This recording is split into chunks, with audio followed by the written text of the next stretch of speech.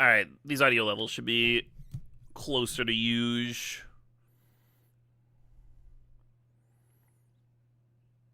My record thing looks off. There we go. Welcome to day 213. Yeah, that's all it took. One refresh. It's the next stream! Woo!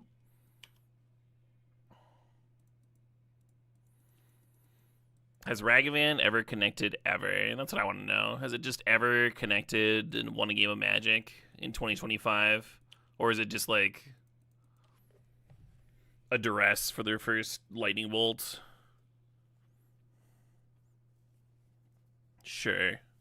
What are we entombing up? Anything good? Hello again. Hello, Yavenko.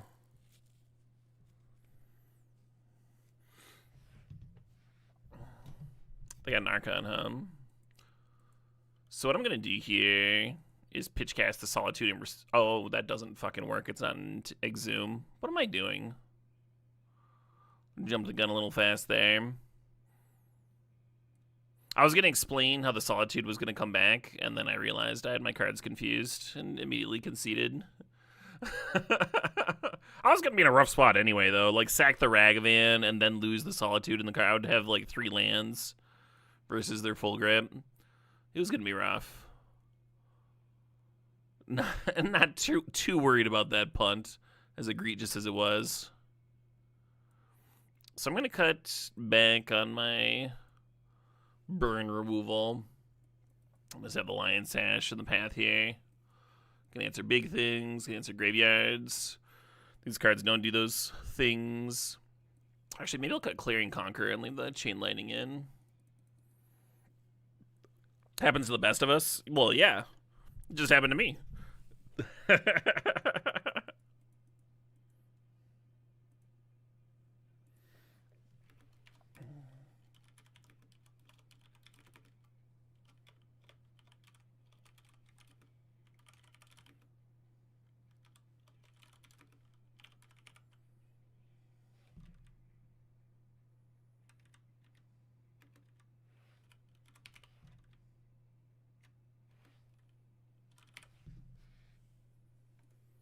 Oh shit, what up? Hey, Chastity92, thanks for the sub, thanks for the 54 months. Blood in the Clock Tower was fun yesterday. I'm glad you enjoyed it, Dime333. That's a very fun game. I was a little overly caffeinated. I definitely was, like, kicking myself for how I played some of them. That game, it feels like every time you lose, there's, like, something you could have done to, like, figure out how to win, you know? There's something you could have done different at some point. Which is, like, part of the fun, right? Really good game for, like, post-mortems, kind of like how you do after a match of Magic, like talking with people like what could I have done here, that sort of thing. And very one of my favorite parts about it, hearing other people's impressions after the fact. I'm gonna mull this, even though we got that Lion Sash. Just looking for something a little bit more faster.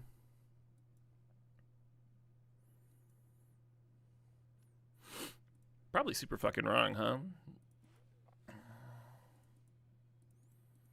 I did just finish my energy drink, so the caffeine, my daily caffeine allotment, has not hit my system yet. That's my excuse. That's my excuse for this match. This deck was given to me by past me anyway, so like, whatever, right? It's a free roll.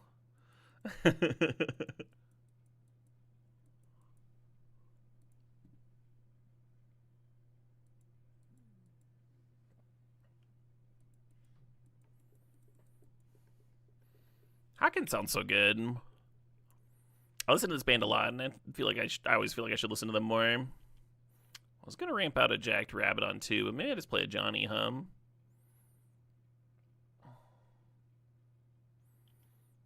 Rude.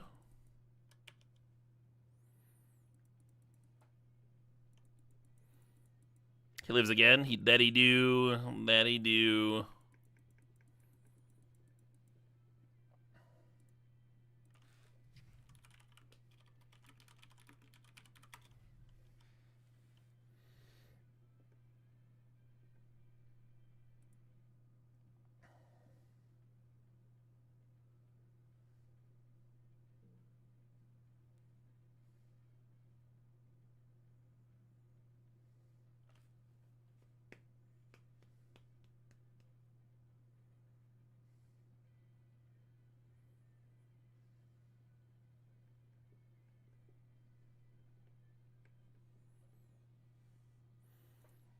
Remember, alcohol is technically a solution. I'm gonna try and stay mostly sober today. Most days, like, it really doesn't matter that much. Last night, I didn't really get to sleep till like 7 in the morning. I've got a Pauper tournament that I'm hoping to play in tomorrow morning at like 10:30 a.m.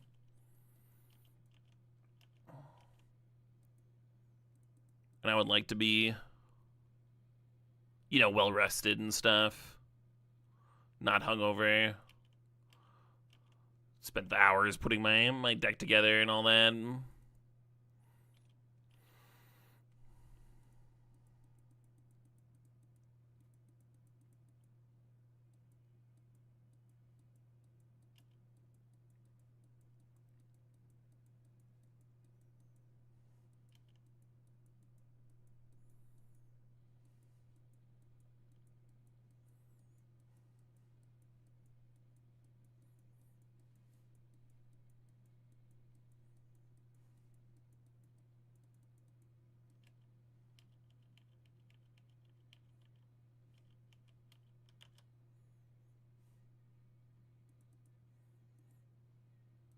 Oh, Spirit Guide was way better than drawing a white source, huh? Or a white card.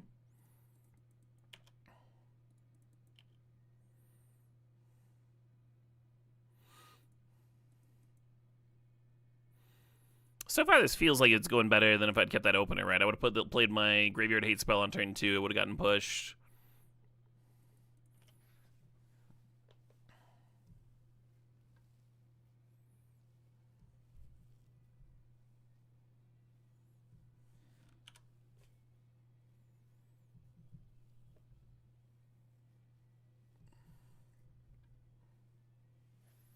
Hell yeah, let's do that again.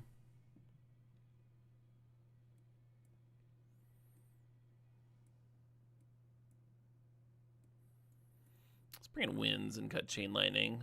Chain Lightning, cool way to flip a cat, but I think we can win without flipping a cat, right? This deck looks sick. Yeah, I mean, it's just Boros stuff, right? And we don't have any Moxen or anything. It's got a lot of, like, primo Boros things. Johnny Bombardment, Flage, all that bit. Unlike the Arena Cube and the regular Holiday Cube we're going to have this month, though. Unlike those cubes, this one is. Boros isn't the best thing to be doing in this one. Still probably top 3, huh? Or maybe even top 2.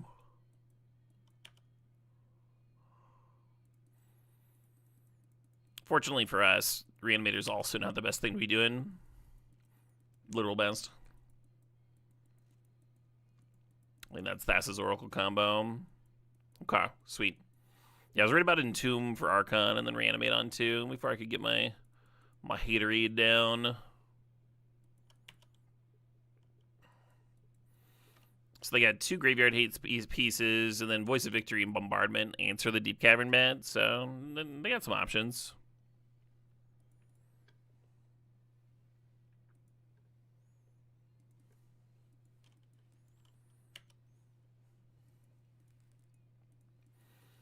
The very telegraphed Containment Priest here.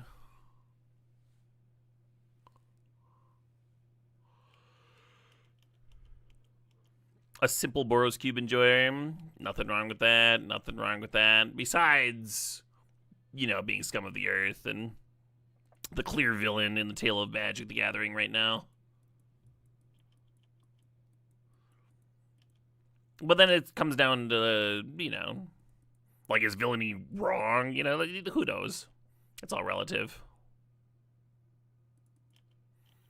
I'm attacking for 2. You want to take 2? Cool.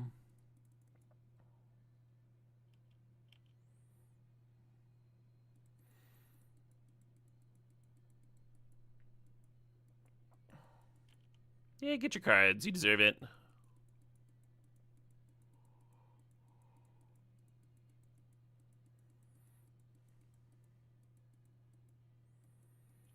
I don't think I want to burn swords on Deep Cavern Bat. I have this, like, Bombardment that can answer the bat. And they can make such large creatures.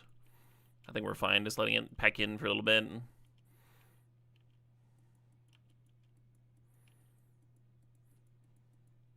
Thinking of cards like Barrogoyf, right? And the swords is particularly good at answering. This is a red-white draft, not from last night, but from 2 days ago, Farian. We played Blood on the Clock Tower last night. Opponent drawing up a storm over there. Can I get my land? I can. Nice.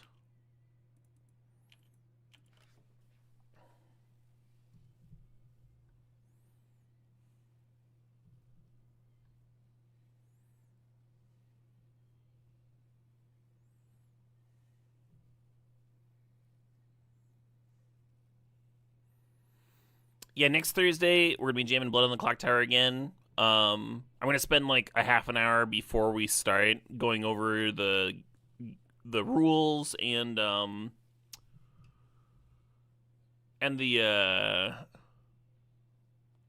characters, because we're going to be doing a new script. We're going to be doing a script I've never played before. So I'll be learning the characters and roles with my chat with everybody else.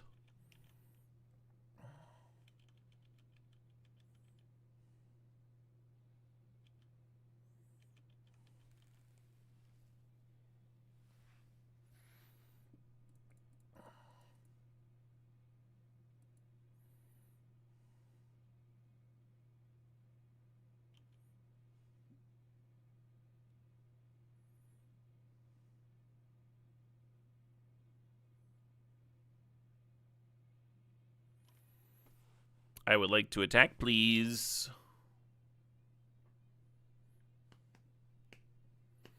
Is chat picking roll to add again? We didn't do that yesterday. I haven't asked folks how they feel about it.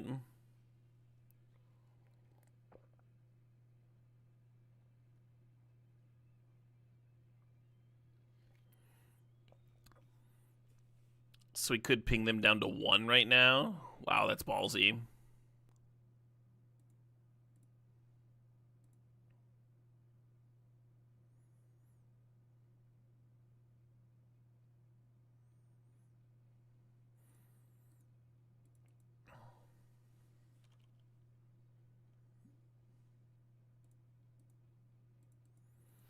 Alright, we just need to come up with 2 damage somehow.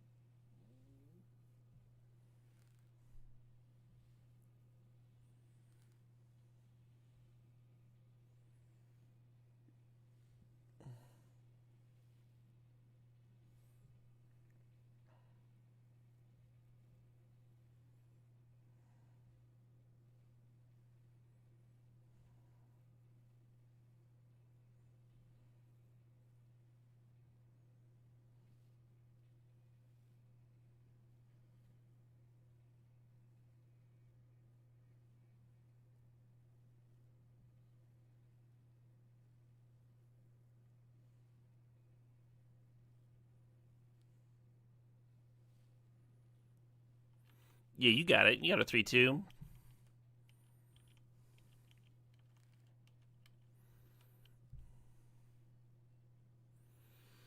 Opponent kind of needs to get an Archon into play this turn. Oh, Volburn could do something similar, huh? Gaining that 3 life.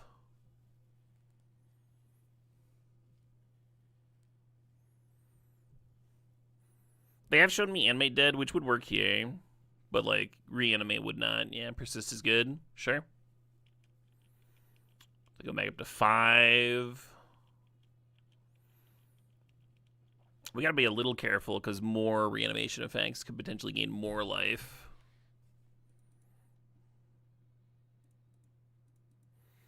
Lead on the one that turns off counters, why not?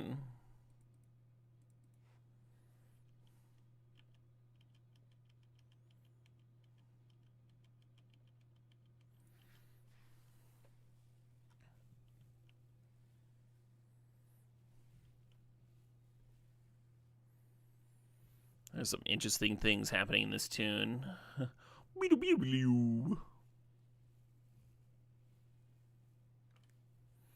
would be preferable to not have the swords. That's what I was thinking, yeah. Ideally, we would not play the swords, but we'll see.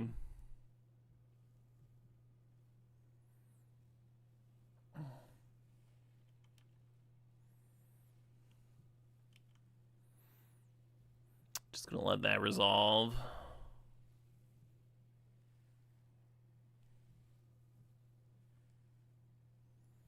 Yeah, they left the swords. You can keep that one.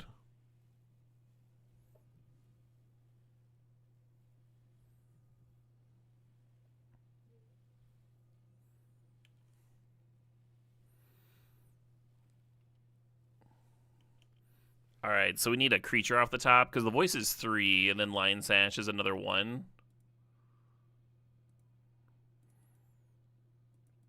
Just any creature at all. Fuck.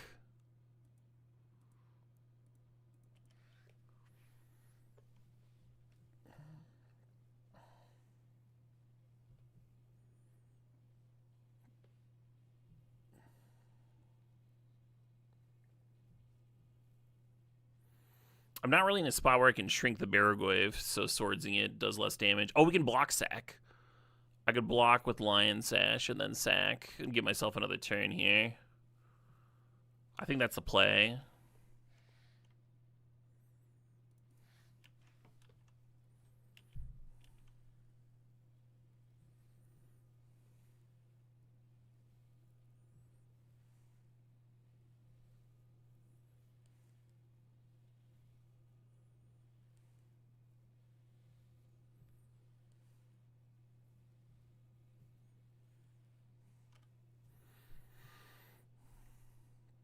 I guess we can exile 2 sorceries on the way out.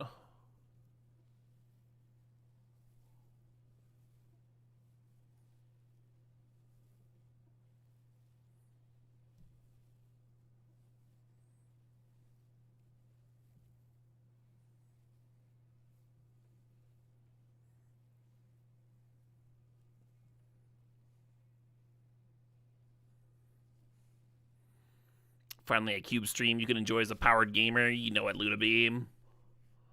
Powerful streams for powerful viewers.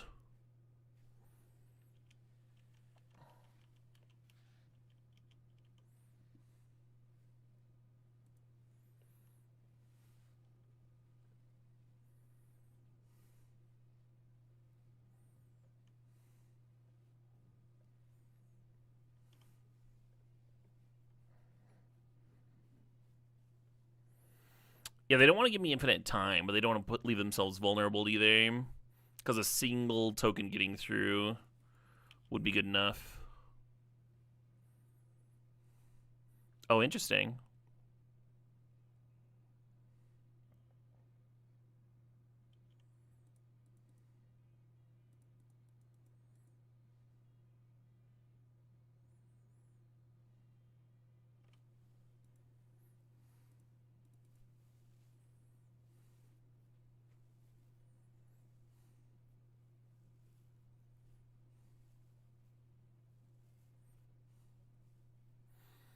Maybe I should be targeting my best cards for them to reanimate, like Caves or Lelia.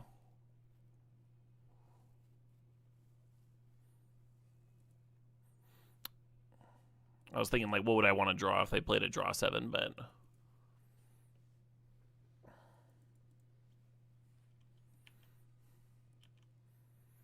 Got me.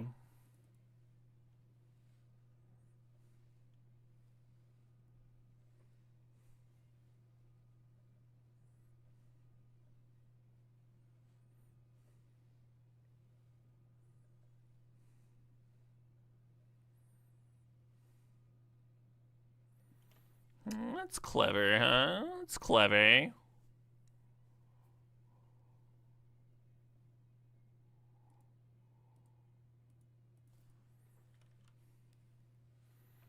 Cute little attack.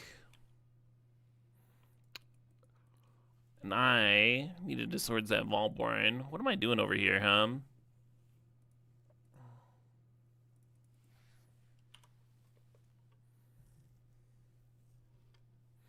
In my head, I was gonna swords the Volborn if it was gonna gain them life anyway. Make this game more manageable, and then I super didn't do that.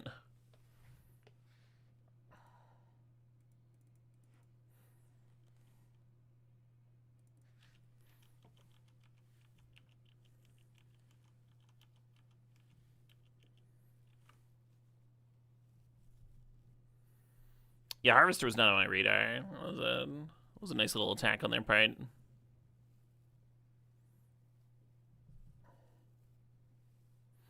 Yeah, a lot of times when you like see an obvious play, an obvious block, it's worthwhile thinking like, okay, why would the opponent leave this line open to me? What are they hoping I miss?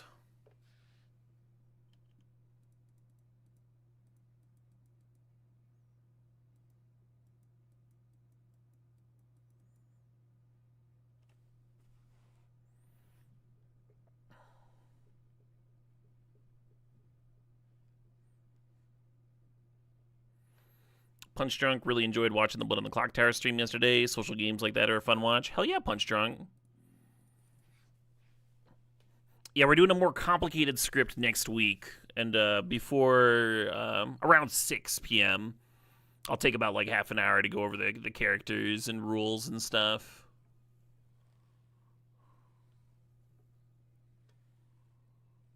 Should be a good time.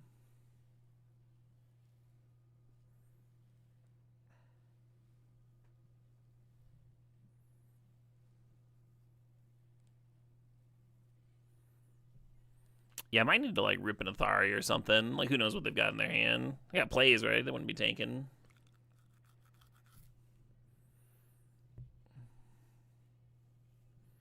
I'm expecting Anime Dead on Grief or something.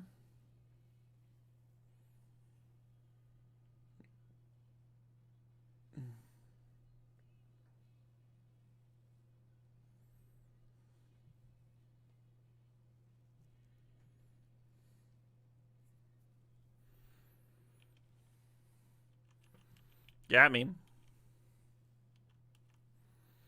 if this is all they have, then we are back to being one creature off the top. Because they block one, take two, and it looks like they got another thing. They're tapping Ancient Tomb, huh? Hardcast Archon? No. Yeah. So they lost 2 to play it, but then they're going to get rid of my Voice of Victory and gain 3. So they're going to end up at 6 again, which means I don't think we have an out now. Oh, yeah, and they gain 3 from the Volborn Tyrant. Yeah, we just don't have anything. So, you know, Ophelia's not doing it. Well,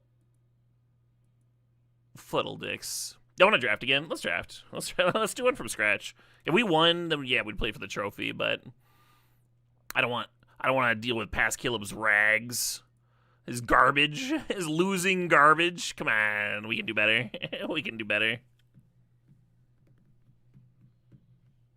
This draft for sure. Oh, this draft for sure. For sure, for sure.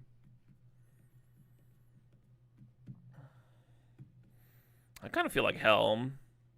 Maybe I'm not playing a Pauper tournament tomorrow. I really want to. Like, I got my deck all built and stuff.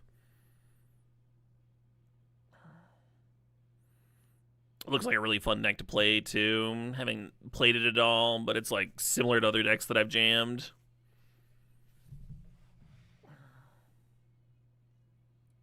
Really enjoy Pauper. So Thassa's Oracle might be the best card in the whole fucking cube. I'm going to draft it. Bummer that it's here next to Underground Sea, but hey, who knows? Maybe a little Spellseeker or something.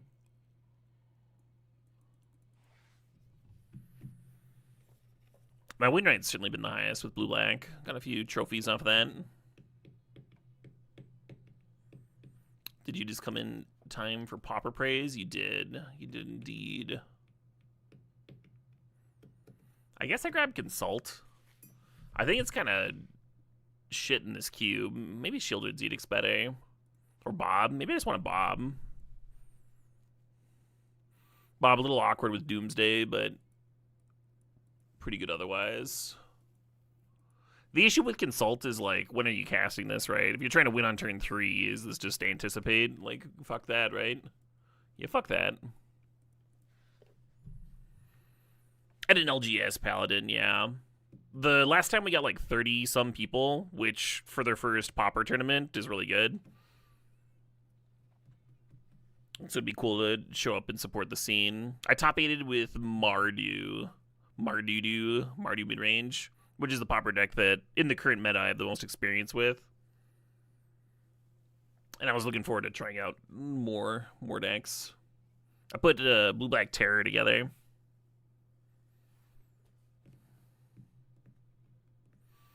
But I also considered, like, yeah, having Jace as a backup would be nice. We're going to grab Watergrave. Watergrave's so important for these decks. Just good mana is so important, right?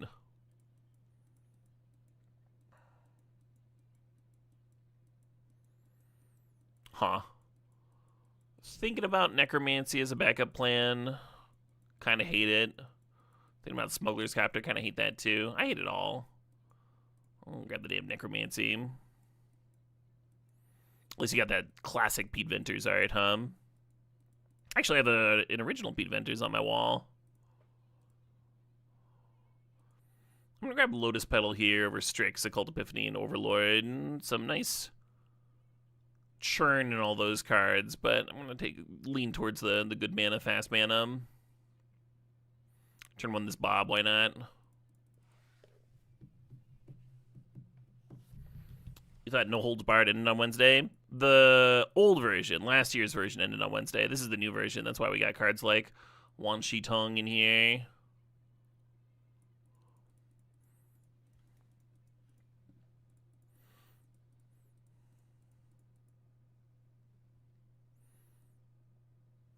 Really lean in towards the Thassa's Oracle combo if we can swing it. I think Sing It to Stupor would be my next card. Maybe consider.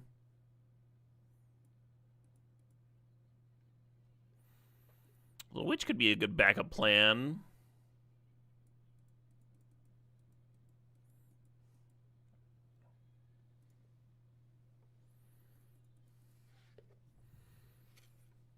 Yeah, that last Pauper tournament that I was talking about, that 30-some player one, there was actually another person that showed up with Mardu Sludge, and we played it off in the quarterfinals.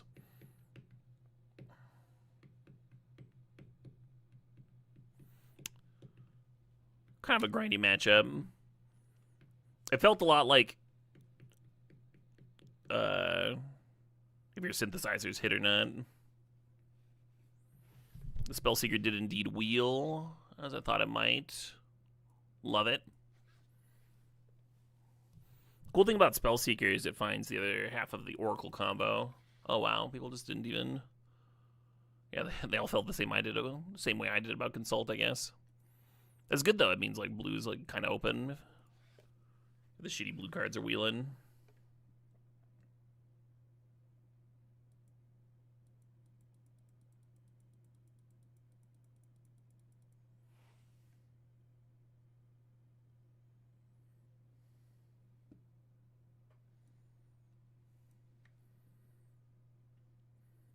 I think I'm actually going to remove this track. It sounds really quiet to me.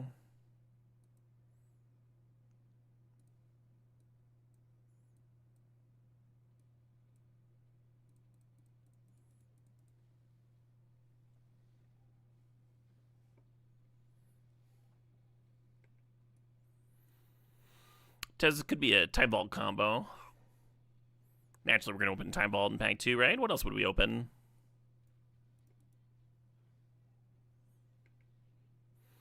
I don't know if I've seen Reign of Filth cast in a while.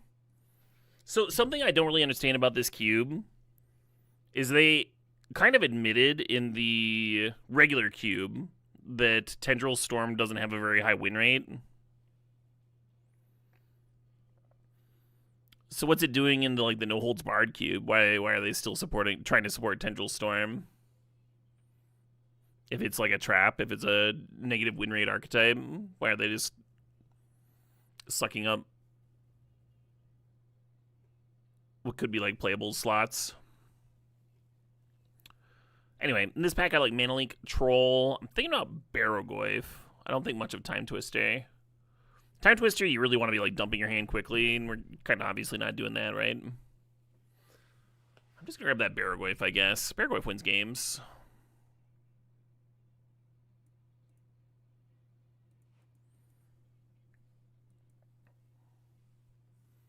I like the blue cantrips. I like the Inquisition. I'm trying to figure out which is more important. I guess I'll grab Brainstorm.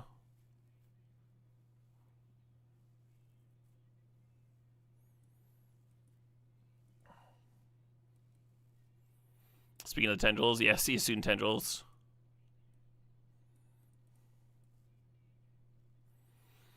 It seems like if you were trying to make the most high-powered cube possible, you'd probably replace the archetypes that you have openly admitted were bad.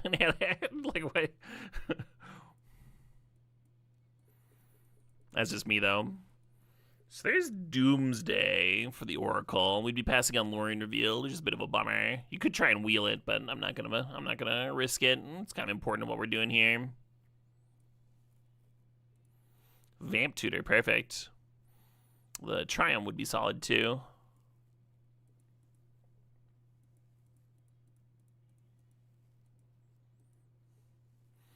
Looking at Memory Lapse, looking at Probe. Probe's probably better.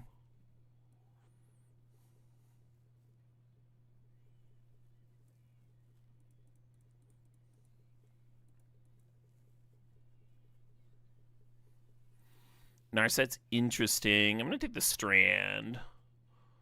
Your mana base really can't be good enough for Oracle Doomsday. Frantic Search is nice.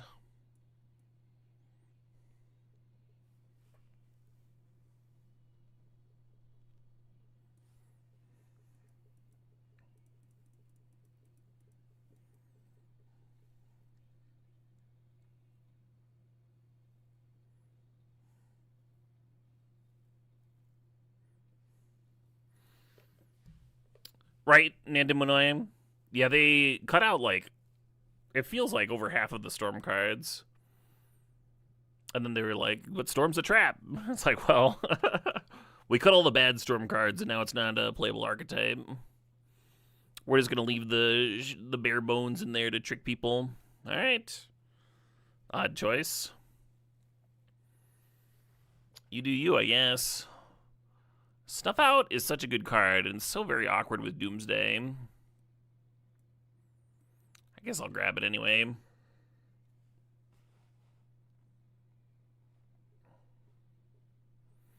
think there's about 0% chance I play any of this.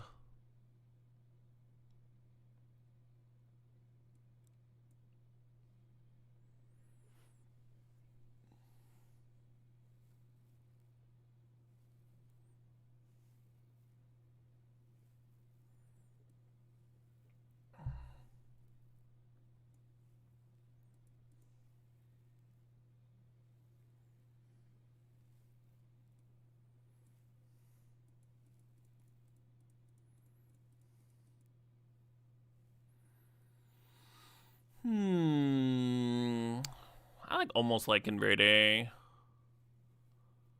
Striker seems really good against me.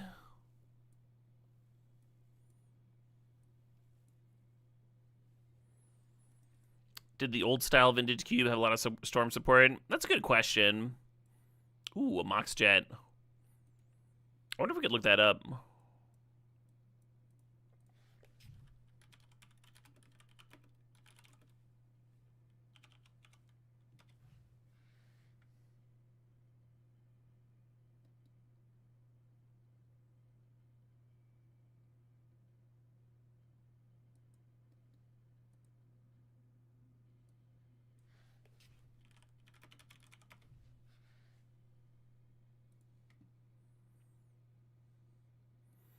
Yeah, easiest Mox Jet of my life. It did have the mana doublers, like Flare and Heartbeat. Yeah. That's a pretty important aspect.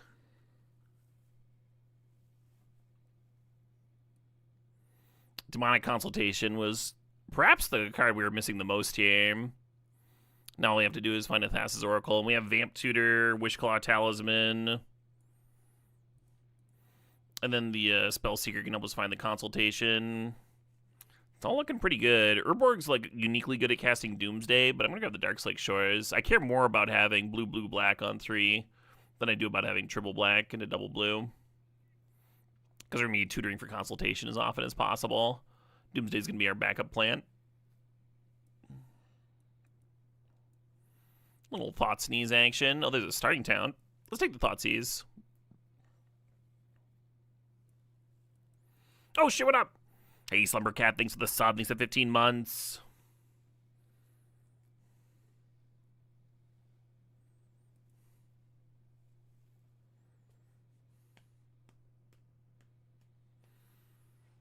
Oh shit, what up? Hey, Gorski. Gorski says Doomsday. You know it. You fucking know it. M2 Necromancy would be an interesting way to find Oracle. Oh, 2-card. 2-card Eladamri's Call. Oh, grab Borrower.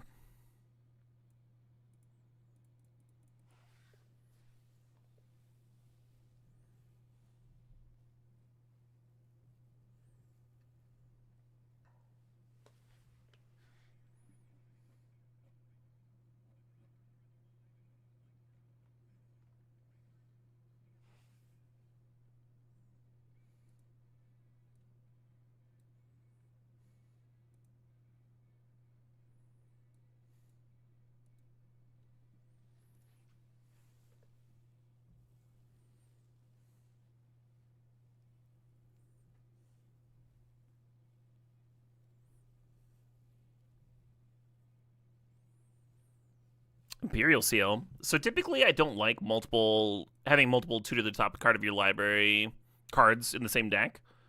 The card disadvantage, if you draw multiple, you have to play one and then wait a full turn before you can play the other. Very, very awkward. When your whole deck is like this fucking A plus B kill you turn 3 combo, you'll just play them all. You'll just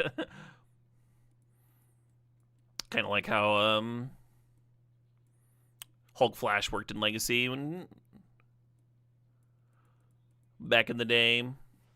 Thinking about Jace for a filtering effect. I'll probably just grab the Tar Pit though. Yeah. Yeah, it's more card draw. One hell of a driver.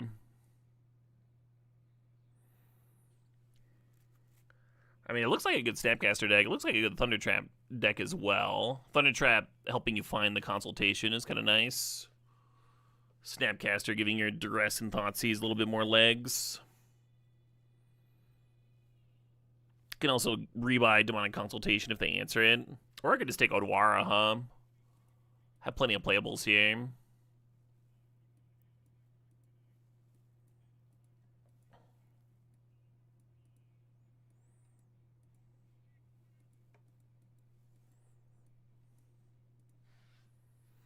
Oh shit, what up? Hey, SM Cardi 313, thanks for that 200 bits. Bring in the hype.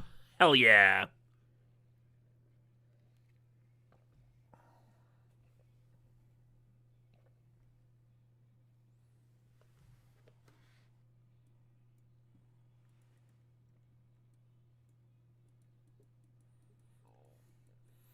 Deck looks cracked. It looks a little cracked, doesn't it? Oh shit, what up? Hey, Zigawitz, thanks for the sub. Thanks for the 92 months there. And Shamstron with 107 months. Up the count.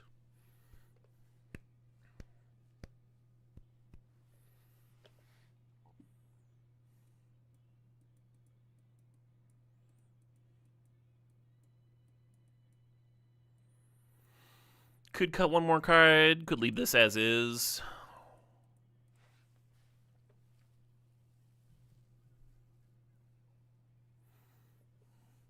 Almost worried about Barrogoyf milling the consultation. Maybe that was a reason to grab Snapcaster. Like, if they mill the Oracle, the Necromancy can get it back. I guess Doomsday still works. Just limits you to Doomsday. It gains you life pre-Doomsday, too. It's kind of nice. How many subs to run back to 365 after this one is done? I think I answered like 20,000 or something, Gurkles.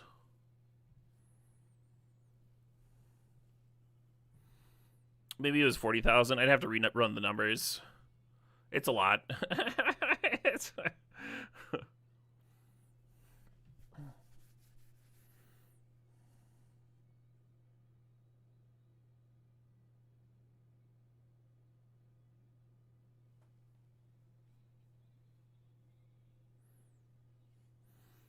You wouldn't do that to my sanity? I appreciate that. That's the only reason. That's the only reason you're not gifting 20,000 subs. My mental health. Very honorable.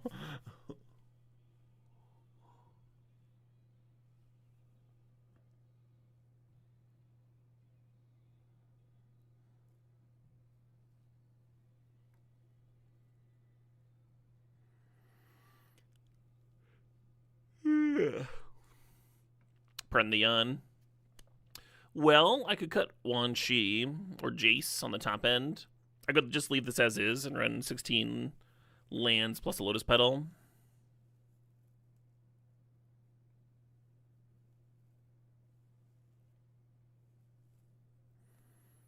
Is Netherglyph that good? No, but like sometimes blocking's solid. We it only costs 1 mana, right?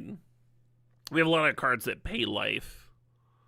So having a Netherglyph in play might increase the chance we don't die before turn 3.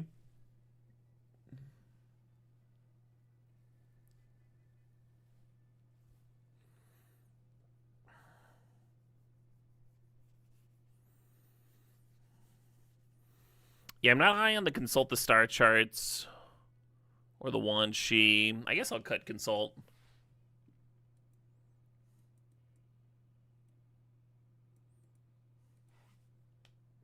Perfect.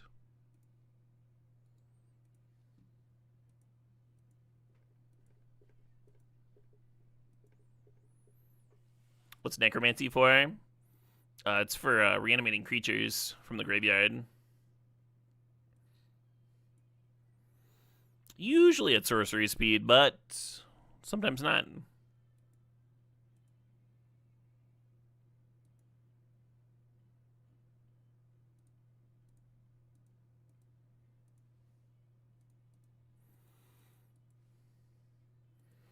Our best Necromancy targets are our own Thassa's Oracle if it ends up in the bin somehow, or Baraglyph, or our opponent's creature that we thought seized or killed with our 1 removal spell.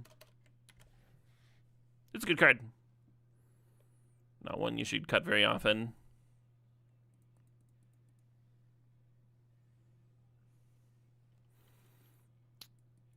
If I had Snapcaster, I would not put Entomb in.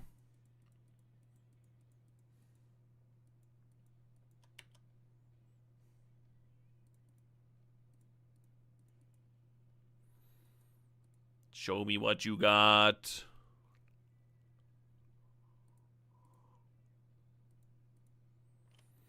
Also a consultation deck. They're missing the double blue. They're missing double blue for Oracle Consultation. I'm missing the consultation itself. Interesting. But they're not searching, so no reason to hold up Wan Shi. I'll just Netherglyph and Converter.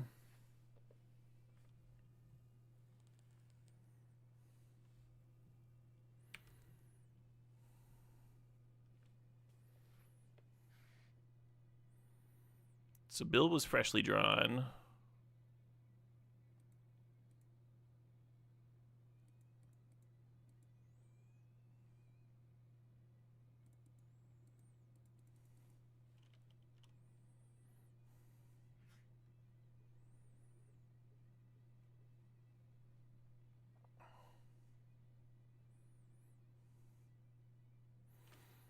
I could have been another sorcery and not pump my Netherglyph.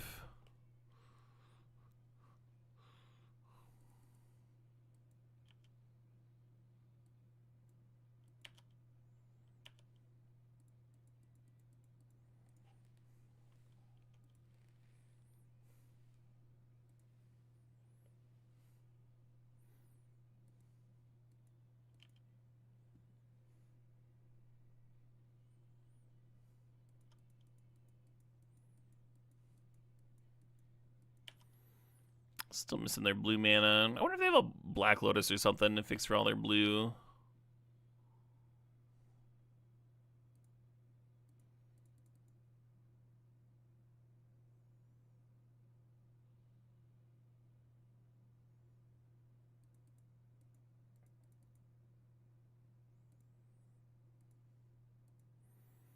Paying some life.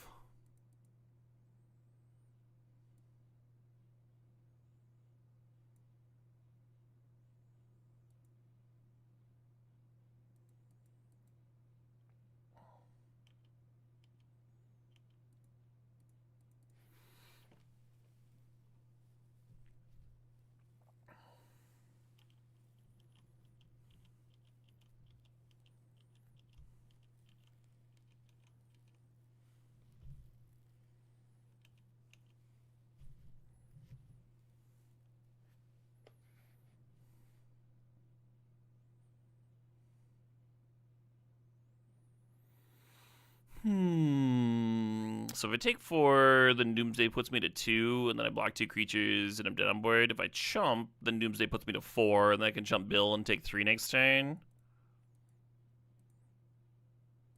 Or I could double block, huh? That seems way better.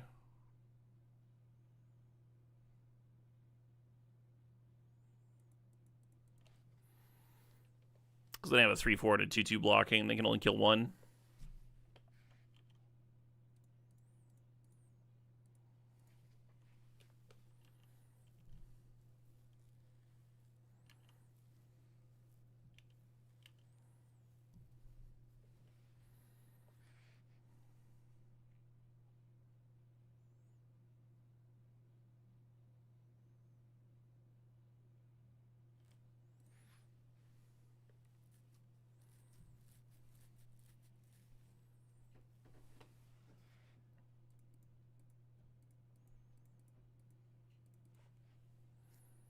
I thought about frantic searching first so I could get a something under my currency converter.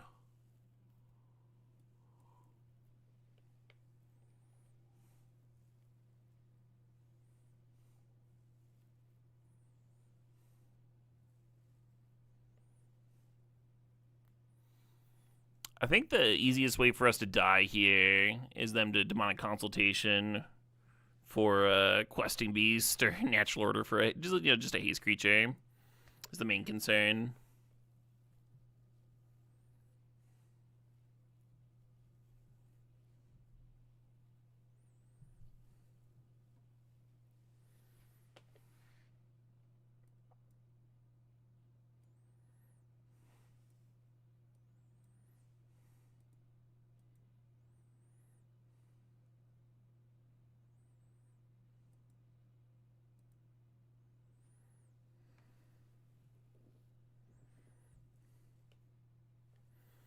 So I'll draw for turn, go down to 4 cards, frantic search, and then I'm down to 2 cards.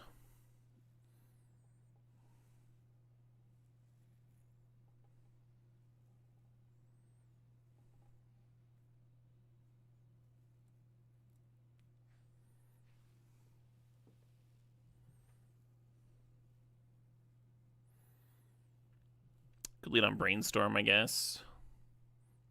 And then frantic search. It still only puts me down to 1 card, though.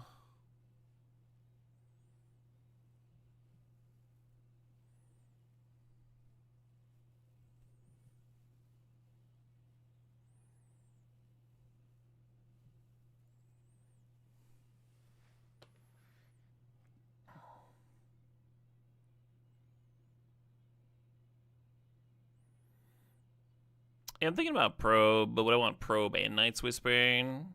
Would I have the mana to currency converter? There's a lot of stuff to think about. I think I'm good just like using demonic consultation, just like duress consultation, GG.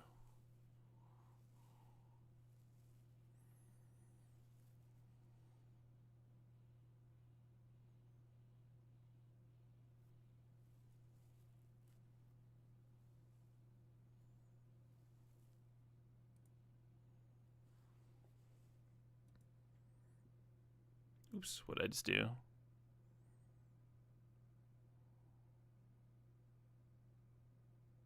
I was trying to put Necromancy in the bottom.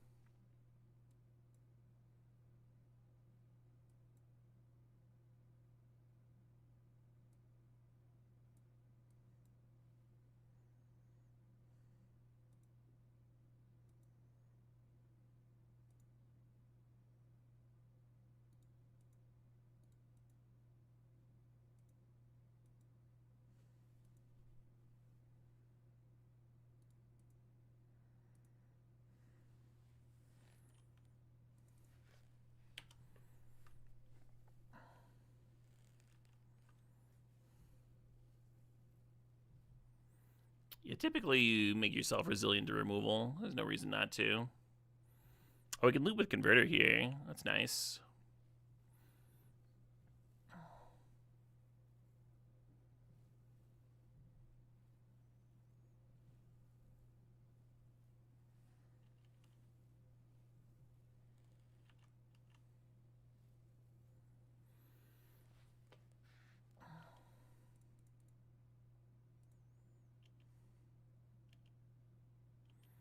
Hits me to 1. Consultation for a damage spell. What are we looking for?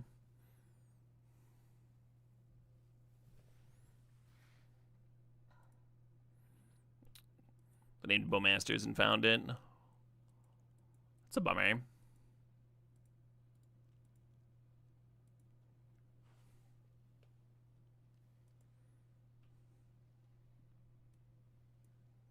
Close game? Very close, yeah. I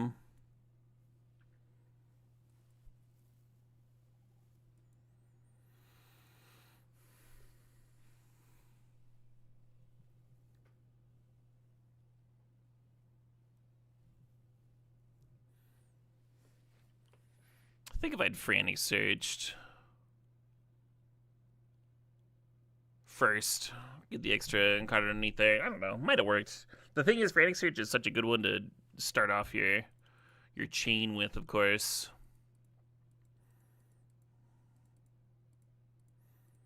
The Vamp Tutor's repping half the combo, but we still need to find the other half. Thoughtseize into removal spell. Still a nice start here. I'm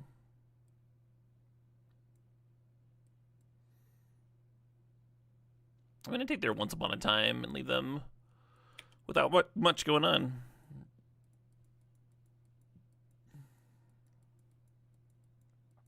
If I waited a turn, I don't think waiting a turn does much.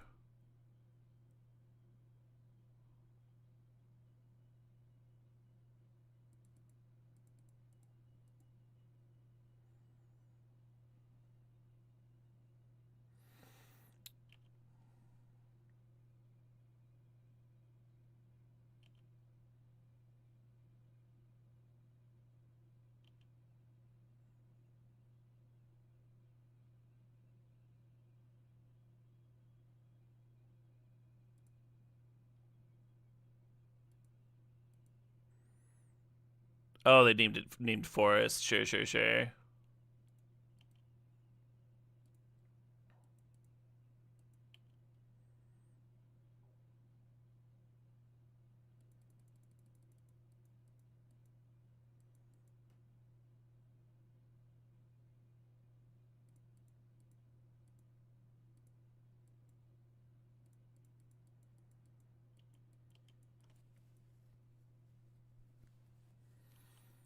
I've consulted for lands before. You need a land, right?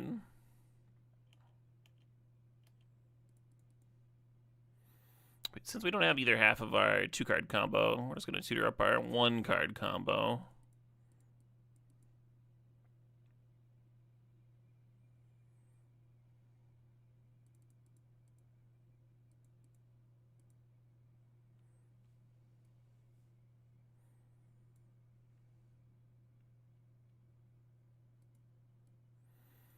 So Frantic Search doesn't work because I draw a card, Frantic Search, and then I can't have the mana for... Oh, I could, yeah, that can work. We'll go Frantic Search. I'm just going to go for the win. I'm not going to worry about it if they, like, rip Endurance or something. We're going to go Frantic Search, Necromancy, and Oracle. And then the final 2 cards will be I don't know, a blue source. And then a duress, I guess.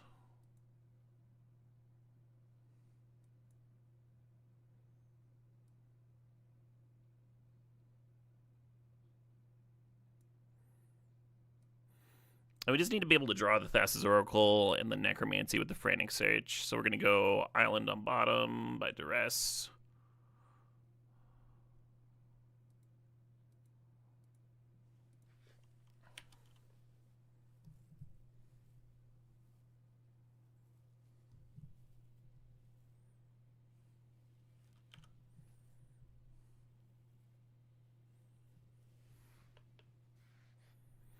No, it doesn't work with the blue card in the pile because Frantic Search.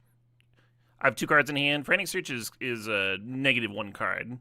So I draw 2 cards, discard 2 cards. I can't play a land and play a Thassa's Oracle. You see, now that Frantic Search leaves me down.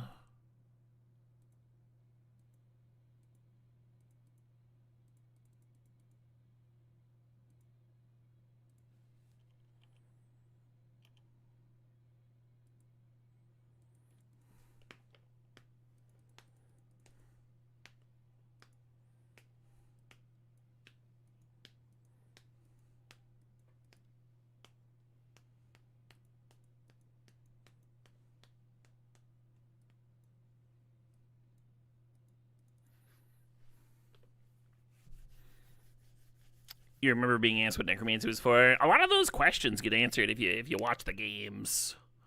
Like, I didn't even know that I was gonna be doing that line, right? That I was gonna have it as more than just a backup in a stack, but actually like necessary for the win.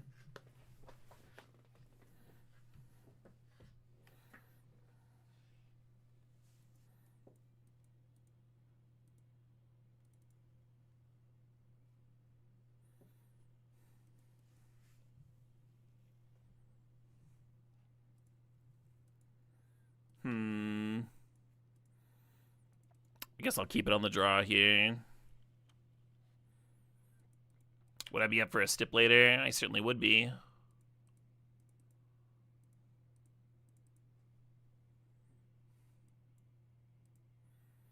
I will take your 2-drop. Thanks for playing.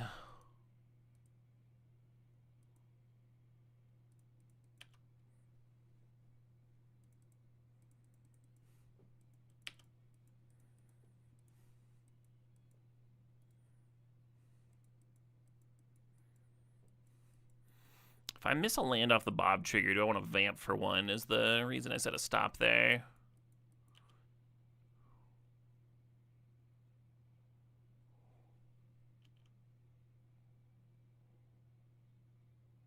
Huh.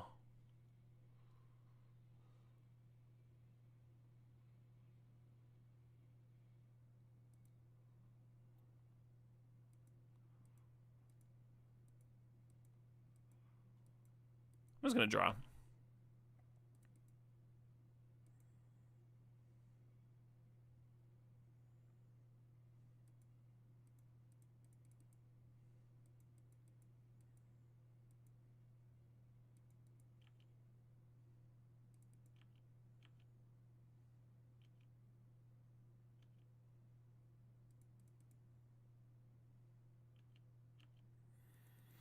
Now this turn they're going to play Ouroboride, which is a bit of an issue. I can reanimate their Barrogoyf and just like have a thing to get in front of it, but that's not really an answer if they go wide here.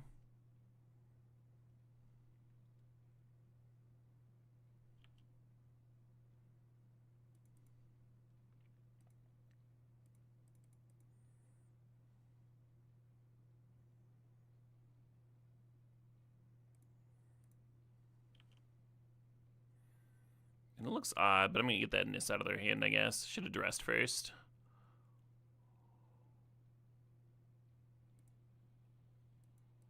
Oh, wow. They did not jam their Endurance. They didn't want to lose their Nissa, I guess. Or maybe they valued the Endurance against my Doomsday combo. Yeah, see, the Orboid's already popping off.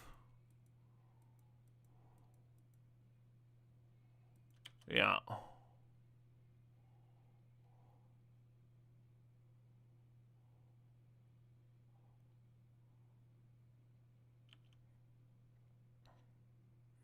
Okay, not bad.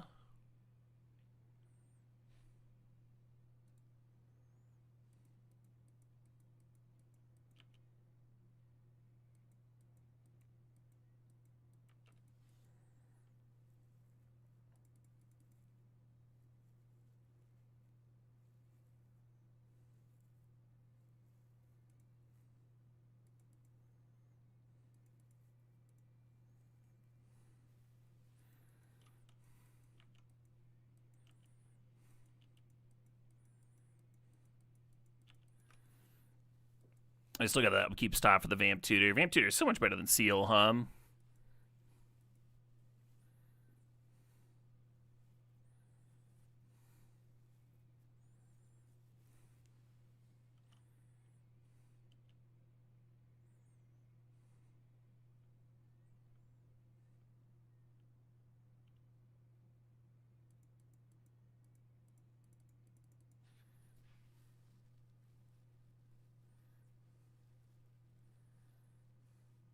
Could replay there and get the Anthem.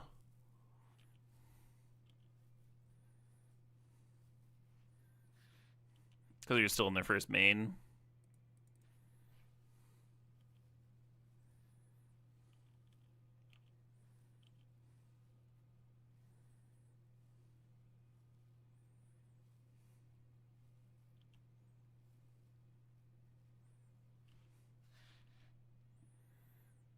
Two fine choices, Dune. How long does Worlds coverage go for today? I think I'll be going a little bit later. Because it started before I went live, and I think it's usually like an 8-hour thing.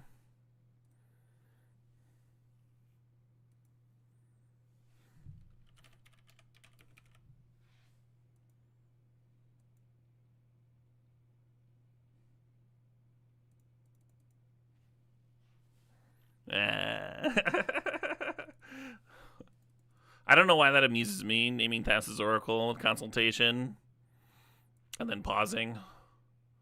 It shouldn't amuse me. It's not like clever or anything, but it is a little silly.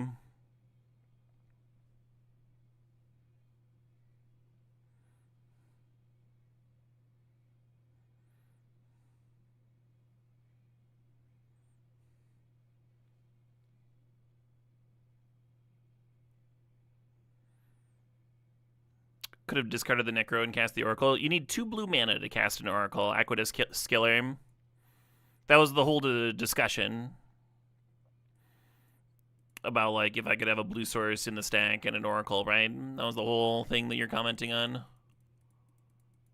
Just wildly incorrect.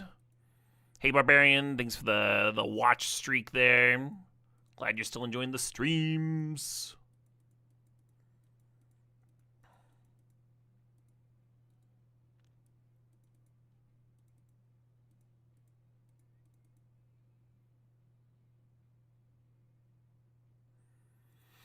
This Thoughtseize has been doing some work.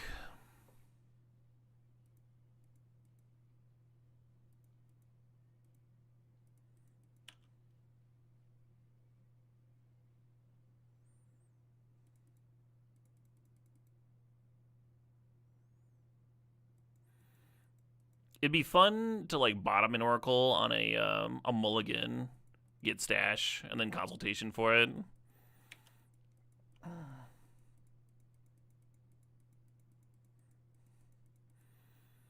Doomsday is kind of rough against Boros aggro. You can get away with it sometimes, but I don't know if we're going to be able to talisman for it, right? Maybe it's supposed to activate Converter this turn.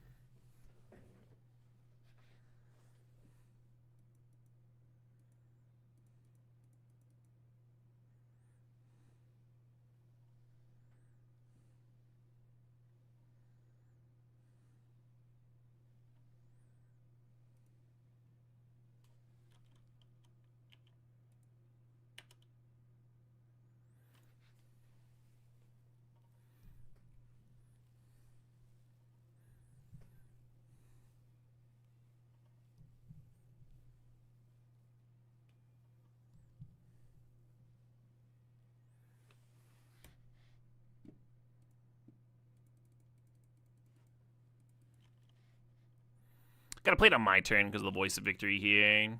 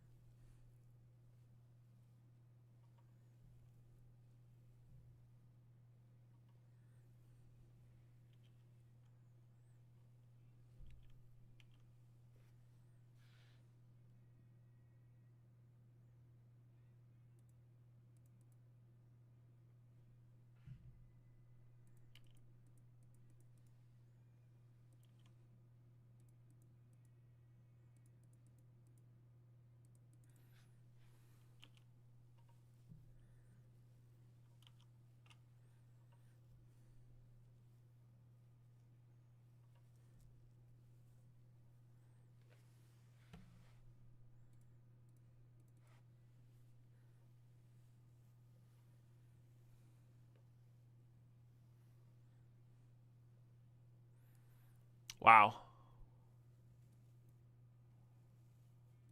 I have a very limited amount of time here.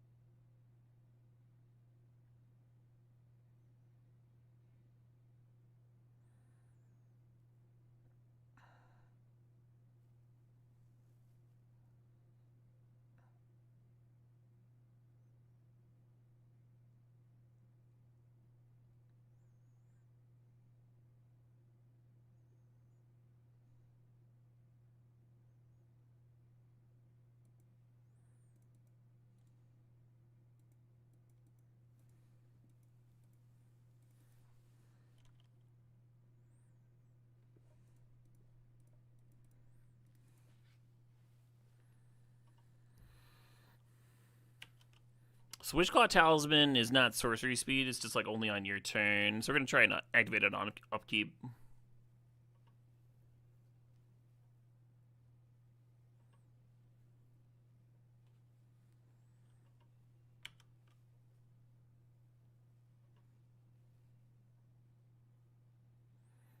Oh shit, what up? Hey, Crow's Tongue, thanks for 89 months. Could have stacked that a little differently. Sacked one of the tokens. I don't think it changes much.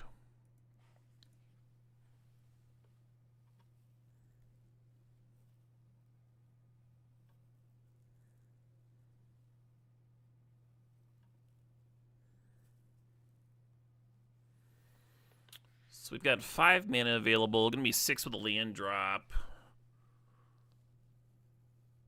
If I Wishclaw for Oracle, well, I have the mana to play the 3 mana tutor for the... I don't think so.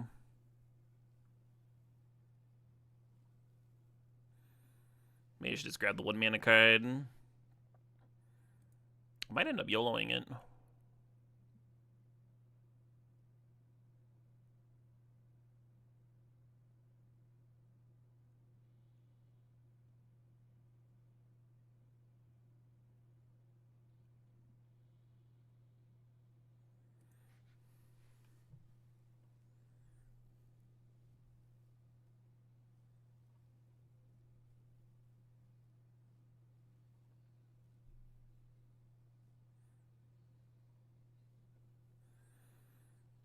Could tutor Doomsday and cast it, but you wouldn't have enough mana to do anything really afterwards.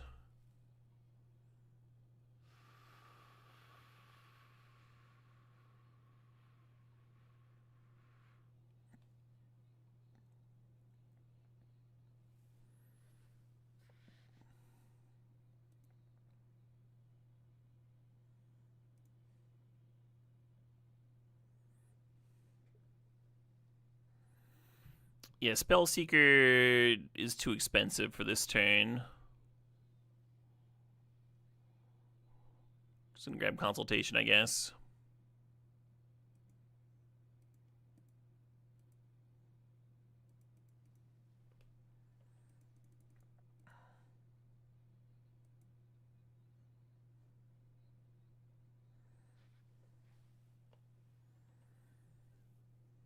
I think that works. I've been 2 islands untapped. No, it doesn't quite work.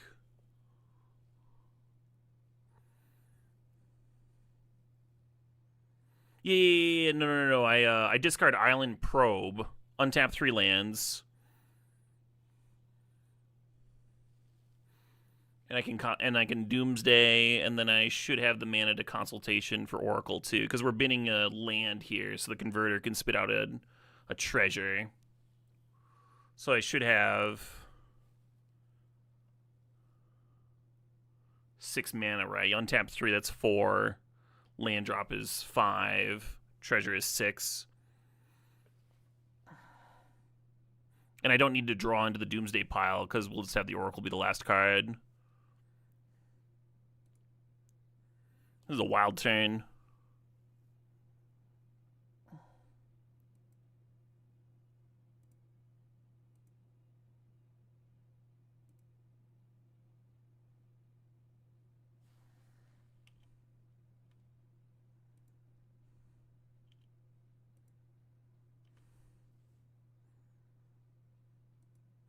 Be very careful not to misclick here.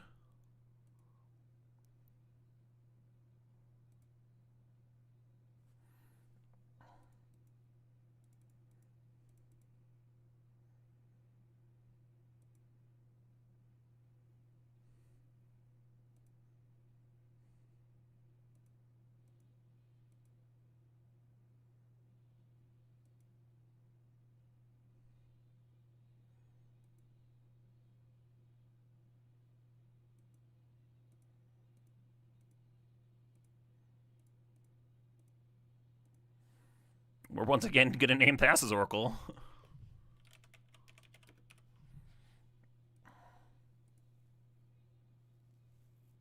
Oh, it's in the top 6 cards, so it all gets exiled. That's funny. Well, that didn't work. I think I've literally thought that through correctly before, and then just like didn't think it through here because I was muddling around. Like, okay, and then we consult for the Oracle, and we're dead. Okay, good. All according to plan. Oh, that's fun. Magic's fun. Let's cut Jace for Snuff Out, I guess. Awkward to pay life with Snuff Out, but like if you kill an early creature, or if you kill a gut or something, right? It just saves you a bunch of life in the overall. Sounded too good to be true. Yeah, right. Unlucky. Yeah, I guess my only line was the Consultation for Oracle. And just like hope it was in the bottom 2 cards. Pretty unlikely to win. I don't think there's a way to use Doomsday.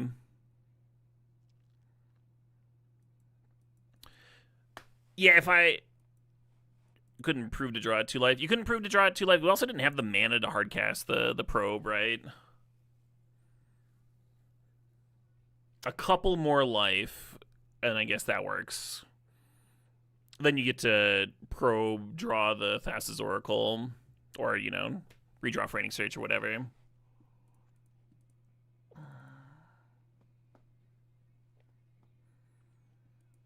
Yeah, that was the comment, too, of Spears. That's what they were saying. They were just correcting their typo, because they said prove.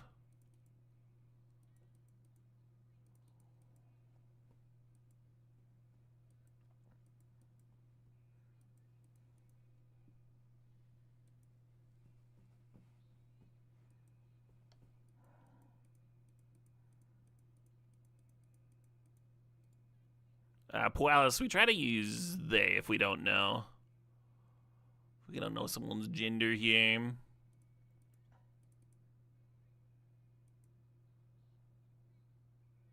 Huh.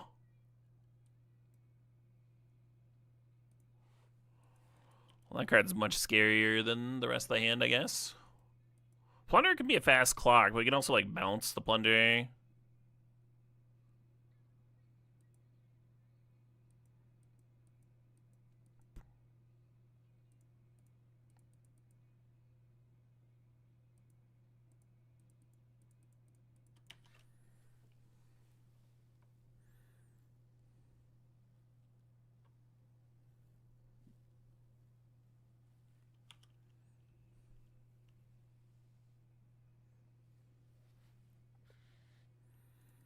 I guess I cast it.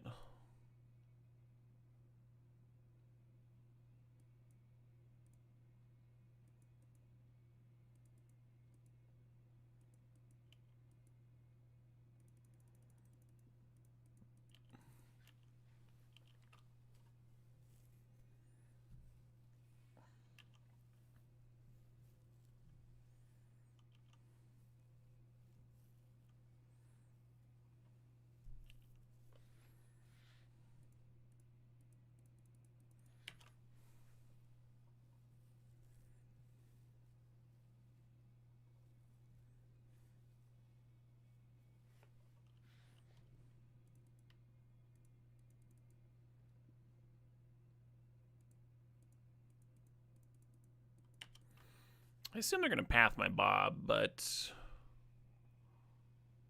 that's totally fine. Now we're doing really well on mana.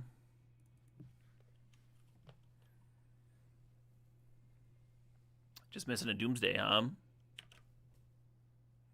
Howdy, sup, Salty Rutabaga.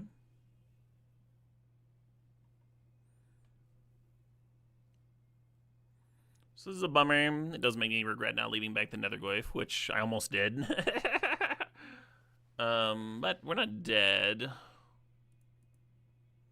Because we have the Brazen Bar that can block. We'll just like take another 4, go down to 6.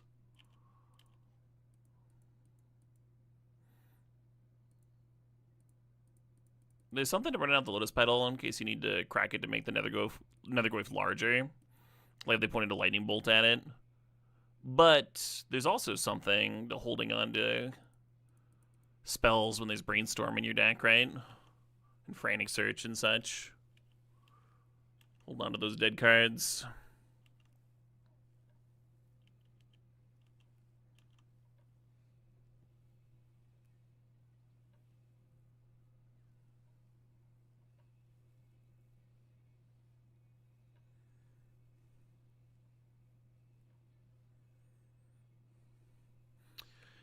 It's an example, Jordan the Jew.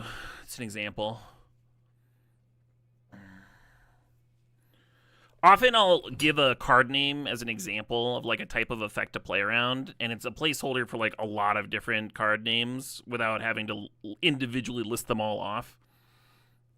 And if you know what I mean with like the strategic note, you don't have to be like, well, I think they would use that card in a slightly different way, that specific card. Also, here we are, like, past that spot. My opponent could have a Flame Slash for the Nethergoyf, right? Having the Lotus Petal in play would protect against that. It's the literal same strategic decision, like, consideration that I mentioned, but it's just a slightly different card. You see what I mean? Like, it's...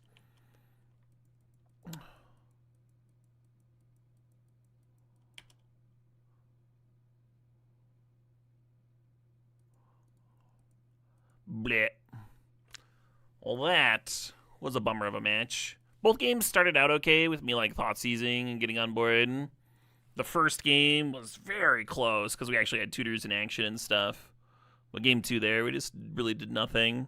The decision to let them have a treasure off their 2-drop might have actually ended me. We have some mana sinks like Wan Shi and such, but it did let them play their Athari sooner and kill me sooner.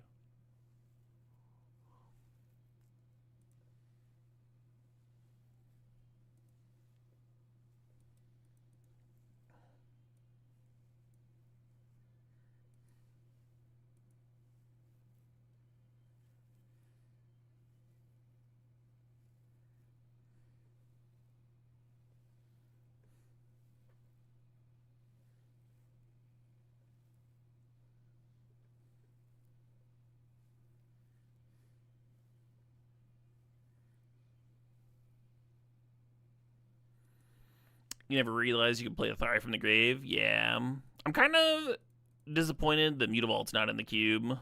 They have way worse cards than Mutavault in the cube. And it works well with like Athari and stuff. Alright, we just need to drum up ourselves an Oracle, huh?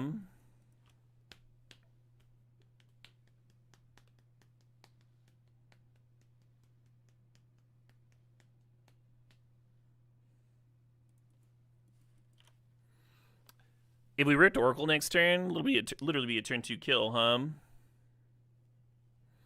Goblin Welder not in the cube. We can't make the cube too different than the regular same cube we play every single day, every single month of the year. It's just always up on Magic Online.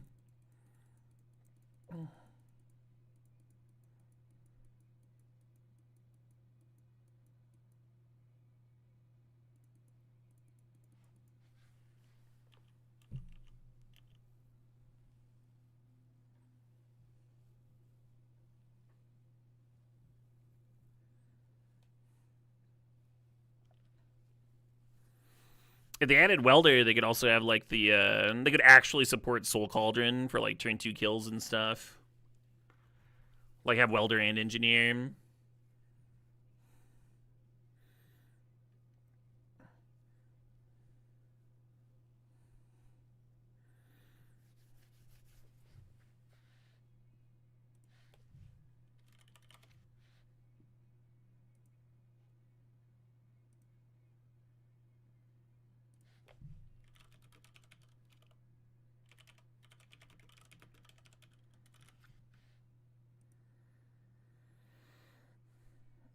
Let me see if I can drum up a list real quick so y'all know what I'm talking about.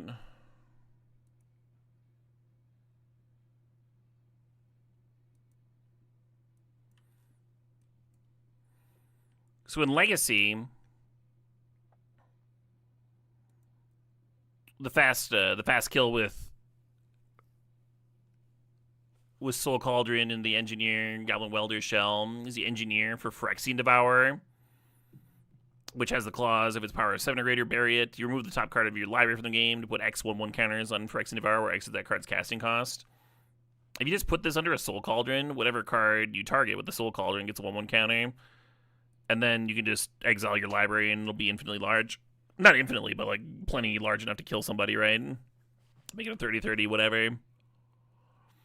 And then sometimes they also mess around with Ballista, but you don't need to. You can just like you can just have some shitters attacking. You can just attack with the fucking Goblin Engineer, and they're just dead to that stuff. Anyway, if I was gonna build this cube, I would have interesting things, or at least interesting is the wrong word. Things that are just a little bit different, just a little bit of imagination.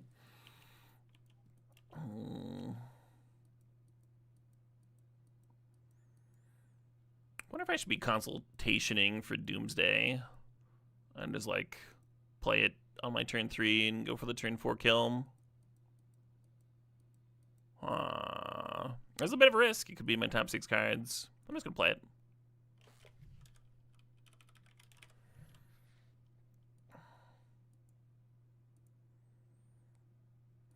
Oh, I lost. GG.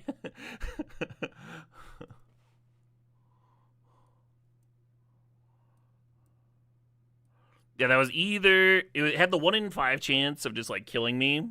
Or maybe it was 1 in 4 chance, or something like that.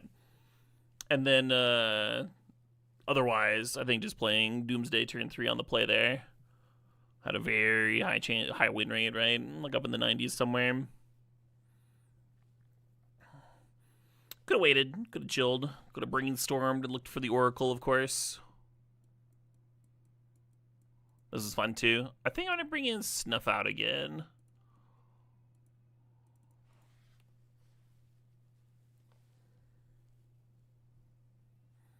Doomsday could also exile the Oracle. Ah, fair enough, Titanium Pie. Fair enough.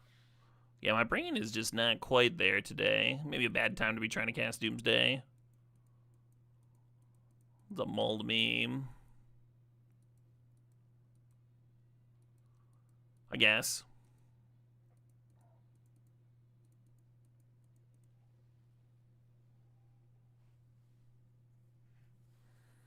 Jack in the Mox, right? Where's Jack in the Mox?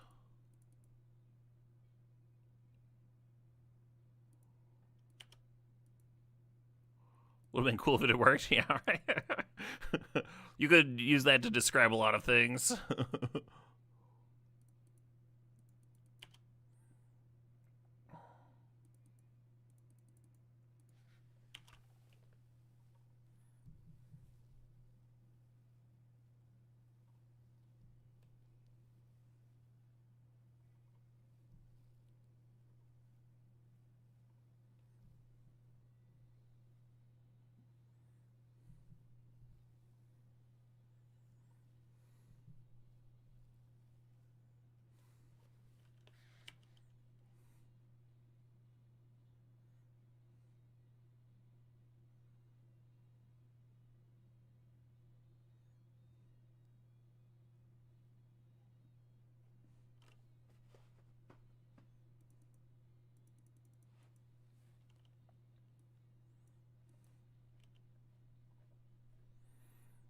This is why you don't play Doomsday. I mean, most days it feels a little easier than I'm making it out to be here.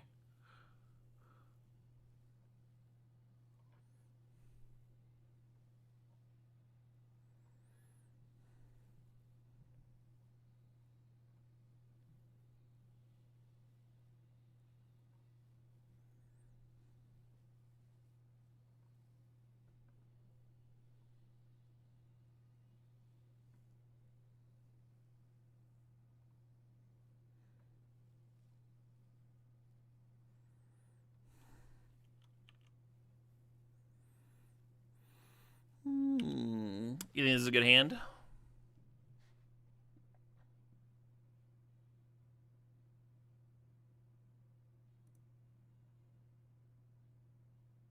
Can you explain why?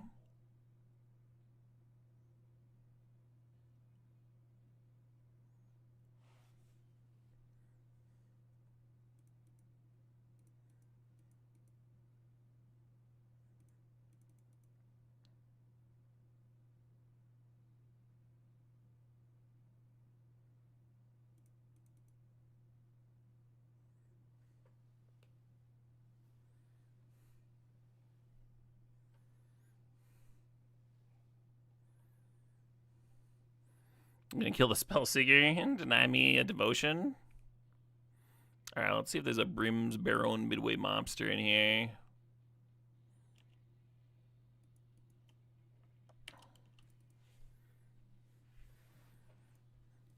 This Demonic Consultation card has a good way of ending games. A good way of ending games about it.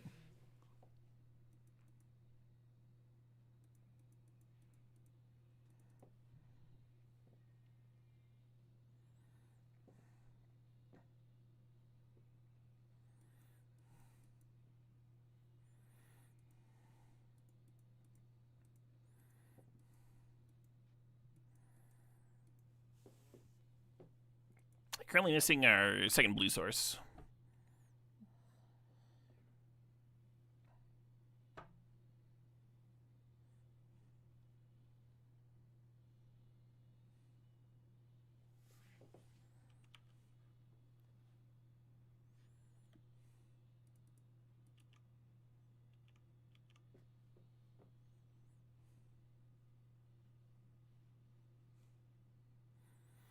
Am I gonna be doing co-streams of Worlds? I was originally planning on doing Worlds co-streams, and then I realized I wasn't gonna be able to do it tomorrow because I've got a paper tournament.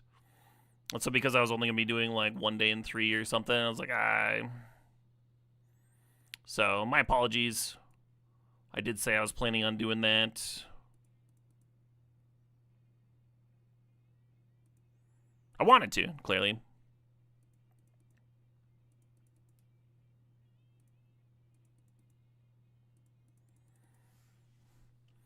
So you could snuff out the Haywire Mite to protect your Mox Jet, but the Mox Jet isn't important, right? We need another. We have a black source, a blue source. We need another blue source right now. That was Mox Sapphire I'd be snuffing, huh?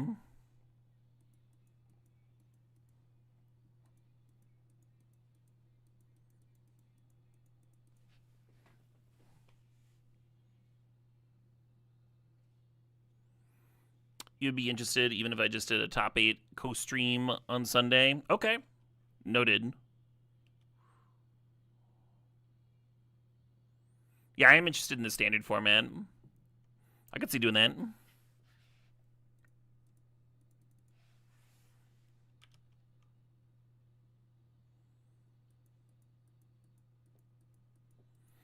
Gonna hold on to this swamp, potentially bin to Frantic Search, that kind of thing. If I Demonic Consultation for an island, then I could play this Oracle.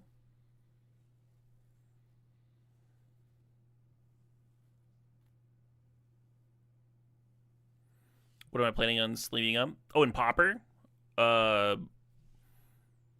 Blue-black Terror is what I've got put together. I thought about Blue-black Affinity, and then I remembered all the other times I tried playing those cards, and I was like, okay, I should probably do something a little different.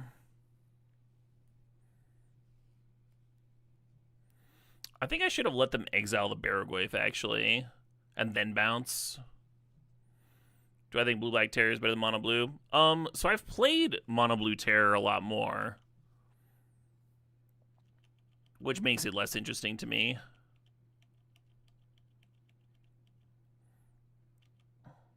They seem real similar. Their win rate, their conversion rates at Paupergeddon were very similar.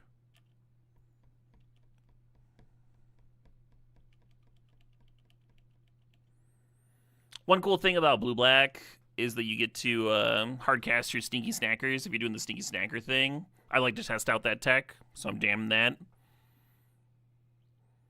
And then you're also less bricked up by COP Blue, right? Because you got Gurmag Anglers in there.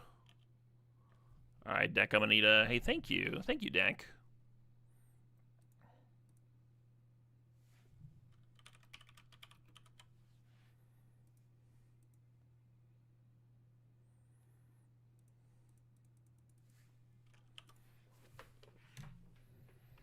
Whee! Blue Urborg win? Yeah, right?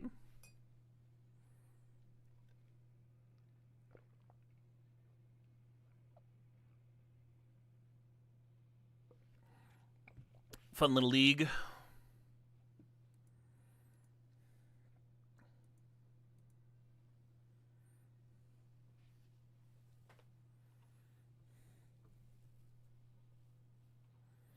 Haven't trophied much this cube season. I guess I got a few in the last one. I was hoping this one would feel different. They originally announced cards in like the 400s, and then for whatever reason they added some back in. Can't be too different.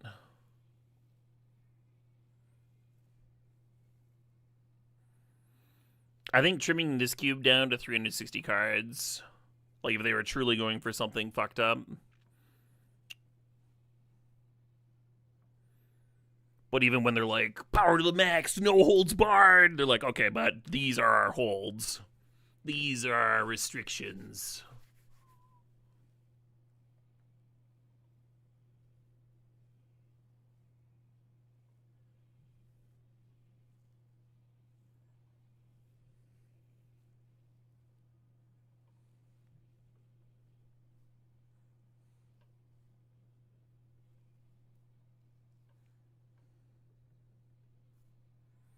Hey, Tamlin, thanks for the sub.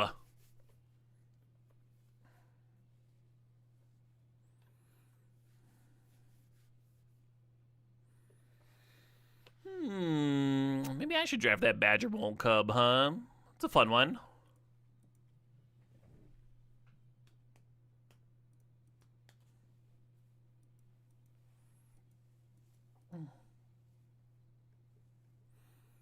Even with no holds, you can't kick someone in the nads. I would describe Time Vault as kicking someone in the nads. I don't think there's any other way to get around it. It's just the most miserable win imaginable.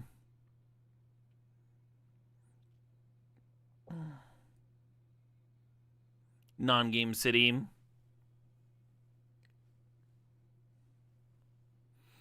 I would much rather play in a 360 card cube, powered cube, without Time Vault than this one.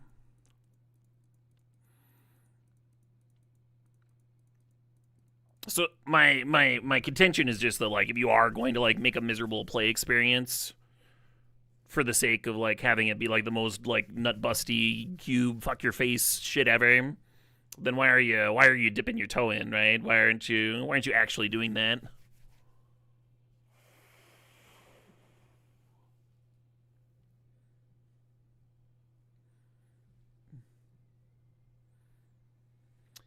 Should we take more new cards? Grabbing Ouroborite here. I lose to it sometimes. I feel like most of the time I play it, it just dies because it's a 4-drop, but I should probably be grabbing Fast Spawn.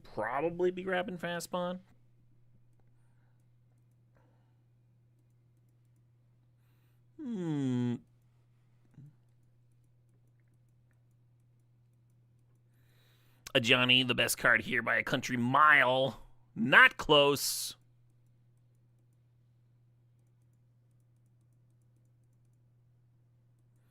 Is Cub Pack 1 Pick 1 material? I don't know. Probably not.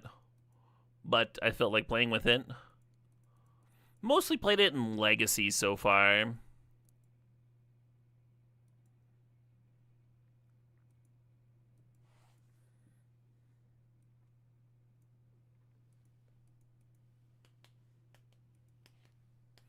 Is Nature's Claim no longer good enough? What do you mean? Nature's Claim's totally fine. We won the last match, Ace. We went 2-1 in the last one. Cub's been totally solid in Legacy.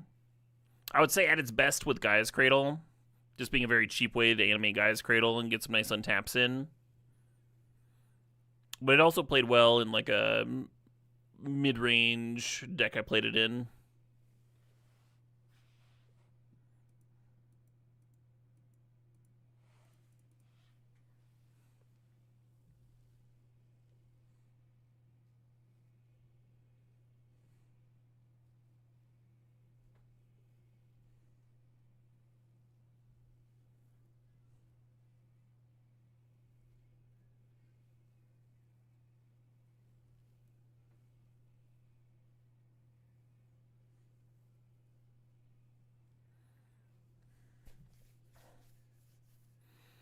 Oh, you were discussing Time Vault counters, Aquidus Killer. Yeah, random shatter effects are awkward because your opponent's not necessarily going to have Time Vault, right? It's like 1 person in 8. So if you main deck all those shatter effects, you might just run into Boros and just die. And then if you do main deck all the shatter effects, you might like play against Time Vault and just not draw them, or you'll draw them and they don't draw the Time Vault. Like there's like now you're playing that game. And if you leave them as a sideboard plan, then you're just like eating shit game 1 and hoping to hit.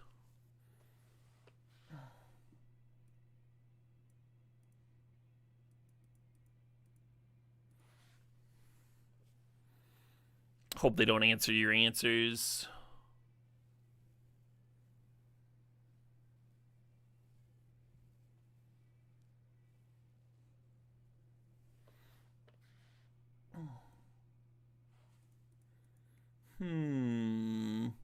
World Spine Worm, eh?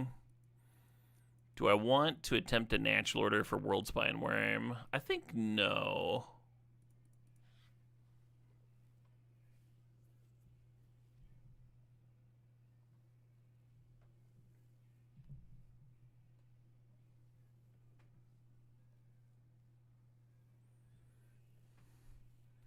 Yeah, the last time I faced Time Vault in this cube, I'd actually heavily prioritized having a bunch of shatter effects in my deck.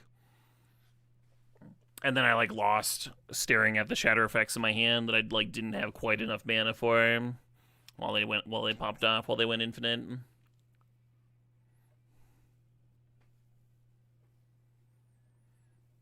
Not a guarantee.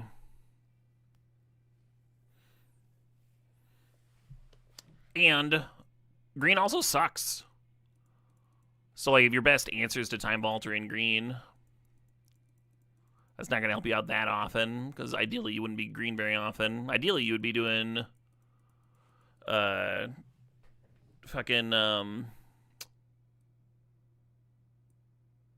Doomsday stuff, huh? You'd be blue-black. Because I think that's the best thing to be doing outside of Time Vaulting. And then after that, Borosing.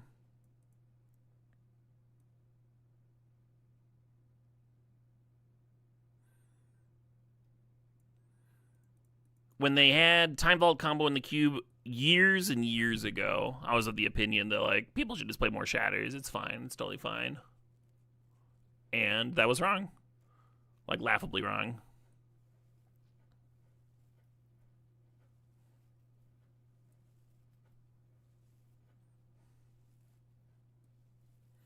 The amount of hate you would have to have in your cube to make Time Vault like a balanced card is not worth it. I mean, it involves like warping the cube around it.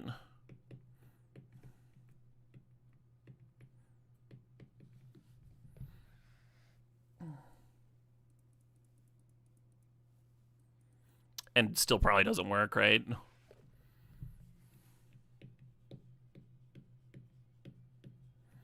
Sadly, in most cubes, drafting aggro is the best way to get a good win rate. Super boring. Yeah, I think that might change.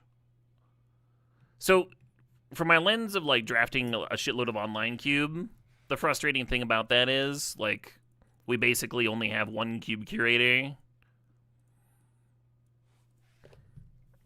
Like Chris Wolf manages the vintage cube, and then this is his no holds barred cube, and then the arena people just like cribbed off of his cube because they didn't want to give arena people anything with like a new card they didn't recognize.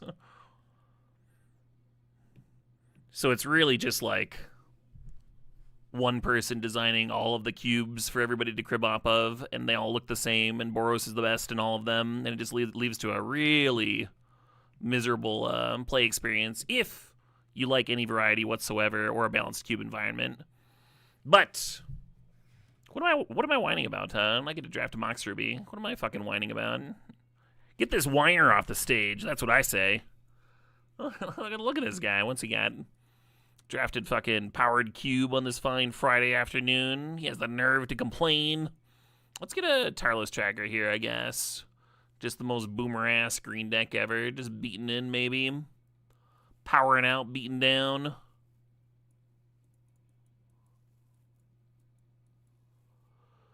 We got a Hex Trinky. Yeah, I'll take a Hex Trinky. That card was good enough like 5 years ago and fits this deck.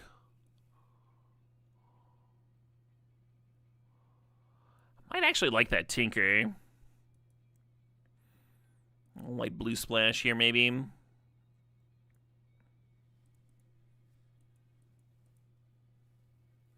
Yeah, if you like playing Boros Mirrors, then this is fucking perfect. You could just play Modern, but now you can do it in Cube over and over and over.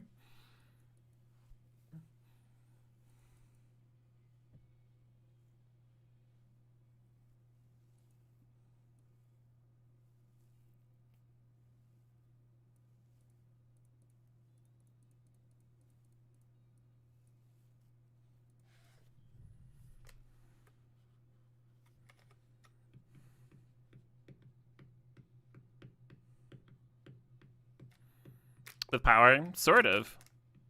Boros is one of the decks where you like don't really need power to do well, so you still meet in the finals, and like maybe one deck has a Mox and the other one doesn't. It doesn't really matter. If I was playing a Boros Mirror, I would rather have a Parallax Wave in my deck than a Mox.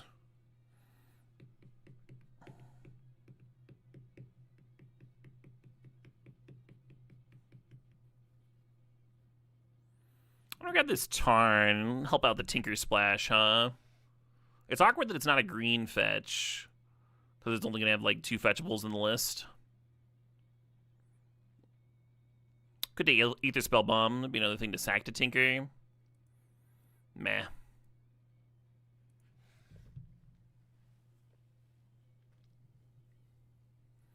You can't Broadside in Modern, so this is the better Boros format. Broadside and Pyrogoy for both sweet, but in Modern you get to like have quad guide, quad Ocelot Pride, right? Those cards are pretty good in multiples.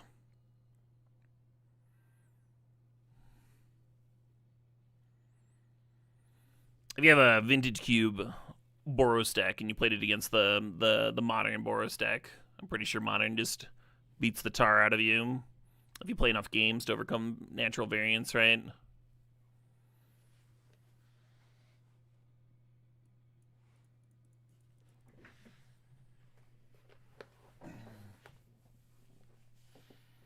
You wonder if there's a stat for that?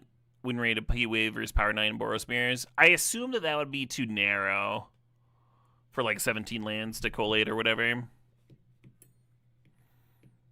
Hey, Super Mario thinks of the sob. This is 63 months there. What's my favorite card that was played in Modern Jund? Oh, Dark Confident. You said was played, so. Dark Confident, yeah.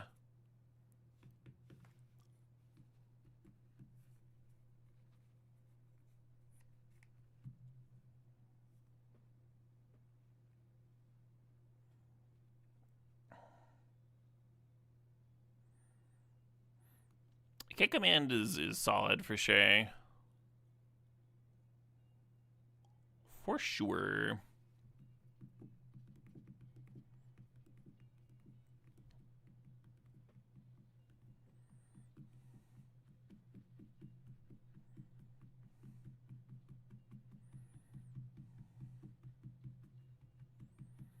It's weird, but I kind of want to grab this Tolarian Academy.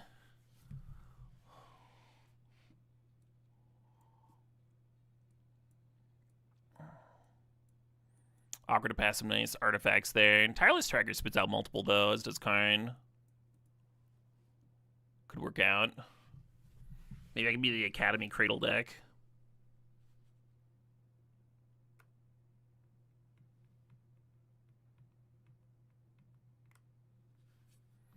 You died last week to Bob hitting Treasure Cruise. That's a good way to die, though. That's good stuff. Wait, maybe I want Trinket Mage.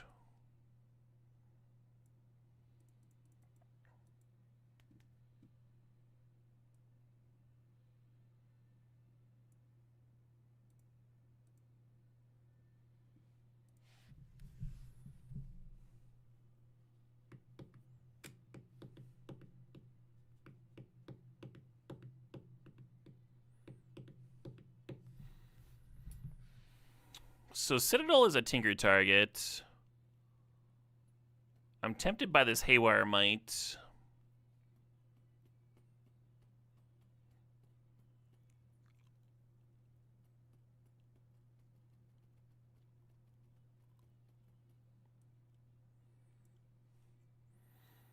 Thing is, I'm pretty sure that 7 drop's coming back.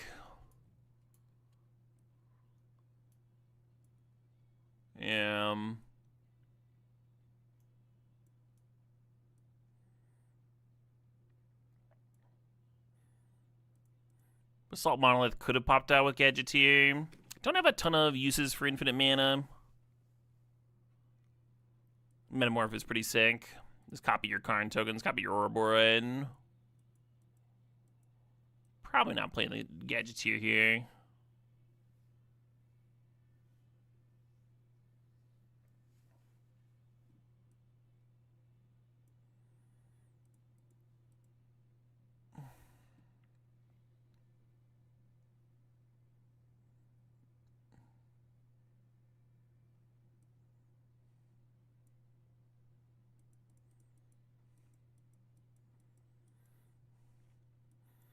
An interesting pile of nonsense here. Hello.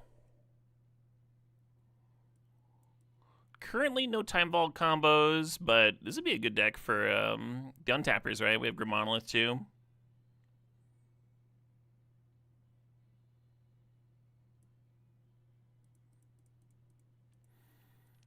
A Tinker could find Time Vault, and Tree Mage could find the untapper if we see one.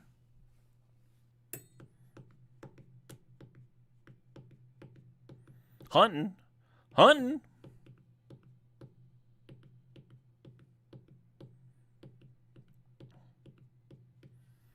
I guess I'm grabbing Mox Opal. It's like right on the edge of being good enough here. I think it will be eventually, though. I think it'll be by the end of this pack. It'll be good.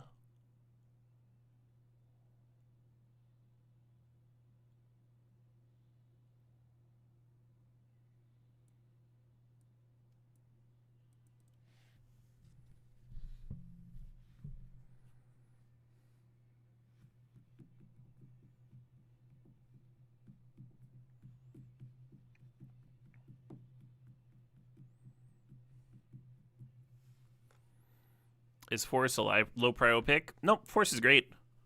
You would like to not die, and that's one of the best ways to not die. Here we have 3 blue cards to pick, so to pitch.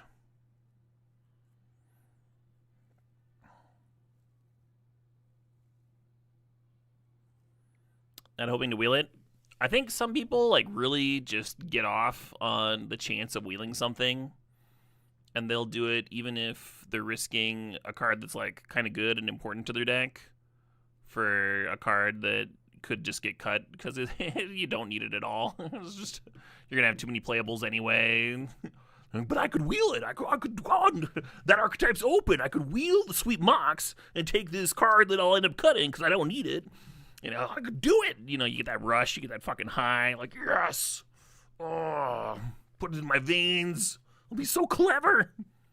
Anyway, as you can tell, I don't really do that. I just take the card I need.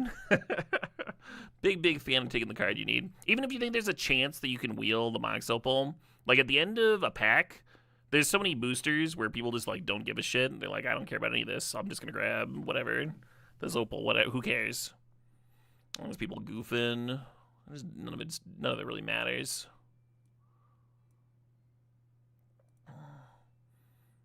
The Cradle Academy deck. Is that what we're doing here? Gambling addict behavior, yeah. Give me that hit! Well, Expedition map seems interesting. Still no Time Vault combos.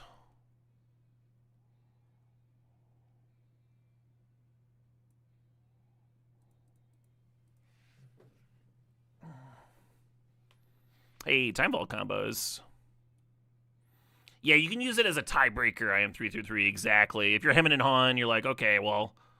Or, like, there's a spot where, like, there's a... Like, they say there's a green card here, and then 3 blue cards that all look pretty solid.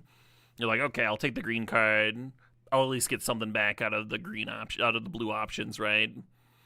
That's a useful spot to think about wheeling. Or, like you said, using it as a tiebreaker. When you got 2 cards that you're pretty similarly interested in, totally reasonable.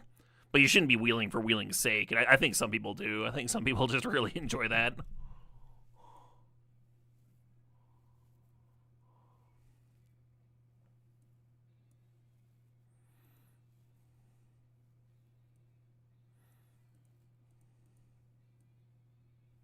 Well, here's something to do with all our mana. Oh, the Nissa would have been a way to untap Cradle and Academy. Maybe worth considering there. I think this is actually a good Nissa deck. We have Bristly Bill in there, too.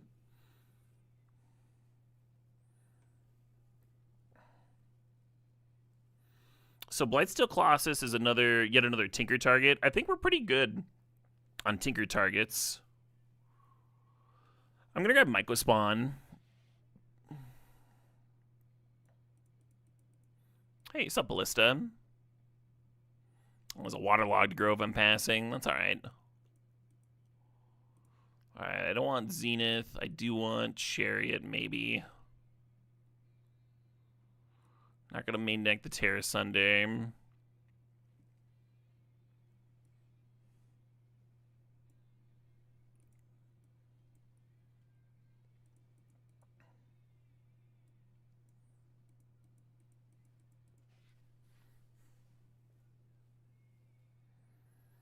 Close to a deck.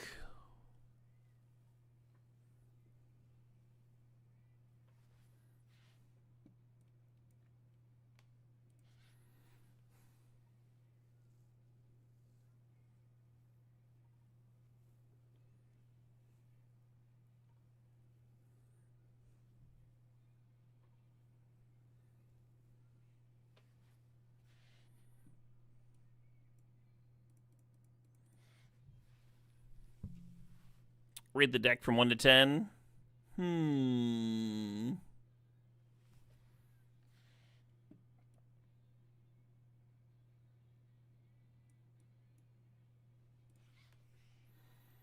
don't think I will.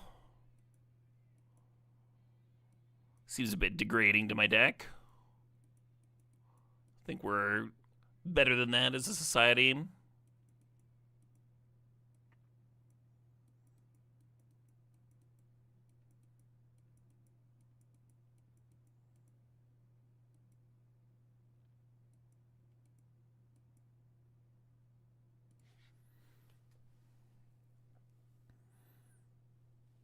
The Once Upon a Time could help me find the Cradle in the Academy. I think it might, like, trick me into keeping some bad ones, though.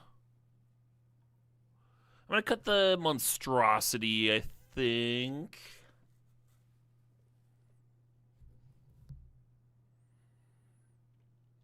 And that Ouroboride. Although it is cute with Ballista.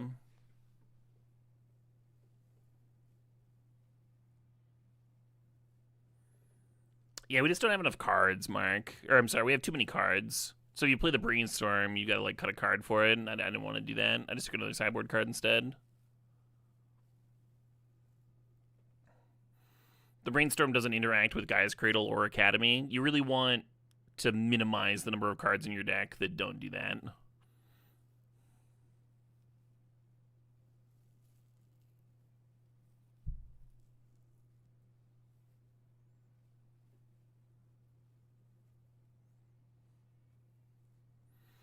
I might dig this.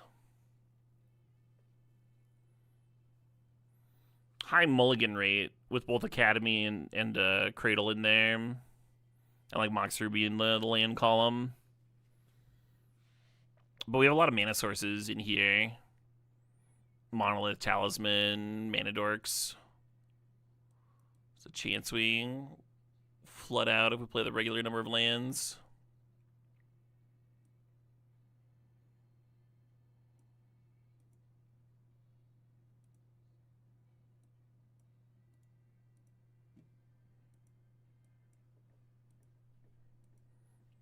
I've tried to listen to new Yes, to modern Yes, and they like sound good, but I think the current singer sounds like someone who's like working really hard to like technically hit the right notes and stuff.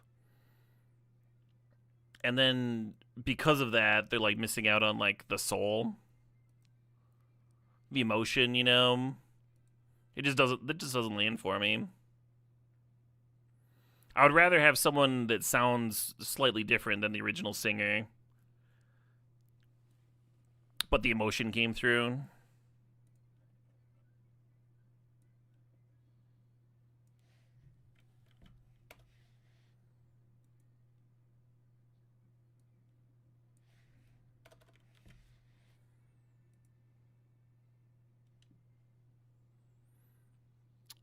Does Soul Call didn't do enough here? Yeah, I mean, it's an artifact for the fucking Academy. Let's get with Ballista and Dorks and such. Why don't we like Soul Cauldron? Why don't we like that? Spreads 1/1 counters for my bristly bill. Makes all my creatures an Emery so they can't actually blow up my Time Vault combo. I've been playing Soul Cauldron just in like random decks. Like not even decks that can use it as well as this one. It's been totally fine.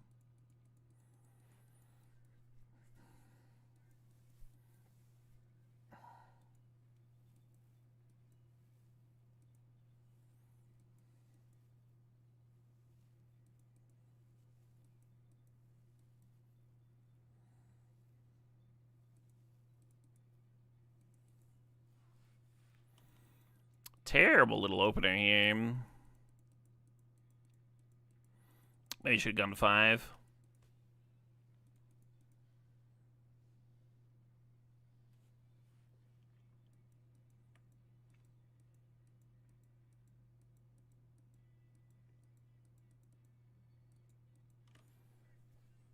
Oh shit, what up? Hey, Ob Exodus. Says, looking good on the way to 365. So the new background RGB lighting is just what I needed to push through. That's it. That's it. Now you're watching one of those real streamers.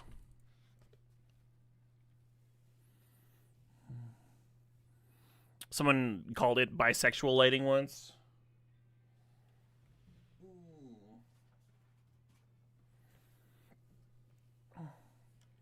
Yeah, bat it up.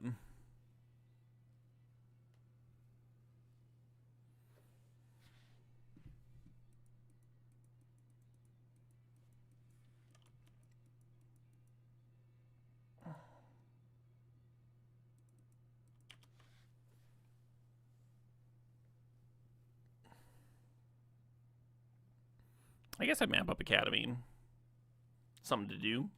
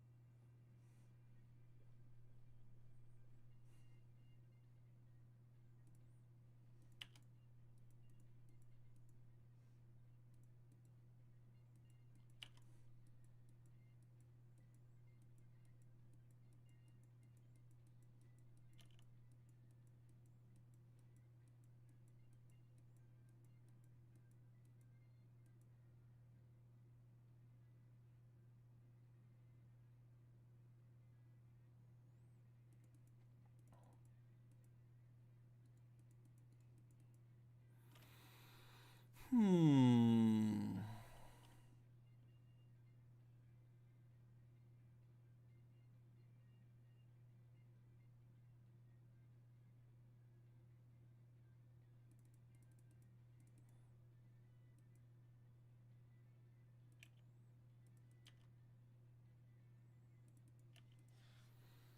So currently they can't do much with that mana drain mana.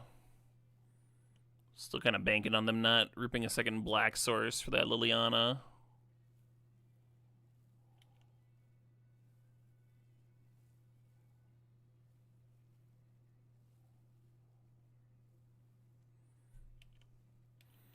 It's kind of what I expected them to be doing.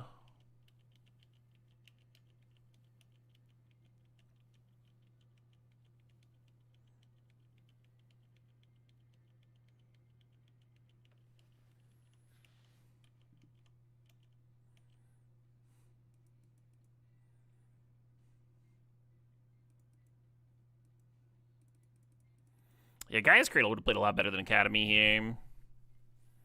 Because the club could have animated it into the Nissa and that would have been solid.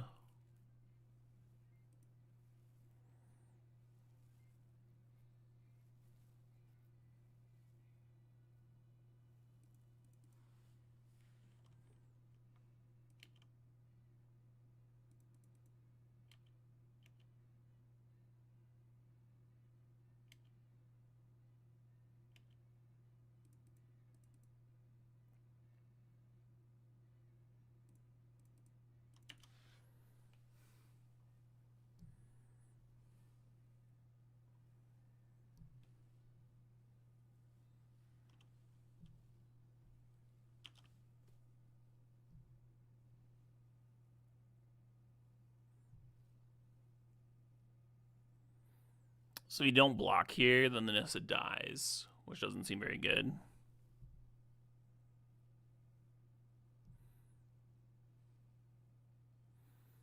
Fair enough.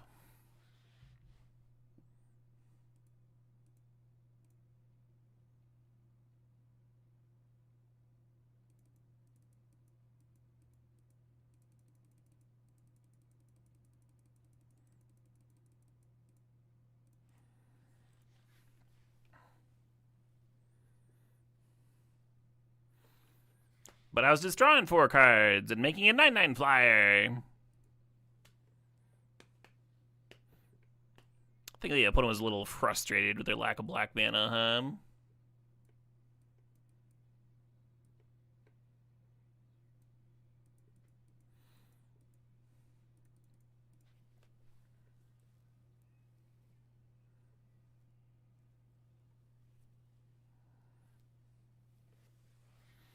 Suppose.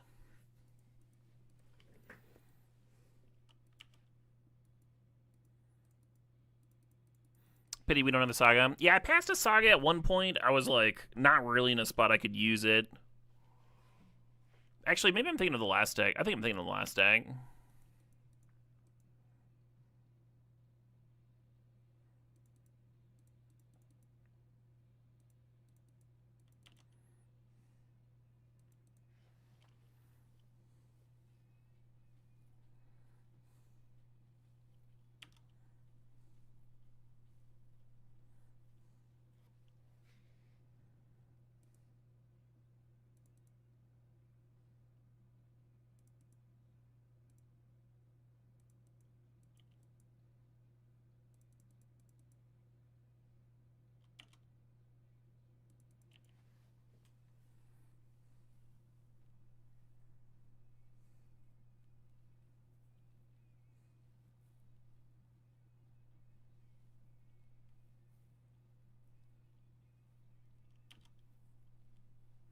Oh, they almost frantic searched on my end of turn, and they're like, wait a minute, that's silly. I'll just like have more info and stuff, playing a free creature anyway, or a free card anyway.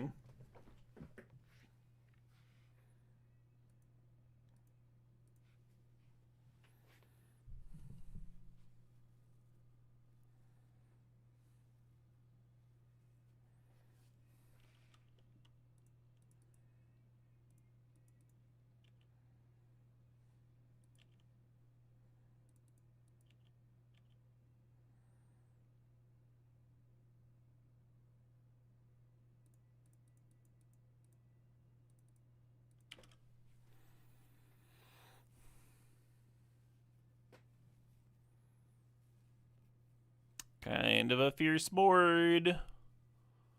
Bristly Bill here. Doing work. Very awkward that they had Persist and Torsten as their pairing. This was... Yeah, I'm not sure I would make a cube with Persist and then like have most of the best reanimation targets be legends. Just not sure that that's a decision I'd make. But what do I know, right?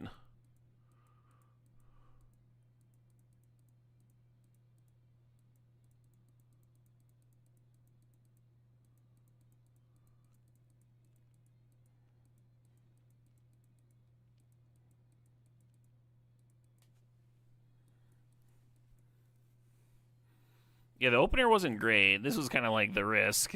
Is he mulling to something even worse? We knew that there was a chance we were going to see some of these hands. When we were building the mana base, it was like, well, we're not going to be mulling a lot. That's the risk with Cradle Academy,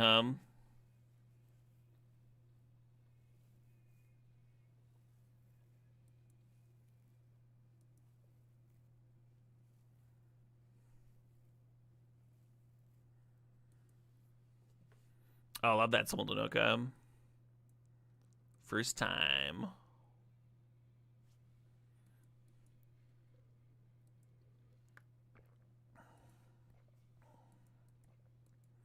Hello.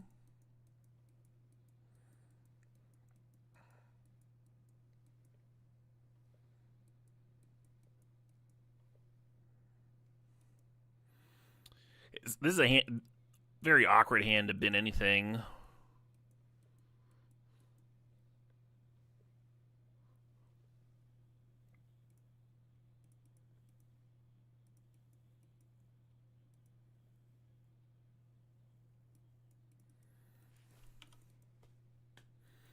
Would be a great 7. Would be an excellent 7. I mean, it's still a fantastic 5.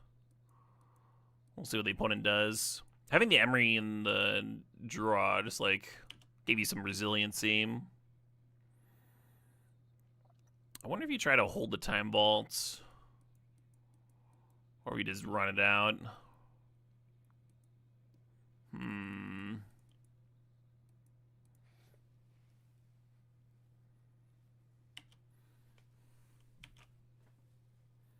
There's some sorcery speed removal in green and white that we could play around by sandbagging the Time Vaults.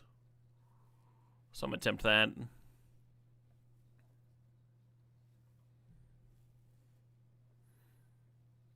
Yeah, that's one loser for now.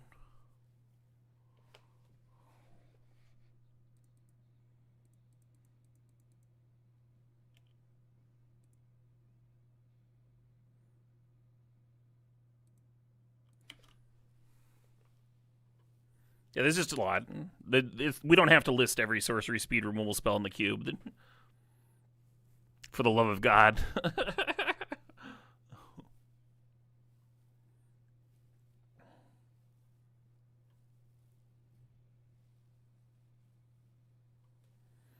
Yeah, I was worried about that because they want to get in with the Ragavan anyway. Trinket Mage not usually worth the bolt, but it is here, and then that turns off my Gaia's Cradle.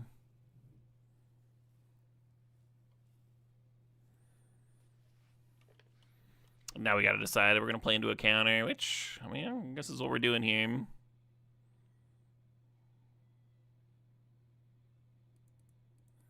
Do I win?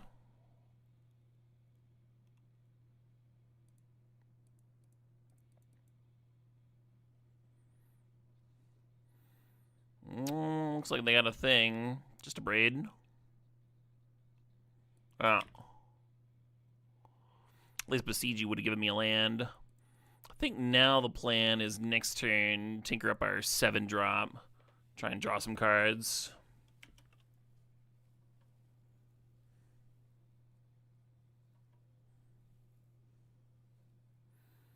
I got my Mox Opal off the top.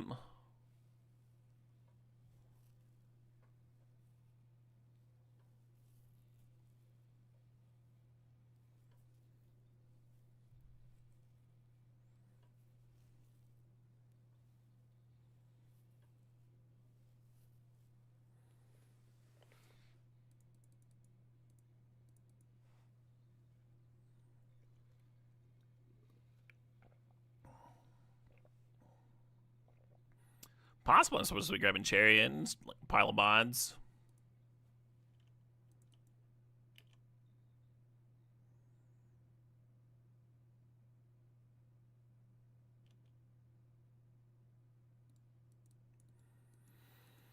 Alright. Alright. I no longer wish to play this game.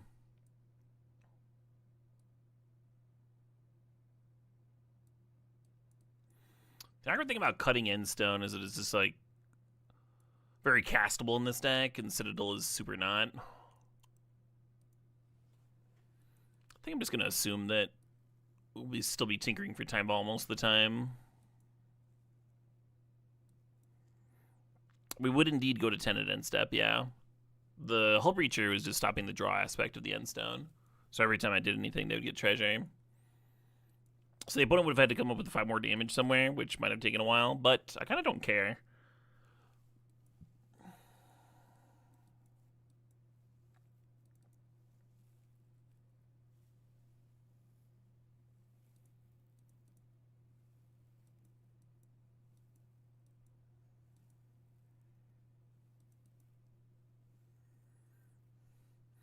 This hand has some real issues,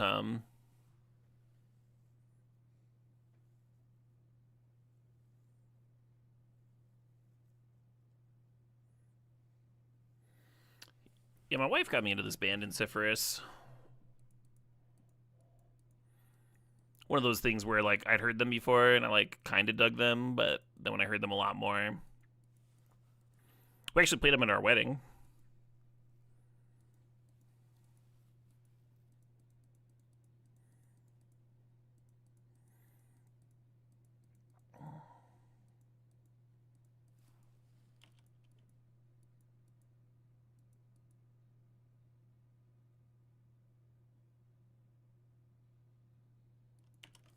Gleemox.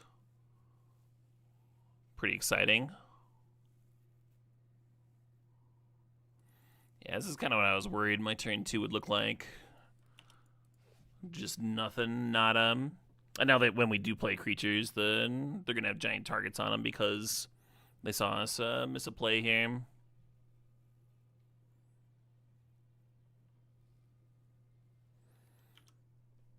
Assuming we ever hit our second land source, second mana.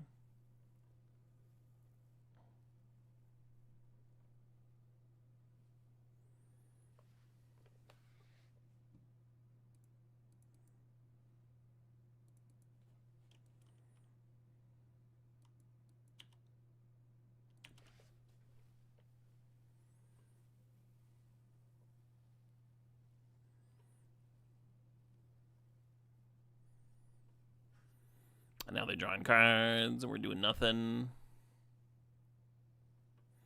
I was kind of hoping for a regular land to just play this Emery.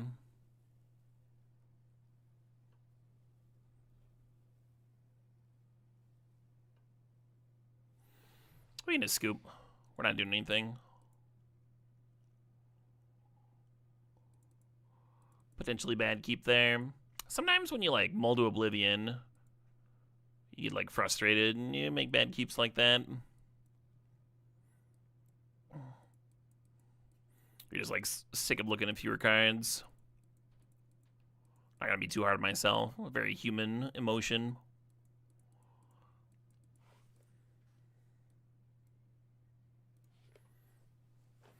Definitely a mull with the Cradle not doing anything.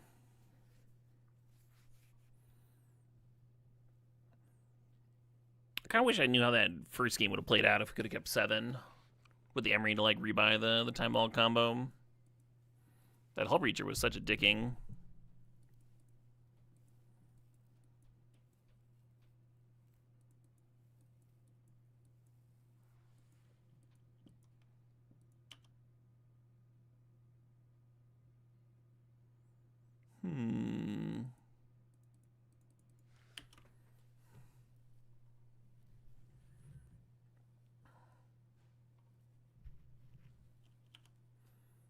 An Emery Mirror.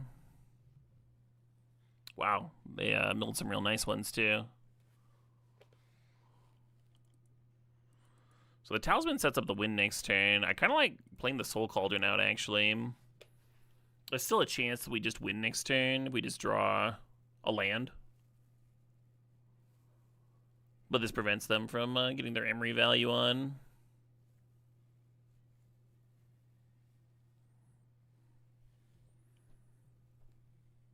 Could certainly see that mattering.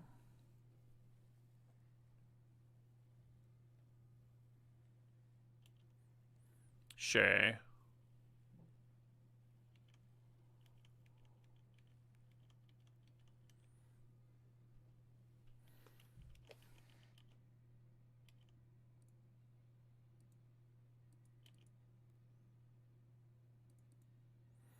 So on turns where you're going to tap an Academy, playing the Talisman is mana neutral. It taps for 1, and then it's boosting the Academy by 1.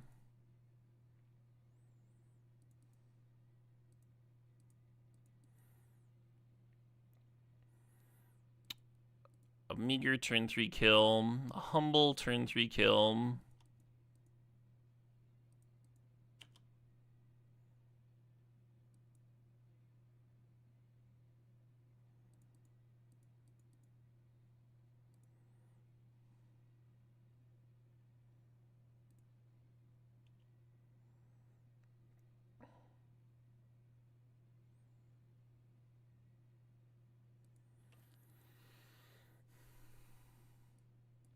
Well, then because our opponents are on artifacts, we can bring in a little bit of hate there. A little bit of.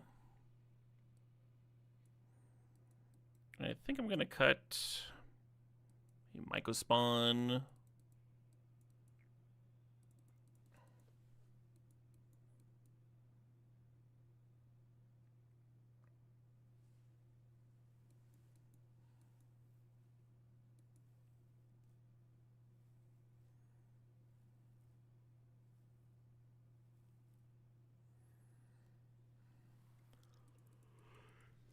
Yeah. Burn the yawn. I did not sleep very much last night.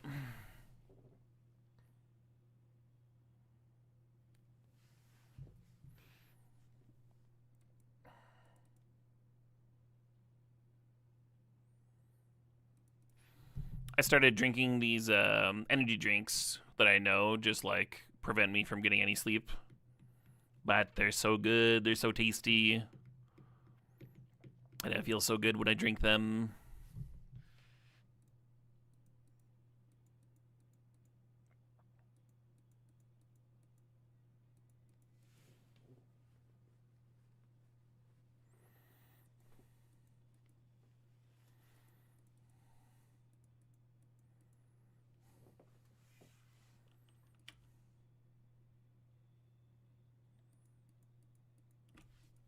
Thanks for the tip, Snap Clopen.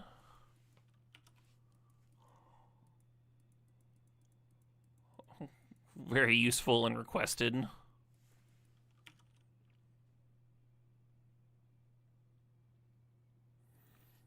Uptime, Atreyu. If I just drink half of one, I'm usually pretty good.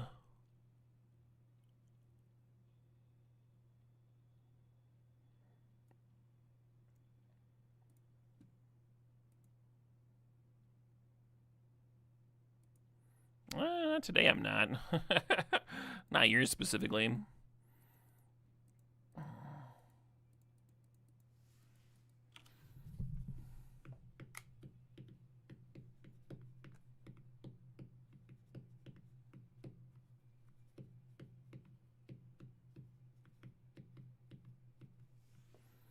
Gadgeteer coming down.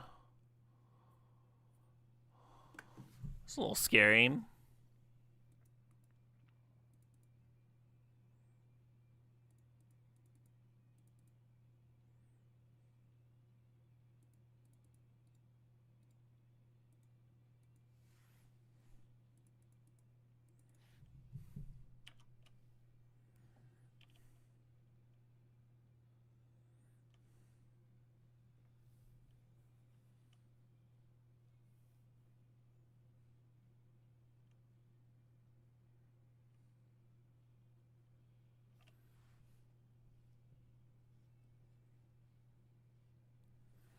Getting another mana. Stocking up? Okay. Wonder why they wanted to have the blue man up so bad. Maybe we'll find out. They haven't hit a land yet this turn.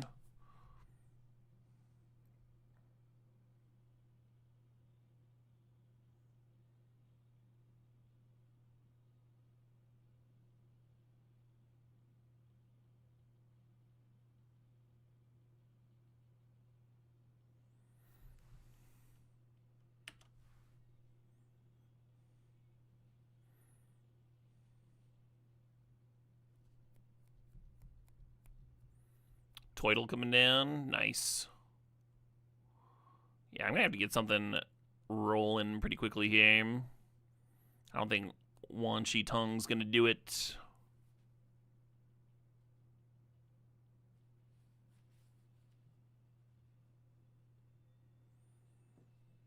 No constructed playable one, King and Squire. There might be some, like, 5-mana EDH thing that prevents people looking at extra cards.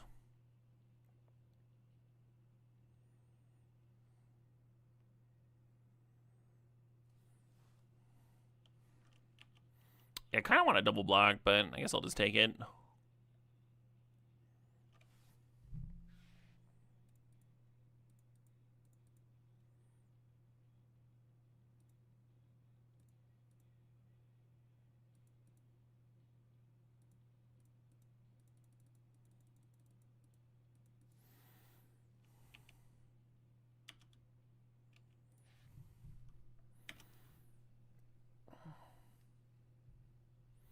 Opponent pretty close to killing me.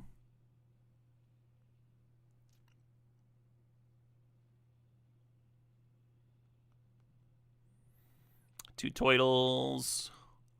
Play a couple more artifacts.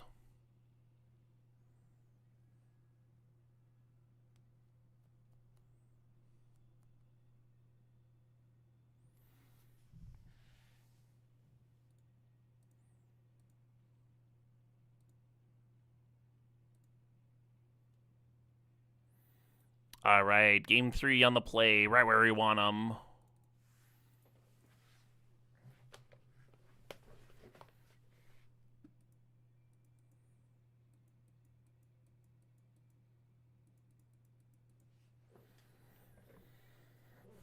Yeah, with the option of the turn 2 Emery or the turn 2 Grim Monolith, setting up Wan Shi. I don't know. Not sure which is better. One nice thing about Grim Monolith is it kind of helps set up Chariot too. Oh, I'm going to go with the Emery now.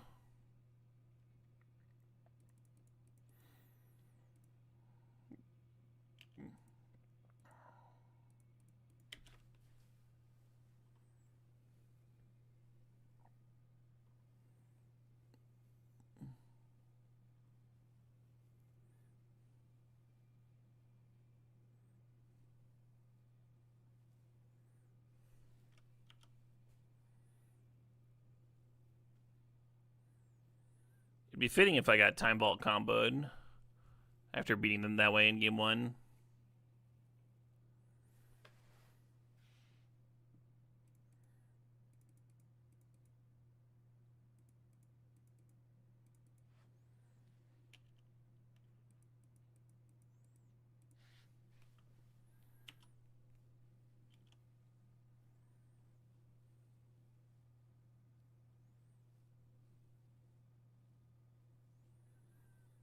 They'd milled Time Vault.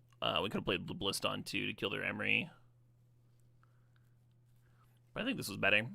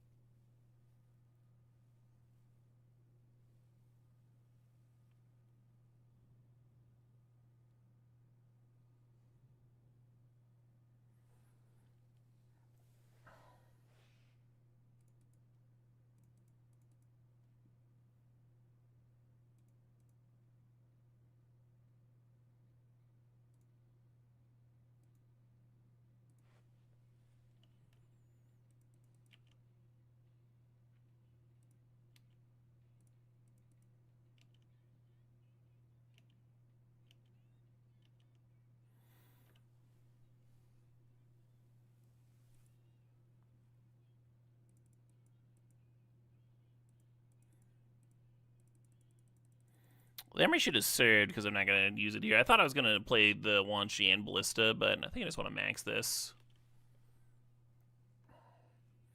Hello.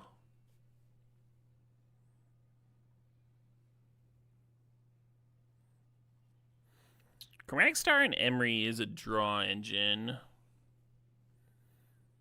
I wonder if my 7-drop's actually going to do something this game.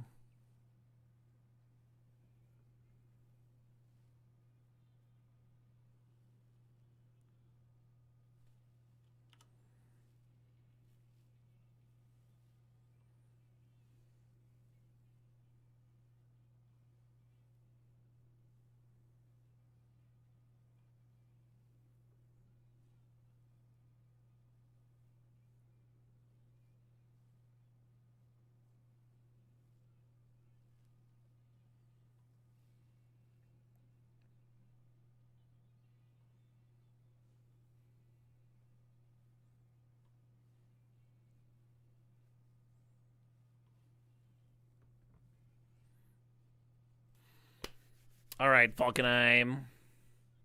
What do you got for me?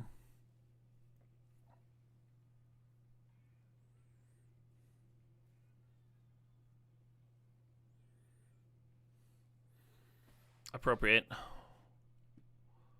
2 drafts, 2 2-and-1s. We gotta crush through this. I'm gonna go take a quick water break, stretch my legs. That'll make sense to me. And I'll be back in a few minutes. I'm gonna jam a few minute ad break. I'll turn off ads for the next hour, so I won't interrupt the next draft. At least the draft portion. BRB. Doodly doodly doot.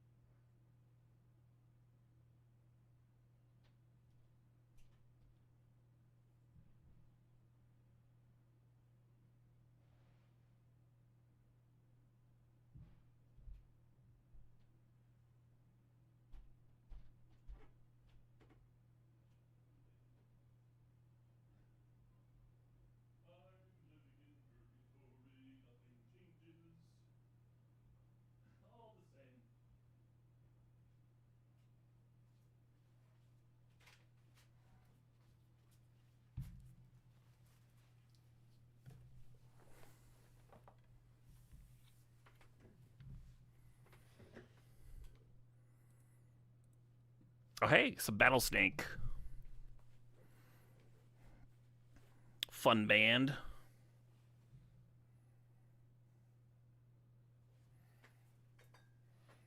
I think I am going to have a drink.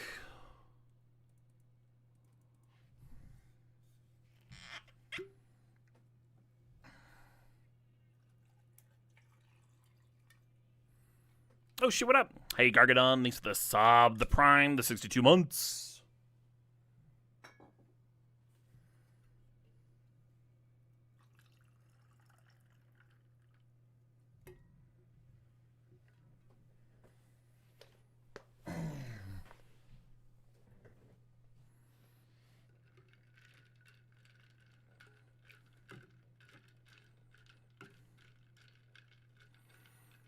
Yeah, I think my biggest complaint with this cube is that it's also a bit samey.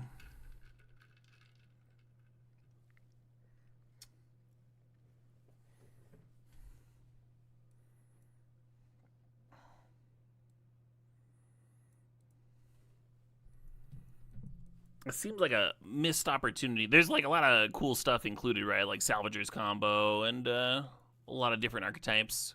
But it does seem like a missed opportunity to not cut like Yogg's Will and stuff. I don't know. Maybe they thought it would be better if there were like slightly fewer cards in the cube, but I think only removing 50 cards was not going to change very much.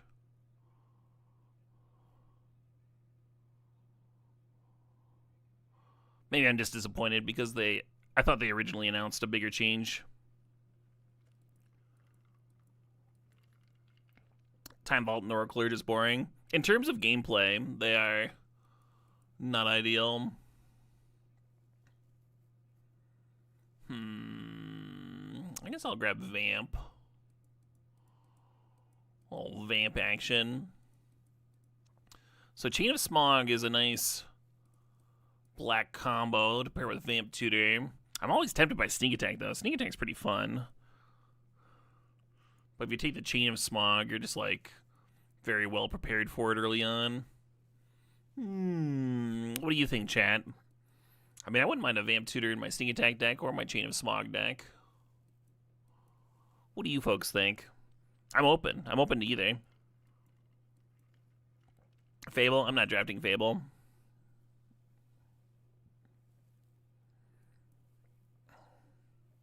Pass Twist, and I would again.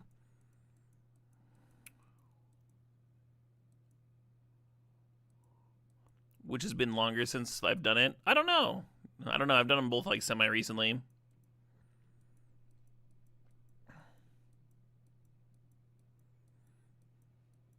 Sneak commits to red. Oh, it does do that. Love red cards. Torsten's a nice sneakable.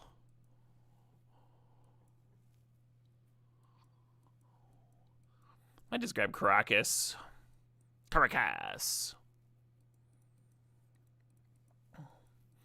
Vaultborn is notable in that it's just like not very good. Think about this show and tell, which is also terrible, but the fun kind of terrible.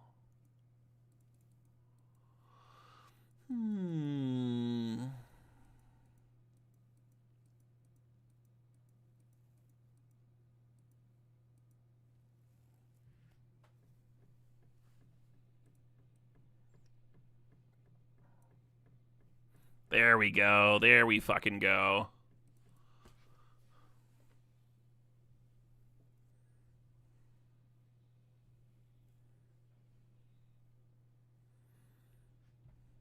Around 10 Central Time, Taylor and Beam.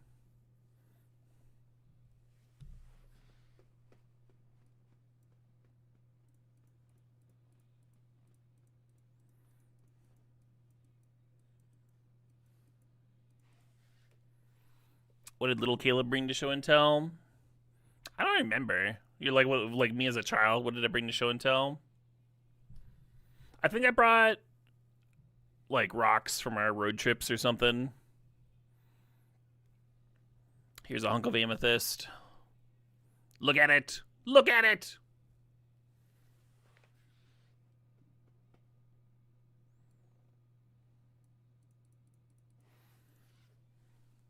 At some point when I was a kid, we actually did a road trip up into Canada to go amethyst mining, which at the time I thought was not worth it, but we did get these giant hunks of amethyst that did look pretty cool in the yard. Whereas if you're gonna go buy those amethyst at like a rock shop or whatever, you'd be spending like hundreds of dollars per rock. Maybe I should just become an amethyst smuggler.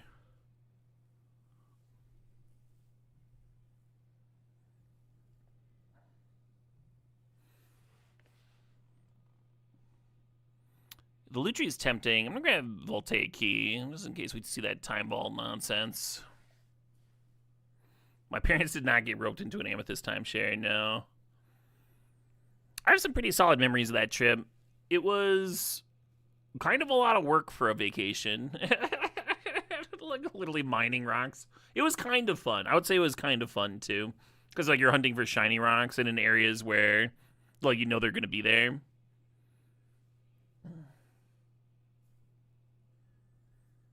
One of the places we went was just like some dude's private property. And he came out to meet us and he had this like old bloodhound. And they were just like the most country folks you could ever imagine, just like weathered by the elements. Really tan skin. Both of them had this like super leathery the copper line for channel. I'm gonna take the Torsten here. Both of them had this like kind of leathery texture about them.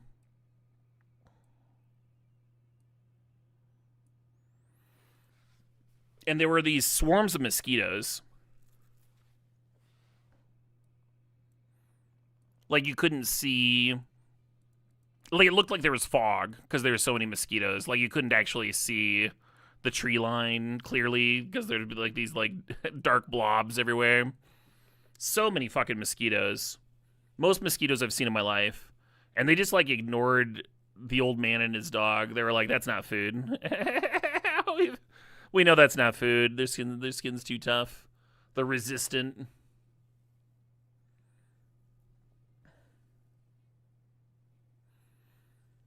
Kind of an interesting pack. Ragavan, Spirit Guide, Starting Town, Commercial District. If I'm serious about playing Channel, Show and Tell, and Sneak Attack, then it's possible Starting Town is just the pick. Just make sure the mana works. One of the issues with Ragavan in a deck like this, and Ragavan's still playable in Sneak Attack, of course. But one of the issues is we don't have like a redundancy of early game threats. So they kill a Ragavan, our next threat's getting through. We don't have a bunch of removal to help push the Ragavan through because we have all these slots devoted to cheating in larger creatures.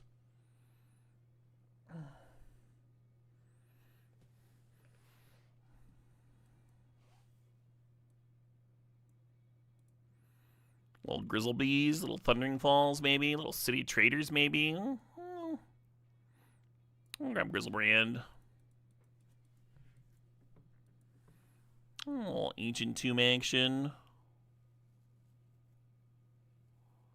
Maybe wheel that through the breach, maybe not, who cares?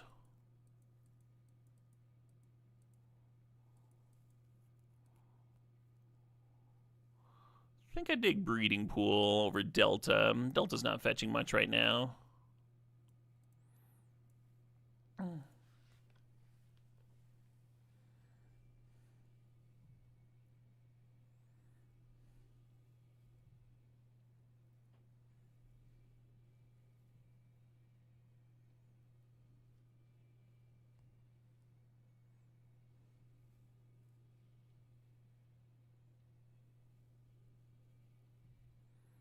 No, I never heard of that Aqueous Killer.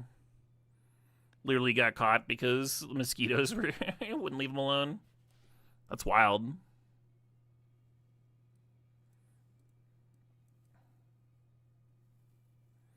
Rug Mana Base is kind of coming together.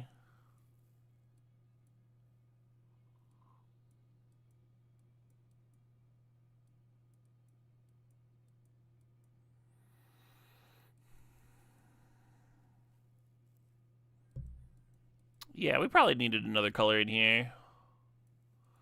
Comet's actually been very bad for me. I wonder if like the Teferi was actually a better pickup.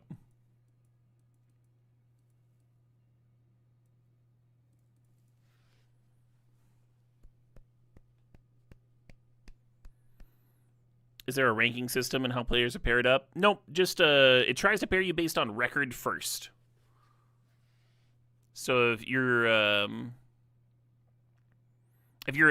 it'll try and find you an 0-1 opponent. And then after a while of trying, you might get someone who's 1-1.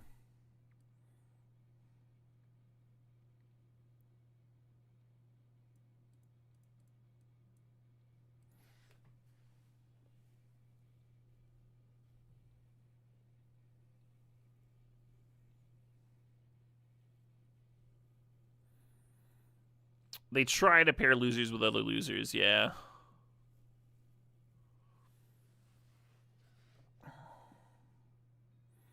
I like Commercial District a lot, but I'm gonna grab the Spirit Guide. And currently our deck is very slow.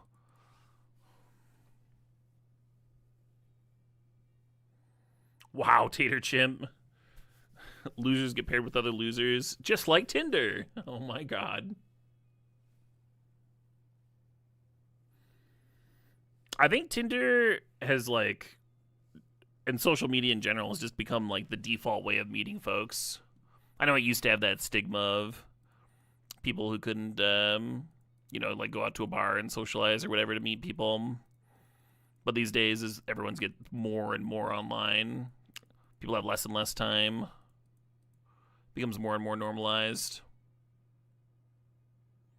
Yeah, sorry, I'm looking at the Elvish Mystic, the City Traders, and the Oliphant. I do like Oliphant and Sneak decks, but I think I need that little bit of burst. A little bit of burst there. Force of Vigor is a great sideboard card, but I can't really pass loot here, I don't think.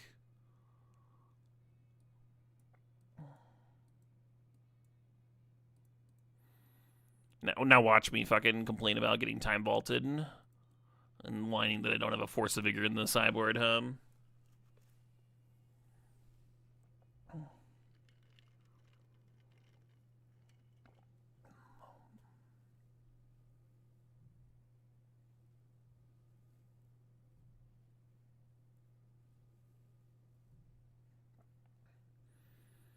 You like the filter of online dating? You can filter out how religious someone is to match your preferences? Sure, but I mean, you can do that in person too. This takes a little time. There is something about like in-person chemistry that online doesn't really capture. But I agree, the filtering aspect is not nothing. Oh, the sick ass pack, huh? Itali, Volcanic, Delightful Halfling. We're gonna grab the Archon. Archon's just too good. One of the better cards to show and tell in. You walk into bars and shout Lutherans to the front. Lutherans line up! I might do a Catholic pass later. Catholics don't leave just yet. Little trop action. Oh, hey, there's a White Plume. Don't see that card very often. I think this might be the literal first time I've seen it in a pack. I'm not sure. And this cube.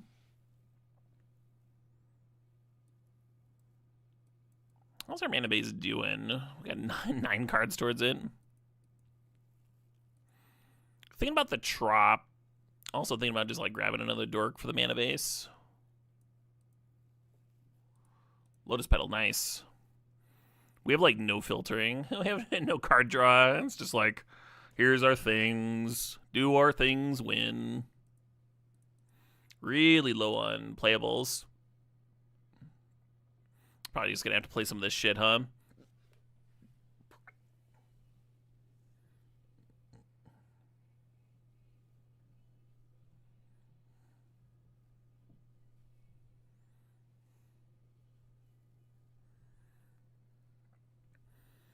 So I'm just not supposed to draft this Taiga, right? We all agree? Actually, give me this Uro.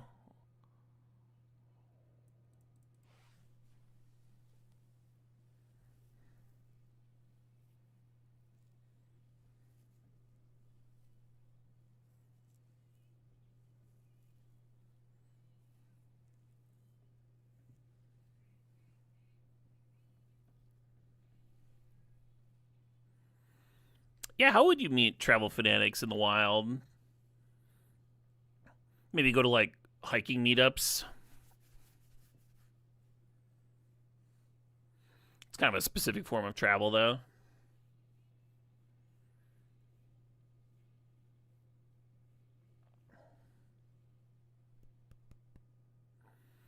That Sylvian Caryatid seems like it would help our curve and our mana.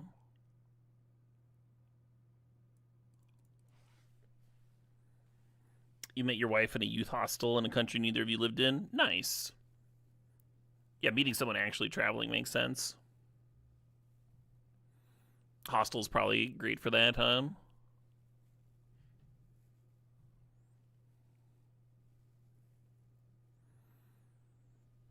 But that also only works for a certain age range, I assume.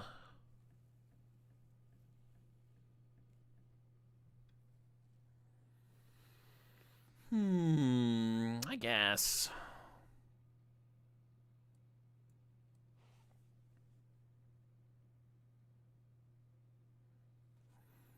Yeah, thinking about Simian Spirit Guide for a little bit more speed. Also thinking about Spellseeker for channel. No backup hits for Spellseeker. I'm just gonna grab the Spirit Guide. We're gonna be like all mana. Lumberjack, perfect. Get in my deck. And then Halfling, I guess. The Yavimaya is really nice with Ancient Tomb and Lumberjack.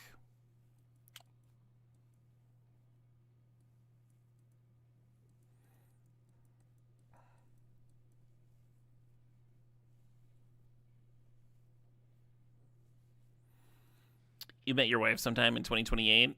The year after the great. Oh, man. A rough time to meet somebody.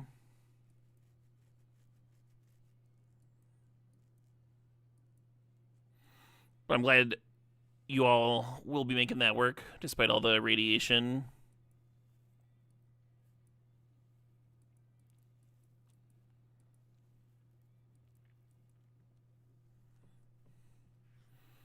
Think about Shieldbreaker, think about Pilgrim. I should probably just be ramping, huh? I was ramping a bit. I almost like E-Tutor just for sneak attack. If I had like a random like Mox, like actual good thing to tutor for, it'd be in.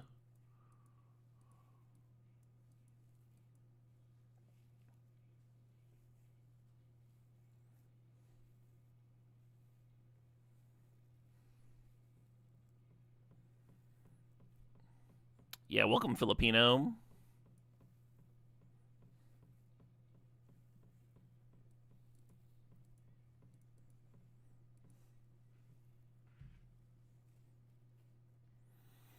Maybe that Athari should be in. Maybe we have the ramp for it. Probably better than Omnath, right?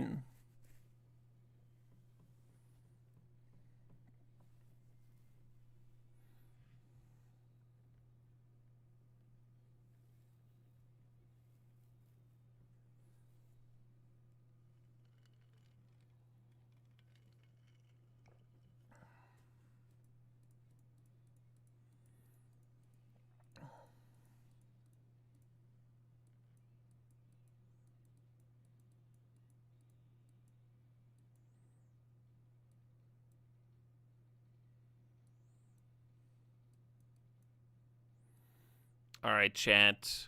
We could actually run this because we have 2 Spirit Guides and a Lotus Petal. I think I like the extra land though.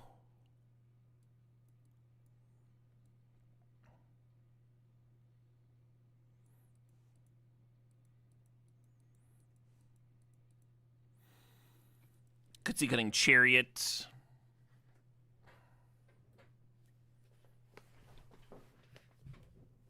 Let's cut Omnath. Let's cut Chariot. Let's cut neither. Could cut Eldritch Mystic.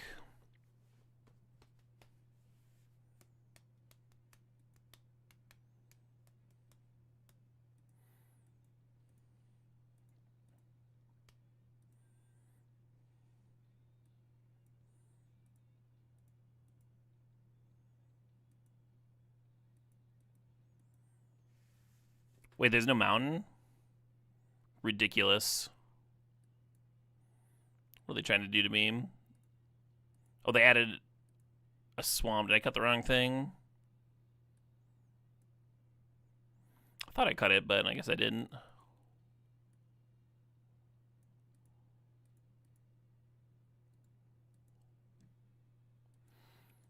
If I was in a more try-hardy, wants-to-win style mindset, I'd be doing mana counts. It doesn't seem like enough green sources.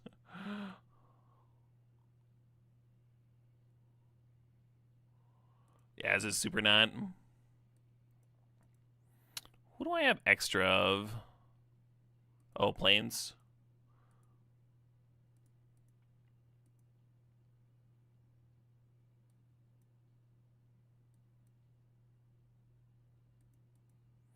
This is okay.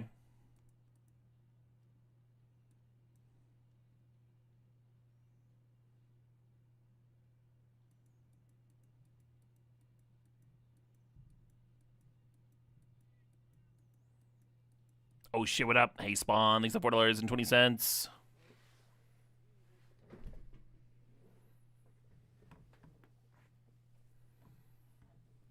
Do you still run 17 lands with Petal and Double Spirit Guide? I talked about that, and I was like, you could cut a land in this spot, but I'm not going to. Our mana's too important here. Our curve too chonky. We want to draw the acceleration and have land drops. So that all players out.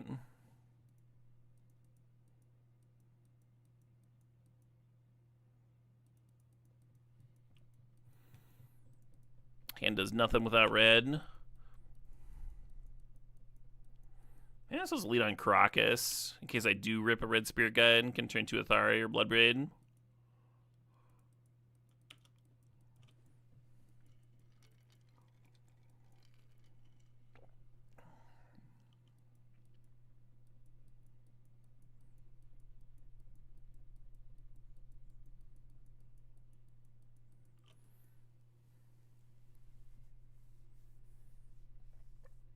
Alright, JBV. Sure.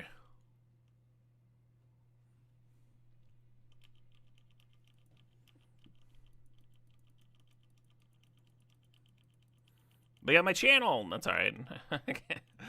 Can't use it anyway.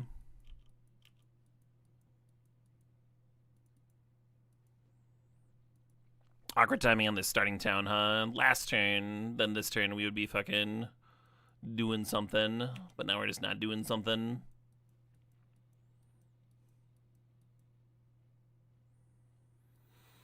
I guess next turn I could play one of these, and then the turn after hardcast Torsten. Got my island.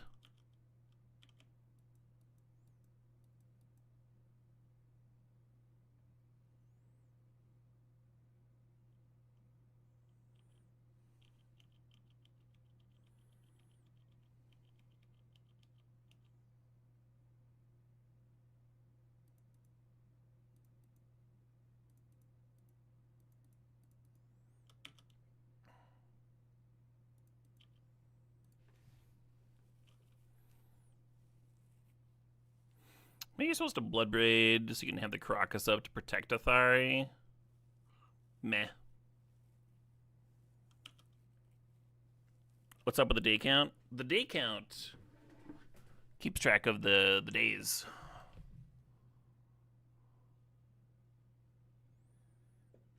Specifically the days in the row that I've streamed.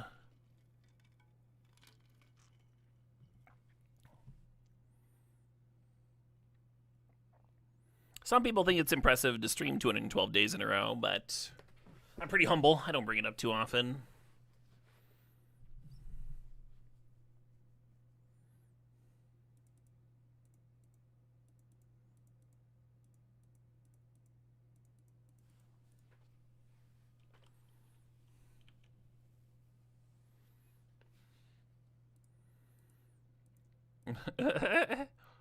I don't know if I've ever been sadder to put 6 cards to hand.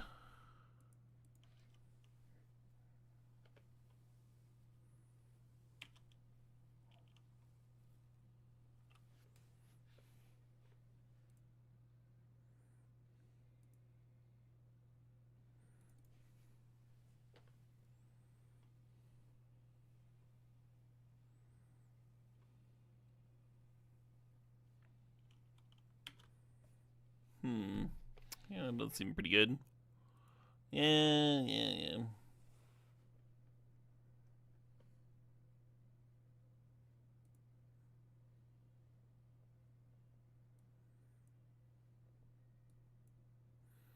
So a coward would cut Ancient Tomb.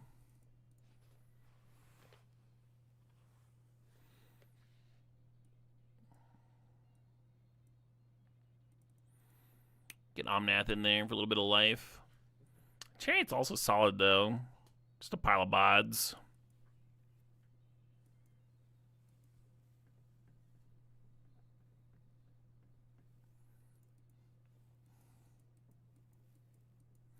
Missing red again. Let's send it back.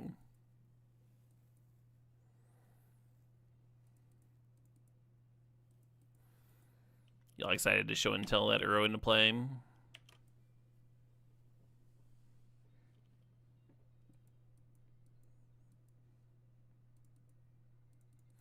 I thought about cutting the Pyromancer and lower the amount of times that I need access to double red.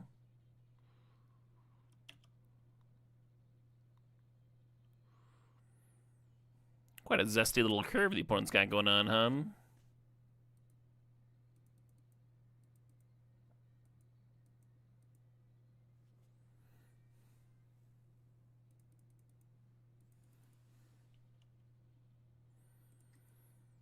Green source, please. Nice.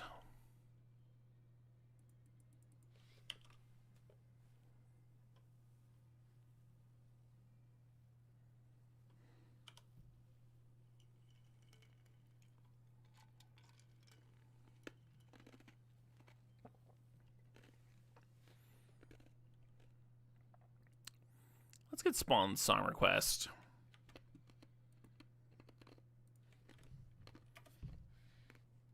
Well, I'm thinking about it. Appreciate you, Spawn. New Northern Boys song. This one's called Crack.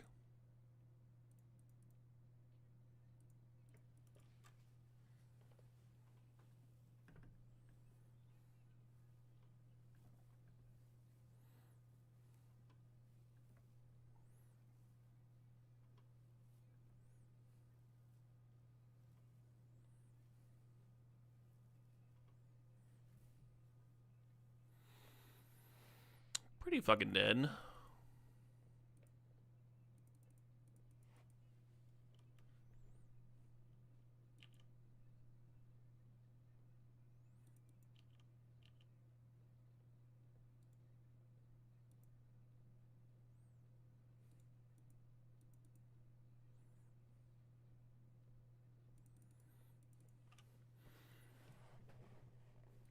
I am 0-3 against Boros today.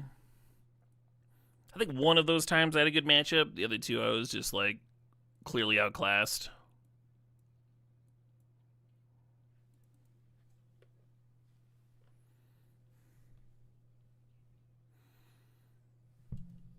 One of the things about Boros is, even if you do have a good matchup, like, you can't stumble, right? Do not have time. Is Boros too OP in Cube? Well, you say, like, Cube... Ideally, cubes would have different curators, and they could, like, decide to include different cards, and a cube that someone might draft might be balanced. Ideally. In a world where every cube isn't the exact same fucking shit, then that would just, like, not be the case.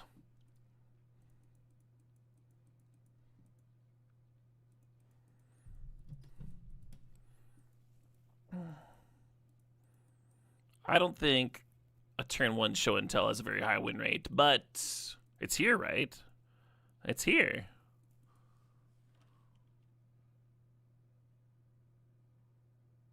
What do you got? Grave Titan. Interesting. That, maybe. We're drawing some cards. We pitched some cards. We're drawing some cards. Okay.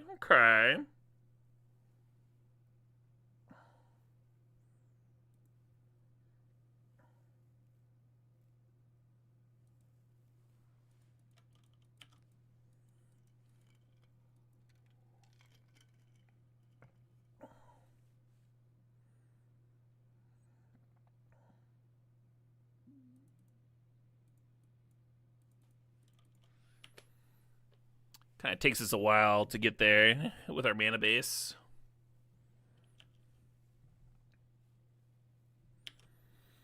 Now, next turn, we can play the Rogrin Triome, which will be a mountain for the Thornspine Verge, and then it can tap Relish Mystic.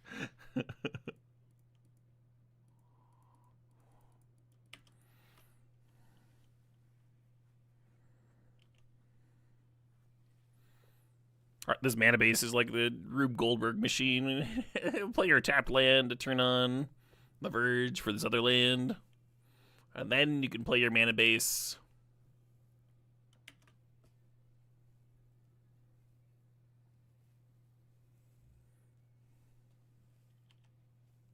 Got me. Yeah, this Lumberjack's out of work,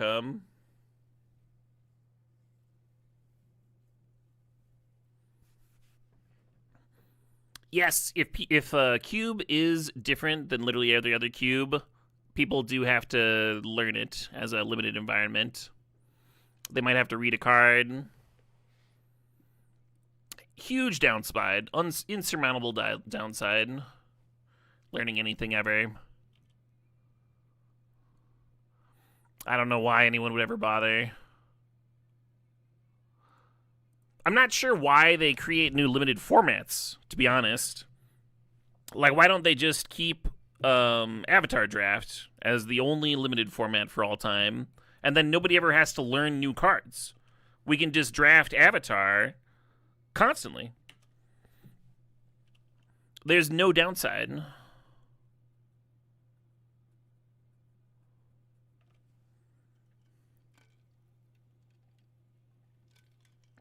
Why even make new cards? Why even do it?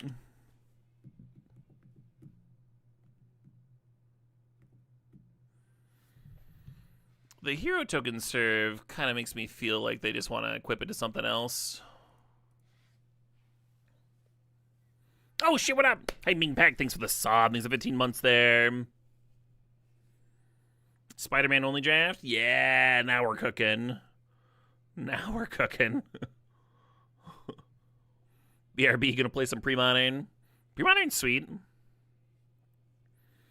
Surprising amount of archetype diversity in pre-modern.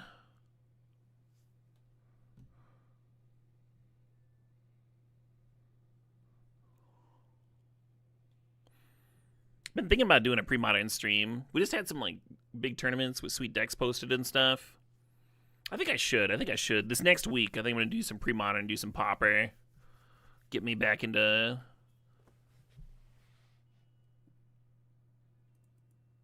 loving that Magic the Gathering.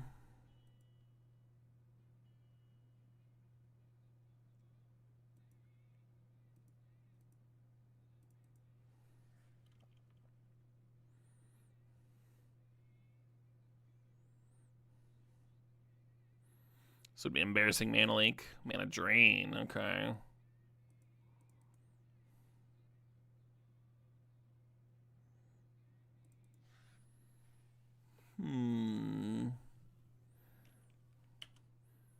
Could almost serve there. This Malcolm's about to start casting shit for free. You like Stasis in pre-modern? You sick fuck. You sick fuck, Lion Rose.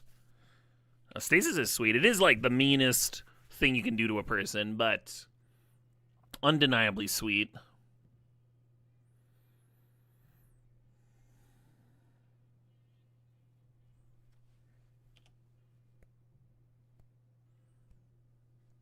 The pre-modern mana bases make you sad.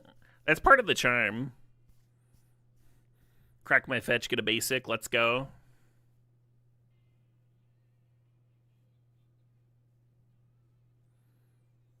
Have I played any cubes at CubeCon with Stasis in them? Not off the top of my head.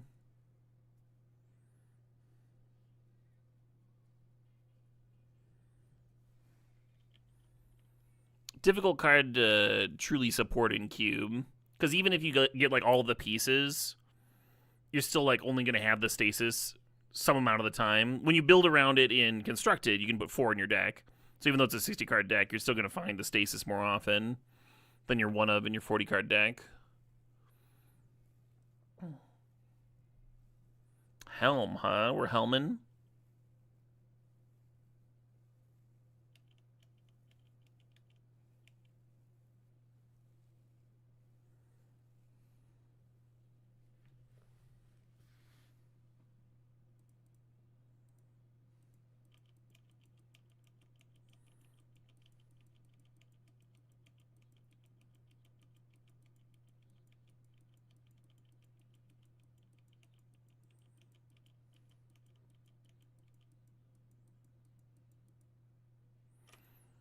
Been in Riddler with Malcolm about to pop off, huh? Oh. My opponent's board does look better than mine. Have you found a forest for the lumberjack?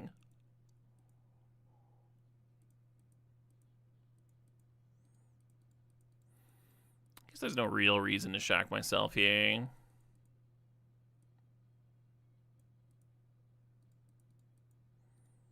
I'll try this another time, another way. Just figure out every single way to tap.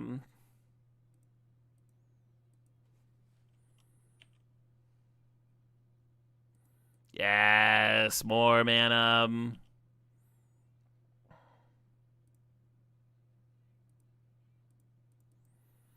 Kind of predictable when your whole deck is mana and no card draw, right? No filtering.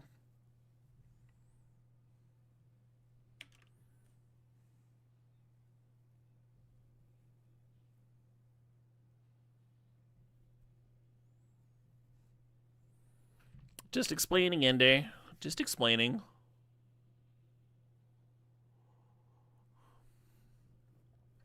People have a rough time with that. They did like, they're like, why don't I put Aether Vial in my cube? It's like, well.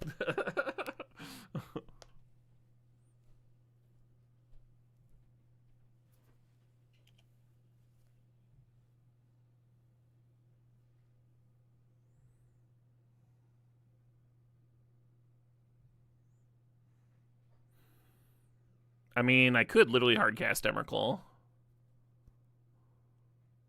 Because we have a forest for the Lumberjack now, so it's 3, 4, 5, 6, 7. And then the Mana Dorks give you another 4, so that's 11. Land drop brings you to 12. Lumberjack. Just there. We spinning the wheel. Let's go. We did not draw an Emrakul.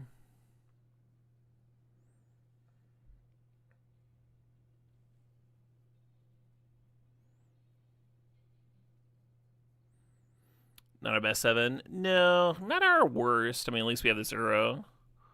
Maybe that'll do something. Plenty of forests for this Lumberjack. That's true. That is a bright spot, I guess.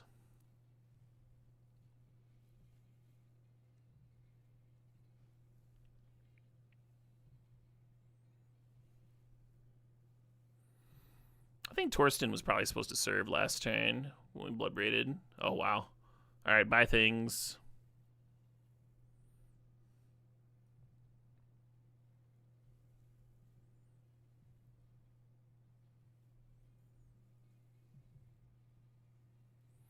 They did kill their Lurrus.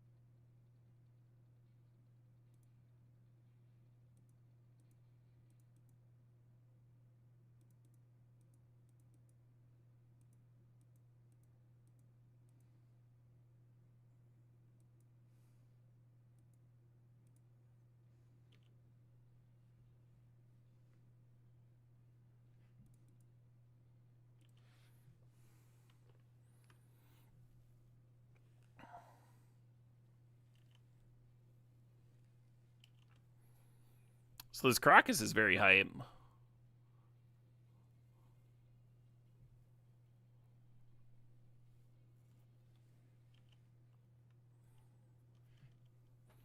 At the end of their turn, I'm going to Caracas back the Torsten.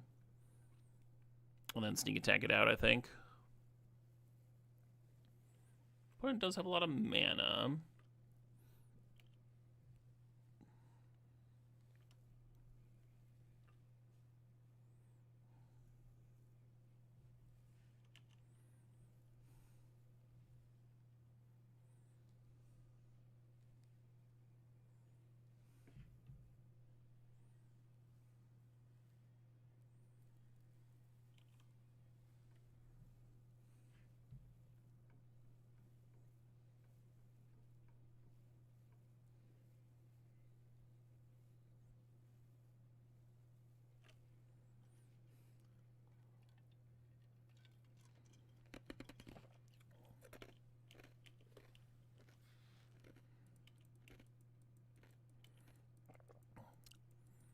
You think Helm combo seems meh? I think it's sweet with the Enlightened Tutor. I had some good results with it in Workshop's artifact deck.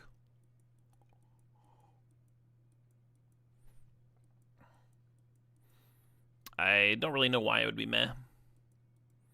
Rest in peace, like incidentally hosing some other decks. Helm not being useless if you draw it normally.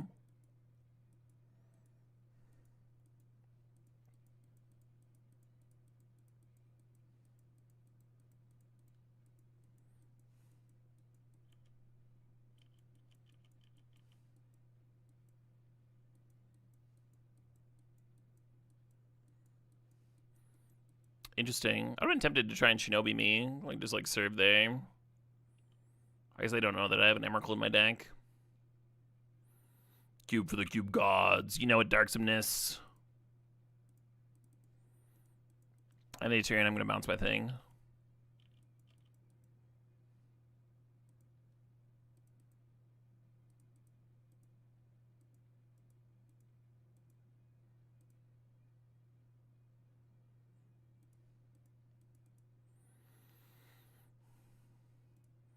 And with only 11 cards in the library, this Torsten just gets to find it all.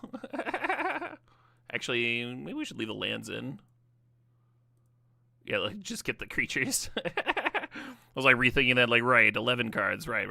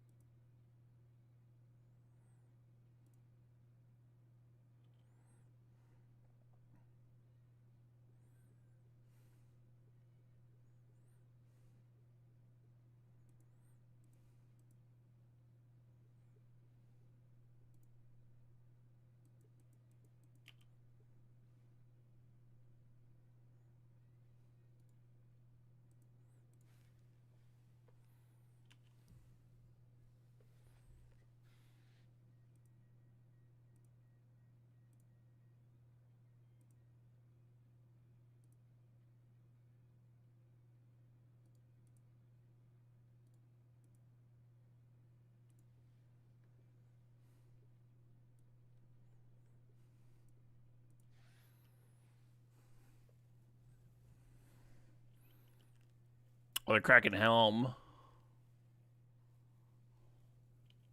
Or they're cracking clues instead of Helm, rather.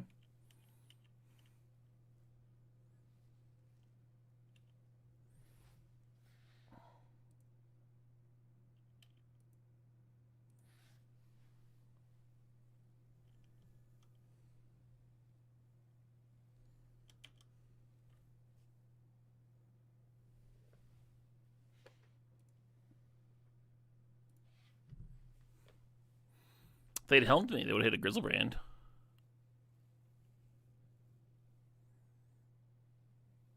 Which I could have prevented if I left a red source up to Caracas back Torsten.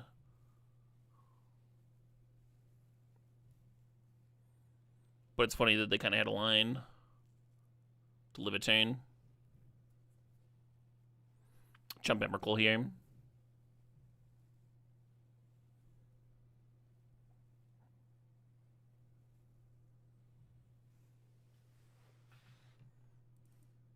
Oh, the Crocus is up. Yeah, if they crack Helm and find Griselbrand, I just bounce it with Crocus. After seeing Helm, I think Kankerbloom comes in. I think they likely have Voidwalker. I got Chariot. Seemed a little outclassed that game. I guess in the games where you just play it normally, though, that doesn't happen. They just got to start with the Grave Titan at the start that made it look silly. I got the Pyromancer, not because Pyromancer wouldn't have been amazing that game, but because of the double red. I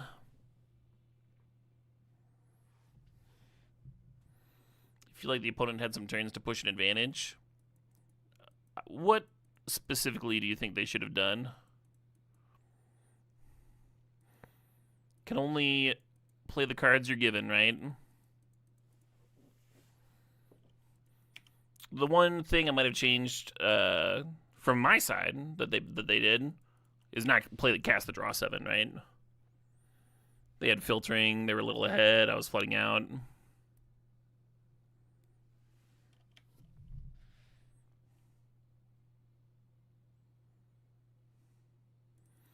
But that's almost the opposite of what you were implying, I think.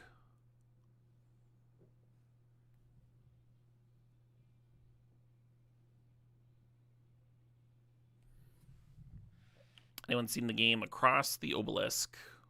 There's a deck builder, right? I'm pretty sure I've streamed that.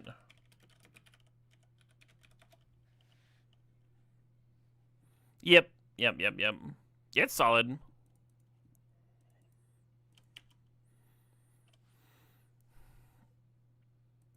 I very slightly prefer a similar game. Here, let me find it real quick.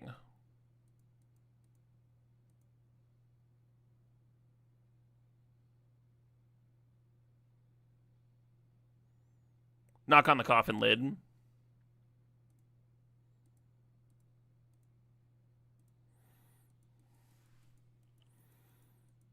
Knock on the Coffin Lid is very similar to Across the Obelisk. The flavor is a little darker. So the gameplay is like almost identical, but I just prefer the story in Coffin. You wouldn't counterspell a sneak attack, would you? Sneaky boy.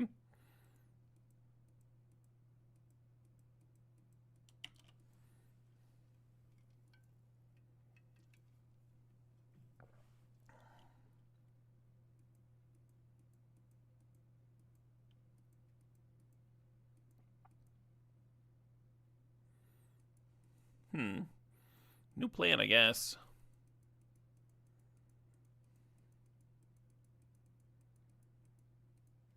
Faith and Despair.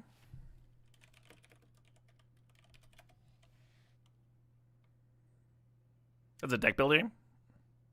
Grimdark roguelike deck builder. Grimdark. Modular card crafting roguelike. I think I kind of recognize this game. I might have seen Jorb stream it. Or something that looked similar.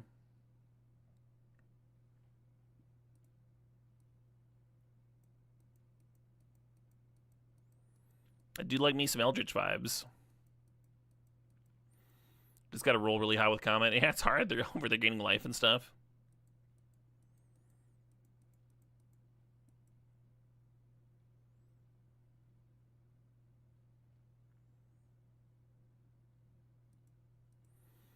Play the Gadgeteer before the Black Lotus, they'd get a clue. Just saying. Just saying.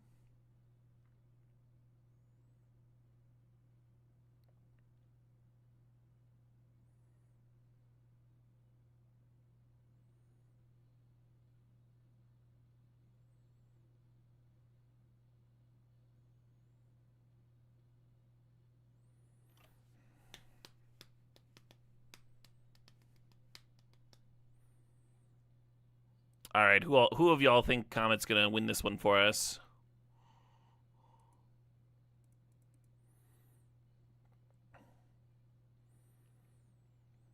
This would not be a job that I would give to any old pup, but Comet is a stellar pup. Interstellar.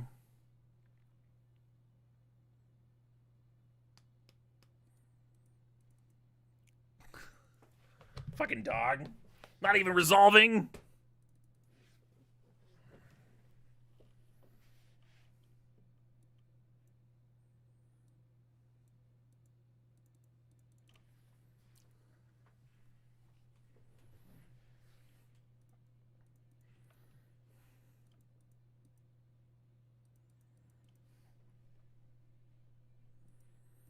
Did 100% of my spells get mana during that game? Yeah, both of them. all 2 spells. That's one of the things about Vintage Cube. You can't really just, like, not do anything until turn 4. Our deck has, like, a shitload of mana and we were on the draw, so I was like, well, the odds of us actually having to play the sneak attack on turn 4 are very low. There's a good chance of us drawing a mana dork or something. Getting things off to the races.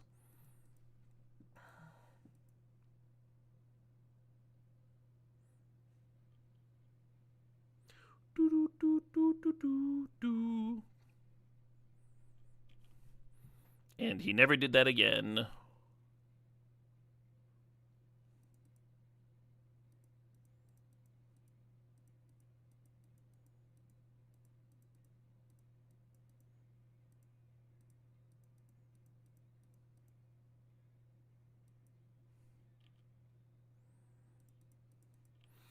So a casual turn 2 Athari. Do I have a Black Lotus in my deck? No! I had to spend 3 cards casting this fucking Athari. Channel his Lotus Petal. Yeah! Look at us! Look at us winning a match ever! Can we get 3 2-in-1s in a row? Can we do that? I've had a shitload of 2-in-1s this season. I think we can. Take that mana drain, right?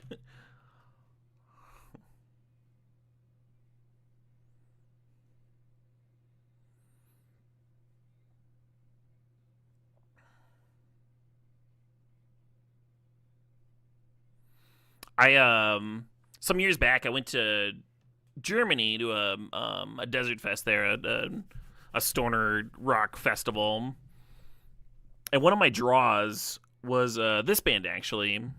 Witchcraft just like does not come to the States very often. And I showed up late on day 1 because I had like an unexpected like 9-hour layover in Dublin, which ended up being awesome. You know, explore Dublin. This is fucking sick. And I showed up late on day 1 where I missed like the first 20 minutes of their set. I just like fucking had the taxi cab like wait for me while I ran into my hotel, like had them grab my bags and shit. Zippity doo dah over to the venue. So I only missed the very start of the set, and it ruled. The set was awesome, and I was like rocking out. I was so happy, but the vibes in the crowd were really weird. What a mold for that is gonna be tough. Anyway, the vibes of the crowd are really weird. And later, I was talking to someone. I was like, "So how about that Witchcraft show? That ripped, right?" And he's like, "Yeah, I didn't like the part where he yelled at everybody for the first 15 minutes." So I was like the only one in the crowd who like got a good show. Everyone else was all miffed because he came out all mad.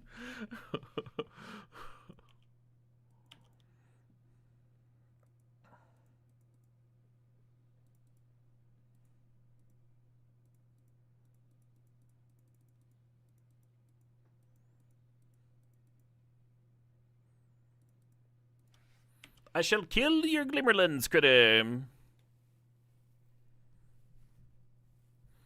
Why was he mad? I think it was just like someone in the crowd was heckling or something. No idea. I wasn't there. I didn't hear the fucking. I didn't hear the spiel.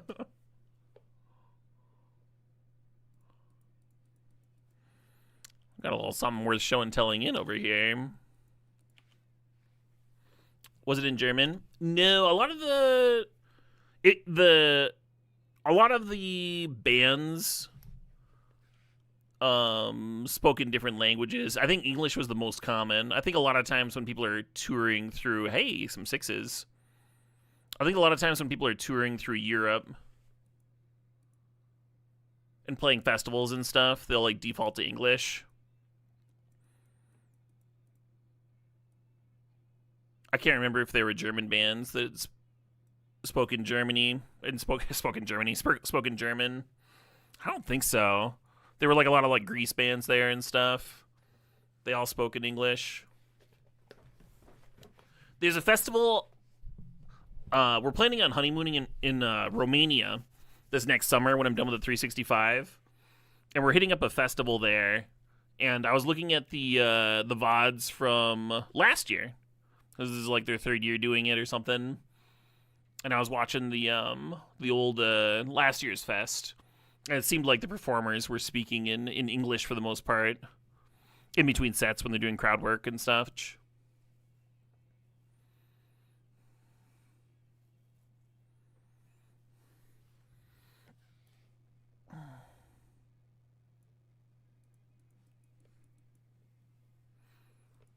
If I'd pushed you, you would have sworn Witchcraft was American. Yeah, no.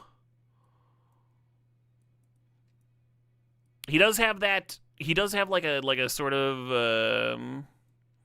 He sounds like he could be American for sure.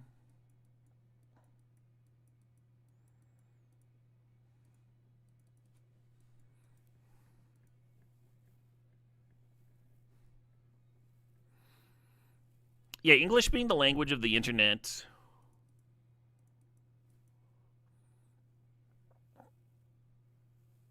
Really did a lot for standardizing it.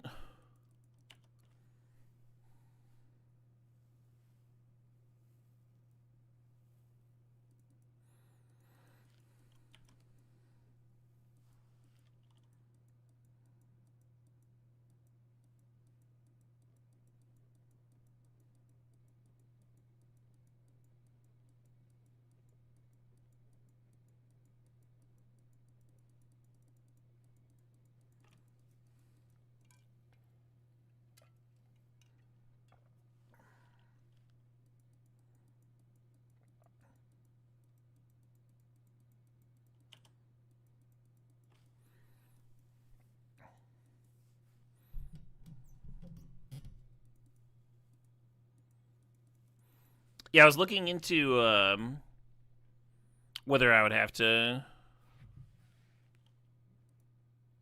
I'm fine, like traveling internationally, even when I don't know the language there and they don't speak English and stuff.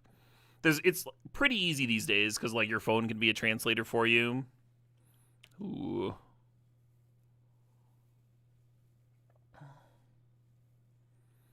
But I was still curious, so I still looked into Romania.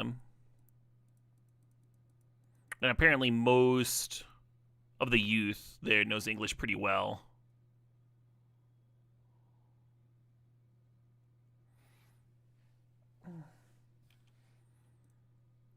But my wife's been learning a bit of Romanian anyway, because she enjoys that.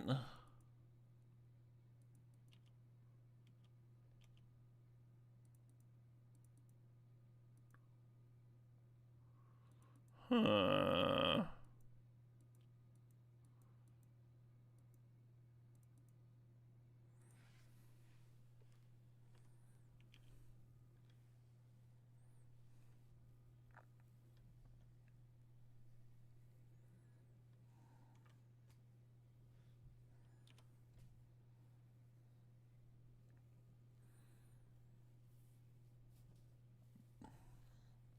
Right, you dude? Yeah, there's no harm in trying, learning a few expressions.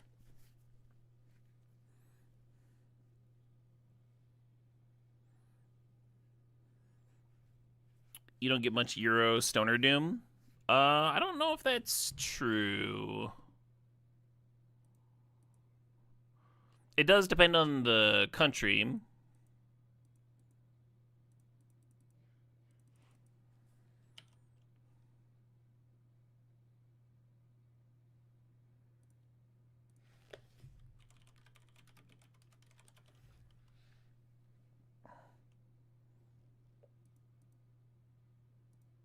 Fucking Electric Wizard, very influential stoner doom band. Like I said, there were a lot of Greek bands there too.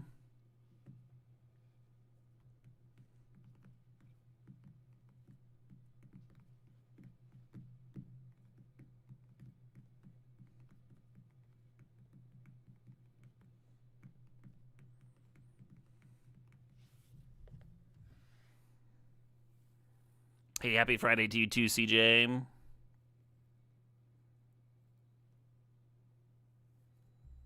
I think we can probably just pack here.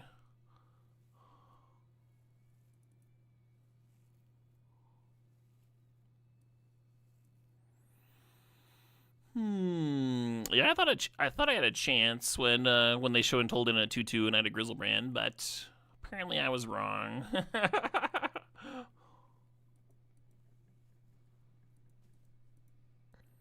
Am I a big fan of the sword or Magic Sword? More of a fan of the sword for sure. The stoner rock band. Magic Sword is a kind of plodding synthwave band. They're good, but I do like my synthwave to be a little bit higher energy.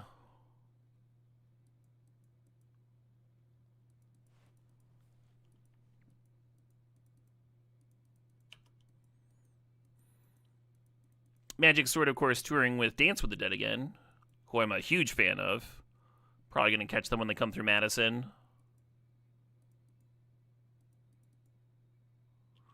Turn 2 Chariot, turn 3 Comet. That's a decent-ass curve there, huh? That'll be a great show. Yeah, that tour has literally come through Madison before, and they were great. They called it the Face Off Tour this time, which kind of makes me wonder if they're going to, like, come out and, like, shred against each other. I would enjoy that. Should I just let them, like, flip their cat?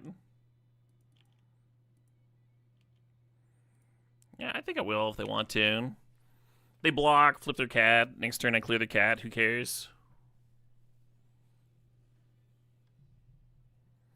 Dance with the Dead, Something Else Live. Yeah, when I saw them, they came out and they like dicked around with the synthesizers for a bit, like every other synthwave show you might see, right? And you're like, yeah, this is good shit. And then they rip out their guitars and they just like shredded for the rest of it. It's like, yeah. Fucking love that band.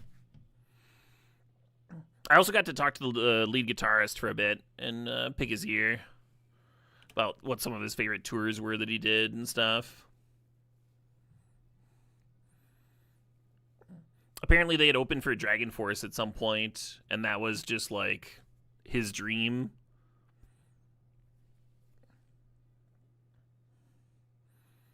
Because the Dragon Force, well, the way he put it to me was there just like aren't very many Asian metal guitarists. And so the Dragon Force guy was like a huge influence to him. So getting to open for them was just the sickest shit.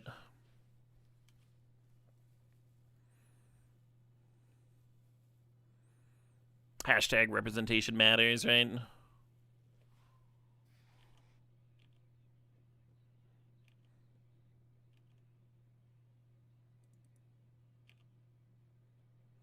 I guess I'll bin it.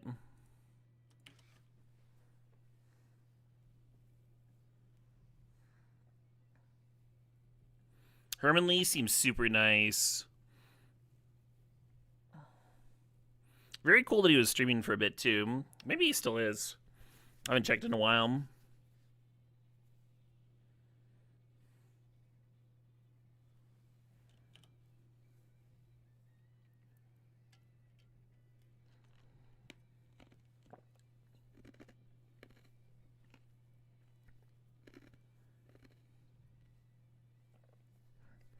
I've thought about doing an entirely music stream where we just talk about, like, let's just, like, make all-time lists, like, best riff of all time, best drum solo of all time. Go over a bunch of, like, live performances.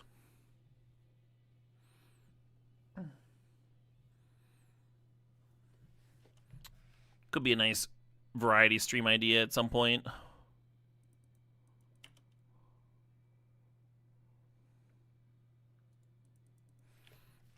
Yeah, exactly. I'm random. I think a lot of my regular viewers would be into that.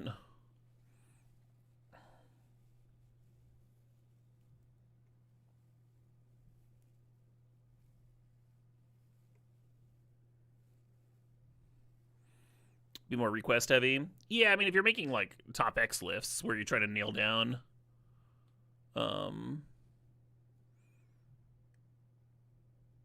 riffs and stuff, makes sense to get chat involved.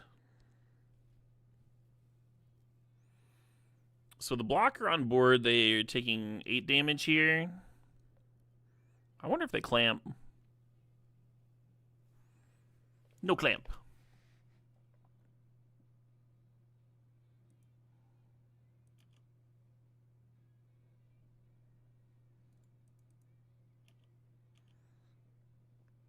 Get a Howling Giant on.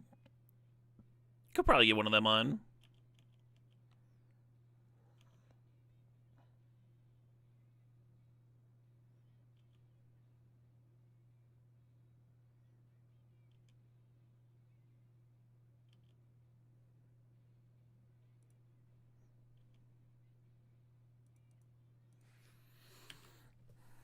Those guys are touring constantly. Just extremely hardworking.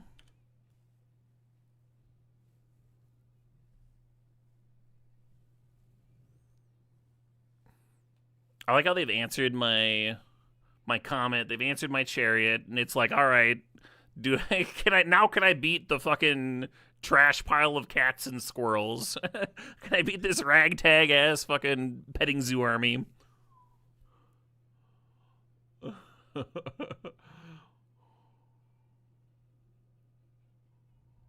There's no tension on my side, right? I've got my stuff.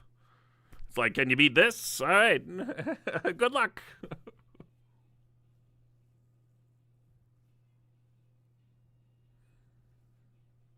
Oh, interesting on Living Fiend. Yeah, I saw Ginger over the summer.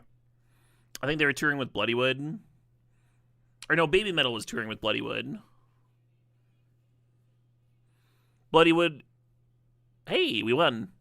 That's 3 2-1s in a row. Can we get a fucking trophy? That deck was on the wild side, huh?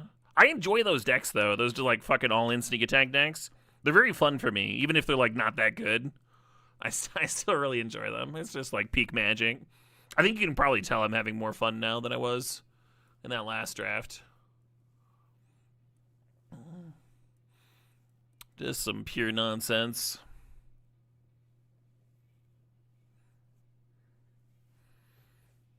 Bloodywood and Baby Metal sounds like a sick show. Yeah. We actually left partway through Baby Metal. The crowd was just like overflowing. It was a bit much. I could tell my wife was not having the best of time. And I'd seen Baby Metal before, so I was mostly excited to see Bloodywood. I also got to see Snow the Product that day. Because this was at the Summerfest over in Milwaukee. And what they'll do is they'll have this like row of tents, right? It's set up really well. There's like very little sound bleed and stuff. And the audio quality is really good for an outdoor festival because they've been doing it for forever. And the whole lot is like very walkable, and there's like food and drinks and stuff everywhere. It's cool. It's a good time. But it also means that like if there's a spot on the main stage that you're there for, if there's a spot where you're not feeling it, then you can go like check out another tent. And I'd seen the schedule for the day, and I knew Snow the Product was going to be performing, and I was really glad that I dipped over to watch her.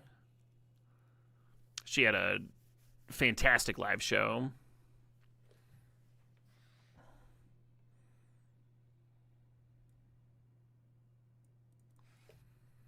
Her dancers were like thick with 4Cs, you know, and they were still doing like jump splits and stuff. It's this crazy shit.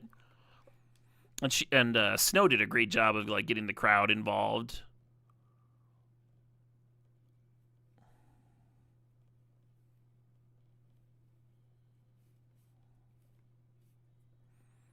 Would definitely be stoked to see her perform again. So I haven't loved Reanimator in this one. It doesn't really excite me. I could take channel again. Just all channel all the time. Probably supposed to Oko. Good Urza. I do like an Urza here or there. I think I'm gonna channel. I never channeled Emrakul last time. I'll take the Oko. Okay, what flavor of boring do we want to be? Do we want to be a Tinker deck after it's just passing Urza? Or do you want a Bowmaster and just be like trade binder bug cards? Just like bug cards that no one likes to play around. Or we could be Bant, right? Take Seasoned Dungeoneer. Dungeoneer's good. It's a good card. You love Trade Binder Bug? Trade Binder Bug's great. Chat's into the Bowman. Let's jam it. Here I'm looking at Llanowar Elves as a way to turn 2 of the Yoko, and I'm looking at Necromancy just as a value card. Pass Entomb, take Necromancy. Necromancy is a bit more trade binder-ish. We'll probably end up with other mana dorks later, right? They're not irreplaceable. Is Oko being banned in Modern nuts? I don't know. Even though like Modern is like a fucked up format, Oko is pretty miserable.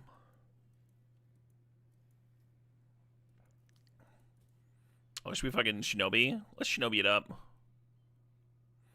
If we'd gone down the Bant route, we'd be on Guide of Souls here for sure. Probably a much better deck.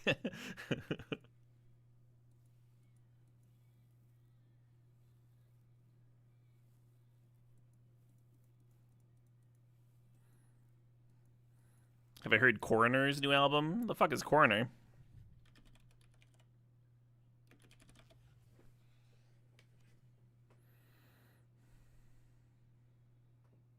Oh, thrash metal. I'm not huge on thrash. It's like fine.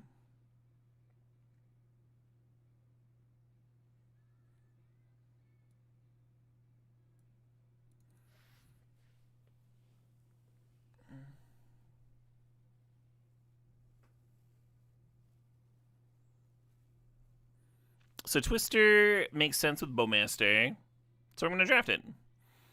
Days and Urza Saga are next somewhere. Lightning Greaves for potential Nadu is like somewhere. Hex Drinky, maybe. But we got Bowmasters, might as well take the draw 7, right? Might as well. Oh, this is interesting. Yeah, all 4 of these black cards up on the top left are interesting options. I've been pretty low on Mind Twist. It does get a little bit better if you're trying to play like a plotting, slow, shitty game. If your deck sucks, Mind Twist improves. Dismember, even though it costs life, is still a 1 mana removal spell. Could be good. Grist used to be a very early pick, but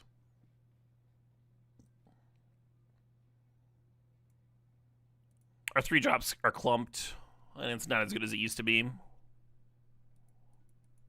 Mystical Tutor could let us find the Twister more often. There's something to that. I think I'm going to pay a little attention to my mana base here. Hedge Maze is fetchable. It's nice to have a fetchable green source. But I'm going to grab this Dark Slick Shores. I really like my lands coming to play untapped. Big fan of that.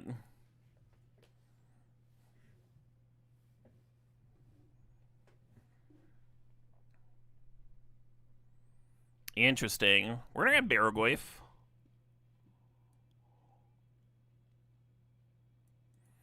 We're going to end up being like a mono black deck. Splashing for Twister.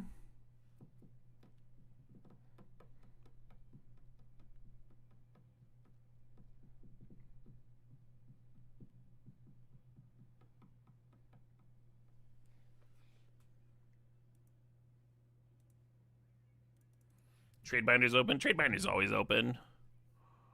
Everyone's got a trade binder.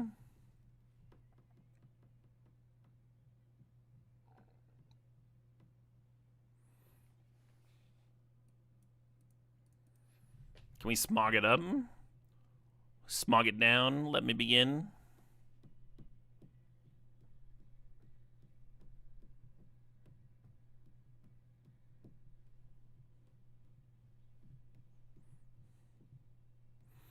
Wouldn't mind some evasive threats for this Shinobi. Hell yeah. Thanks, Unliving Fiend.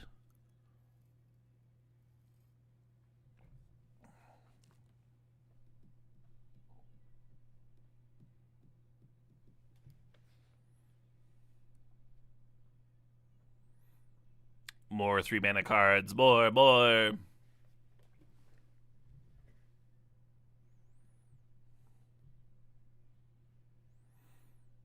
I think we passed Leovold earlier, Pineapple. Maybe it was an earlier draft.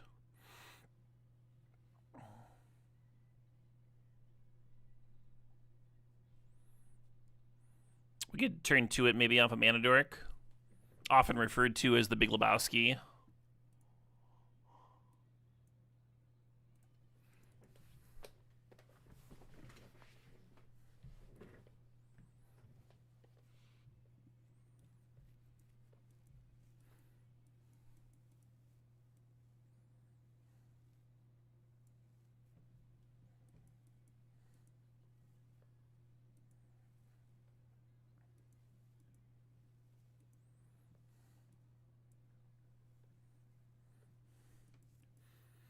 Lightning Greaves over in the Nadu waiting room.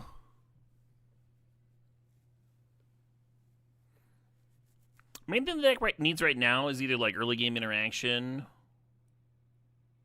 or acceleration, right? If we can like play 3 drops on turn 1, then our curve being dog shit matters less.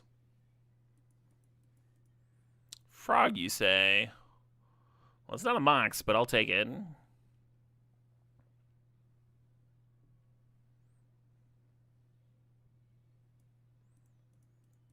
We took the Doomsday. Yeah, the purpose of taking the Doomsday is so other people don't take my fucking blue-black lands. It wasn't because I wanted to draft Doomsday here. I've done a lot of that lately, a lot of Doomsday in. Very unlikely for me to have the mana base where I can do that too.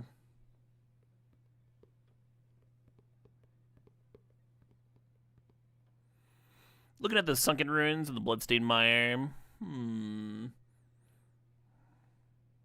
Did we pass Underground Sea earlier? I think we did. I might still grab that Mire.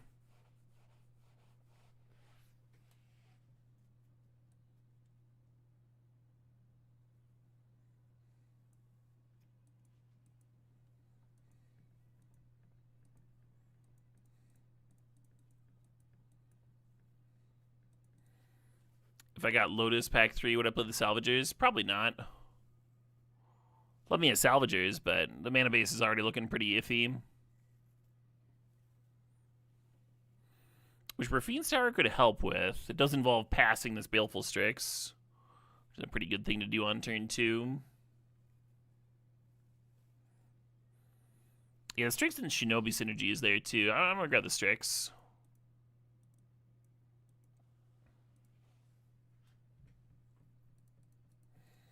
Oh, Frog's also good with Twister. Sometimes you can just kill people out of nowhere.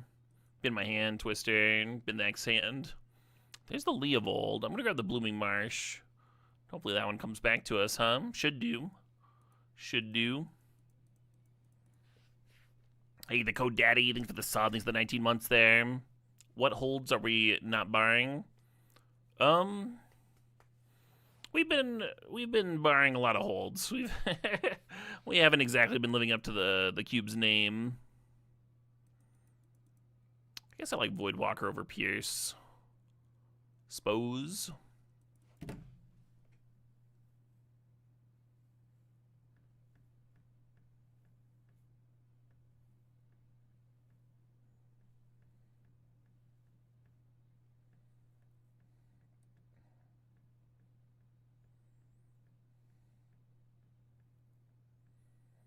Yeah, not much of a Snapcaster deck, huh? Rotten Agenda! How's it going? Rotten says, dropping this off. Only reason I signed into Twitch anymore, been chilling over on the YouTube side. While you're here, can you do a song request like old times? Of course, Rotten. What do you want?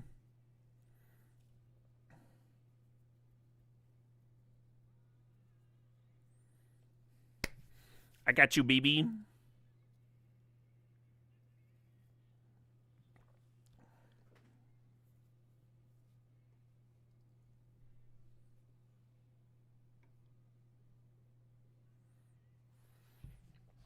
Another fetch with no fetchables. Looks like a plan to me.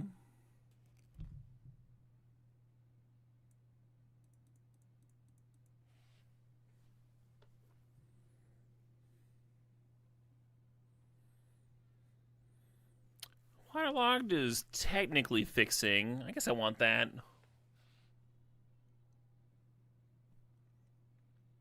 Grief's pretty good.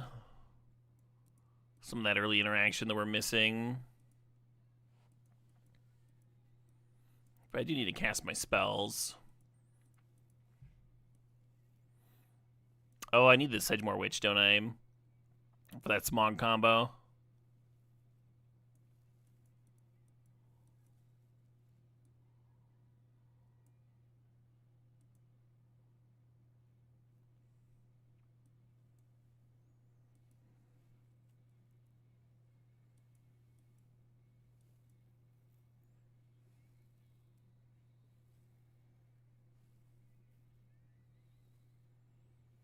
How relevant's the card disadvantage from Evoke casting Grief? I mean, you can't hardcast it. Typically, the pitch cast gets evened out if you've got ways of rebuying it with like Necromancy or here Emperor Bones would be fine.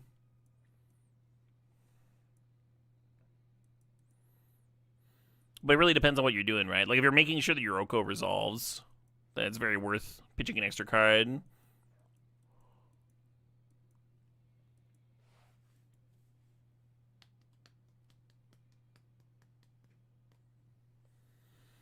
Yeah, Grief's a great card. I'd play it even outside of Reanimator. Like, even if I didn't have the Necromancy and stuff.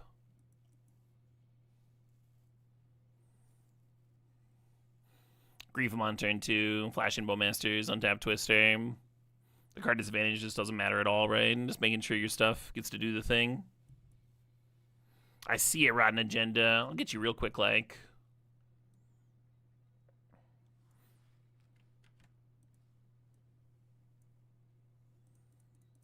And of course, I do appreciate the $6.66. Hail Satan. Hey, Biggie Smalls, 77, thanks for the sub. Thanks for 14 months there.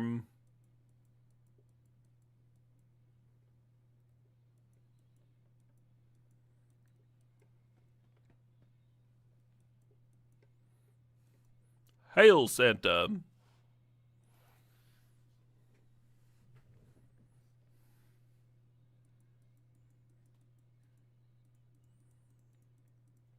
Oh, I'm here for a long time, not a good time.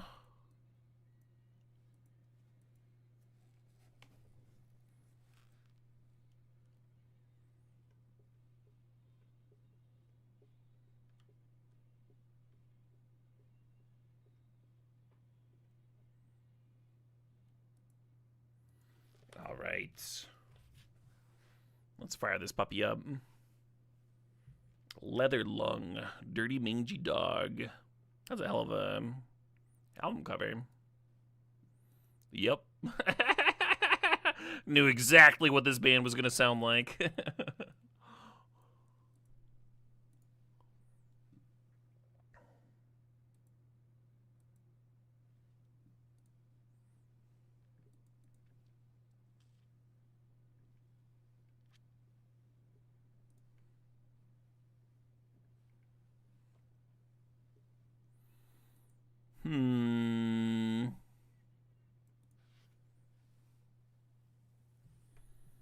I think we need this Dark Ritual. It's the most important card in the pack for us. The Overgrown Tomb would do a lot for our splash. I think the Dark Ritual is more important. Note that the Leovold did not wheel out of the last pack.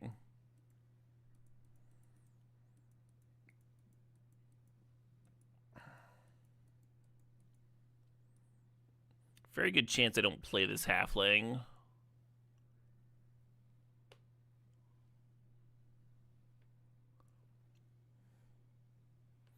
Hey, Brunswitzku, thanks for the sub.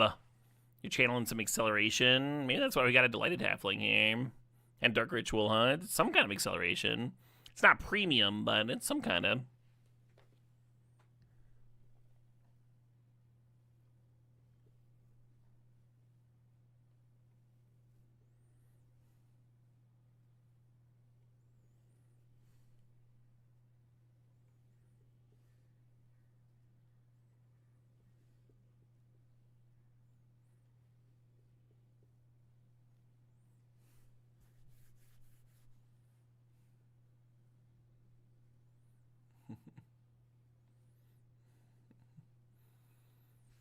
Love those simple, fuzzed out riffs. So it's on color fetch, which is a bummer to pass, but it is my Triome. It does kind of make our mana base work by its lonesome.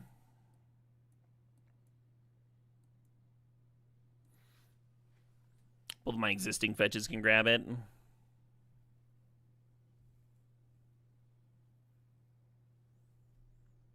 Yeah, you just need to make sure that it's not Phantom, Jibusha. You'll be fine.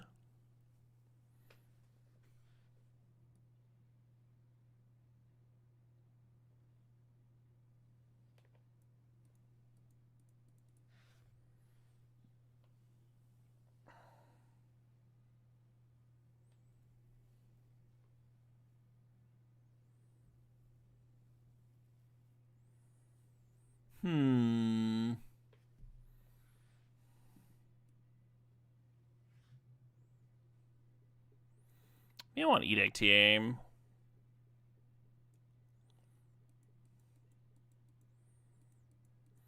The Vamp would be good. It would help me get the Smog combo together a little bit more often. I think I'm just going to grab the Mana Dork.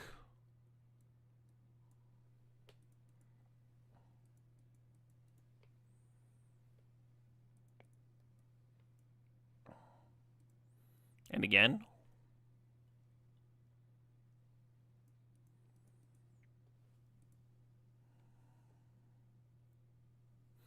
I like how the Noble Hierarch helps us fix for blue nicely.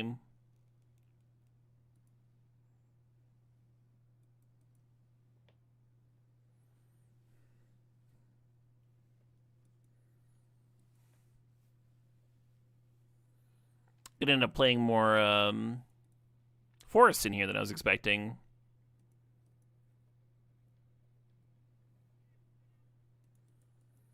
Probably just like 4 here.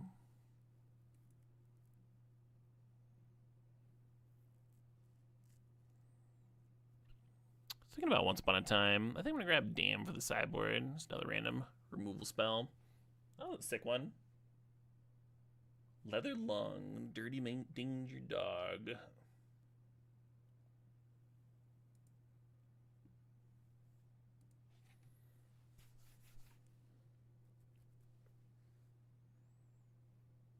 Hey, the Overrun Tomb came back. Very cool.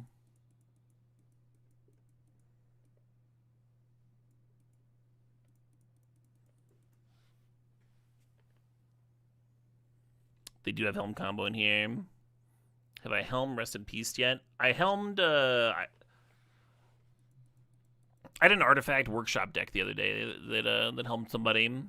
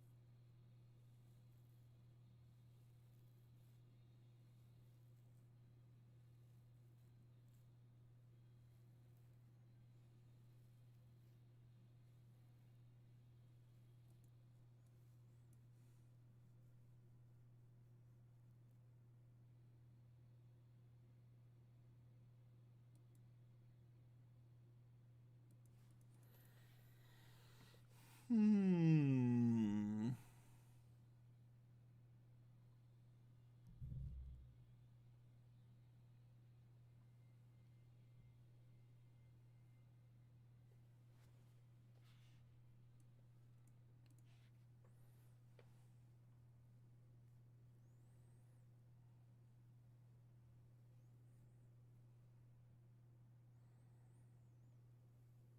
Oh yeah, I mean, I've main decked Rest in Peace in some legacy environments.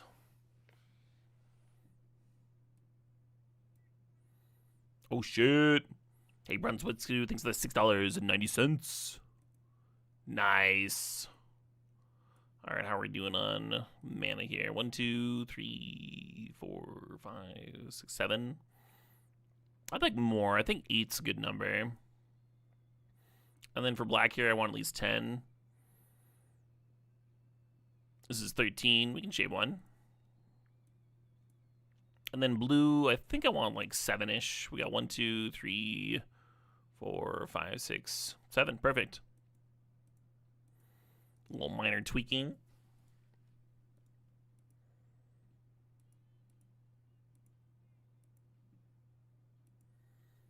You think Copter's better than Brainstorm? I disagree. Thanks for sharing your thoughts.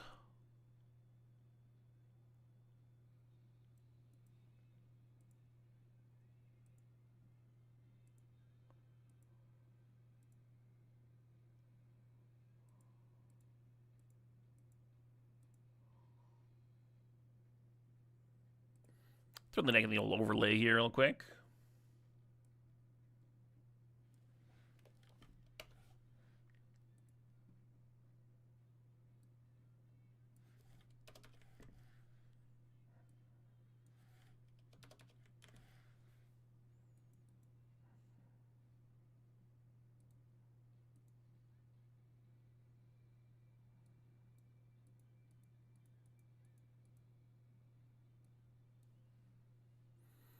Song is indeed a banger. Real classic.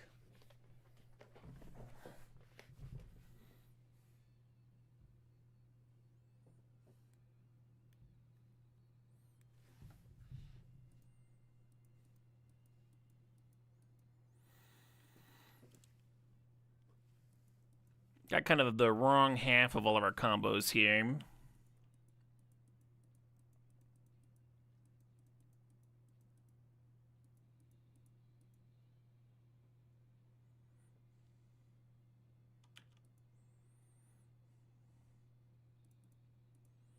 Mana looking good.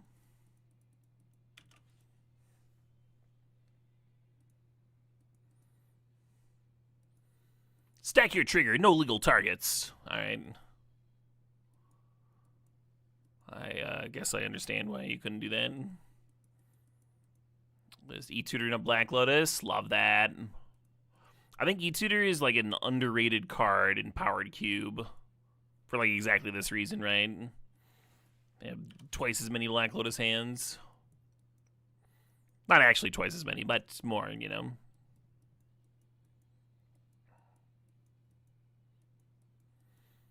Well, the Salvager's down, threatening to rebuy next turn. But he just exile with Emperor Bones. I don't know if they thought this through, yeah.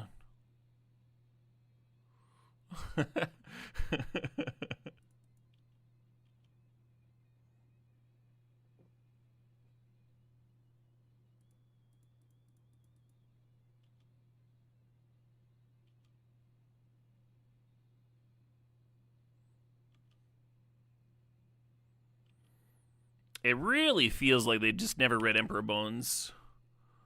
That's the vibe I'm getting from everything that just happened.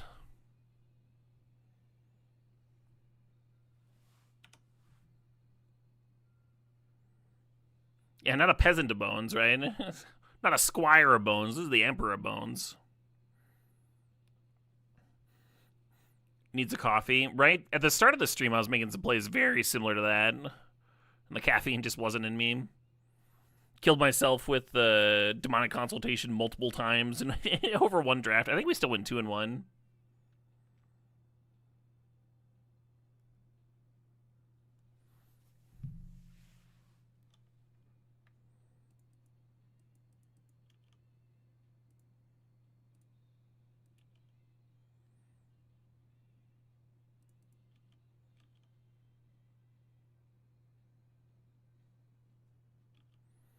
Chomping.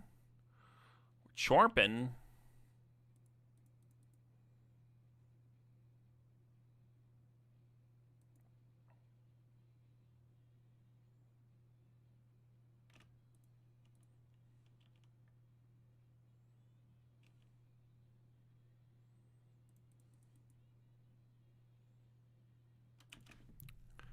All strategically correct decisions, of course.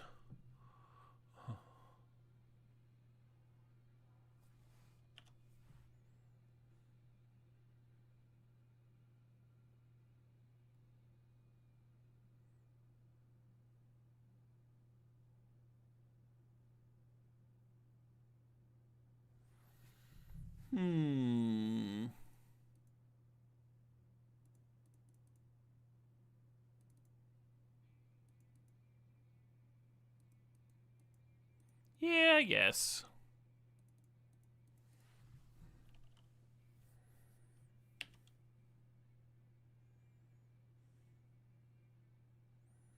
Thought about just twisting here.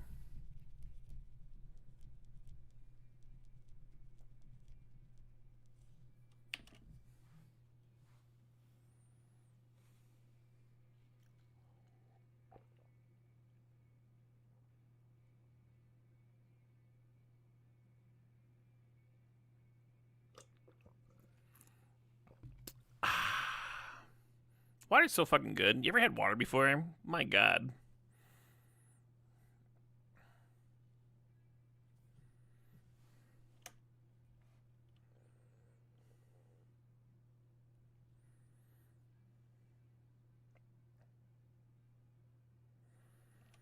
You don't drink the stuff? Fish fucking it? What do you drink, salty rutabaga?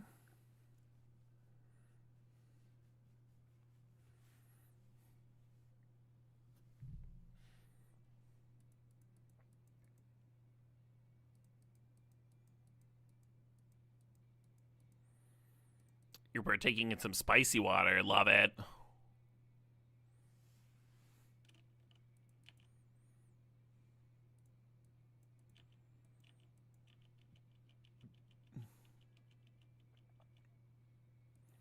Mostly coffee. Oh, I fucking your coffee. Specifically fish. I fuck fish in your coffee. There's no escaping it.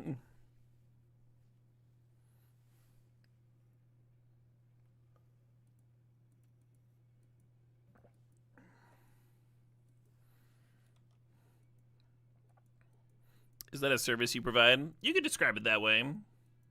You have to call the police? What are you going to call them?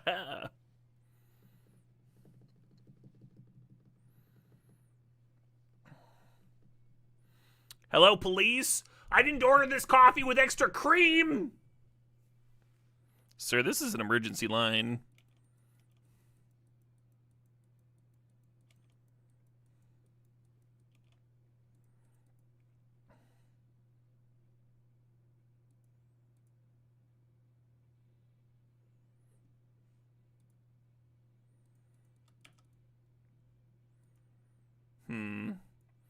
Feeling silly about my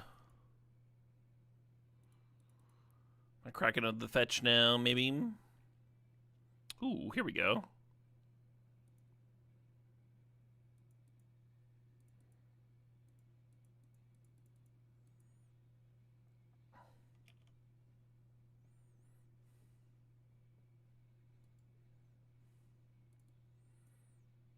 Is there a combo with the Chain of Smog in the deck? There is, yeah. We got a 3-2 that spits out 1/1s. So you can make infinite. Hey, Alicia, thanks for the sob. Thanks 102 months. Hope you're doing well. Much love.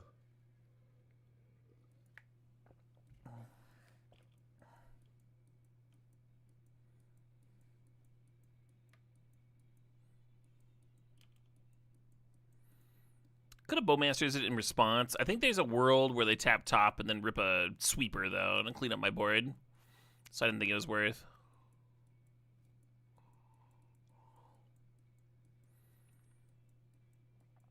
I'm doing pretty well, Alicia. I got a tournament tomorrow that I'm a little excited to play in.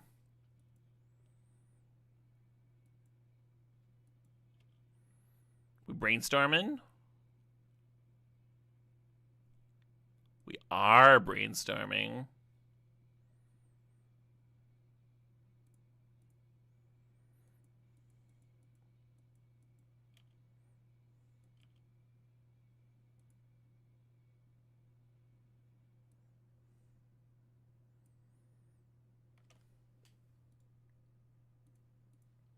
We'll pause this. It's a banger, so we'll come back to it. And then I'm going to post my deck list into my browser, and that won't get me anywhere. I'm going to recopy Brunswitzku's Summer Quest. I'm going to blast it. Also, Bill Murray. Got posted 12 hours ago? Hell yeah. The freshest. Look at this fucking... Look at this. He's holding an axe. He's wearing some like weird, ridiculous plate armor. He's got a cape.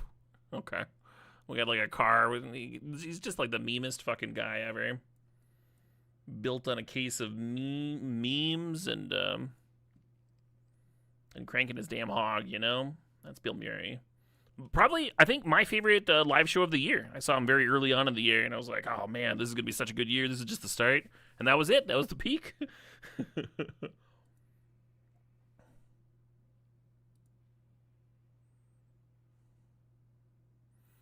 I was in like a lot of pain for the show too, but the energy was just off the hook good.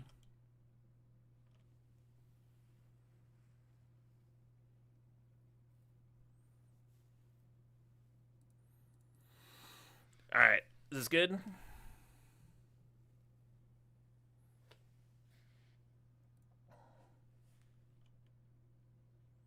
Like, I were just ignoring the Jace.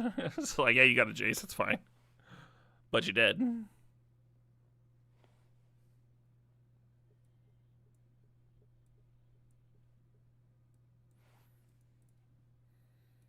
Let's watch the video while we're just in sideboarding anyway.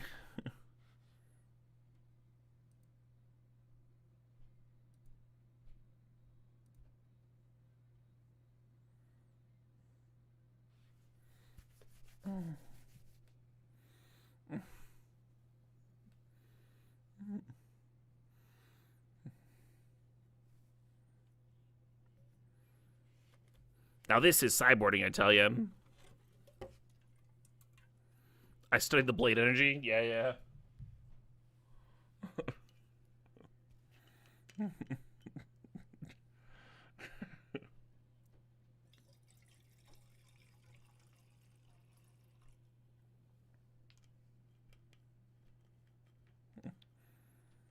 What's he gonna do? What's he gonna do with that huge fucking axe?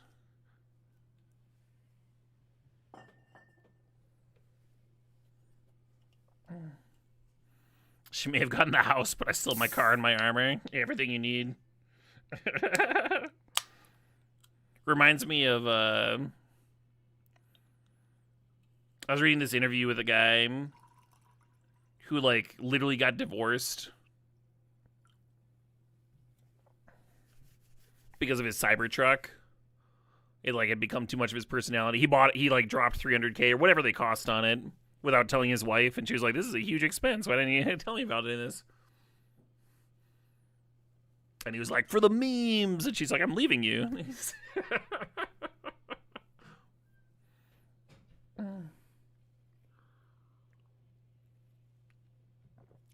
Oh, man.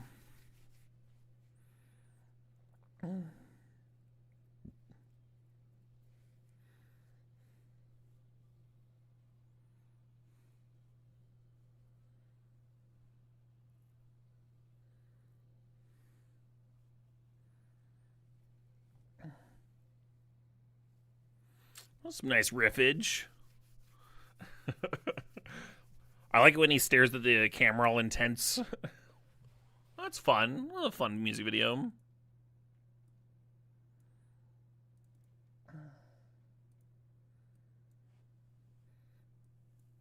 Alright, gonna blast some Ray Gun Cowboys now.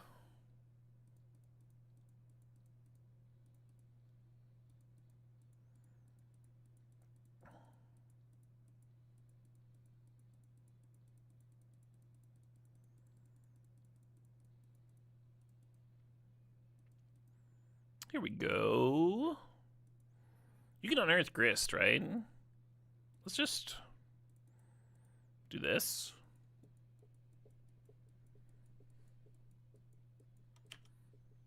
Undersized codpiece. Yeah, I can see that.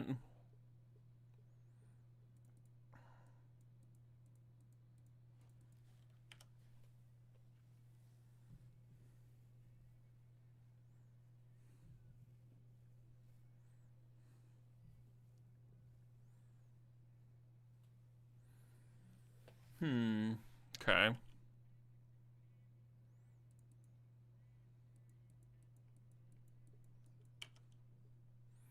So Grist would have answered a lot of stuff. It does not answer a World Spine very well. I guess we brainstorm here.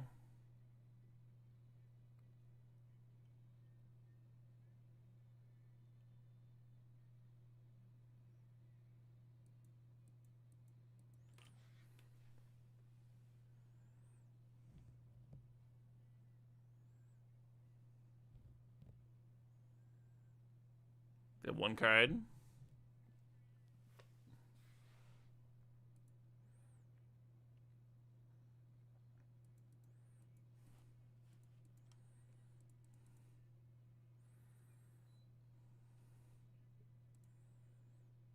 Oh, you know what I could have done? I could have put the Baleful Strix on top and then upticked Grist and then unearthed the Strix. That would have been cute.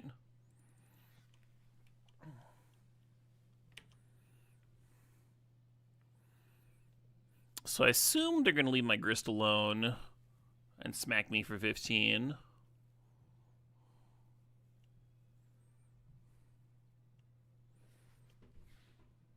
Yeah. And we're kind of hoping their last card isn't very good, because I think that's the only way we can win this.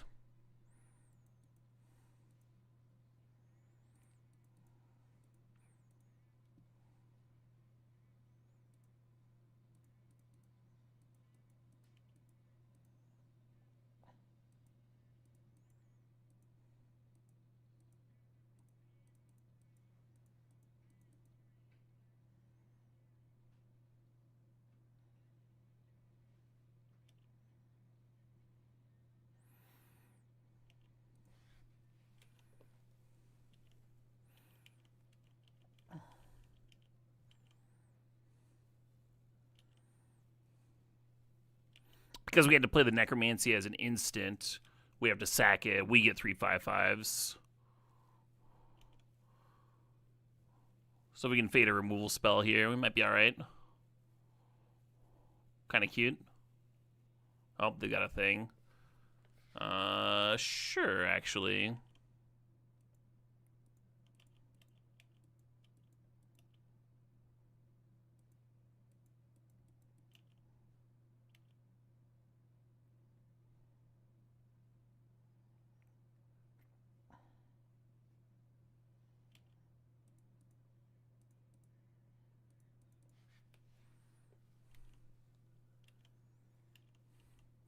I think I would have popped Grist if I was them.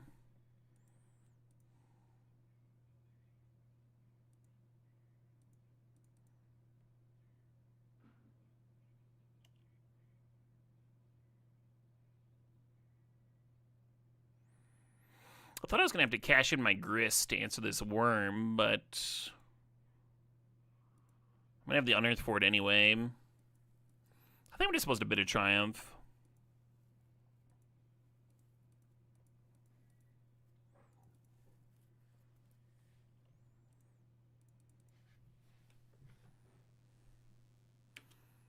Kind of feel ahead here.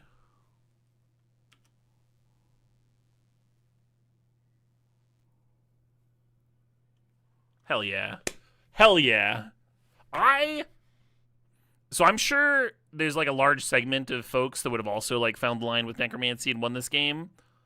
But I'm like reasonably confident not everybody would have, you know, so I'm proud of myself a little bit. A little self-pride there.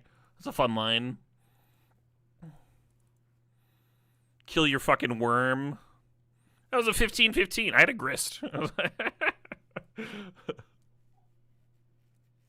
Good shit. Yeah, don't give up. Don't give up, huh? Sometimes shit comes together. Who has the time to read all the words on necromancy, right?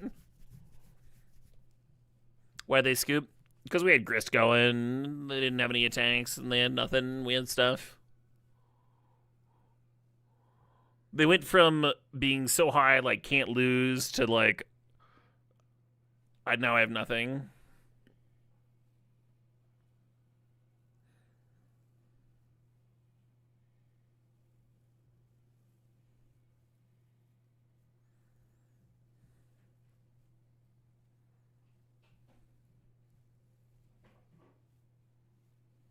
The morale damage, yeah.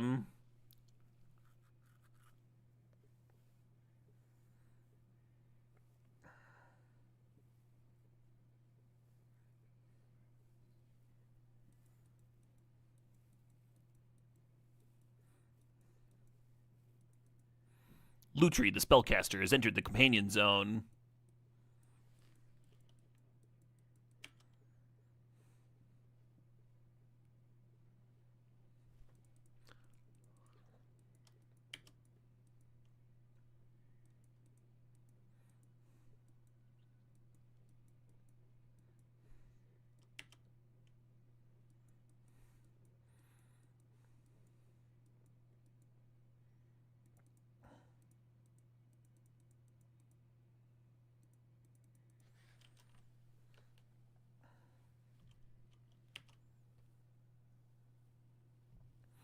Bowmaster in the bin there from the grist mill. Worth noting in case we find Unearth later. Anyway, here's a song about wanting to fuck wizards and other magic users. Can relate.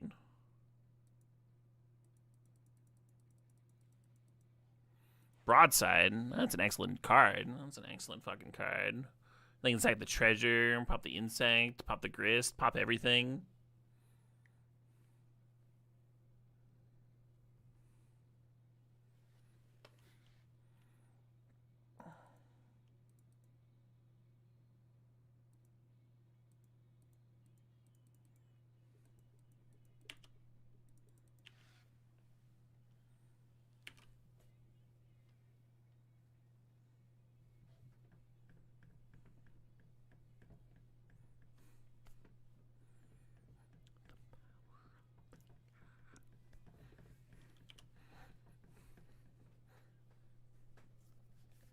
That's got to be a fucking Raceland reference, right? Trying to win the power of the gods themselves. Ooh, should I just do that? Huh.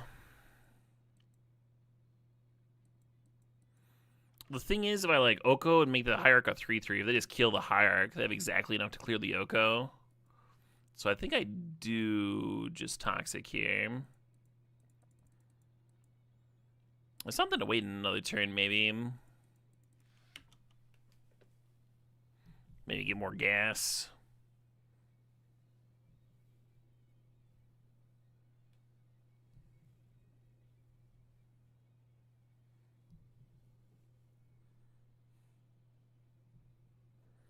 Yeah, one more turn, maybe. Or maybe I was just supposed to Oko last turn.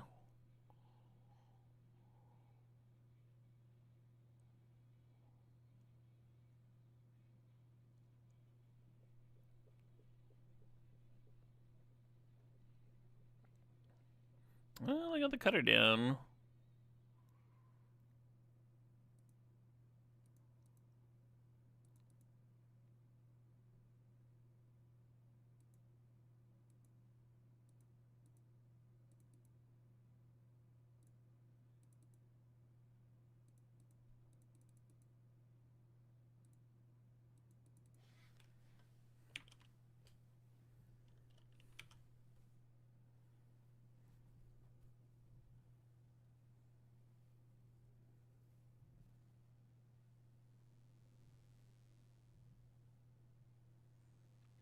I don't really like Elking the Lelia. It's maybe correct, but it leaves them with the 4/4. It doesn't really Stem the bleeding here.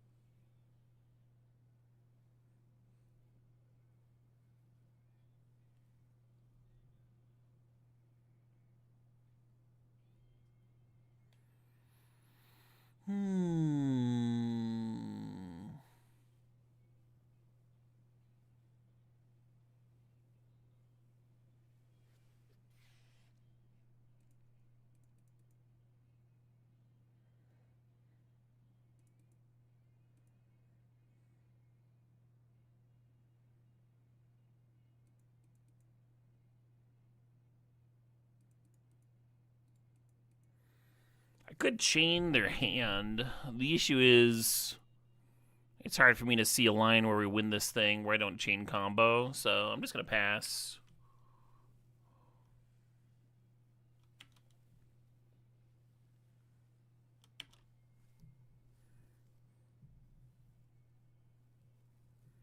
Would it become a legendary elk? It would, yeah, and they could reset it with Crocus if they wanted.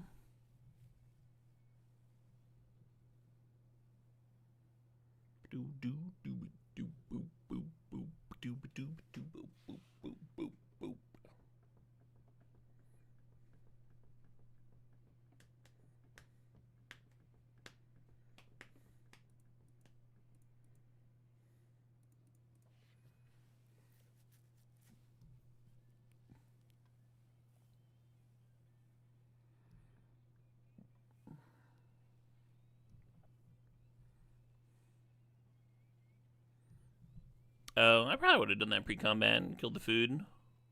Unless I'm just dead. I might just be dead. It doesn't really matter. Oh, shit. Okay. Okay. All right. All right, buddy. I see where we're going with this. Say no more.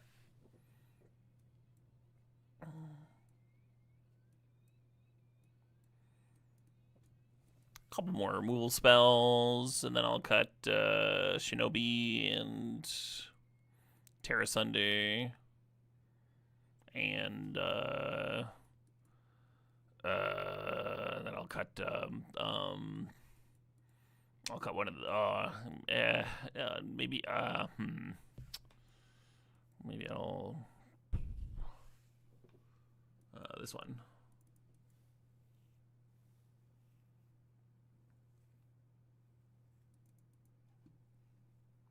Oh, speaking of Bill Murray.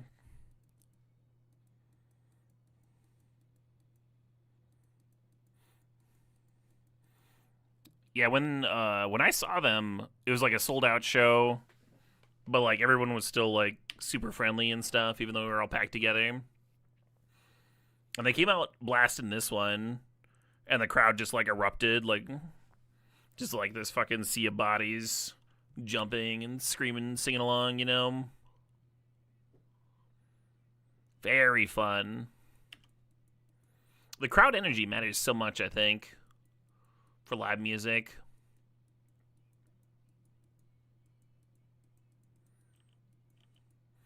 I was also just like really impressed with all of their stage performances.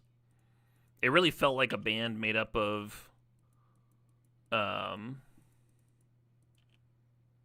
mono rock stars, you know, people that just could like just have a presence, like knew how to solo, when to solo, when to pull back, you know.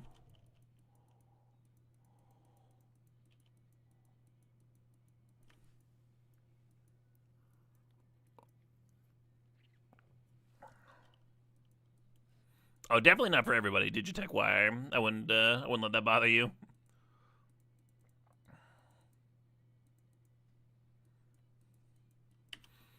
He's like a little experimental, but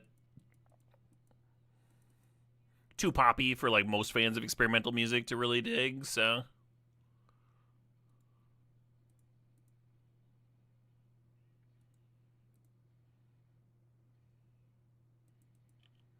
Nine damage. We have nine damage. They're at 9. That's nice. Oh man, I'd be really proud if I'd done the math for that, but no, I was just like, this looks right. This looks good. Fucking man, we had two polar opposite games there, huh? Hell yeah, Chuckles. You think the twang's what stops you from digging it? Yeah. A little bit of country influence. There's also like metalcore influence and like all this other stuff.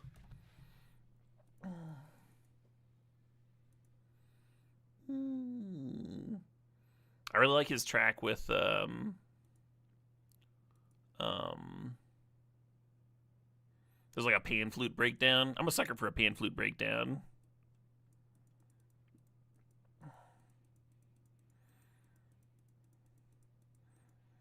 I think that's on Eggy Pocket.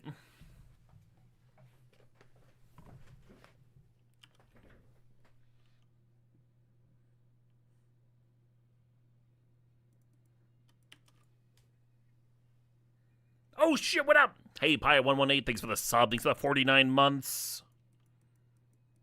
Yeah, mill that mana drain. Get that trash out of here. Did I listen to his new song? Yeah, we just did, Chuckles. That's why I said speaking of, because he came on earlier and we talked about him.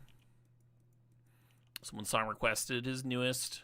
We actually like watched part of the music video while I was sideboarding.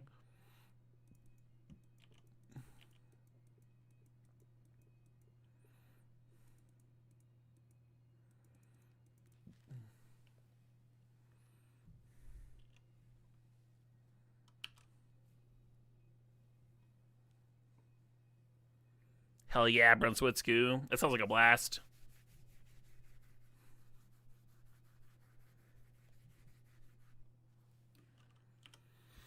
Don't love that for me.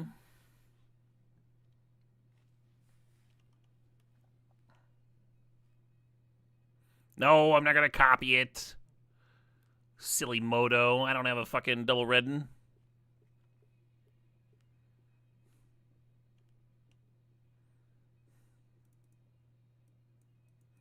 Yeah, I think if he was playing in a nearby city, I'd probably drive to see him.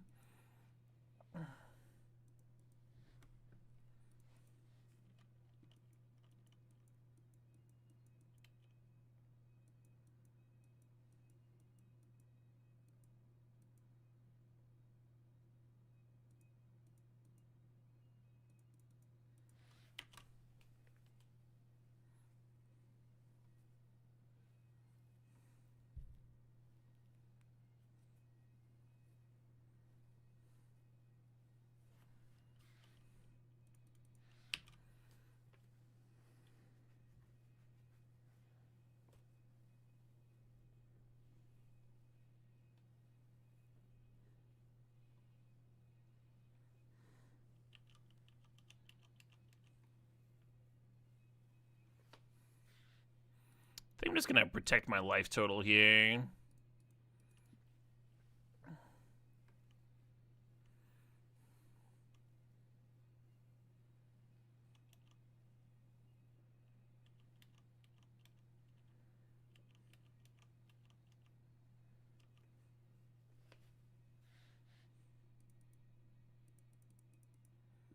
Kind of regret not inverting those, huh?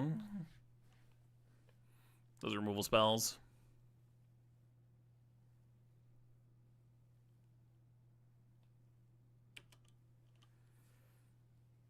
I have another 5 life to work with.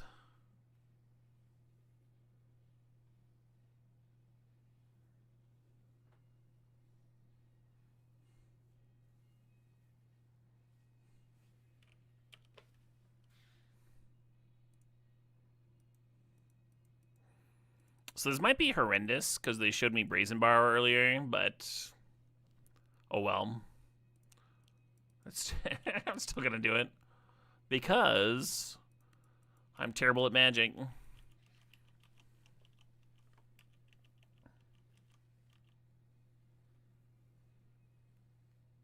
No Brazen Borrower yet. I guess it gives him a clone target. Narset, sure. What are we Narsetting for him?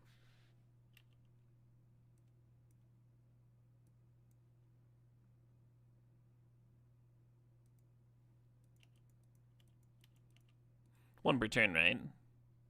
Yeah, we can crack the waterlogged if we want. I think I do want.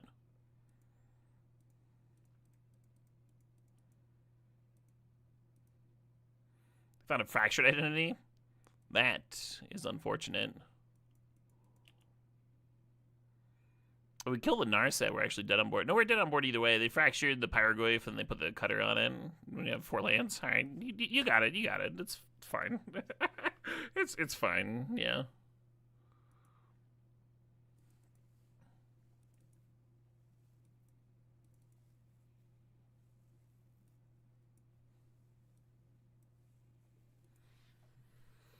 Oh yeah, Chuckles. How far out of Wisconsin do you live? I think you played Chicago too. GG. Yeah, GG. That was a fun match. Too many lands. A few too many. Some of our draws. I guess Twister and Brainstorm would have been fine because you can attack and clear the Narset, and then they would have been live. But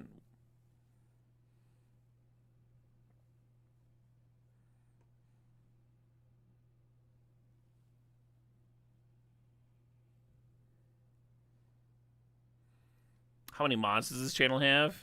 It's a hard question to answer. There's certainly more mods than there are active mods, right?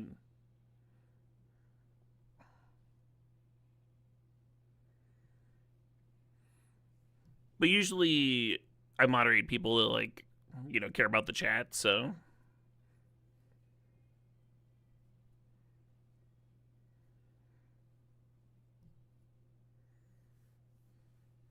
Oh, fun, Chuckles.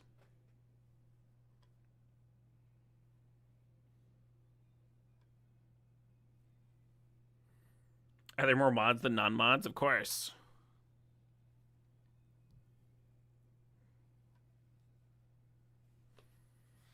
How else would the mods maintain their, like, order, you know? If there were more non-mods than mods, they would just rise up. They would just revolt. What's that? Oh, I'm hearing there are more non-mods than mods. Oh, yeah? Yeah. And I just gave them strategic instructions on how to overthrow the stream. Yeah. Yeah. And now I'm describing it into my mic while pretending I have an earpiece. That's what's... Okay, sure. This all seems bad. I'm going to mull this. We have a witch, but it's a lot of mana. Okay. Fuck with this hand. Maybe been a forest, huh?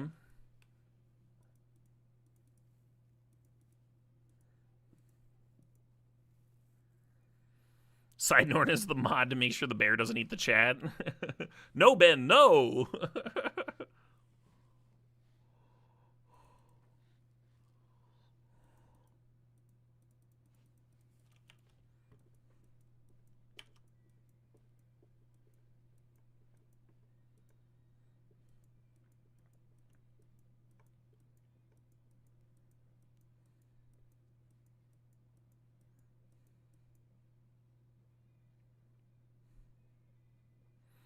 Has the bear ever ate the chat?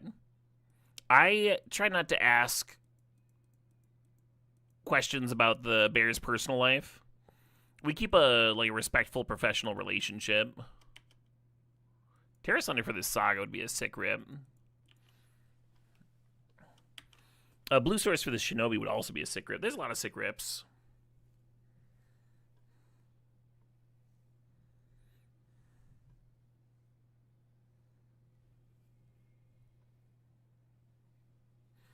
Kal-El, I think, was my second favorite live show this year.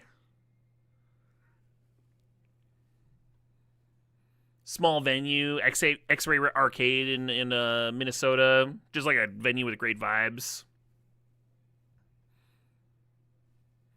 And they put on a fun, like, high energy show for a very small crowd. And they were stoked to sign my vinyl. I was like, if I buy a vinyl, will you sign this? And he's like, I'll not only do that, I'll go get the entire band to make this $25 sale. Anyway. They were so friendly. I tipped them on their Bandcamp. What are we doing? You bouncing? You gonna shock bounce? Is that what you're doing?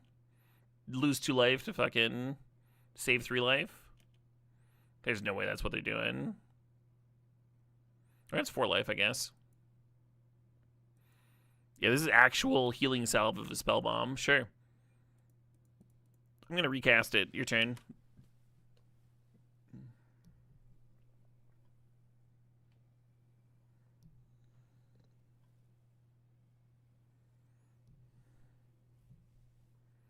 And the openers were dope. The openers were so much fun.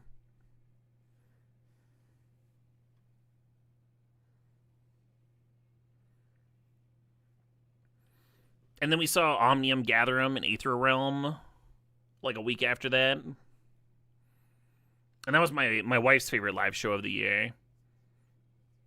She hadn't heard much Omnium Gatherum, but I knew she would dig them when we saw them live, and I knew she would dig the venue because I'd been to the venue before. And I knew it was like her kind of vibes. And then it ended up just like being her favorite live show of the year.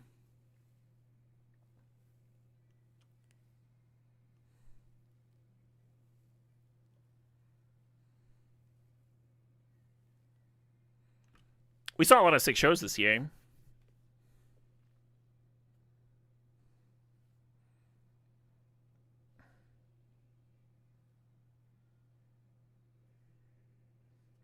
Competing with like Weird Al and Hai Long and stuff. How many shows have I seen in 2025? That's a good question. It's been a lot. We saw a lot of live music this year. I think we're going to like tone it down a little bit next year.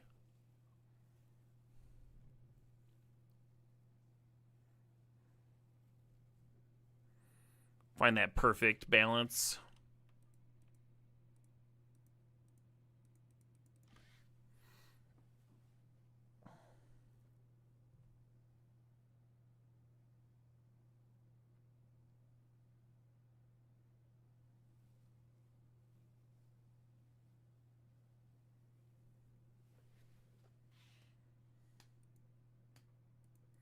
It's been 2 lands. I would assume over 30.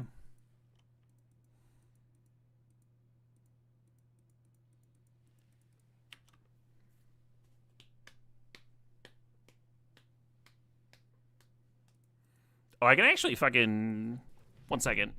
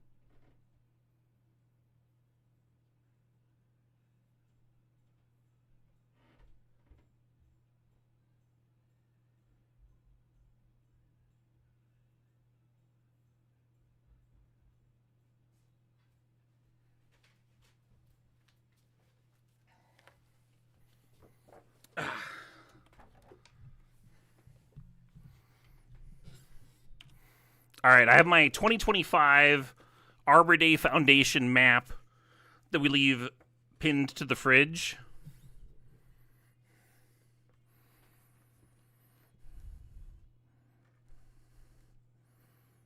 It looks like in January we only saw King Buffalo, 6 show. And then in February we saw Trampled by Turtles, a secret Lords of the Trident show that they did here in Madison for their Patreon subscribers. That was really sick. Got to like chat with the members of the band. Folks that watch like all of my streams will remember Lords of the Trident because I literally had their frontman, Ty, come on the stream and I interviewed him and stuff. Really fun. Super cool dude.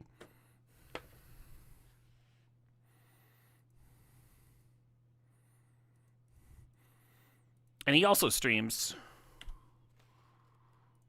6 does not seem great versus Dauthi Voidwalker, but it does get them closer to Sheldock, I guess. And then we also saw Bill Murray in February, and we saw Bill Murray. Basically, early in February, I had our hot water heater was like getting close to being done. We were only getting like 15 minutes of hot water out of it. Barely enough for a shower, you know. It's like, all right, this is. And then my wife had also wanted to get like one of those like personal saunas, and so I'd scooped her one of those for Christmas or something, because there was like some sick sale.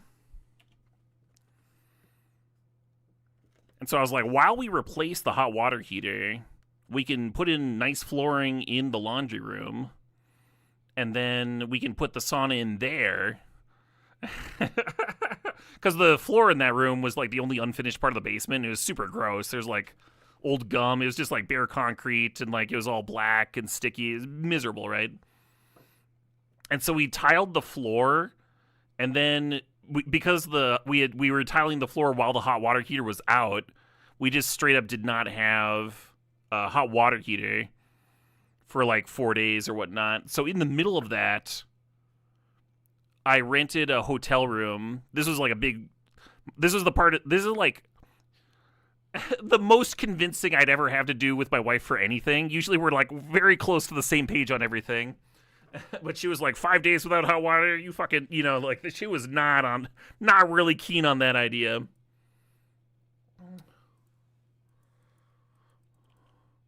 Yeah, we're just going to try and two-shot him here.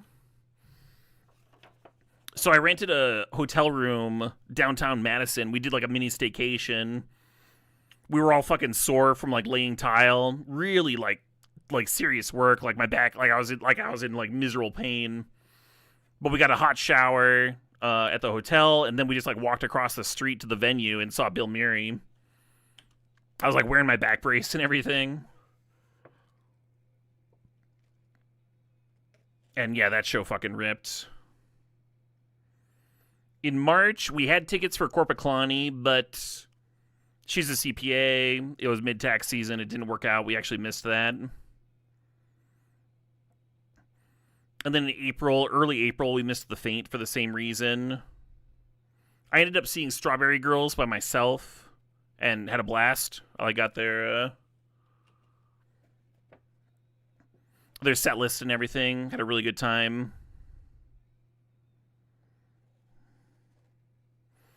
Something written here, Psych Blueses. That doesn't make any sense. I can't read my own handwriting. Oh, okay. I was invited to a local psychedelic show, and I ended up missing that one. So what was the question? It was how many shows did I go to? Let's see. We're at 1, 2, 3, 4. Only counting the ones we actually went to, of course. 5 through April. In May, we saw Deafheaven, and then we went to Milwaukee Metal Fest. So that's 2 more. This is going to end up being way less than the 30 I thought. I thought we went to a shitload of shows. It felt like a shitload. Oh, man. This portal's fucking me up. Yeah, you win. You win. You got it. You got it. I see it. You got it.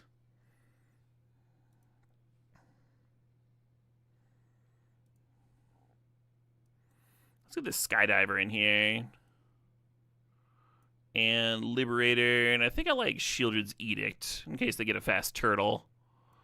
And we're going to cut Unearth, and Voidwalker was really good that game. Necromancy, we can cut that one. I kind of have to go to the bathroom. I'm going to go pee real quick. We'll continue the saga of what shows I went to this year afterwards.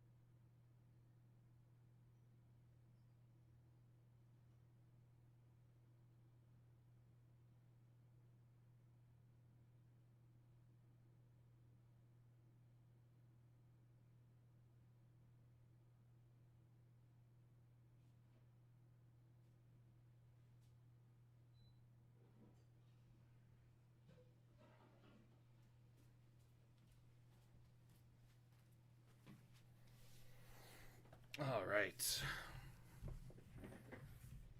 Let's see. I added some cards. I need to cut a card. I need to dismember. Sure. Toxic Deluge is another way to kill Turtle, maybe. All right. So I was at 7 after May, and then June had Mad with Power Fest.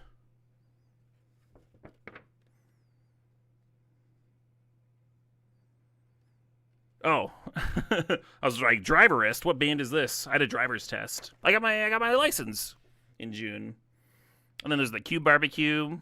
Those aren't shows, but that was still sick. And then in July we saw Bloodywood. Only one show in July. In August, Triple Exclamation Point signed. That's when we got married. That was sick.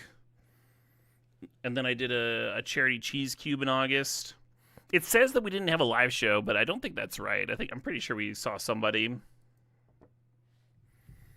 And then September was Weird Al, Trampled by Turtles again, second time, and Gojira. October, we saw The Sword, Mark Ribier, Kal-El.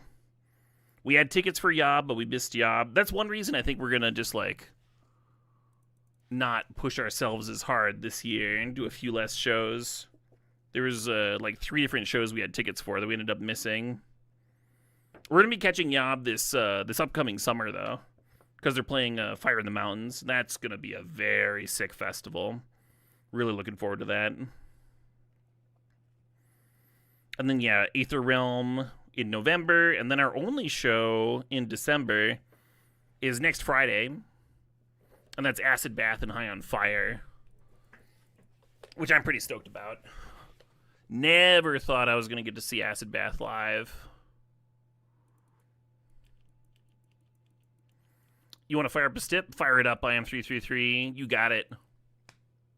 Do I wear earplugs to shows? I do. I keep earplugs in my battle vest, which I actually have hanging up behind me here. You can see it over there next to the bear. In the front, I took pains when I was like sewing in my patches to make it so all the pockets would be still useful, which took some like crazy hand stitching on the inside, you know, like digging into the pocket. Anyway, it was difficult. But because of that, I can keep my earplugs in my battle vest, and I just never forget them. Pretty good. So you could hold the Dark Ritual, and then if you rip a blue source, you can turn to Skydiver, the Gleemox. I think I just want to fire it off for the Bowmasters on turn 1 here and get a little bit of pressure going.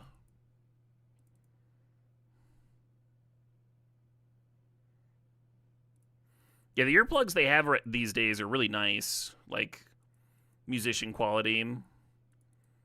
Okay, so this is going to get a tapped blue source, so I don't feel bad about firing off my Dark Ritual. We don't have a Watery Grave for this to grab, just a Bayou.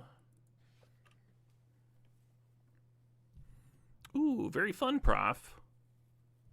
You got to share that. You got to share that when you're done. I'd love to see it. My wife's currently working on hers, and every time she finishes a patch, she's like, Caleb, you got to see that. Like,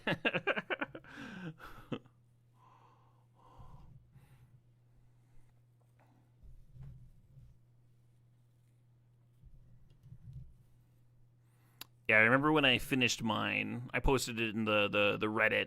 There's a Reddit culture around battle vests and stuff, where people share their patterns and talk about, ask questions and stuff. I got a solid number of likes.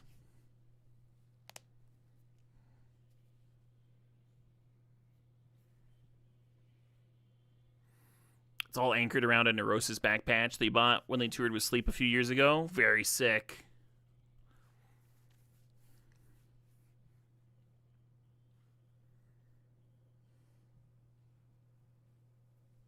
Hey, good evening, Demi-Man. Yeah, her back patch,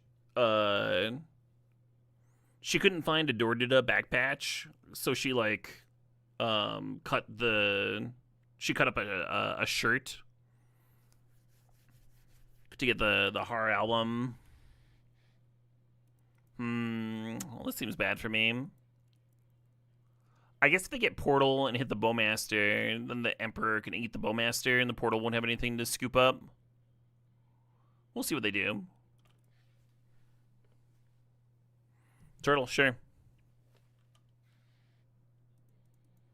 But yeah, she walked down the aisle to Dorda. And that's one of the bands we're going to see when we're in Romania.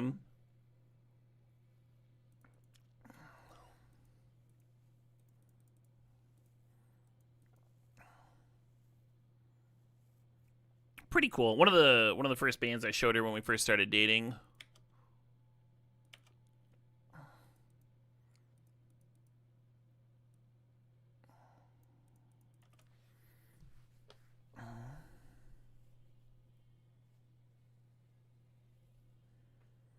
Authentic old school patch. Oh yeah, just cutting up another piece of merch. I got a couple of those.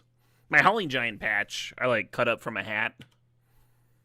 And then between the Buried and Me, it was hard to find a patch for, so that's another cut up piece of merch. I'm a little bit worried about this Kappa Cannoneer. You can see why I brought the Edict in. Why I boarded in one more answer.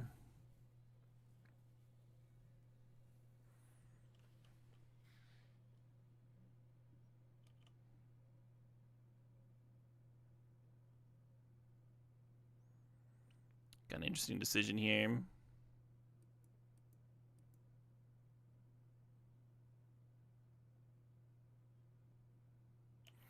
I guess I clear Karn.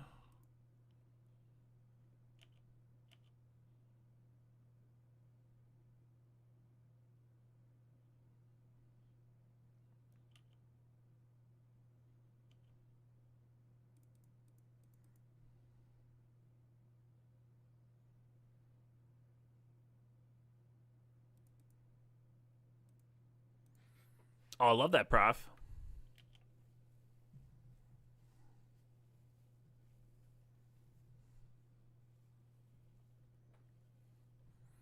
Oh, very sick, Heart Monarch. The Cleveland show has Amigo the Devil opening, and you're super excited. Love all of that.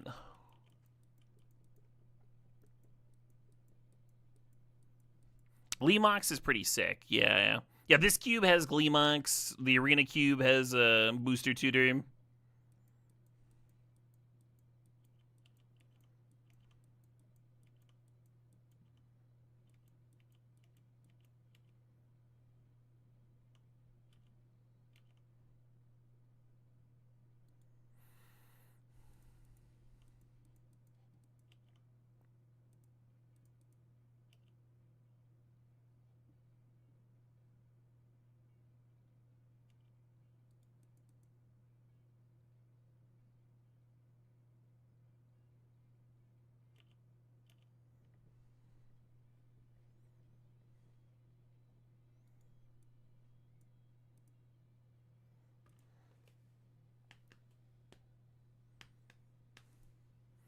Dang, the 1 and 2.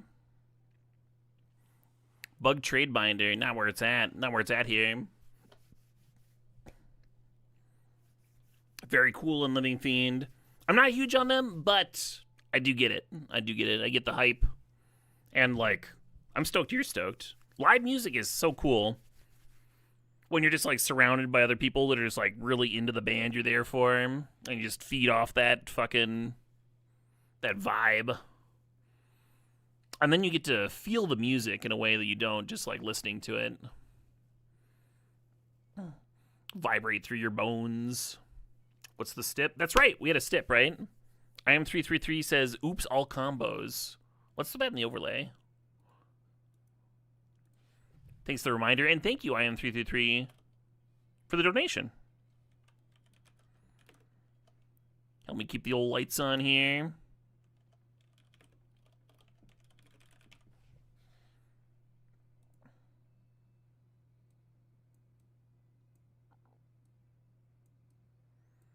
That's too small. I can do better than that.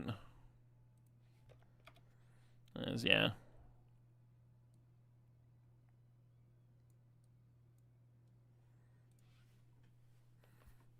GG.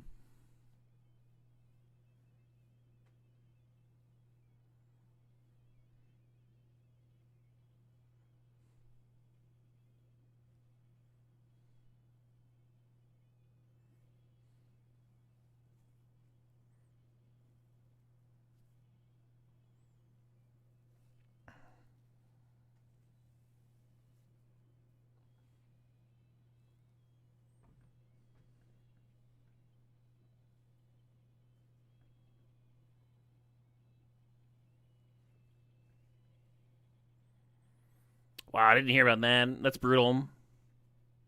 Lost a house.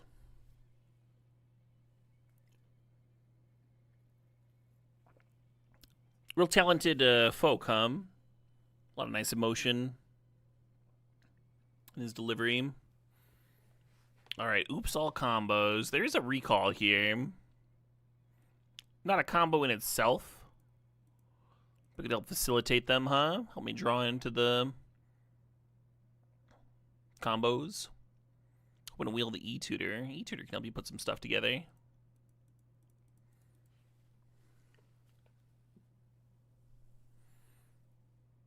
Breach plays well with recall.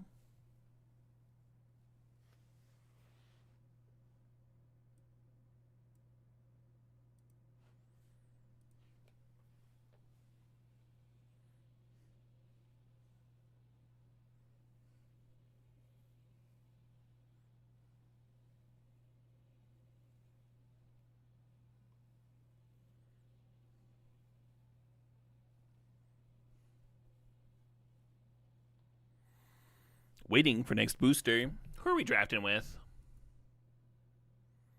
A runaway fridge, a rotten agenda, aka Knock Leo, Trembolozado, Curtain Lure, Mox Emperor, and the Lion. I feel like I've seen a few of those names around. We're gonna have Flash. Flash is a very combo-y card. There's also Gadgeteer here, Voltaic Key here. There's a few different little combo things. Flash just being part of an A plus B. I guess Gadgeteer is too.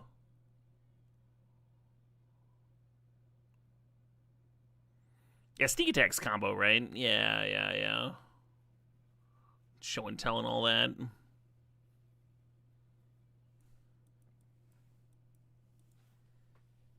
Urza. For Urza to be a combo card, it would have to be paired with, like, Thopter Sword or something.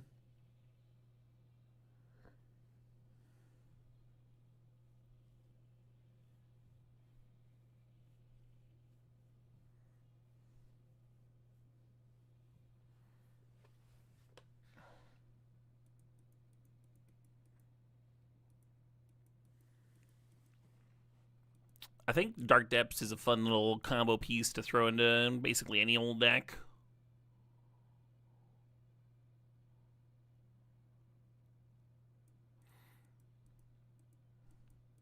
So Emrakul isn't particularly a combo with Flash, but I could see it being in a Flash deck.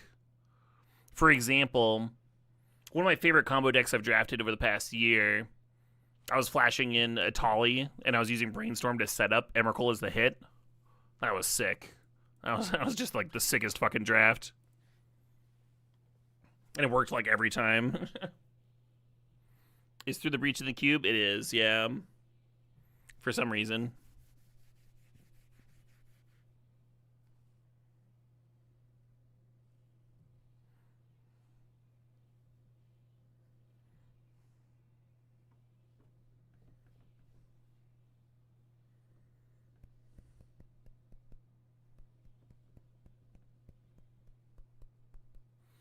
Archon is worth flashing in. Very worth show and telling in. I guess, huh? I guess. Hoping to avoid becoming just like toothpaste boring reanimator.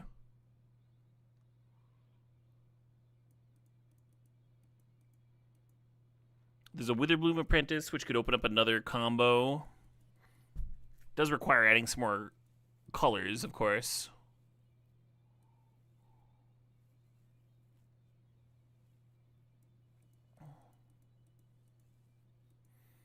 Vaultborn is naturally synergistic with the Flash here. We're gonna grab Hexmage for our Dark Depths.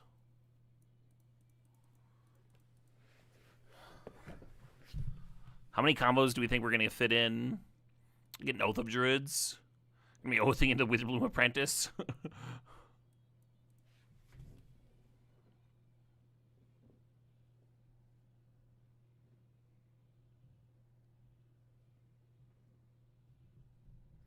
What's the Witherbloom Apprentice combo? Chain of Smog.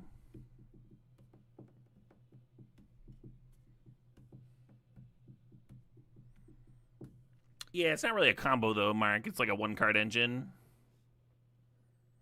We have a combo stip. I agree that Caves of Chaos Adventure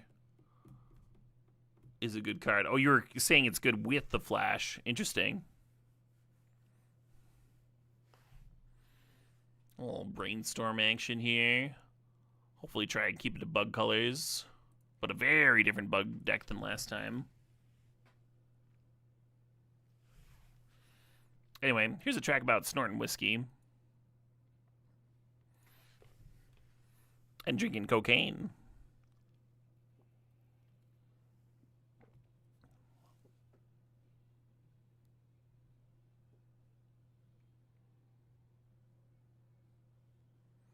I'm gonna get this Yavimaya. Might help with the depths a little bit.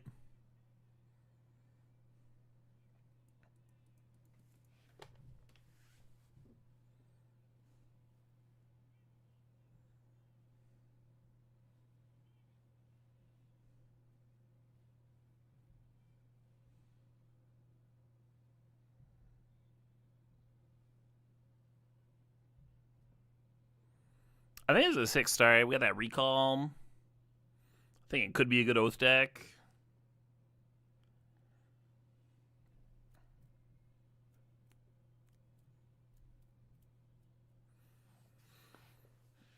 There is Helm combo in the cube. I'll have a stack for combos that aren't realized yet.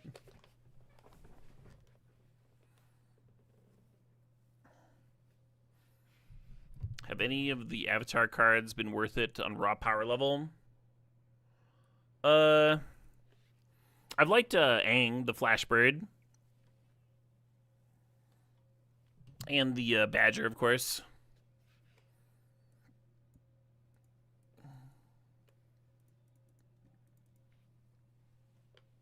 Hanging outside, Norna. There's no need to get nasty.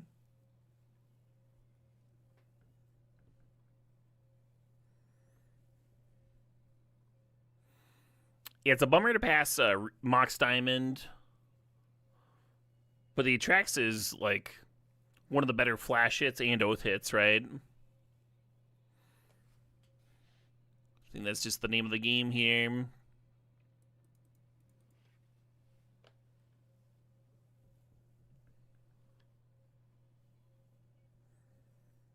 I think a couple of clear ads is pretty good for an individual standard set.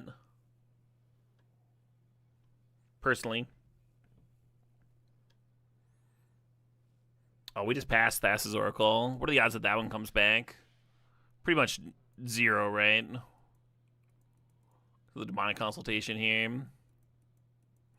Let's take the Trop instead of like relying on Oracle to wheel. Let's take the Trop. Part of being oops all combos is we have to actually be able to cast our combos too.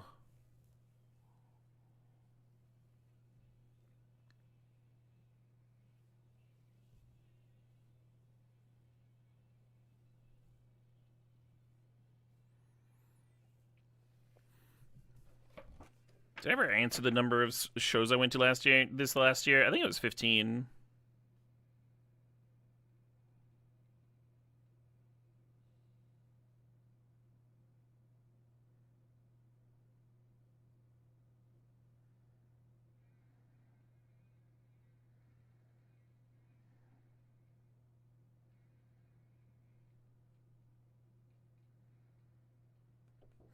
It's actually going to be 19 after Acid Bath.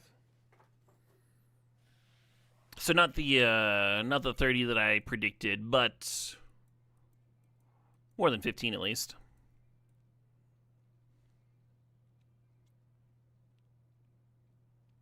I wonder how that compares to how many we saw last year. Troll's a little awkward with Oath of Druids. Maybe I don't want it.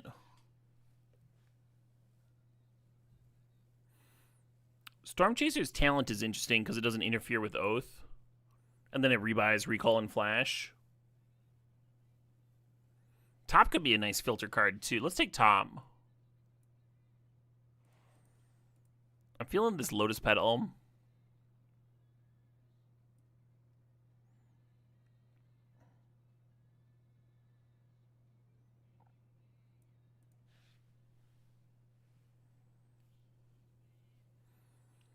You don't like wearing hats? No JRC? Why do you think that is? Is there a dark childhood memory? A dark hat-related childhood memory?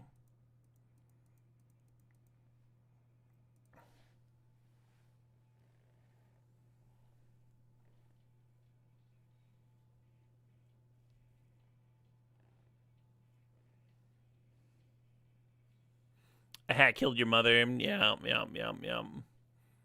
Many such cases. Salvage Spirit Guide is not really ideal in an Oath deck, which means we're looking at Sanctum and Shelldock. Let's grab Shelldock. Shelldock's fucking sick here. I don't really want to add a fourth color for Sneak, I don't think. I think we can avoid that. I think we can do this. We do have a Zurin Orb in regards to Fast Bond. It'd be nice to have Fixing Ever, but let's grab Fast Bond. Into Ice Till, perfect. That's Infinite Life, friends.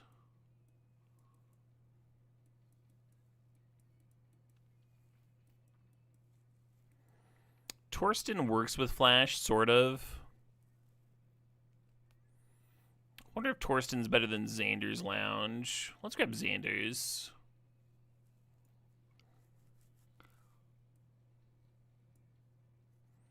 What are the odds, huh? 0. 0 that both wheel.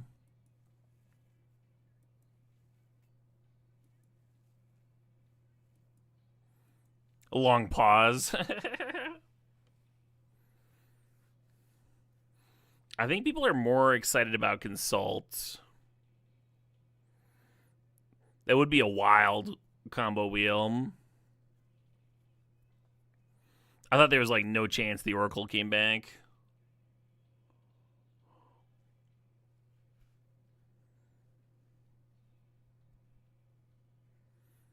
Well, Fuddruckers. Sorry, Oracle.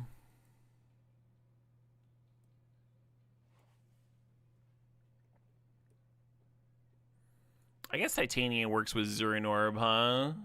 Can't pass up a fresh combo. And Safekeeper. I don't want to Oath into Safekeeper. I'll leave Safekeeper here. Yeah. So just in case we cut Oath, we'll keep those off to the side. Reanimator, while technically combo, is like borderline.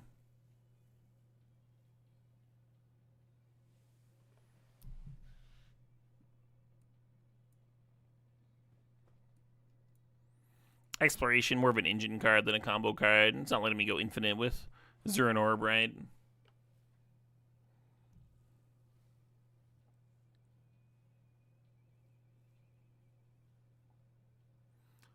Hello.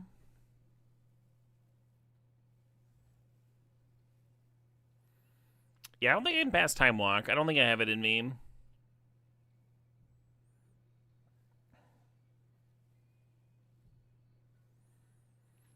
The thing is, the Strip Mine is like kind of a combo piece. Time Walk can be too, huh? If you find ways of rebuying it. Makes the Time Spiral look a lot better.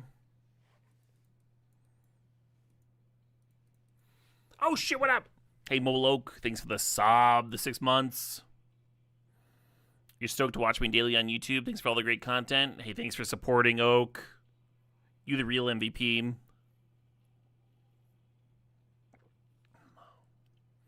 I'm gonna grab this Verdant. That makes sense to me.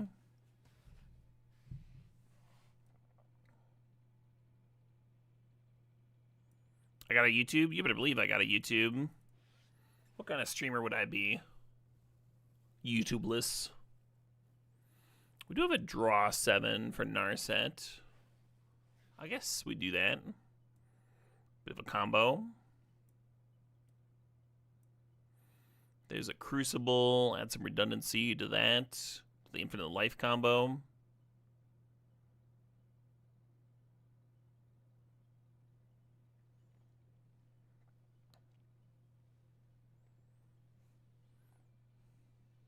Hell yeah, Martles. Ice Till's not infinite. Your mom's not infinite. Ice Till actually is infinite in this deck. Can you tell why? Lacram. Ooh, World Spine Worm is pretty good with Flash. I guess we grab it. Jarvis, you! Welcome, Jarvis. Let's give Jarvis a shout out. Jarvis deserves a shout out. He's been a good boy. How have you been, Jarvis? How's your holiday season? Jarvis has a very analytical approach to learning Magic. And I think, in my opinion, very much worth watching.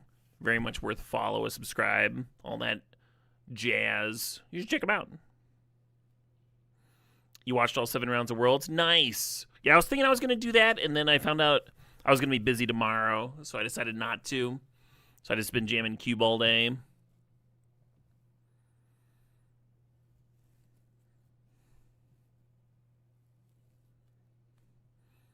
You're RCQing tomorrow? Good luck in your RCQ. I'm playing a local Pauper tournament. The format's wild now. Standard? Yeah, Standard's sweet. I'm missing a few cards. I need to get more of the unsummon where you like draw a card if it's your own shit. Ooh. So currently, folks just coming in. We're in the middle of a an all combos step. We do have some Wasteland fastball shenanigans, so I guess we got to grab that. Hedge Maze tempting, of course. We're going to keep it combo. What does Mystical Tutor find? It finds Flash. All Mystical Tutor finds in this deck is Flash, Ancestral Recall, and Time Walk. I don't know if that's good enough. No, I'm just playing. We're going to grab it. It's a very good Malevolent Rumble deck. It's a good Birds deck. Lutri would be here to copy fucking Time Walk and Recall. That'd be nice. Nice synergy. Mystical Tutor helps set up the actual combos, though, right? Like, when I have the Narset, I'll have the Spiral more often. When I have the Worm, I'll have the Flash more often. Hey, here we go. Here we go. I love Flash Atali.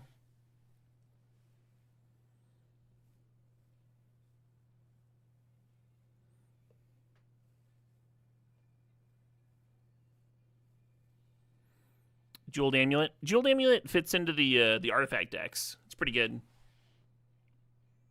The Strip Mine Wield? The Strip Mine fucking Wield? Alright. Alright. I'm not complaining. So we never got Chain of Smog for the Apprentice. We can pull that one out. I'm a little bit iffy. Our only black card is this Vampire Hex Mage. Do we just try to Oath into it? Do we just try... Excuse me.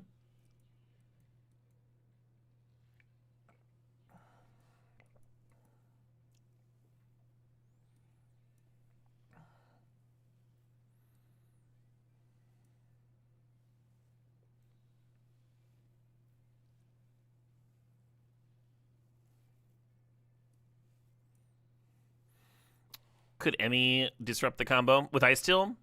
Emmy also makes the combo infinite with Ice Till. So there's a bit of a non-bow there, but there's a bit of a combo there, too. Because usually the reason why Ice Till Explorer with Zergan Orb and Fastbond is not infinite is because you run out of your cards in your library at some point. But if you have an Emrakul in your deck, now you have an actual infinite, right? I think I'm cutting Hex Mage.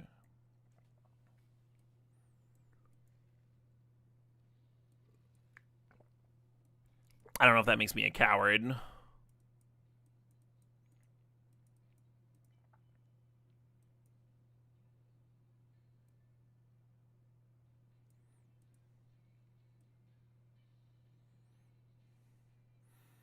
I love the idea of oathing into Titania and like or ice steel, right? And like milling over strip mine in the process.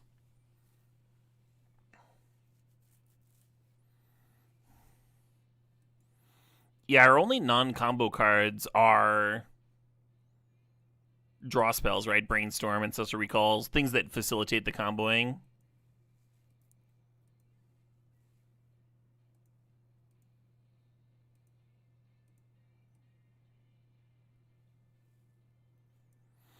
Let's actually weight it towards blue with a Brainstorm, Mystical, and Recall there, and then Narset on double blue.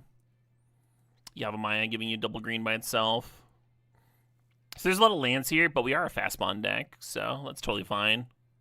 And some of those are combo pieces.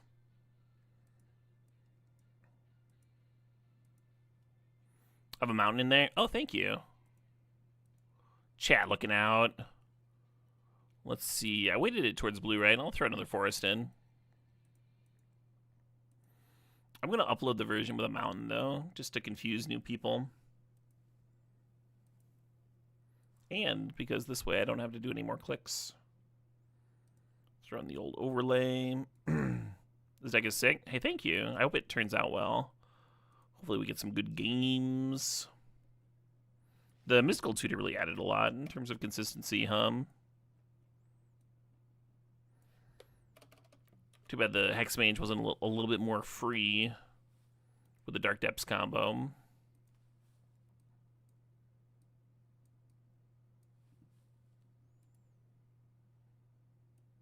Yeah, Eureka or Show and Tell would have been nice here. We have a lot of things to cheat out, and only really the Flash and the Oath to do it.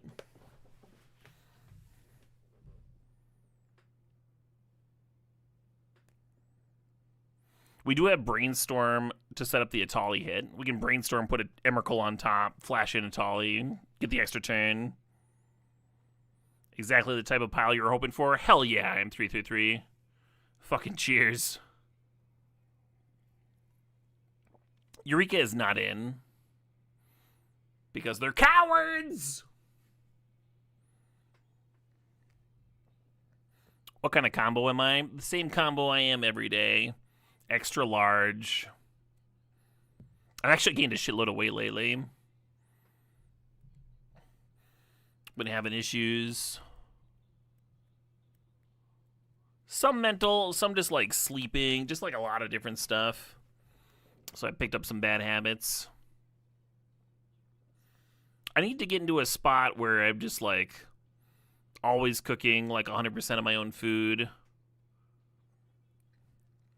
Always exercising every day. Get back on track. Still way better than I was at the start of the year.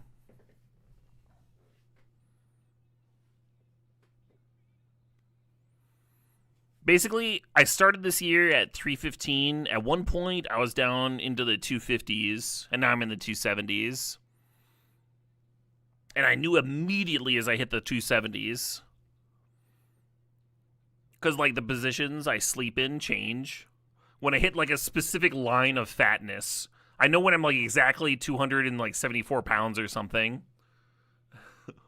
Because all of a sudden I'm, like, a tripod. My stomach is large enough that I can, like, lean on it when I sleep. The first time I lost enough weight to, like, go under, and I was used to just, like, leaning on my stomach when I was, like, side sleeping, you know? And it wasn't there, and I just, like, instead of, like, resting, I just, like, fell forward and just...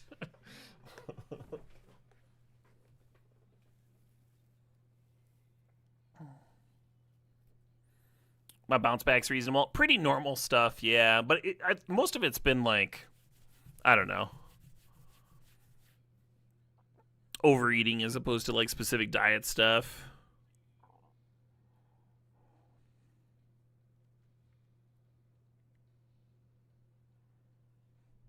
You always gain weight in the winter? Right, that is pretty normal, Sykes. That is pretty normal.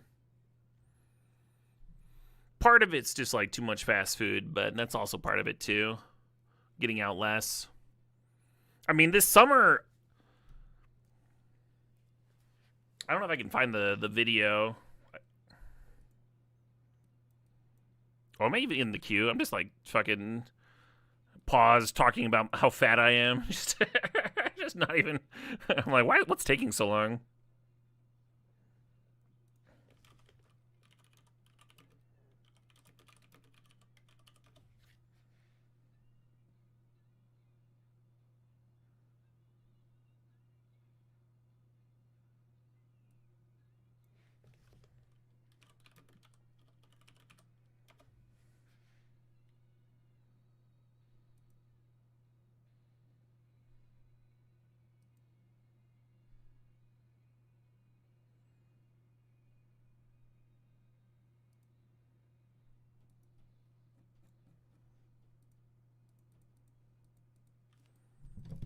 We're gonna send this back. Look for a flash or a tutor or some card draw or something. There's a little bit of filtering here. I guess we keep this on a mall.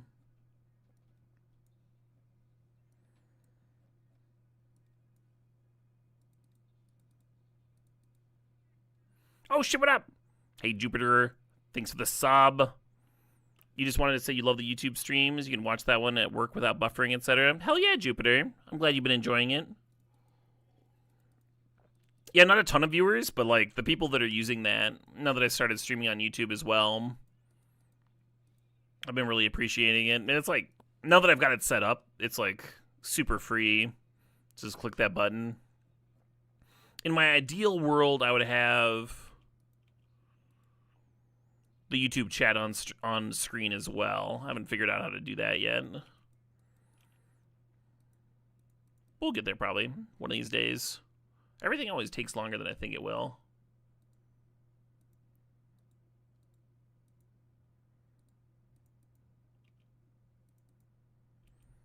Ain't that just life though, Oath baby? Yeah. Remastered version? There was a cover we were just listening to.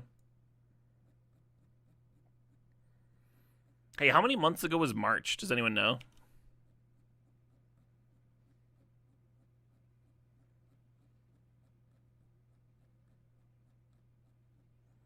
Eight or nine?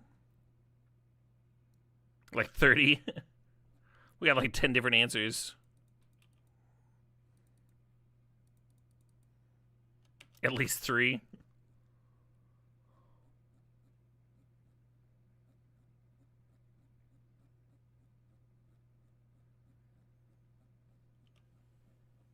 I'm zibbiting through my Blue Sky to try to find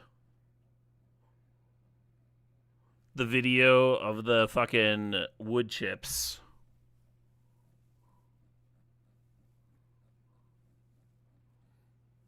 Because I think it was like an impressive amount that I moved this year.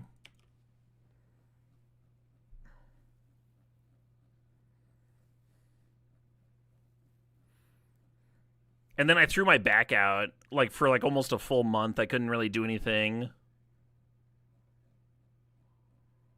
Near the end of summer. That was such brutal timing. But I got it all tucked away. All spread out. Opponent's murdering me real well.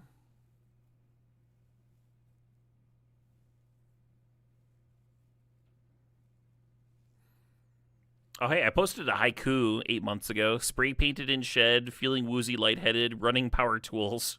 Oh my. Pass Caleb. What were you doing? Oh, hey, I found the video. All right, Oath, what you got for me? Oh, you better believe we're gonna fucking flip. That.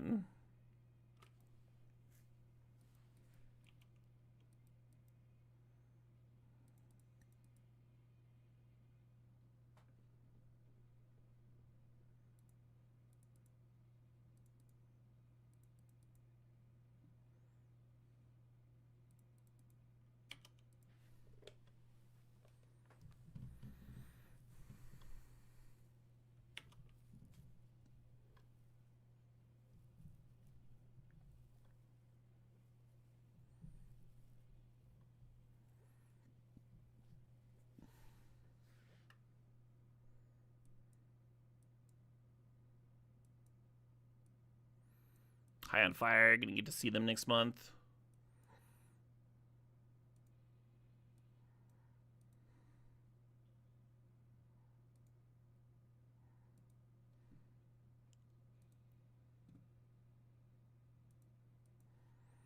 This was so much wood chips. After the dump truck dropped it off, our neighbors came out and they were like, "That's a lot of wood chips," and I was like, "It's a lot of wood chips."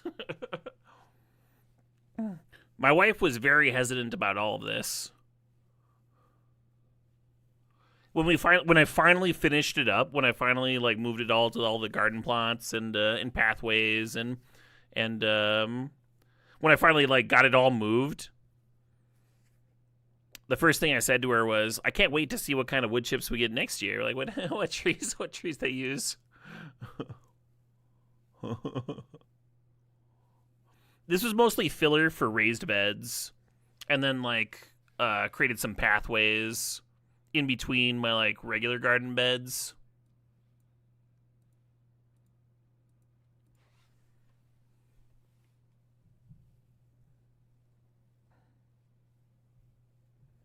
Did I jump in the pile? You better believe I jumped in the pile.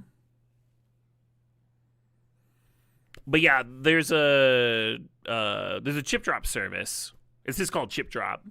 And you just message them and you're like, "I would like wood chips, please." And then arborists, they usually have to like find a spot to dump their like fucking shredded trees, are like, "Hell yeah," and they just like come over and hook you up.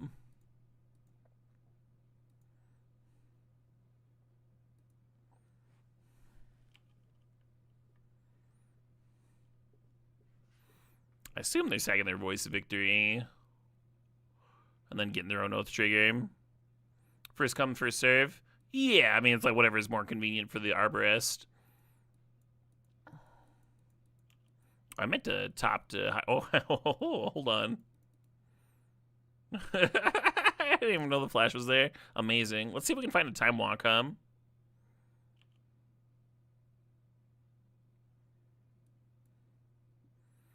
Let's grab strip mine and titania and crop rotation. Sure.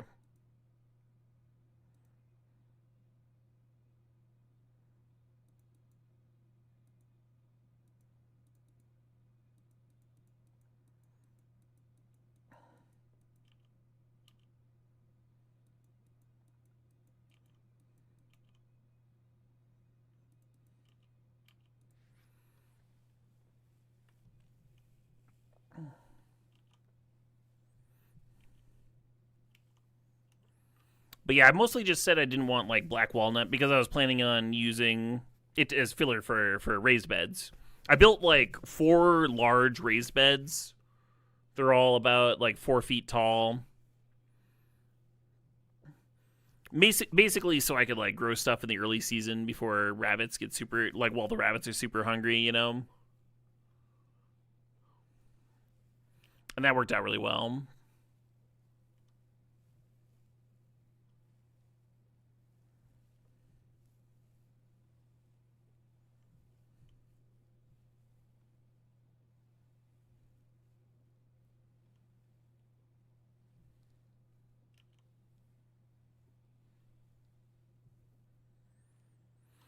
You come to accept your rabbits after like a layer of weeds grew in. So like I just like didn't weed all year basically. After like weeds started growing up around like my herbs and greens and stuff, the rabbits just like didn't even fucking touch them. It was great. But very early on in the spring, when like your shit's the only stuff that's growing.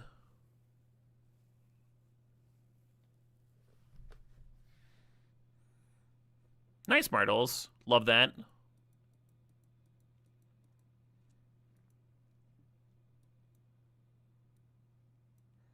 They do legit like bark, yeah. I've lost a few trees to them.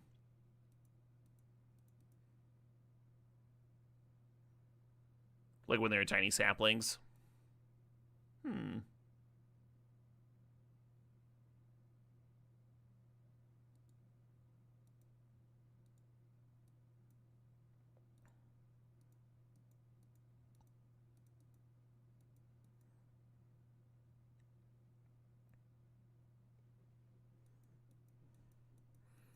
You wonder if you could eat them safely? Bark?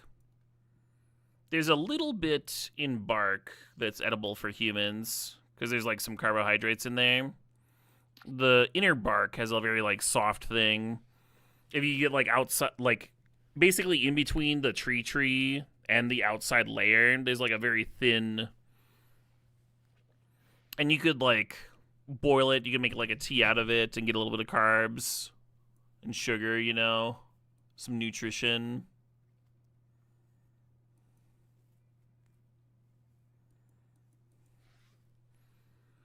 Typically, people only do it when they're. It's not pleasant. Typically, people only do it when they're in danger of rabbit starvation, which is where you get critters that are like in the lean months of winter and they've burned off all their fat and it's like just protein. Humans can't live on just protein. You need either fat or carbs to subsidize that. So like if you're in danger of like starving from only having protein, it's something you can do to supplement your diet so you don't fucking die. Stomach contents is another way that people will do that. They'll like cut open the stomachs of the rabbits or whatever moose, whatever the fuck it is they're eating. And humans can't digest grass and trees and shrubs and stuff. Obviously, we all know that we're humans. We don't eat grass. But once a herbivore has let their enzymes go to work on that greenery, on that leafage, then it's turned it into something that humans can now digest. And apparently, if you've had nothing but protein for like weeks, that just tastes fucking amazing. Even though it sounds super gross to like slice open like an ox stomach or whatever and eat whatever the fuck's in there.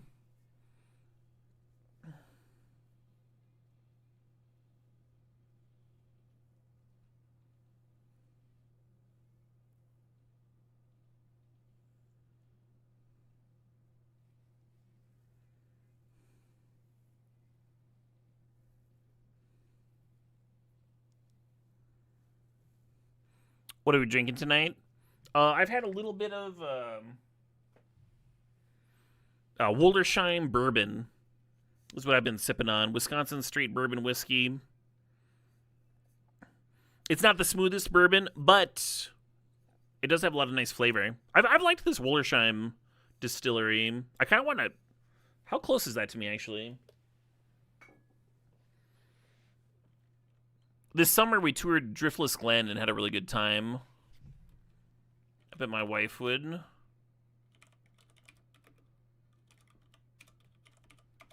Be down for that some weekend. Prairie du Sac. I think that's very close to me.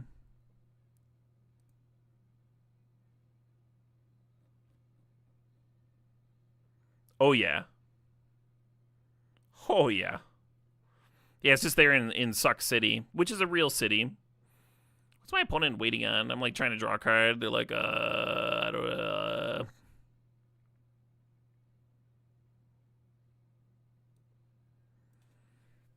Yeah, it's only a 40-minute drive. It's like kind of west of Madison.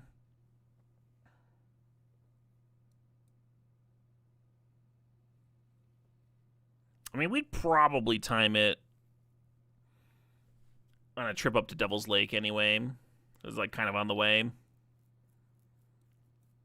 That's where we got married. Devil's Lake's fucking gorgeous. And there's like a bunch of really dope hiking trails.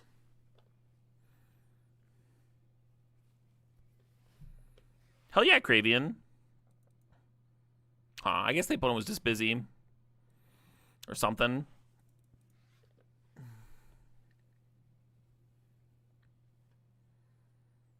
Can you ask me to explain a magic card as someone who doesn't know Avatar? Yeah, I don't know Avatar at all. What do you want me to explain? Suck City. Suck, suck, suck. It reminds me of that soccer practice song. Y'all ever heard that? Oh, I don't want to lose that tab. I'm one of those people who just has way too many fucking tabs.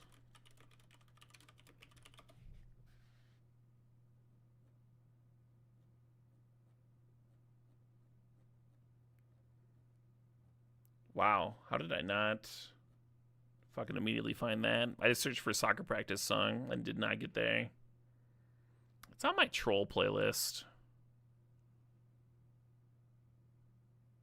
I guess I'll just throw that playlist on. There's no other hope. Soccer practice. Exactly that one.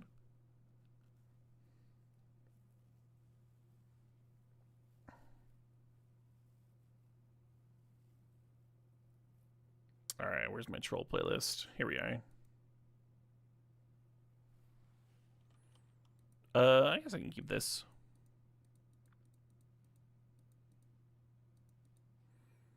Yeah, I'll just put my troll playlist on random. We'll get there. Mark found it immediately. Mark's like, this is my fucking YouTube homepage. What are you talking about?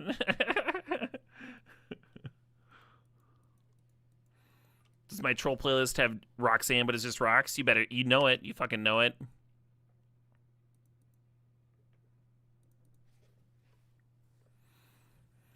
I kind of want to Wasteland them turn 1. They mulled the 4. I'm gonna do it. I'm gonna fucking do it.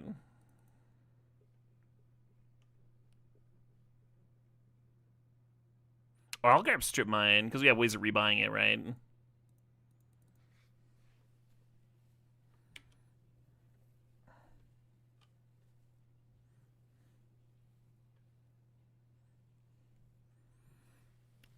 What do I think is happening in the card It'll Quench You?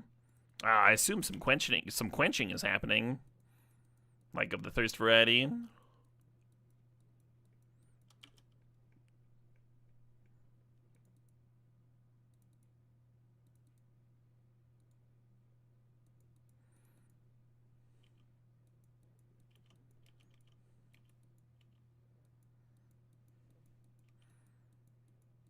Amazing, Mark.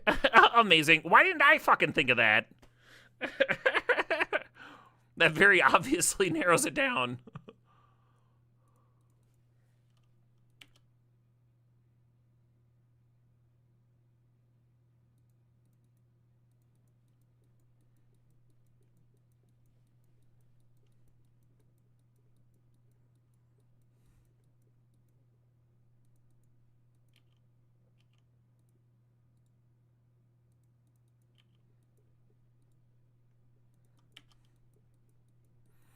Do I get a time walk or a fucking recall here? There's mystical. What are we doing?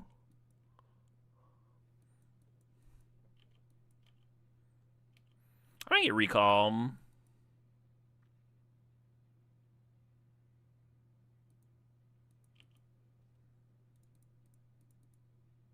If we get 2 lands, we can Titania this turn. Oh well, this fucking works.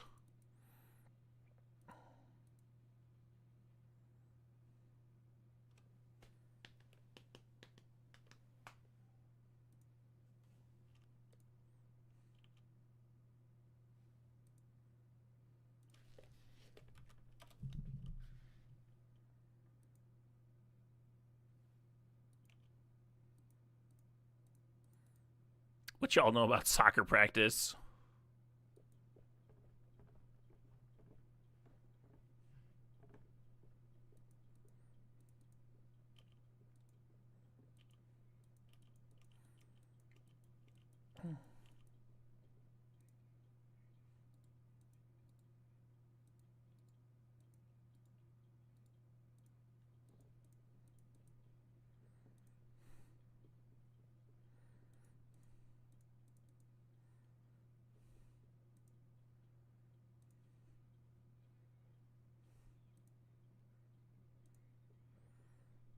Manly guys doing manly things.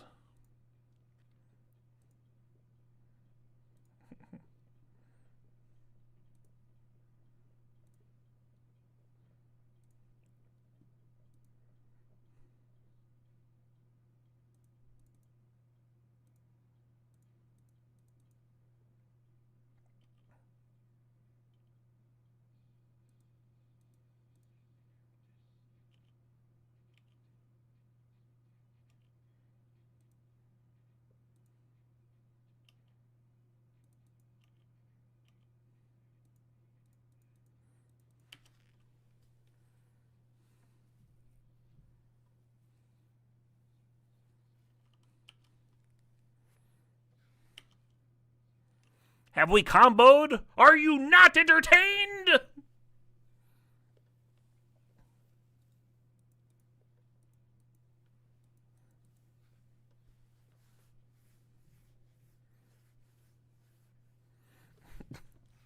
What soccer teams are doing this?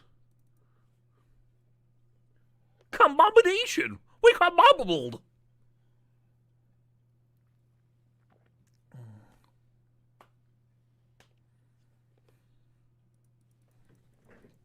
Oh.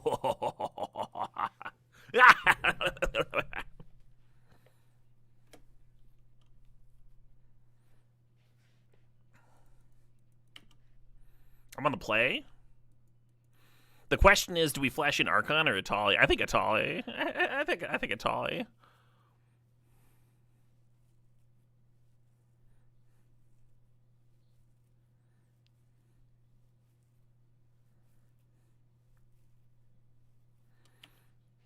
Oh, you better believe I saw the liquor store break in with the raccoon.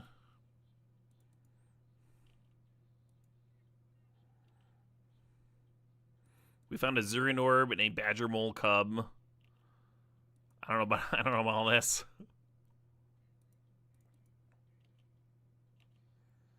I mean, it's a combo. The badger mole, we can sack the island, the Zurian orb,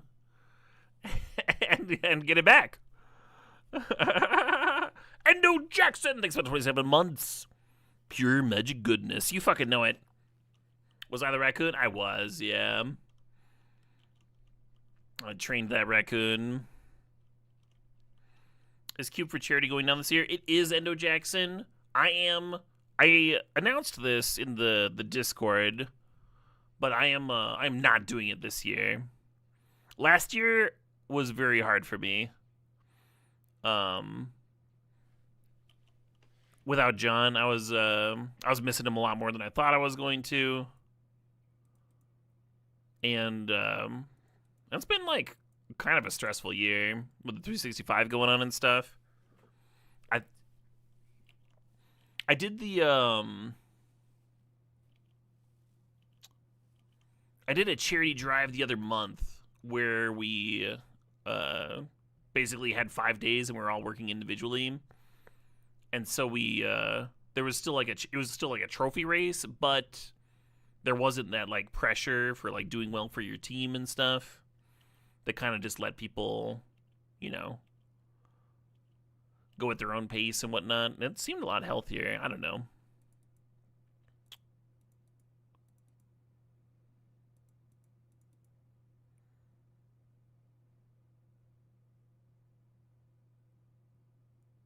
That fast spawn's mighty tempting. Pretty close. But they got this Canker Bloom on top. I guess I'm just going to grab Recall. Anyway. It took me a long time to let them know that I was not going to be involved. Because, like, obviously, I was a big part of the last 4 years of the of Cube for Charity. Obviously, I'm, like, very proud of everything that my community has done with that. Like, we raised so much money for so many good causes. And, yeah. So it was very difficult. I know some people look forward to like rooting for me every year, but you can't do everything, right? You can't do everything.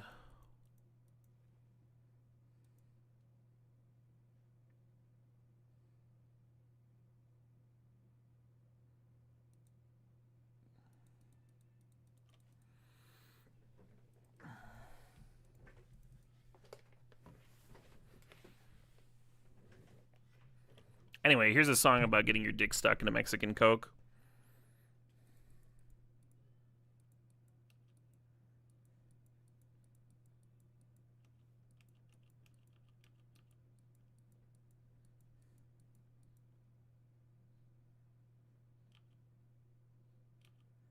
Got me.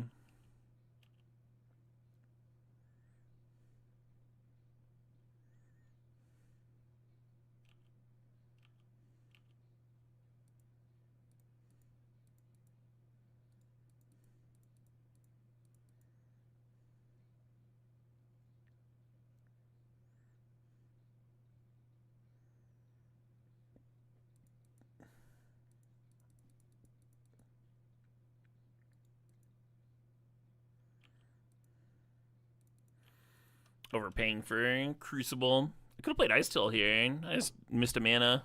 Ice Till would have been better. Get the Wasteland bag. Get the Rampage going.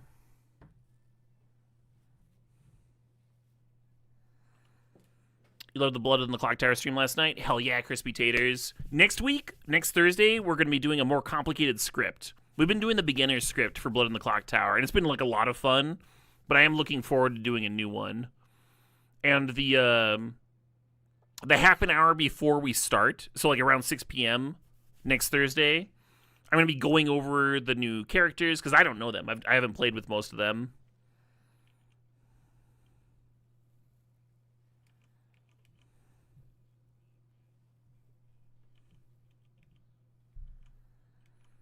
Fast Spawn's on the bottom of my deck now. A little annoying.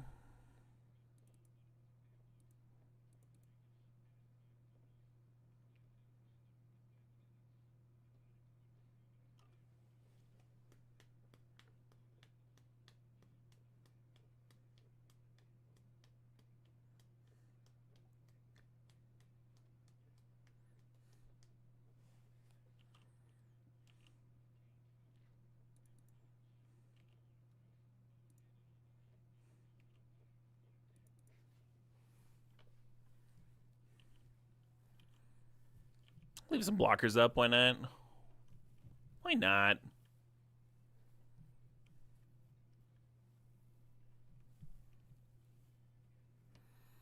What script am I doing? If you're curious about the specifics, hold on.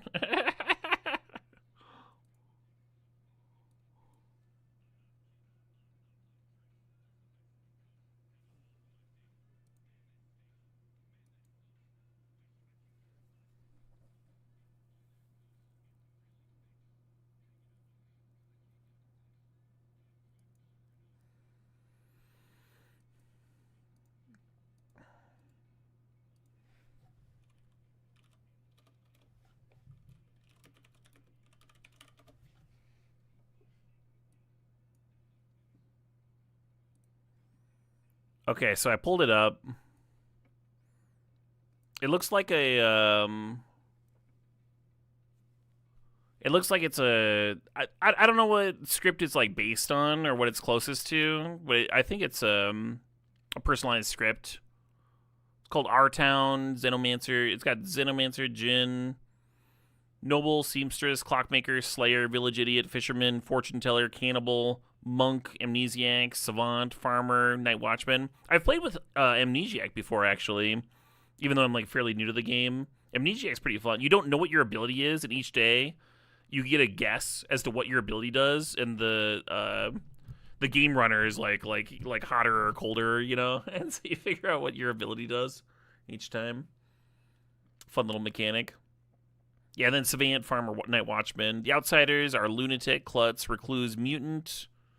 I've only really played with Recluse and Lunatic.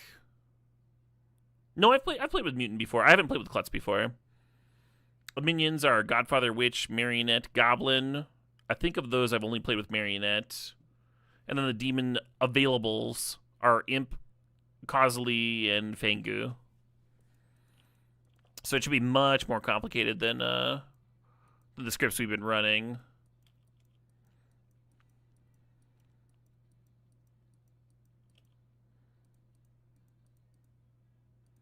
Old double Bloxies. What do you want to do?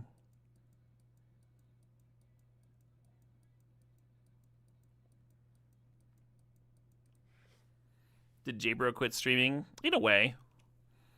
It's not how I'd put it, but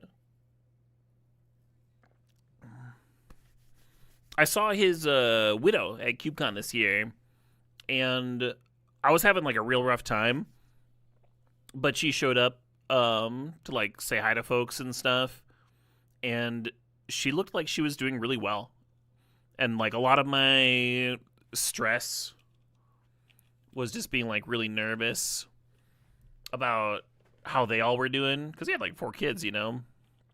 Oh, this is clever. Get the Soul Cauldron in there. Nice. Anyway, that was very oddly helpful for me. Ooh, can Sheldock hit? Maybe. Maybe. I guess we'll find out.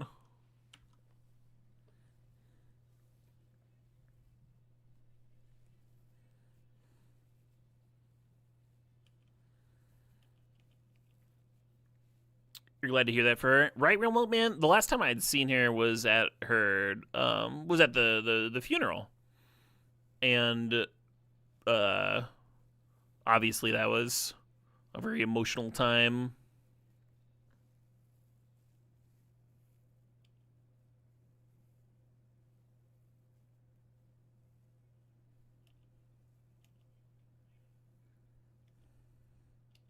Are you talking about for Cube for Charity workshops? I could do that. All right, I'm at 6. You want to do something? You want to do something with that broadside?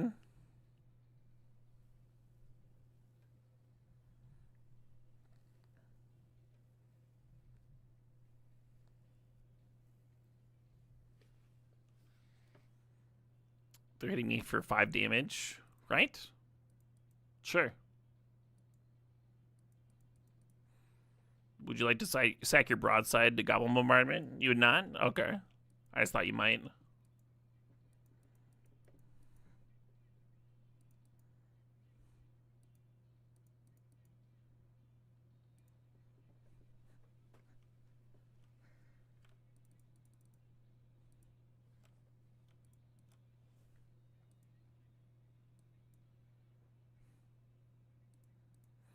Shovel that fucking walk in here.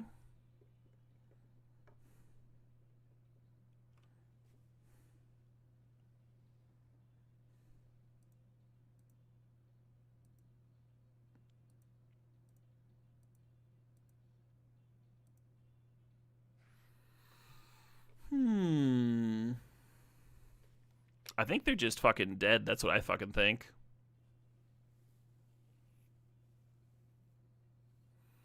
Do you have the One Ring protection right now?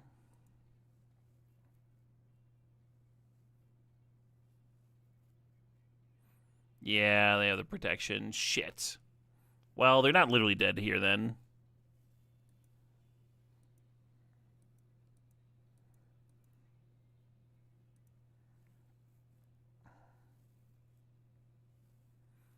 Oh. Y'all see where this is going, right? Y'all see where this is going.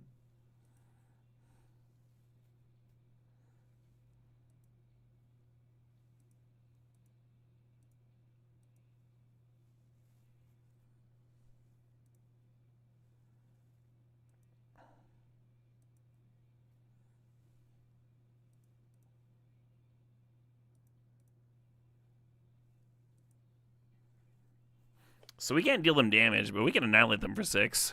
We can certainly fucking do that. And we got the time walk here, so like there's another turn already lined up because we walked before we played the draw 7, right? And then in the fresh hand, we have the time walk again and the Emrakul extra turn. So like they would not have anything. They would still be at 14 life because they have the One Ring protection, but they would not have any permanence. And for those who might have forgotten, we do have a Zurin Orb here. So even though we're at 1 life, they have a Goblin Bombardment. We are plenty safe. Like, we're at functionally 10, 16. We're at functionally 17 life.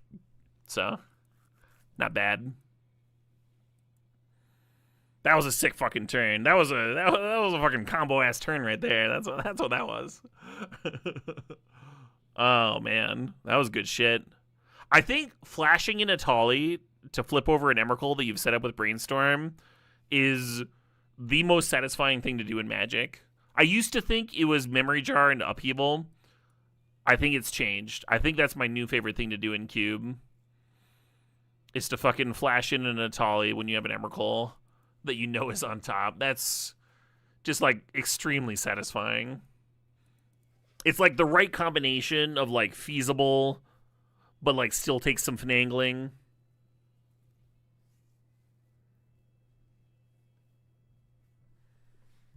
Scooping while having protection where everything is a vibe. Yeah, right? I can't be targeted, and I take no damage, and I concede.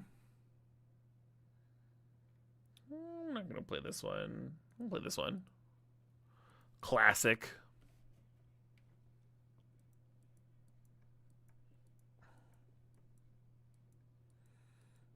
Is this my first time with this step? No, we've done combo steps before.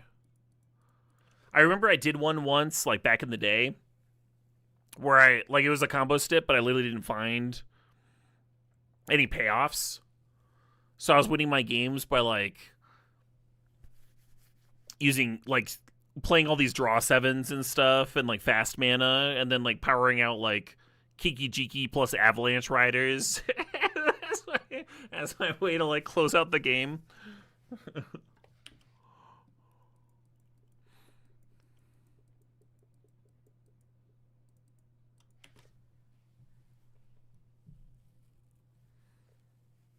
You wonder what a stip would be that's never been done? Oh, it's pretty easy.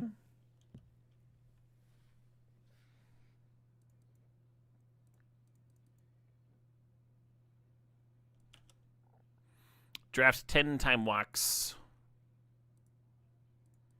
I'm just going to flash in this Archon now.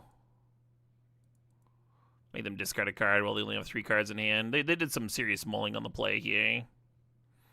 It puts them in a spot where they have to choose to either discard a land or discard gas.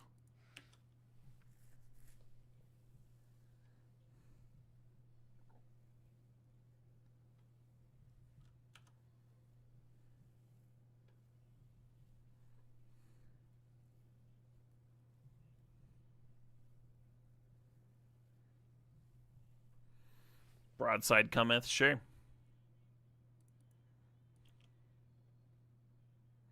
I'm actually going to exile a land.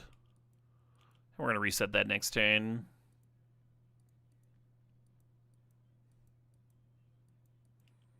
Annoying. Less annoying.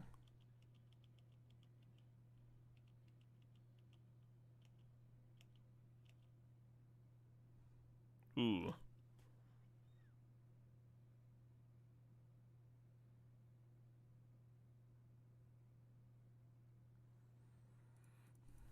Yeah, I'm still gonna jam what I was thinking.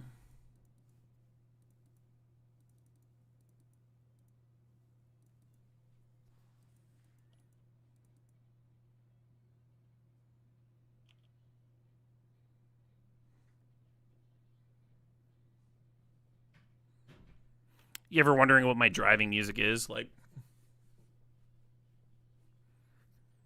y'all ever keep it sticky icky like lip gloss?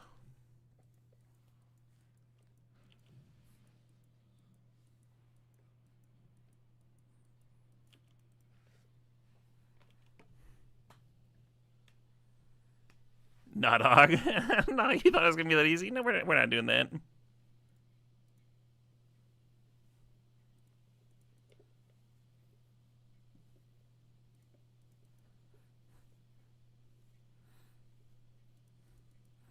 Let's sack the rest. I know we just exiled some gas to Shelldog. That's fine.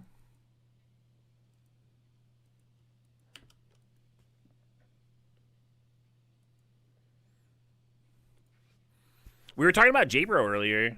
J-Bro unironically loved Cupcocky. First year driving to CubeCon. Didn't know if it was going to be a success or not. Didn't know if it was going to go well. We were blasting Cupcocky.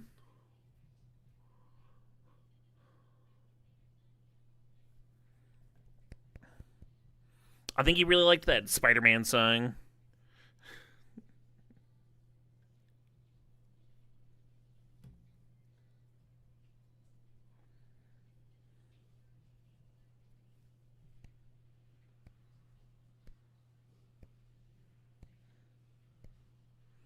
You hate this so much, it's wonderful. That's the appropriate response, IRL Doodle.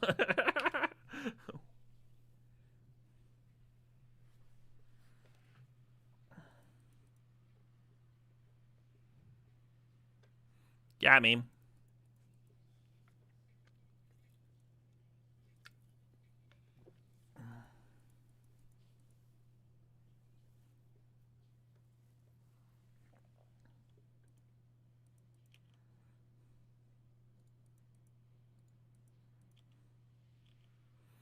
You want to jump? You do? Okay. You're going to 1? Okay. Just checking.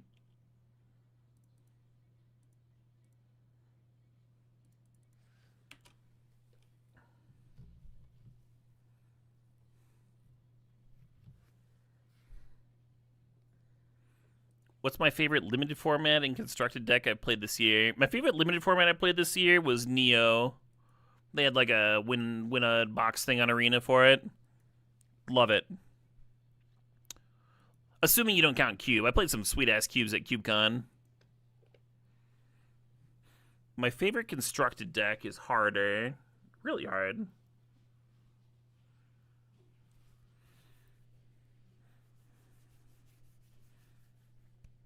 I suppose winning my RCQ with like a homebrewed version of Blue-Black was pretty satisfying.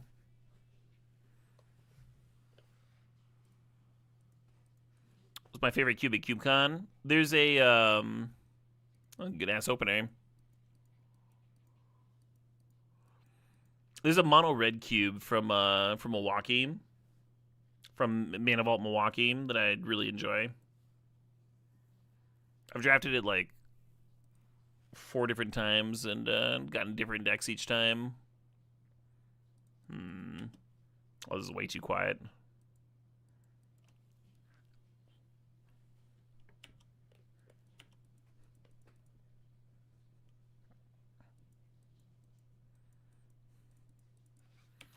All right, your turn.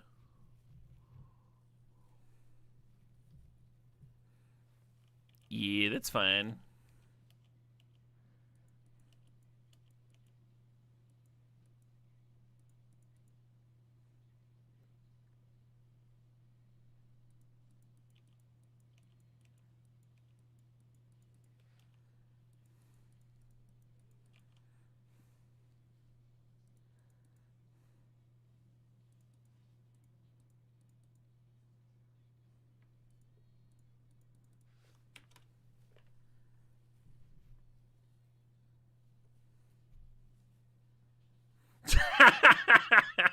Yeah. That's a good ass game right there. That's a good ass game. They're like planes, 2 mana, 2/2. I'm like, yeah, I've got some plays too. I've got a player or two over here. Is it better than a 2/2? We'll see. Maybe it's better than a 2/2. Who knows? Who knows? There's some variance in my cards. Oh, good shit. Good ass shit. Will I show you what I'm playing for Pauper tomorrow? Is this Blue-Black? Blue-Black Terror.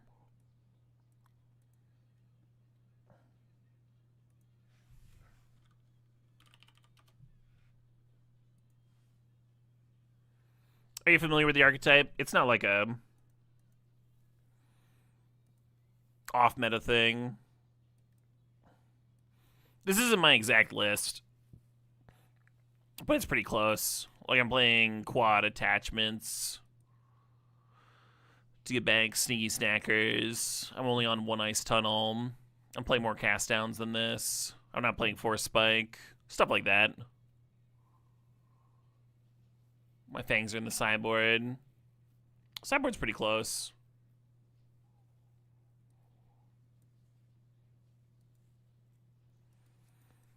It's nice to hear Sneaky Snacker is a Pauper card now. Sneaky Snacker has been a Pauper card as soon as Sneaky Snacker was printed. The Pauper folks were like, this is the best shit. A free 2/1 flyer. Actual best card.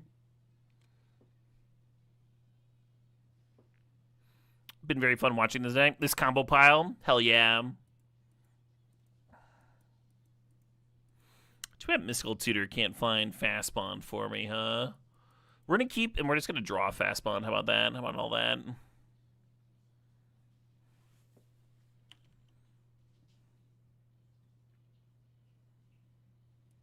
Oh, man, that's what I was going to fucking Mystical Tutor for. Now what am I going to Mystical Tutor for? I guess I should play the Lotus Petal out. I don't think they're a Force Spike streamer or player, but who knows? Alright, I'm a Mystical Tutor for Flash again, I guess. And we can flash in this Atali. That seems worth, huh? There's value there.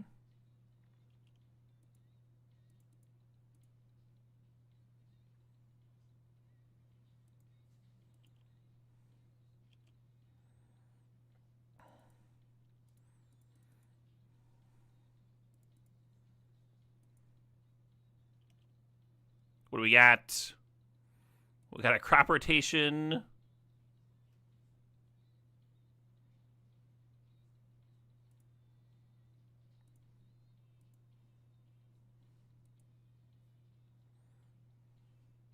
I'll be honest, I've seen better Italis.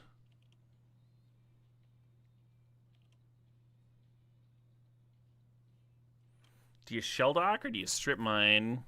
Strip mine fits this titanium pretty well, but we already have Zernorb for the titania. I think we get shell dock.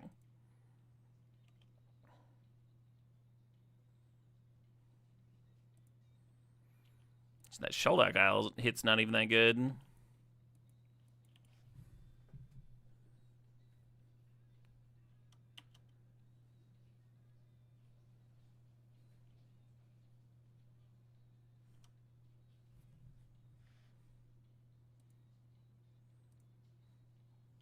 Well, they blinked it, so now it's there, Skyclave. They can get rid of my Zernorb. Nice. They did miss their attack, but their play was good enough. I'll spot them. I don't have anything to combo with my titanium.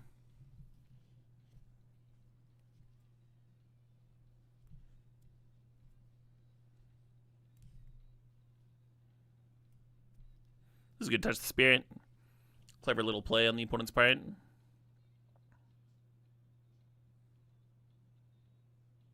Uh-oh.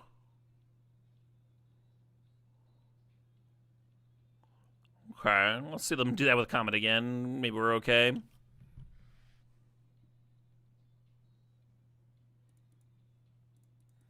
All right, Oath. I'm gonna need a little bit of help over here. They got my Zernorb. I need some help. I don't have that comfy, safety blanket of extra +8.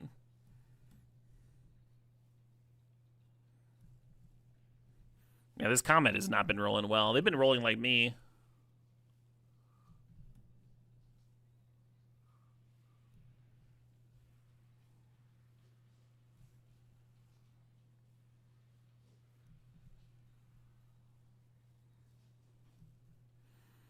What do we need? We need Oath to mill me such that the shell dock's turned on and then the Narset finds Time Walk. That could work. Okay, well, I think that's also going to turn on the shell dock. Oh, there's a Time Walk. Let's grab that. Yeah, let's grab Time Walk. Top, probably. Strip Mine, maybe. And a nice still.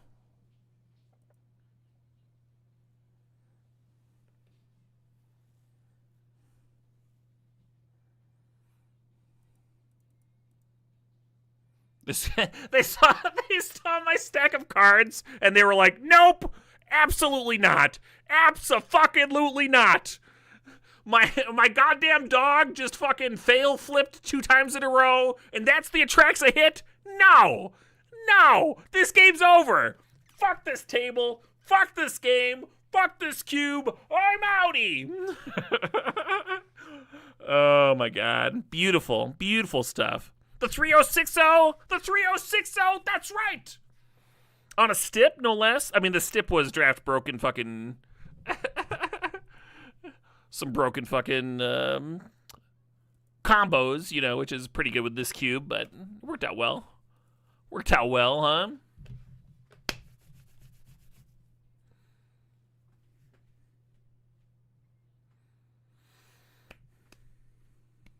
What a draft. What a draft! What a format! Super combo. Yeah, the 3060. That's right. That's right. Hey, good night, Kuna. Thanks for hanging out. We are going to be jamming some Once Upon a Galaxy later.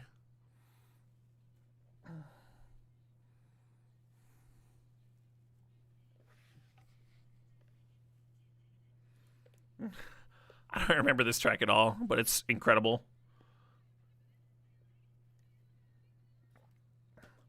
In the Bush Radio Idiot.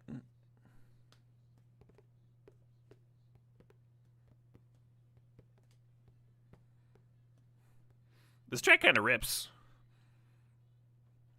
Bush, bush, in the bush.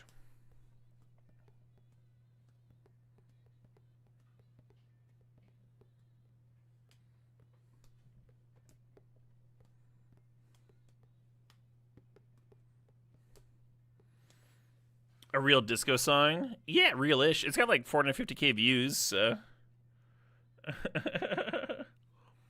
But it's like kind of funny, so it belongs on the troll playlist, I think. Feels like a song from a Persona game. It kind of does, yeah. The rhythm just like driving it underneath. Does feel kind of Persona. What are we doing all of this, huh? What are we doing all of this? Is it crazy to pack one, pick one in Ugin? Let's find out. I'm probably supposed to be Undermountain adventuring. I haven't done that enough. Oh, this next song's sad. This next one's sad.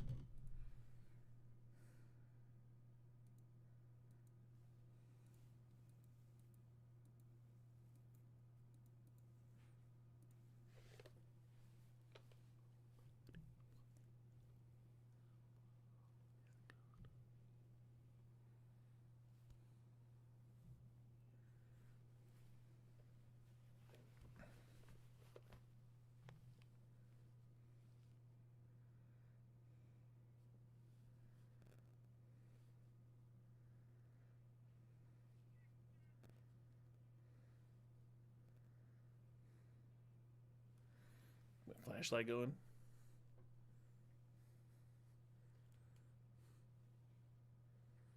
Oh shit, what up? Hey Francis, thanks for the 23 months. Appreciate you. Francis! What have you been liking in pre-modern? Channel? Well, now this all makes sense. There's a cradle there too. It'll come back. Maybe.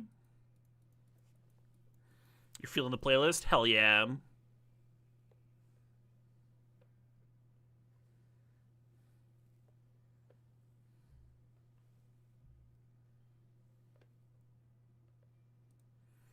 All right. Here's another real song. Oh, yeah.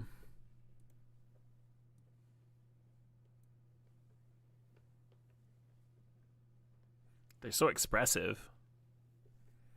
Got some fun stop motion in there. That was a good-ass music video right there.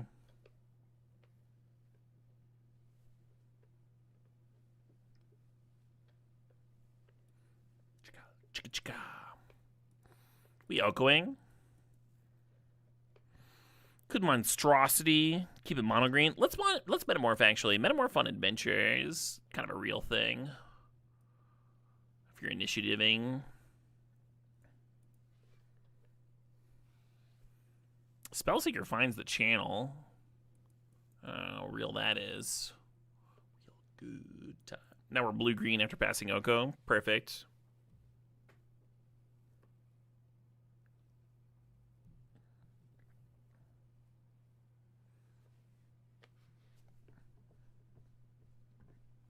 Do we bill or show and tell? That's the real question. Because channel could reward us for show and tell. But bill could reward us for playing lands.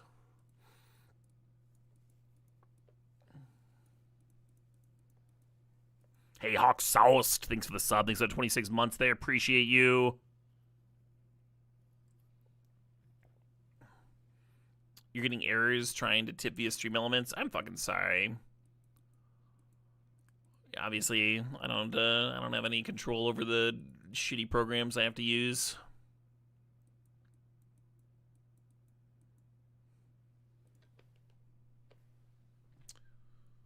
Did tracker or upheaval? I'm supposed to MACD here. Having a flyer could be good with initiative. Ooh, actually. Endstone's not a bad one to channel out. Hey, tomorrow now. Thanks for 420 bits. We got a song request? Hell yeah. The cradle did wheel. Even more beautiful. How can Cube be so good? How can it be so goddamn good? This is Parked by the Lake by Dean Summerwind. It's got 2.5 million views.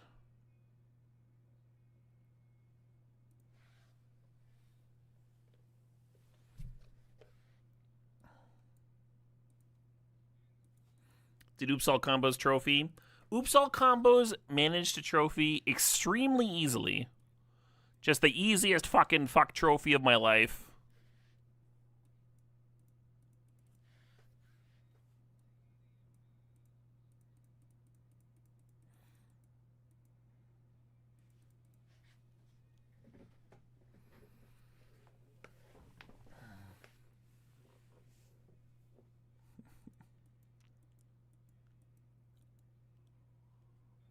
Is this real or an AI song? This song was uploaded to YouTube 7 years ago, if that helps.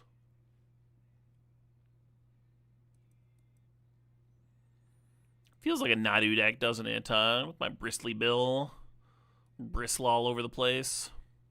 Some good ass cards here, huh? Bowmasters, Pyrogoyf, all that bit. Yeah, I appreciate your concern.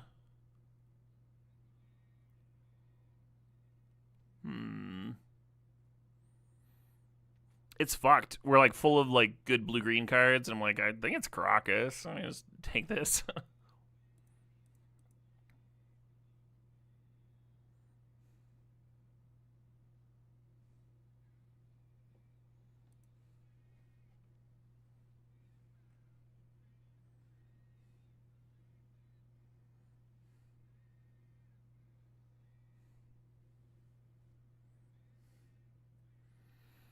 In the YouTube comments, someone says they DJ'd for their cousin's wedding. During their intermission between the ceremony and the reception, the groom made a special request to play specifically this song on repeat.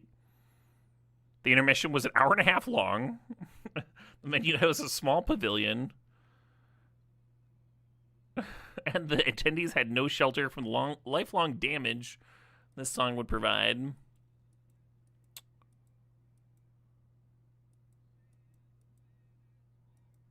Oh, some real demons out there.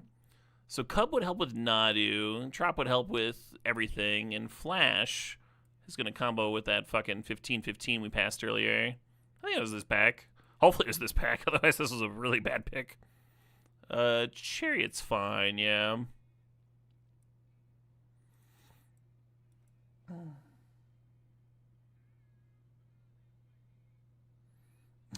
Someone in the comments, me trying to reach word count at my assignment. How many times can I rephrase this?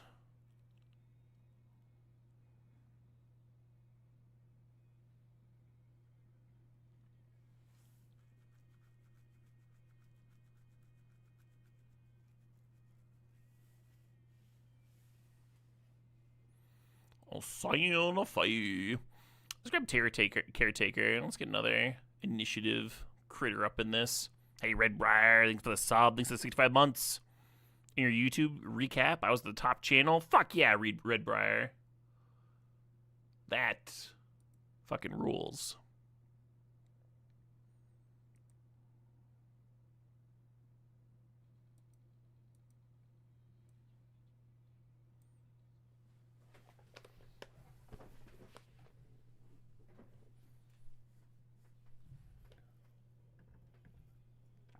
Like his Wolverine claws.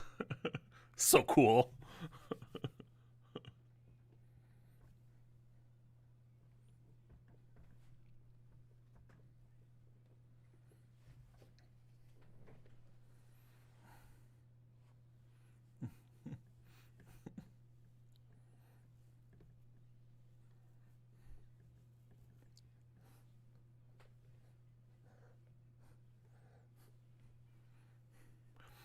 The amount of choreography in this video actually seems very time intensive. All the physical bits. I don't think I'm a fast spawn deck. I think I passed up on that earlier. This pack kind of sucks. Alright, back to Cool Patrol. A little Skydiver, huh? A little Skydiver for the sideboard. Hell yeah.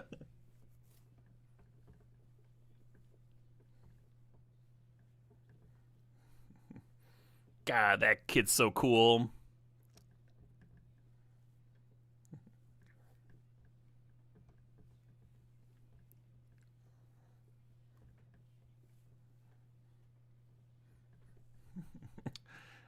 No one's hugging Ninja Brian. What the fuck? Oh, I just noticed that for the first time that he had tearaway pants that had his normal pants underneath them. We're gonna let the auto pick on Snapcaster work. That's totally fine.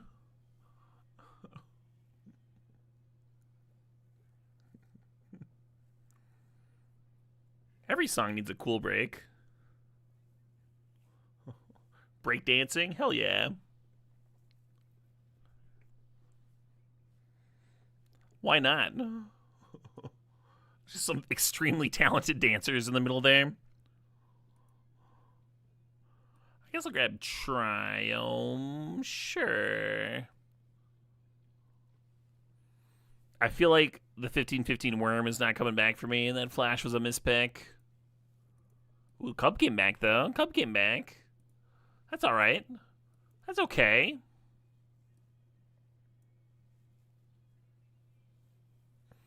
Why does it remind you of Louis Cole? I mean, Louis Cole's got a lot of, like, comedy worked into.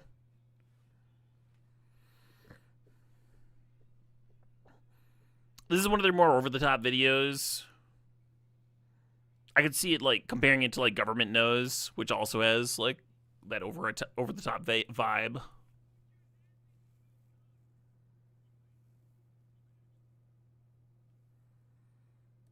I haven't heard this track in a very long time. I've rated Billy the Fridge a few times because he streamed on Twitch before. Straight West Coastin'. Oh shit, what up? Hey Swift One, how's it going? Thanks for the 93 months. Let's smash some faces. Let's fucking grind those faces into the dust, but in like a family friendly way.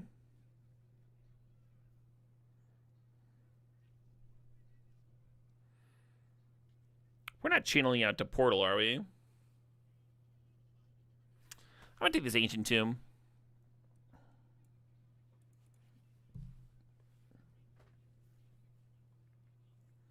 Oh shit, what up? Hey Sir Drake, thanks for 450 bits.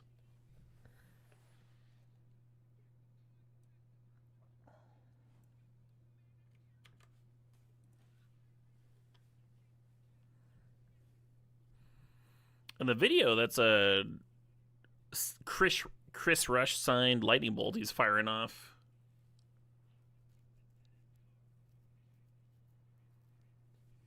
I have one of those.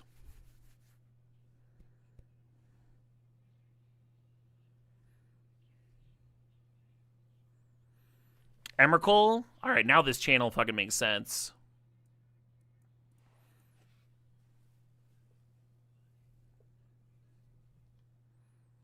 We twisting?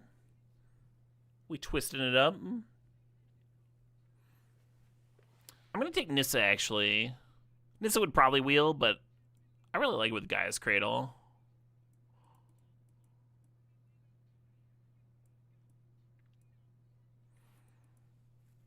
Grab Fnatic, I guess.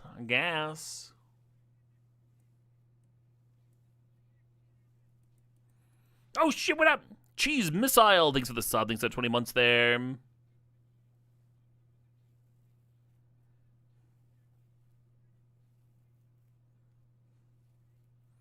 little 6 action, maybe? Maybe?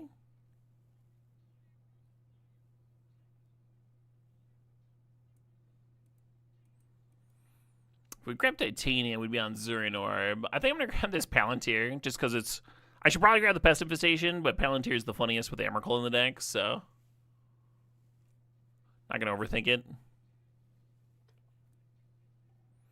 I guess Safekeeper is better with Nadu, sort of.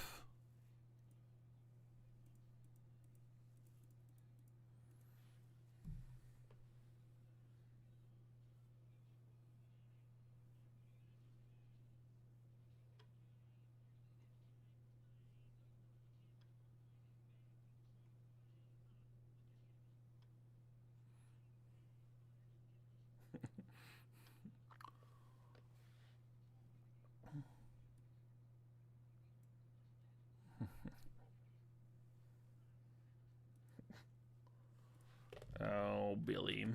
All right, let's play this song request, huh? This is Rose Connolly by John Poltrack. This is real music. We have good music here. What is this?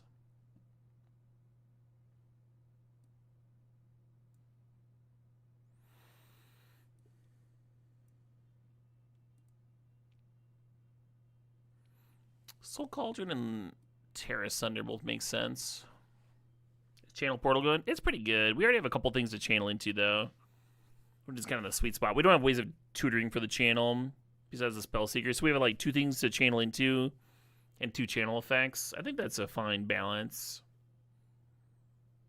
I don't want my deck to like not function if I don't have channels. Is this the 3rd channel deck in a row? I don't know. I don't know. Sure, maybe.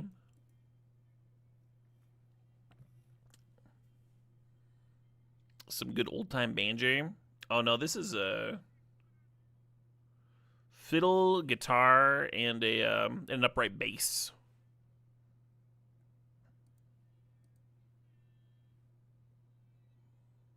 Certainly good enough for the folk playlist, though. Hey, Quacks, thanks for the sub. Thanks for 20 months there. Appreciate it. 20 months in a row, sorry. 96 months total. Good old cock socks. You clicked the button again, somehow. Despite me trying to give you the cock socks nickname, you are still here. You're still enjoying the stream. There's apparently no justice in the world.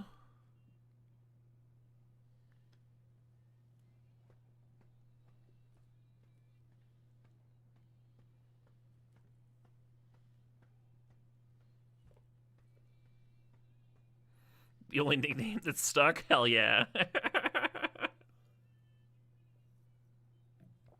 Oh, man. I think we're going to get 1 match in with this deck, and then it'll be my usual end time, and I'm going to switch over to Once Upon a Galaxy. Just so y'all aren't surprised when I switch over. Ooh, Pest Infest. It's a pretty good guy's Cradle card, huh? Card's definitely making the main deck. Little last pick main deck card. For those of y'all, let's play the Reclaimer, actually, just to find Cradle. And maybe Crocus, if the situation arises. For those of you that haven't seen Once Upon a Galaxy, it's pretty fun. It's a drafting game. It's got an auto battling element. I'm usually not high on auto battlers, but I like this one. It's got that asynchronous combat, so it just fucking happens. You don't have to sit there and wait for your opponents to make their move or whatever. You can kind of play on your own pace. You can take your time if you need to. Play super fast if you're feeling like blitzing. Very easy to fit in some games late at night when you need to be sleeping, or if you're on the shitter or what have you. It's on mobile, it's on Steam. We're going to be jamming it. Probably about an hour worth. How do I feel about Fanatic of Ronas? I think I dig it. I think it belongs here. What doesn't belong here? Spellseeker actually got way better with that Pest Infest, Tom. We got Green Sun, Pest Infest, and Channel as Spellseeker grabs. That's pretty good. Huh. Maybe I'll cut Jace, then we don't need double blue, like fucking ever. That's valid.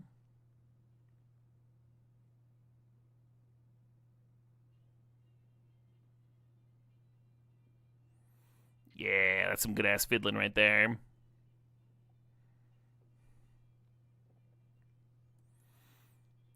I like Nissa with Cradle, but maybe Nissa's the cut. Oh, I got Bill in here. Never mind. I'm not cutting Nissa when I've got Bill in the deck. Something Carrot is my worst dork, but it helps with the splash.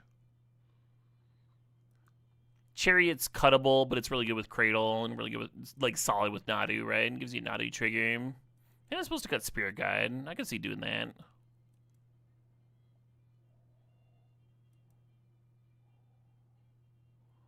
I need one more cut. That was pleasant. Thank you. Let's. How do we fucking wash the taste of good music out of our mouths, out of our eardrums? Here we go. Here we go. This is something. This is a little something. Something. This will do the trick.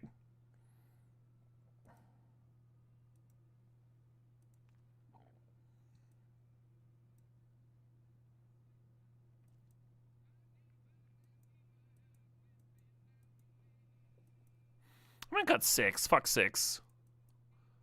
Fuck 6 right in the 6 hole.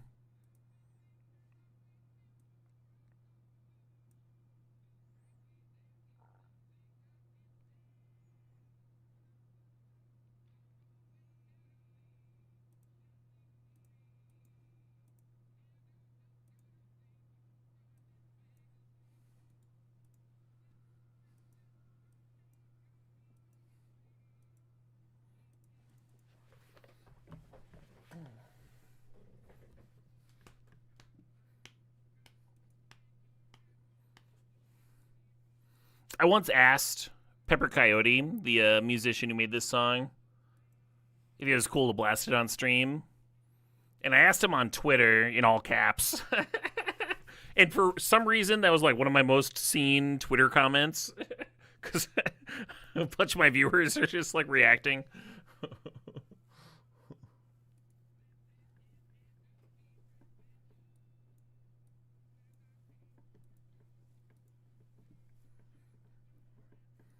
Dear Pepe Coyote, your delightful tune, No Cock Like Horsecock, speaks to me.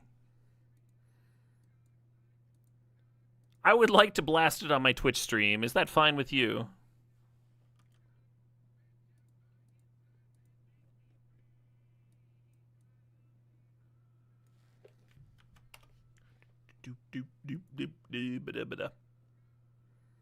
What a talent, right? What a huge fucking talent.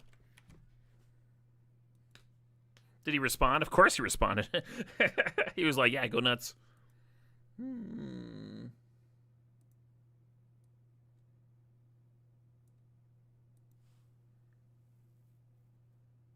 Oh, speaking of nowhere.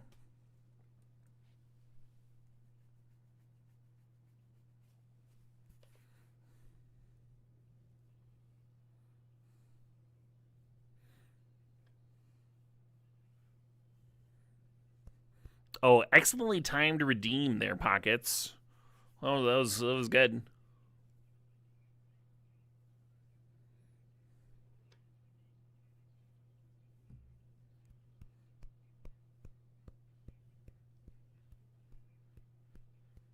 You're very welcome, Twitch chat. I do love expanding my Twitch chat. Expanding their taste in music, of course.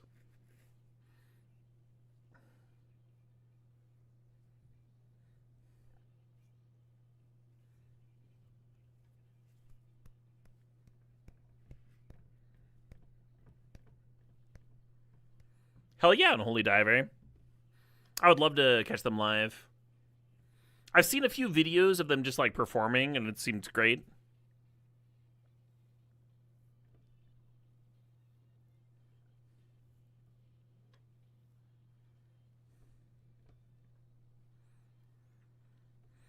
Can we get one match in here? I think this deck will have some fast matches. It doesn't seem like a slow deck. The government knows when you expand your Twitch chat's tastes. Hell yeah, Real Milk Man. Those are some excellent fucking bands.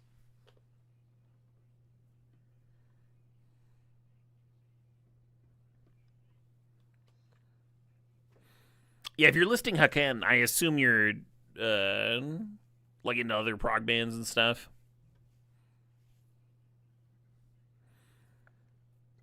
Like, I would assume Thank You Scientist. I played so much Thank You Scientist over the years.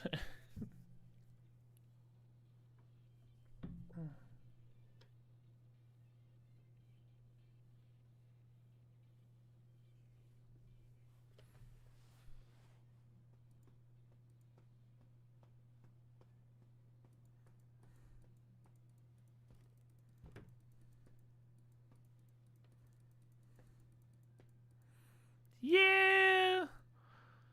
It's all very mundane, right? We're just like, here's the mana dork. Please don't kill my mana dork so I can play the next thing. It's just, this is our game plan. King Gizzard? Fuck yeah.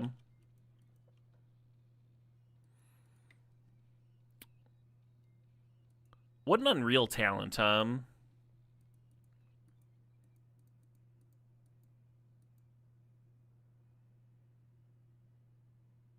Well, they killed my halfling.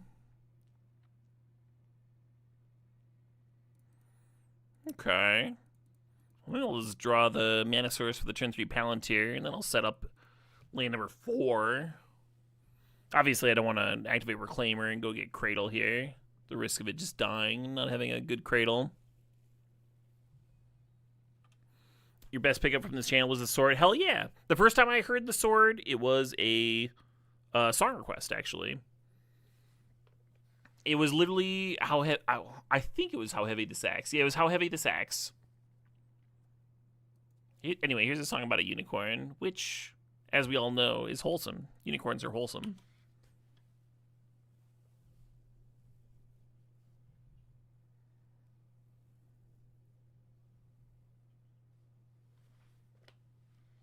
Oh, I love that crab cake. That's a good-ass story. Well, this isn't going well.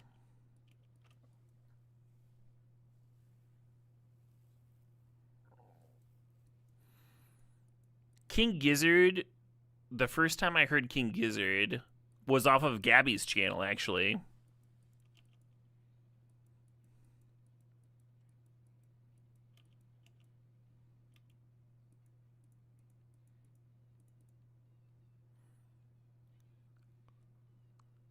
Oh shit, I forgot about Ancient Tomb. Fantastic.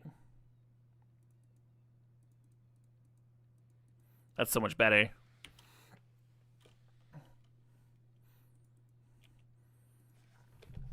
Yeah, for a while she was like, she had like created like the Viper Brood, and people would song request. No, my chariot would song request Rattlesnake, and that was the literal first time I ever heard a King Gizzard song. Was Rattlesnake on her stream.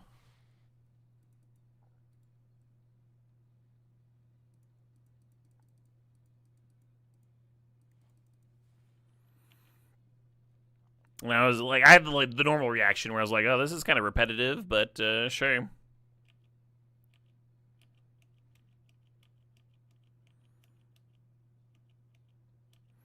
And then I think it was Nanagon Infinity where I was like, this is the best shit ever. This went really hard on that album. I was hooked.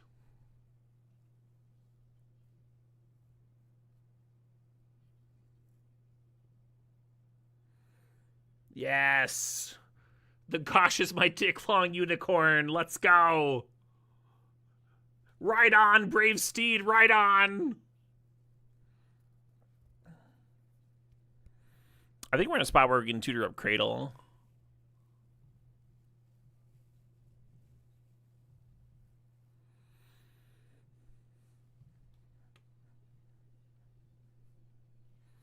Does Gabby still stream? Gabby's got like 4 kids now.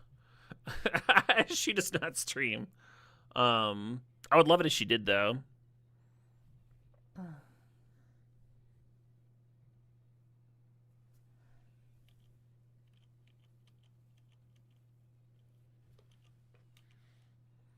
Have we heard Chicken Attack? Chicken Attack, also on the playlist, of course.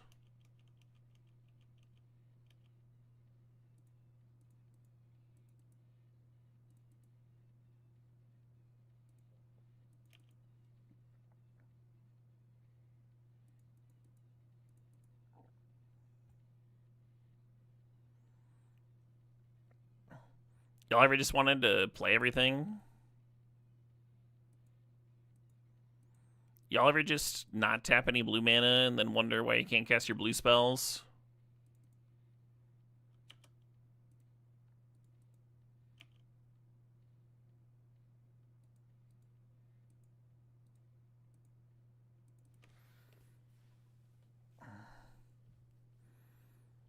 Yeah. She and Andrew Beckstrom came up for a few draft camps here in Madison. Good folk for sure.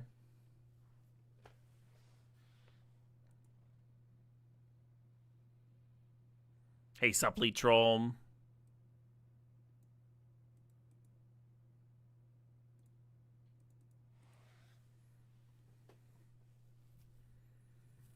And then LSV's okay.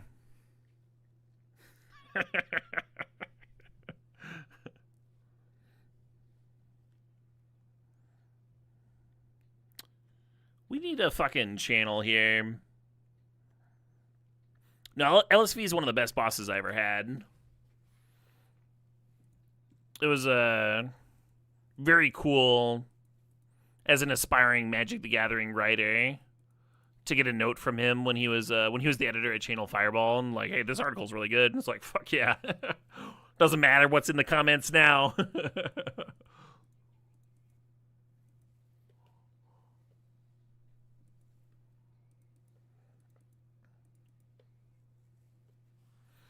So this hand needs some help, but it's got a thing or two going on. Could work out. Today marks 1 year of ballroom dance lessons for you. Fuck yeah, Elite Troll. I appreciate you sharing. That's cool as shit.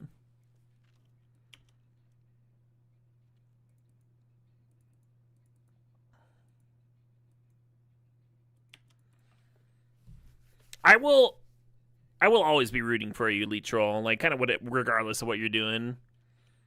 You're like one of the most wholesome people I've ever met in my life.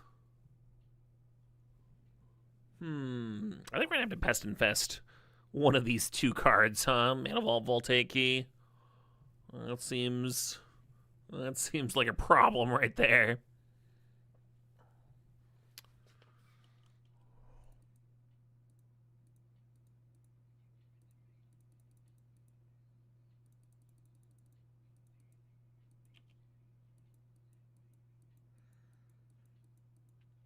Is the cat cub named Sky? I don't understand the question. Sure, why not? Why you can call it whatever you like.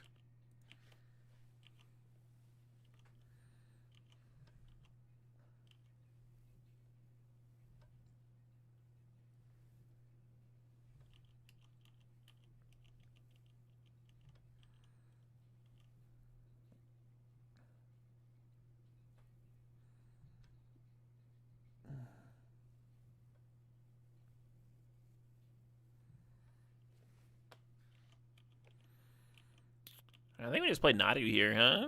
Oh, well. That probably actually wins faster. Just QB serve.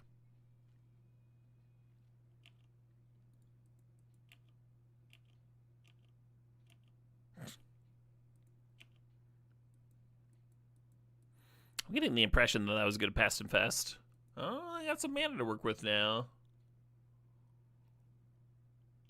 Athari, huh? Sure.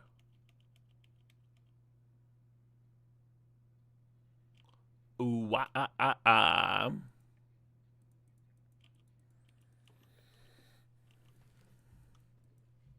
you down with the sickness chat?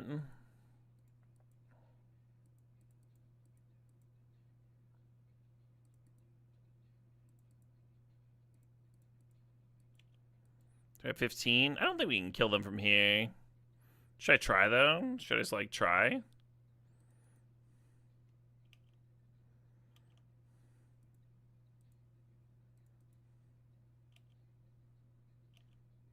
Oh, this is super not working out. This is kind of what happened the last time I tried to Safekeeper.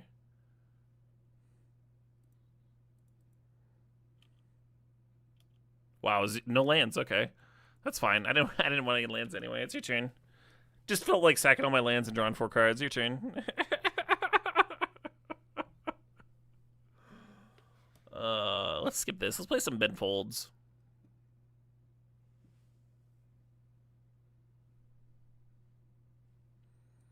That one? Sack all my lands, do nothing. One? Awesome.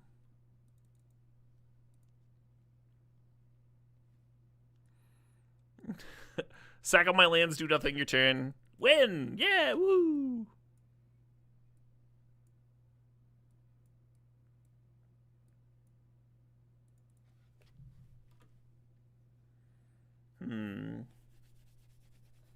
with my whiskey. I think I'll pour myself a very small one. Got a tournament tomorrow morning.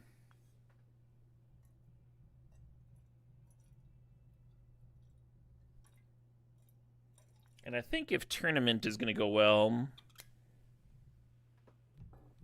then drink number 3 should be a light one. That's what I think.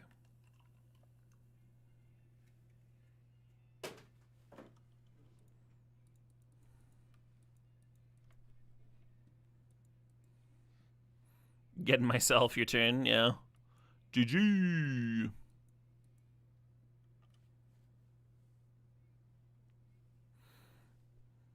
All right.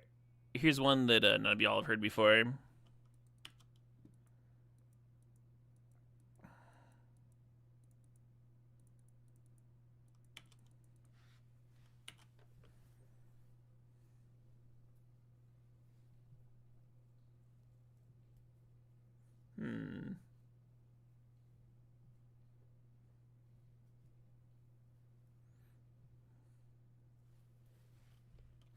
Hmm.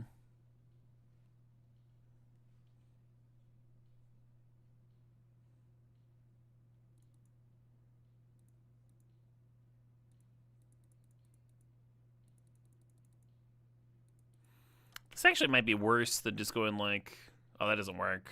Cub Landrum to clear Tez doesn't work.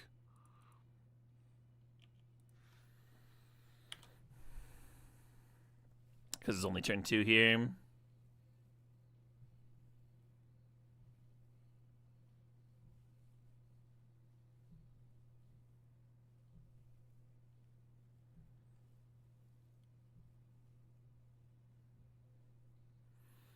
Where's a channel when you need one, huh?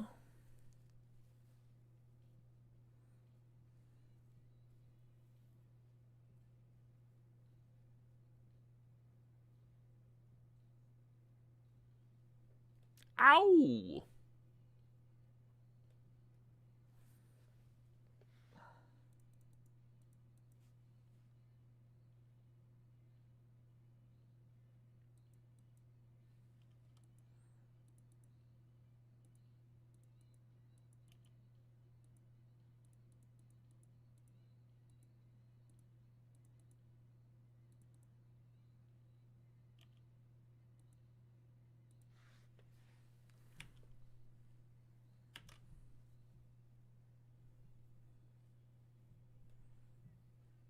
Hardcast with Cradle. The Emrakul? Maybe we had Nissa, huh? Yeah, would Nissa just do it, actually? Because you tap the Cradle for 6, and then you get an untap, and then it taps for 7. So that's 8, 9, 10, 11, 12, 13, 14, 16 mana. And if you play the Nissa before you tap Cradle, it's an extra +1. Like 17 mana. You do need the Nissa, though. Vintage Cube, the last refugi of Nadu players. Rest in pepperonis, sweet bird. Yeah.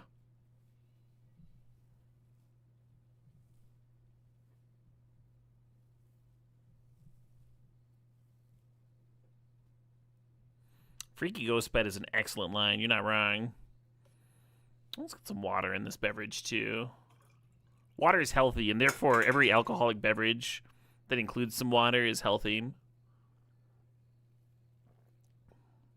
Ooh, that's refreshing. A little spritz. We're killing a Nadu.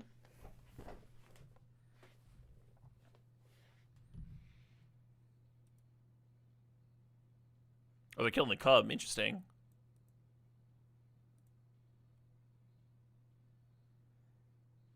Ah, I was hoping for a little chain.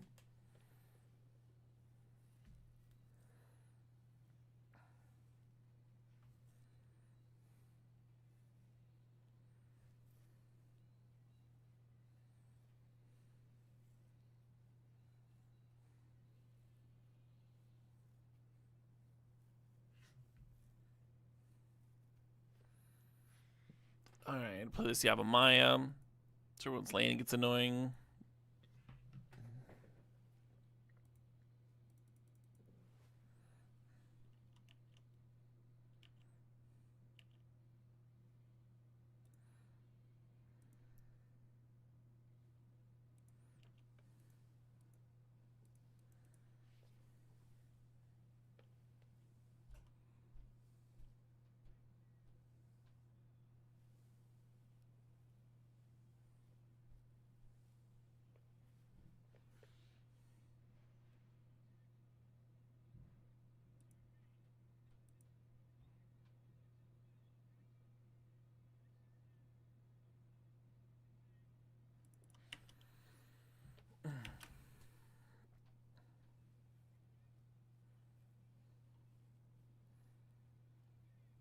I think we just have Emrakul next turn.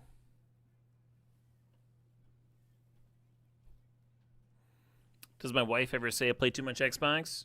We don't have an Xbox, and she plays more console games than I do. That's her preferred. This summer she played through the first Hades and a few RPGs and such.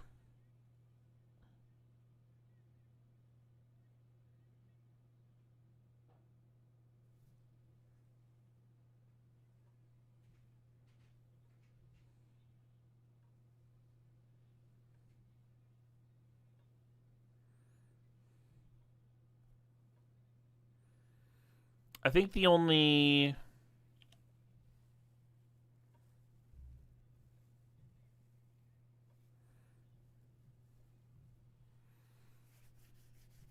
the computer games she plays are games that like keep the monitor from like going into hibernation. She likes the trucker simulator, she likes the power wash simulator.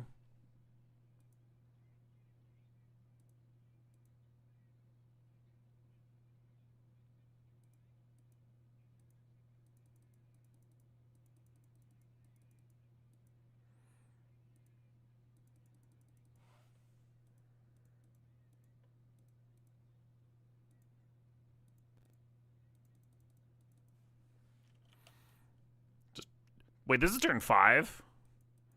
This is turn 5 and we just like cast an Emrakul? I should probably screenshot that, right?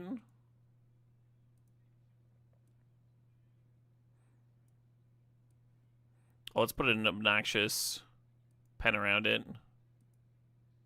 Red pen. Yeah.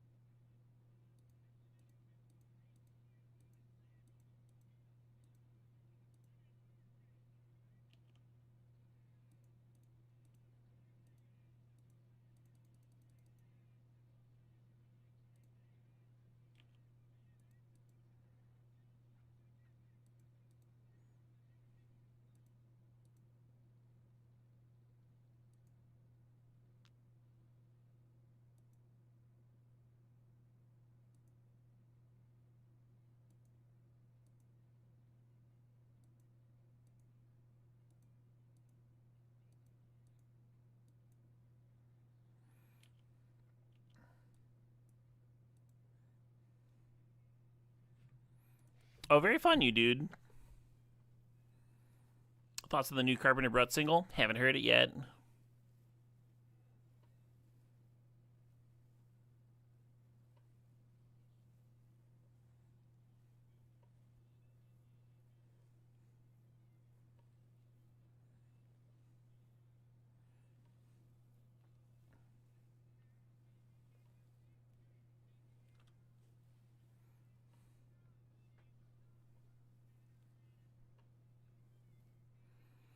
That jazz clarinet just popping off really makes this for some reason.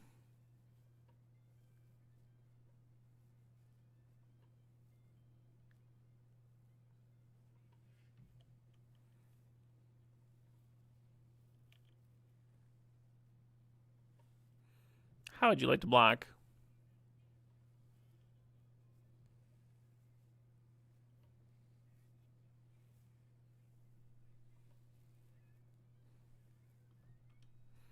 Tonal Whiplash? No, no, no, no.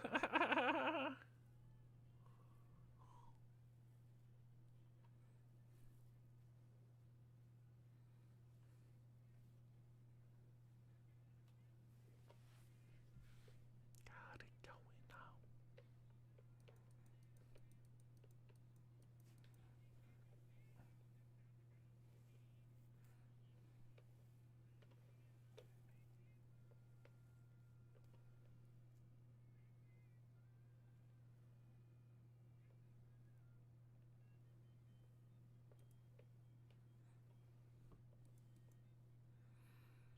A little guitar solo. Or I'm sorry, not guitar. It's like an air thing. I don't know what it's called actually. But the switch off to the solo is pretty fluid.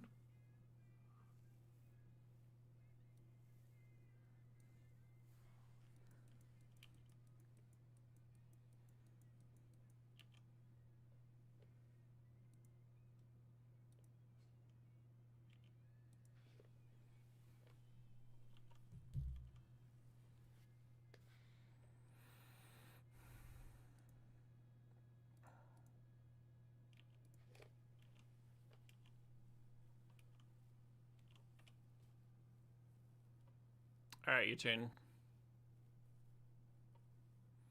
Hitting the Ugin was with the Questing Beast was tempting because then like a time walk doesn't get them into the ult.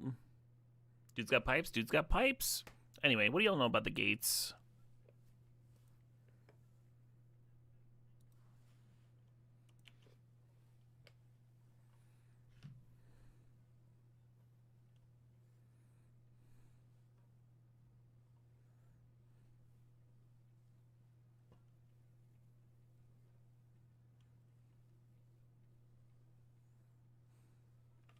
Yeah, feeling pretty safe here.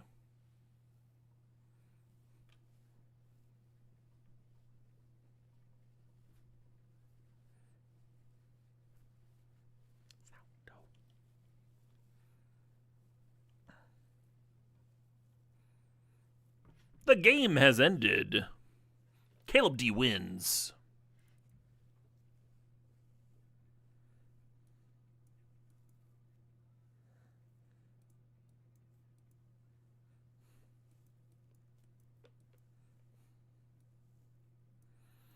I guess I want those cards.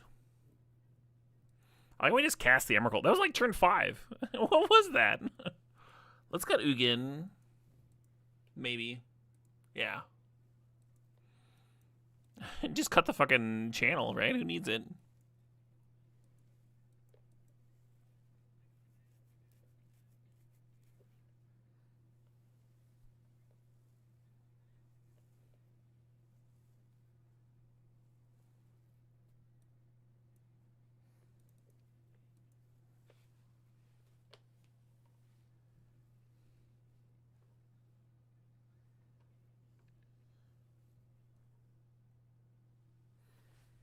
Ooh.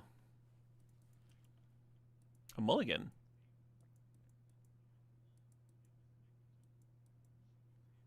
A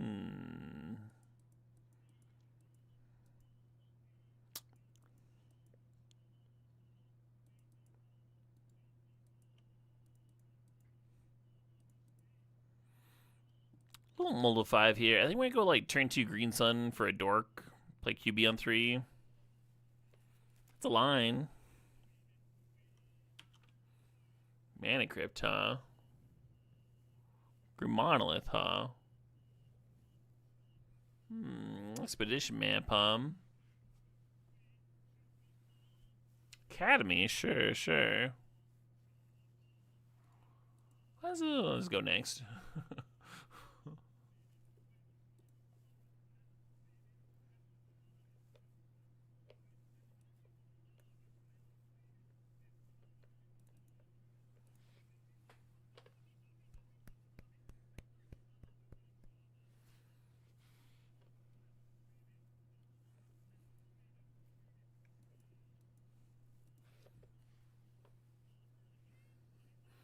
I went to a venue where they were jamming this, like in between acts. It was just part of their.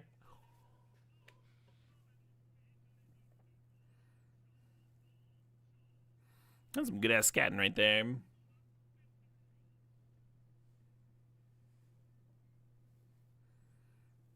This is from Songs in the Key of a Z.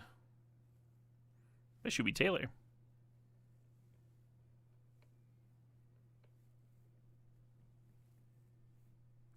Yeah, I could see playing Woodfall Primus and Flash here. Spellseeker to find the Flash too. Primus is a Green Sun Zenith target. What are you cutting though? It's too much, huh? How do you even cut something? Caretaker maybe?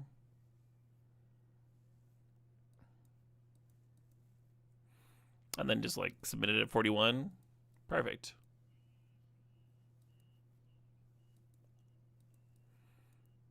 Got Palantir. That can't be right. We got Emrakul in here.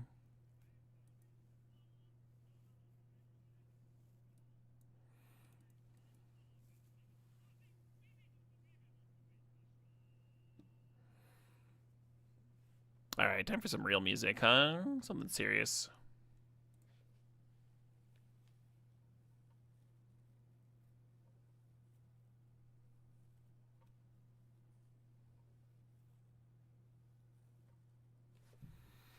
I'm just gonna cut the Skydiver. Even though it's very good. I shouldn't do that. I should keep the good cards.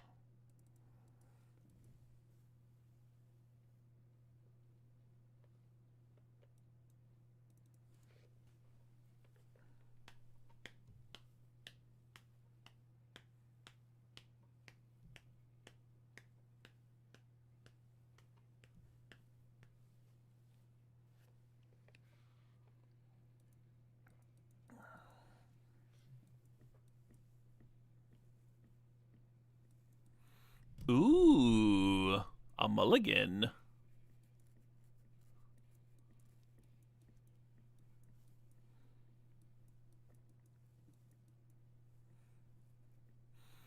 This hand is not good enough, but still better than the average 5. So we're gonna bid the Primus. And then we're gonna draw nothing but blue spells for the rest of the game.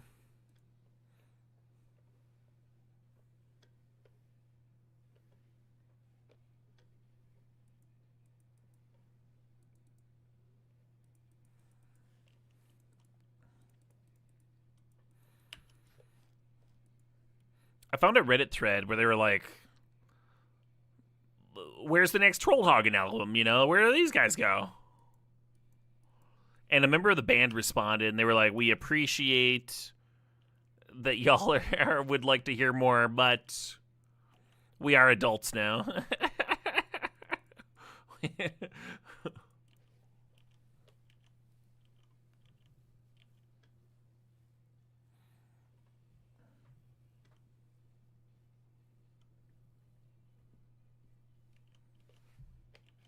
Too mature for the troll music.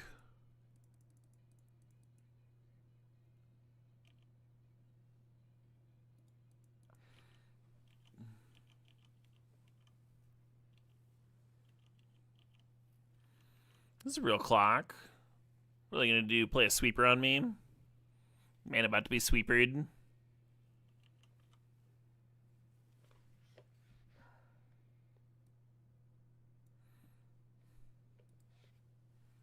Hell yeah, Quasi Fuji. It's sick when band members are responsive like that. Like care about their little community.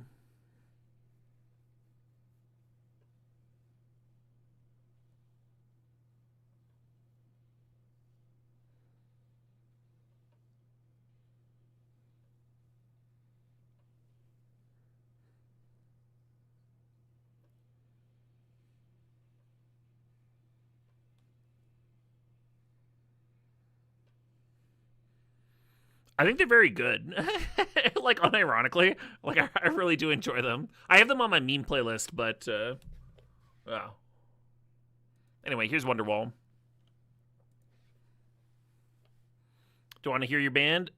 UC Slugger, there's nothing I want more in the universe than to hear your band.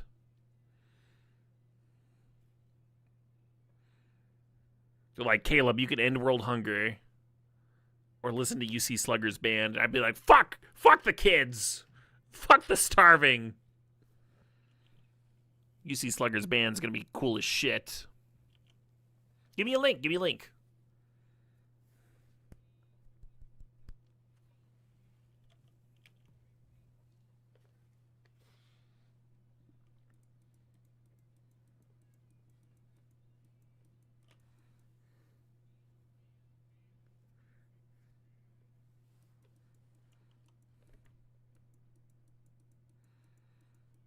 You gotta throw it together, give you like 10, 12 months. Okay, fair enough, UC Slugger. That's reasonable.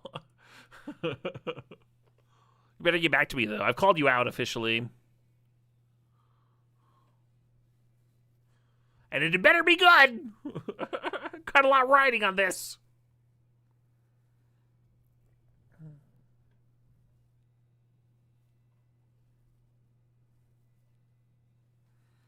They tutored for Spellbomb. The reason to tutor for Spellbomb over Mana Crypt is if you already have Mana Crypt, you just need, like, a little bit.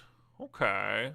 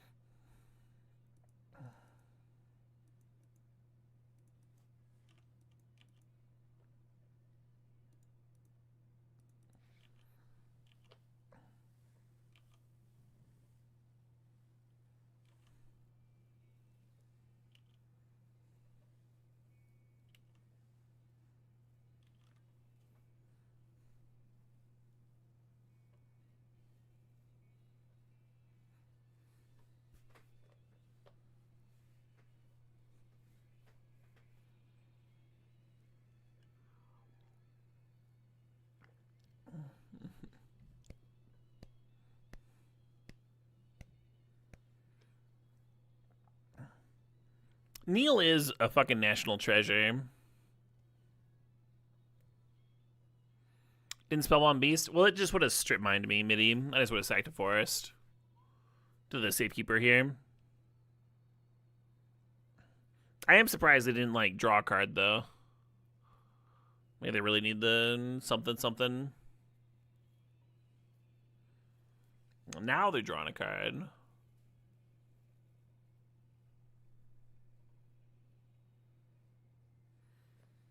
Is this the official video? Huh? I'm just got it on a playlist. Let's see. There's Sail, Sea Shanty Arrangement, there's Diggy Diggy Hole, there's Alaska Thunderfuck, Your Makeup is Terrible. Let's play another Neil banger. I win!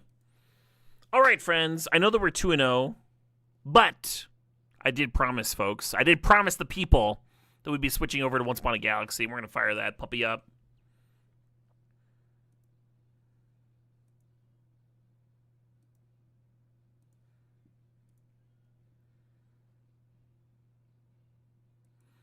Full disclosure, this is a sponsored segment of the stream, but I would like to point out that I was streaming Once Upon a Galaxy before they decided to sponsor me. They were like, Caleb, we like your streams. And I was like, I also like my streams. They're like, we would like you to stream our game some more. And I was like, I fucking love your game. Hell yeah.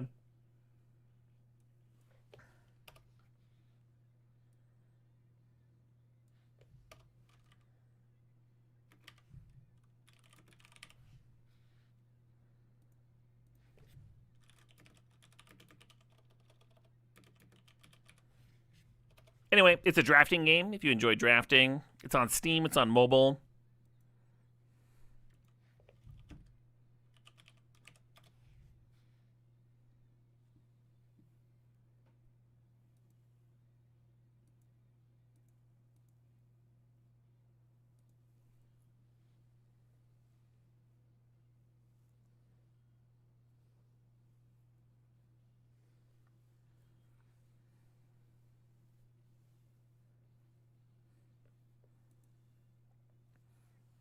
Oh, shit, what up? Hey, Huskazim. If I heard this new Neil tune from July, I have not. Happy to jam it, though. Thanks for the donation. All right. For folks that are not familiar with Once Upon a Galaxy, it is a drafting game. At the very start, you pick a champion. You have 3 options. There's a recycle button, so you get to refresh one of them if you like. Nathaniel Drake's pretty good, though, so I'm just going to choose him. Treasures you discover from quests give an additional +2/+2. Some of the characters you draft give you quests. That's the mechanic going on here. There's 2 quest champions already. You can notice them with the little numbers there. So it says quest, I attack 3 times. Very easy to do. This one has a quest. During a fight, you have at least 10 attack. That's a little harder. But the bonus for Lance Little, look at this adorable fucking art, is you get Little Lance, which says each fight give all of your slots +1 attack.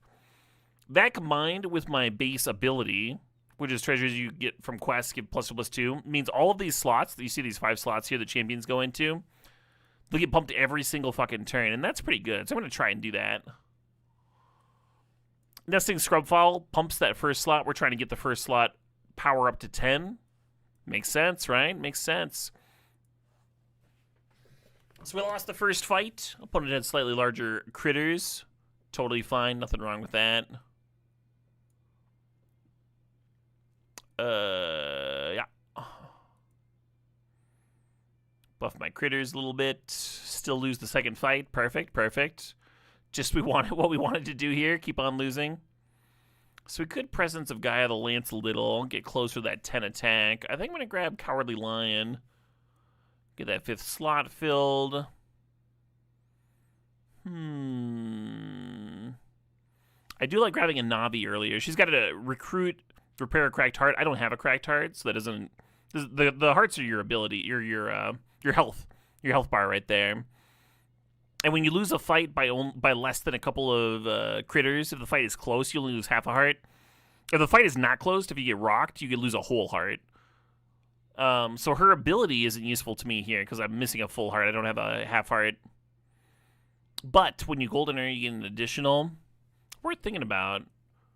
I want to replace this Scrub Fowl. I'm not sure whether to grab the Navi, the Snowball, or get a random. Let's get a random. That's spicy, right? What do you got for me? Sure. Nice thing about this hyena is it's buffing my animal slots every turn, so it does get me closer to my goal. Man, I just keep on fucking losing. Oh, let's grab the Navi now. Yeah. Miseria says quest lose a fight. That certainly fits my strategy this game. The Presence of Gaia pumps a slot, so I can pump this and just like immediately cash in on Lance Little. I think I'm gonna grab Miseria. There's like, this is an interesting spot because there's like 4 good options. Navi, when you draft a silver creature, you get a free shop. So it's like very hard to say that's ever wrong, right? You get a free fucking shop. And you get closer to gold. You start with bronze, that's what my characters are here. You draft a silver, you get a free shop. You normally only get 2 shops, but you get silver, you get bonuses. And then when you get gold, you get treasure. You get treasure that are just like artifacts or relics that give you static bonuses. And then they also, the gold creatures, typically have doubled their abilities' effectiveness. Like she has the special ability to just gain an additional heart, which is sick. You only start with 3 hearts, right? That's really good.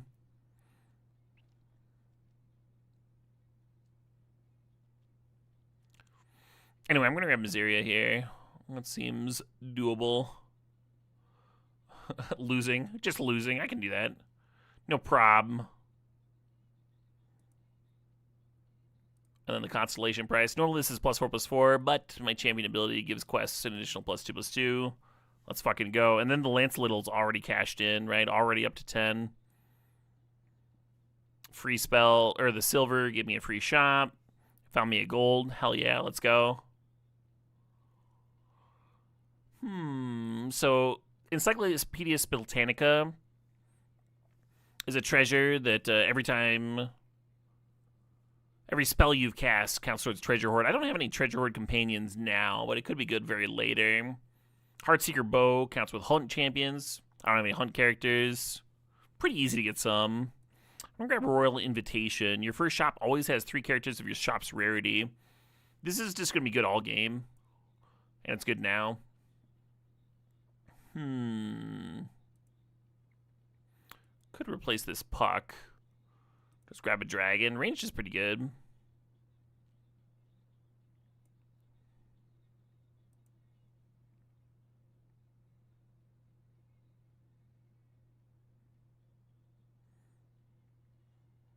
Fuck.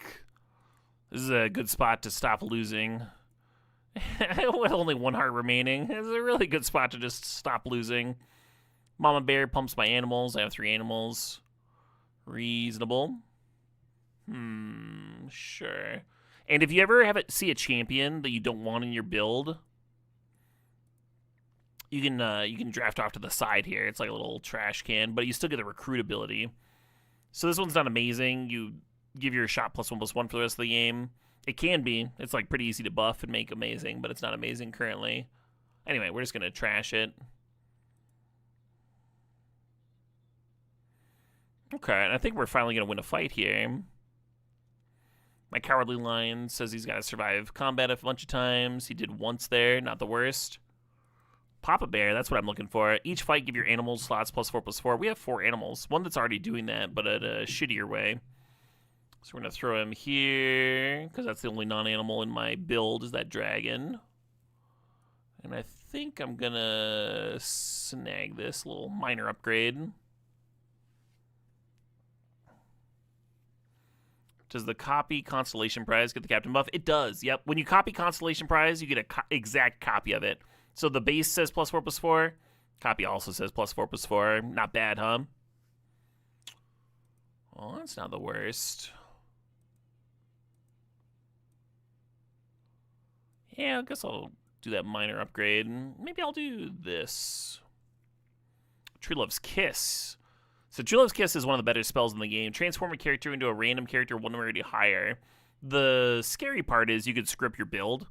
Like here I've got 5 animals. They're all buffing each other. If I swap out a character for the next rarity would be Legend, it might not fit my build at all. But the nice thing about having a Legend is if I find another True Love's Kiss, I can get a secret rarity. And secret rarities can be quite powerful. Like enough to like turn a losing game. So we're going to do that. We're going to fucking... Sorry, Twilight Sprinkles. And we got kind of a shitter. It says hunt the next time you cast a spell, cast again. It can be good. It's not an animal. It doesn't fit my build at all. Not thrilled about it, but, you know, whatever. My opponent's got some real juice. The hunt went off. But, okay. It looks like I survived. They only have 2 creatures left. If they had 3 creatures left, I would have lost the full heart there, and the game would be over. Now there are 2 constellation prices, so I get 2. That's nice, at least. Maybe. Maybe I'll grab Friar Tuck actually and just swap out my Shadowmancer. Let's go back to animals.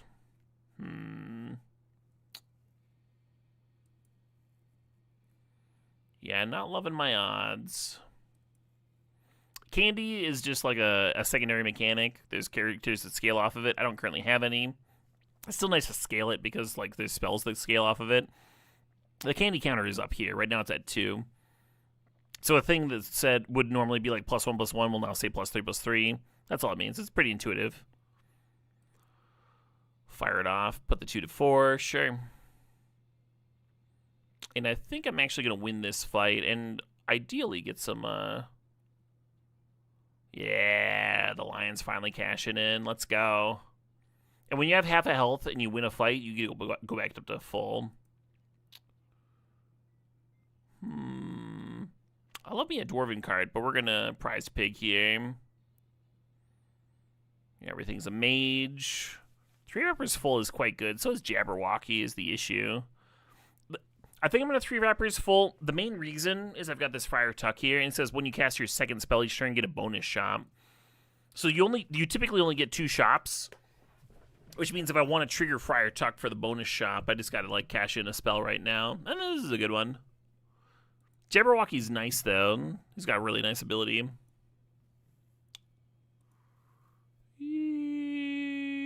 We'll do this.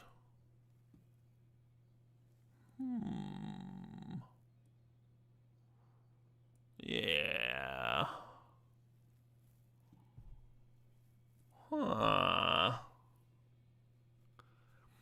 this guy. I think I prefer staying animal.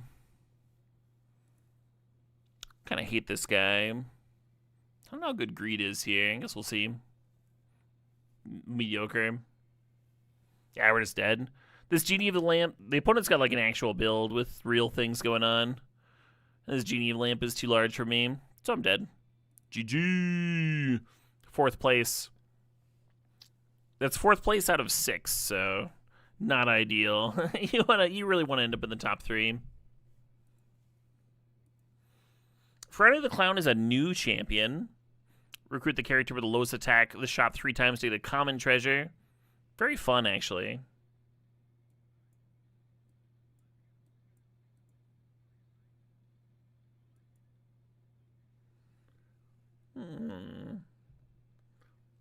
Let's get some real tunes in here. Anyway, might as well fire it up.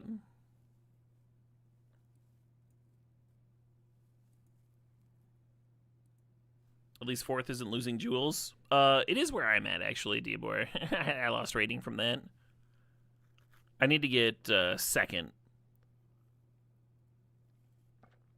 2nd or 1st. And at 3rd, I only lose a little bit. Recruit the character with the Lotus attack from the shop 3 times to get a common treasure. So the 2 here that have the lowest are Rose and Stepsisters. They both have 1 power. I'll grab Rose. Stepsisters takes a little bit of finagling to pop her power and stuff. Rose is just good. Well, I also don't want to like eat shit in all my early fights, so I'm going to grab Slappy here. He's pretty good in the early game. Doesn't hurt my... well, still lost. This guy, oh, he's not the,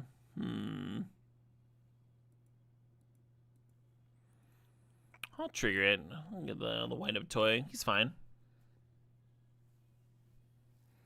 Your MMR got erased after the last update? Yep. Yeah, every update. Man, I keep losing these early fights. It's hard. It's hard when you eat shit in the early game. Just playing catch-up the whole time. So this is the one that would trigger my thing and give me a treasure, but I don't love it. I might even just... Nice. Oh, I didn't know if that would count it. So I played a spell where I only had 1 creature. I didn't know if it would count it for my my ability, and it super did. Love that for me.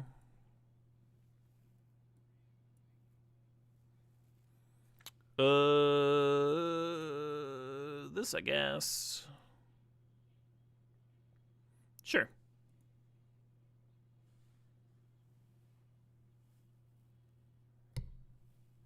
Nice. Lion got a hit in. I kind of like this guy in the early mid-game, which is exactly where I'm at. I gain +1/+1 when one of your other animals is KO'd. Good spot for it. Got some animals. Silver upgrade, free spell. So the Emperor says recruit, give your characters +1/+1. I don't love my options here, and it does trigger my ability, so why not, huh? Why not?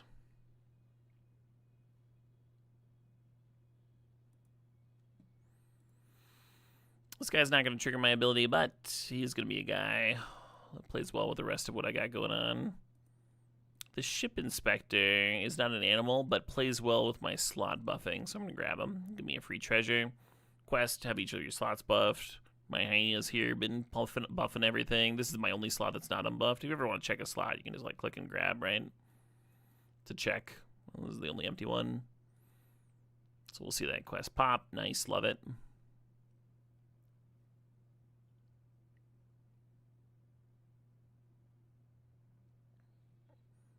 Got a trade-off. I'm fine with the trade-off. Okay. So, Mushroom Ring is pretty, what's the word? Niche. Your recruit abilities are also farewell abilities. If you already have, like, a really sick recruit ability, then, like, sure, maybe. But I very rarely grab it. It needs a very specific build.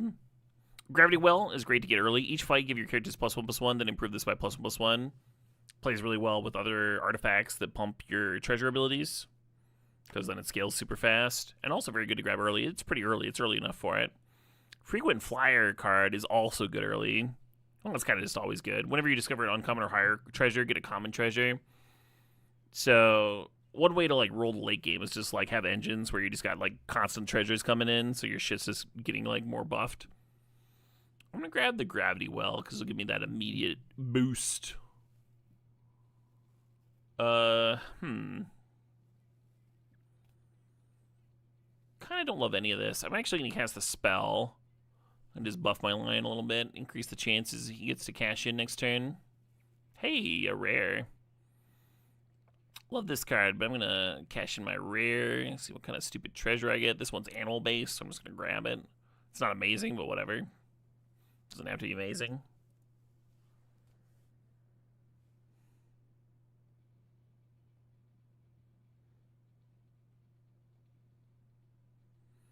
My Lion did not get cashed in, unfortunate. Hey. A shitload of critters here. I think I might keep the Gold Hyena around. I can see swapping out the Foul Lich for Ninja in training. He's got range, which is nice. He damages the opponent's creatures without taking damage himself.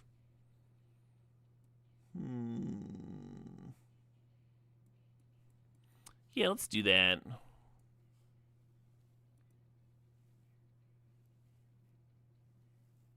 Nice. Lion lived. I'm going to get a treasure there. Fulfill that quest.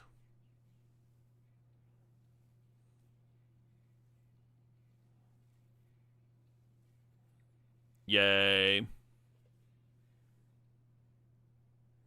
Are there enough active players in chat to run private lobbies? Probably. I've literally never done that. Hey, here we go. Gemstone Cavern.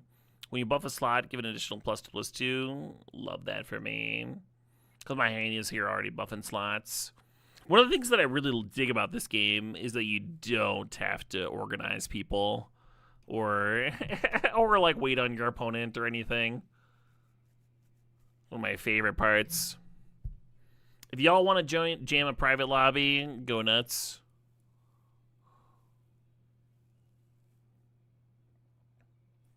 Well, the dragon's an animal, actually. Because my prize pig makes mages also animals. Let's grab them. Cinnamon roll, free slot, why not? Free shop.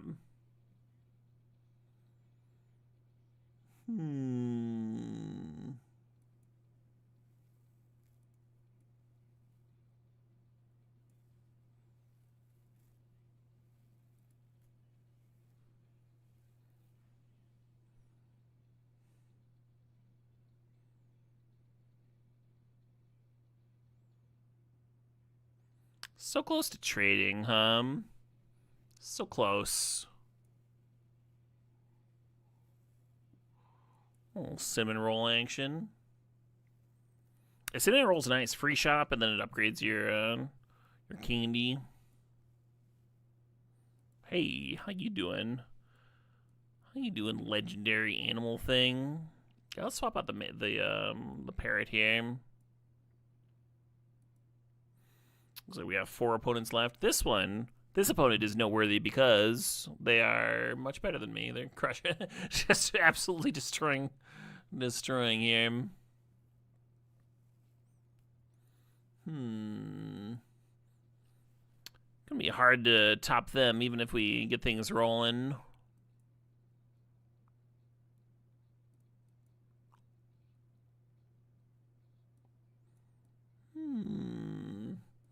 Do I throw away the cat? The cool thing about the hyena with the slot buff is I'm getting the gemstone gun. So every turn, it says +2 attack. It's actually giving +4/+2. And this one's giving +6/6, which is great. But all those creatures have to be alive to receive the buff, which doesn't always happen. So I think I'm just gonna whoop. Ooh. Sting is kind of a solid late game champ. After his attack, deal a bunch of damage to a random enemy.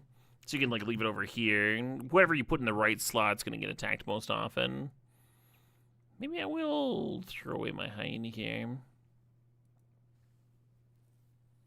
Yep. Getting fucking rocked. That's a real bad sign, huh? Yeah, DED dead. 4th place again. Back-to-back 4ths? We gotta do better than that. Could run Fountain the Clown Bank. Let's grab Serena. The first time you cast a spell directly on a champion each turn, cast at the end. Let's fucking go. Let me know if y'all have questions about how the game is played, about the rules, about mechanics, any of that stuff. I know I'm going kind of fast here. I first picked up this game when I wanted something that was like kind of intuitive to jam late at night. Usually my wife passes out, and then I've got a few hours where I'm like still awake. So mobile games can be useful for that, and I've ended up putting hours and hours and hours into Once Upon a Galaxy. You think dragons are the clear best comp? Not necessarily. There's one dragon in particular that gives all of your relics +1/+1 every turn. And he's a fairy dragon, so if you get him and the relic, or treasure, I'm sorry, treasure, not relic. If you get the treasure that buffs fairies, then like a circular buff thing happens, and you actually end up with one of the better comps in the game. But it's not really dragons, it's that card specifically that gets you there. You don't need to have like a full dragon comp or anything like that. Getting a pile of dragons with like the secret rare dragon that gives you a bunch of treasure every time your dragons die, pretty fun, pretty good, but I wouldn't say it's the best comp in the game.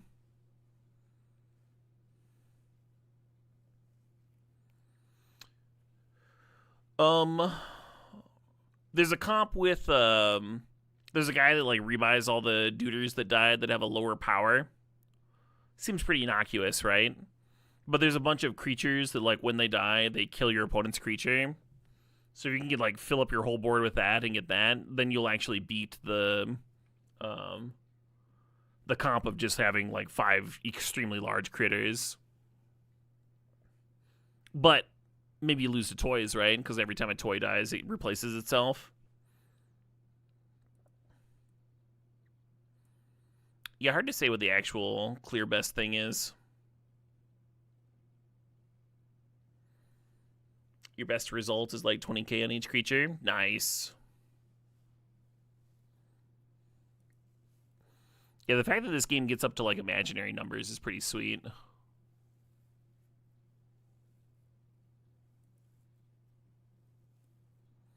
Oracle of Fortunes. Oracle of Fortunes is good. Yes, you're not wrong, but also dependent on like what's it actually attacking, right? Kind of just fine. In terms of late game. I guess I'll grab her, sure.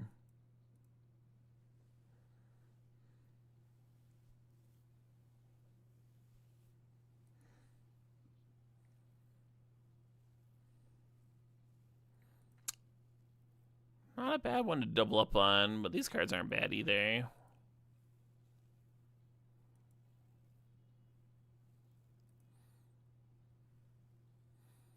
The double your sweet and your candy is kind of nice.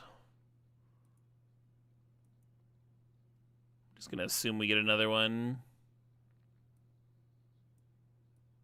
Let's take the silver here.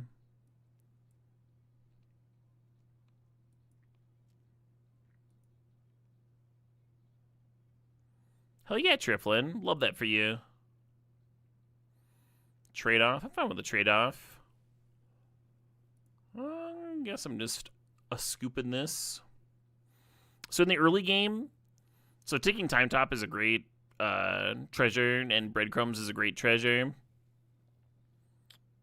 In the early game, I'm a real big fan. At hierarchy low, I'm a real big fan of just like grabbing something that gives you stat buffs. Because if you start losing fights, it's really hard to catch back up. Pumpkin Spice Latte is one of the best spells in the game. Heal a cracked heart, get a bonus shot. So it's like Time Walk plus gain 3 life or something, you know? It's fucking sweet. I think I'm gonna grab this just to sweeten my candy. My candy pirate will appreciate that.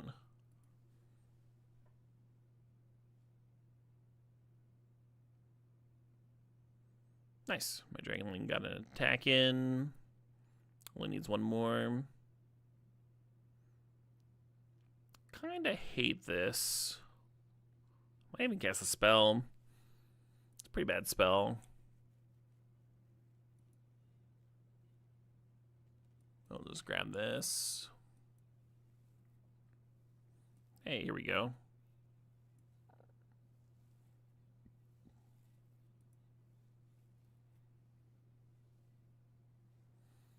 Ooh. Losing. Yeah, you see how I lost? They had 3 champions left, so I lost a full heart. If there were only 2 champions left, I would only last half a heart, which is much better because you can heal that heart, right? You can't heal a whole heart. +1/+1, +5 attack to the first slot, or this thing. I'm gonna do this, I guess. Silver up, golden up. So I've got a spell-based champ, so I'll grab Wand of Shielding, a little extra buff off those spells that I'm planning on casting anyway. Lesser Mimic's fine. Suppose.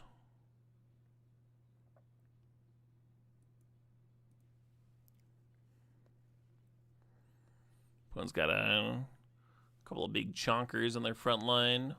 Their back line's very small and fragile, so we could have chewed through. We would have been fine, but we did not. And now it's pretty rough, right? Only 1 heart here.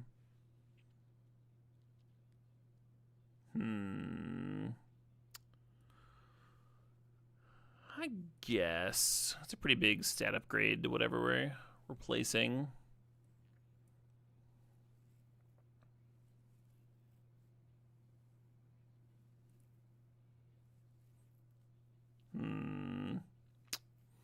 Don't love all this. Might actually, probably, no, we're not dead. Just losing that half heart, just very close to dead. True Love's Kiss, huh? This can give me a legend if I point at the Scarecrow, which I will do. Goes up to legend, and then secret rarity after that, more importantly. Zeus is not bad. He's also letting me double a True Love's Kiss. Guess I'll just throw it at my hyena.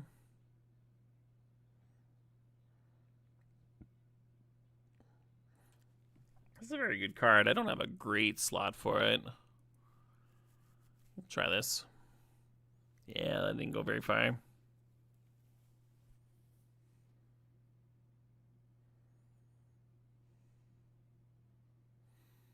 Just very dead. Well, no, we're trading. Nice.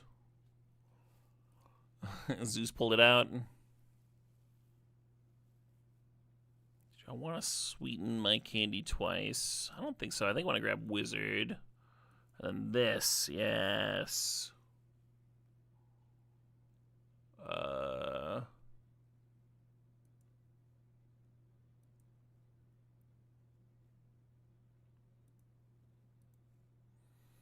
Buffs from spells get plus an additional +6/+6. I don't hate that. I also don't hate just like the base buff.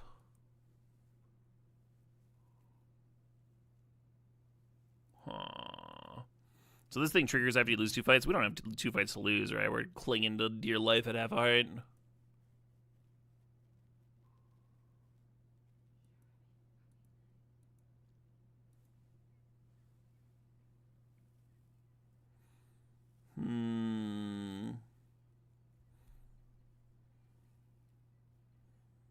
And dead.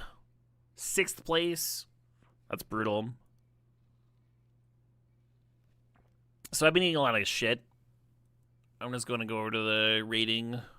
I was in the 60s earlier today, but that losing streak dropped me out of the top 100. Just to prove to y'all, I'm not the worst. If you came in here fresh, you might be like, this Caleb guy fucking sucks at this game.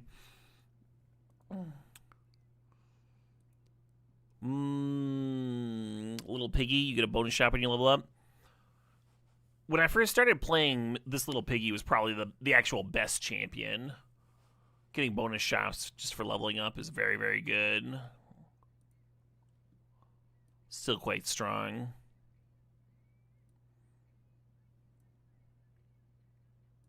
Top 1000 is great, Chase. I've played this game too fucking much. Don't put too much in it.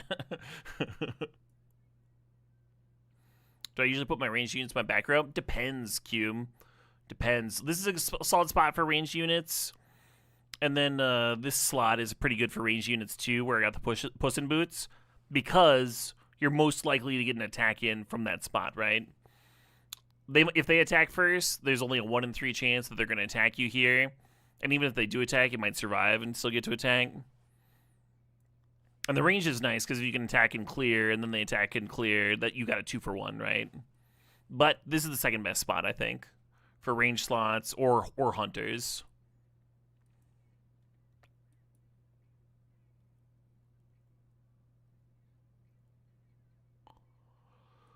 This is not the best.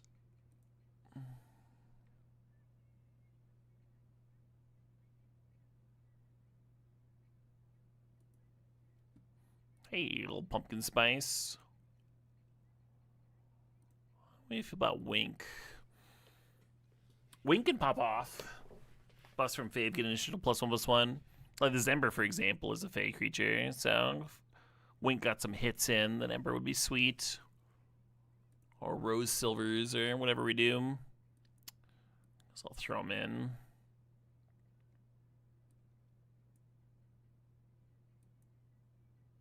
Yeah, I'll slop it up. So here we're at full health. Great, excellent time to grab Ticking Time Top. After you lose 2 fight, transforming into a random treasure of your shop's rarity. So these are common. These are common fucking treasures. This will give you something that's like way fucking better than a common. Deal. Let's go.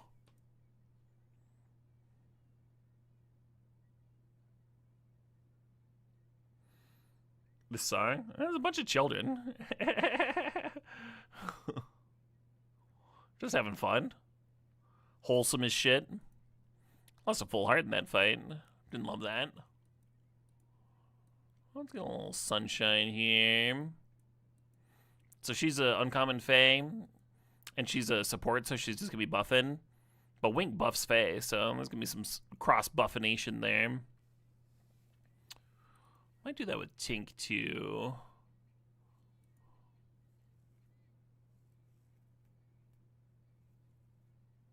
Hey, there we go, huh? Look at us winning a fight occasionally. And this is a spot where, like, if you were really desperate, you could grab Gold Ring just for, like, a small stat buff. Or you could grab Lucky Chest if you're feeling like gambling. But Breadcrumbs is pretty good. Just let you see different things. Like, I don't want any of this shit. Perfect. Actually, I do want some of this shit. Thorn's good. Because we got a couple Wink hits in, right? So Thorn would normally give +1/+0. Now it's +3/+2 to your shop. This is like basically a quality relic just by drafting it. And if you drafted the trash, you still get the recruitability. Yeah, we'll do this.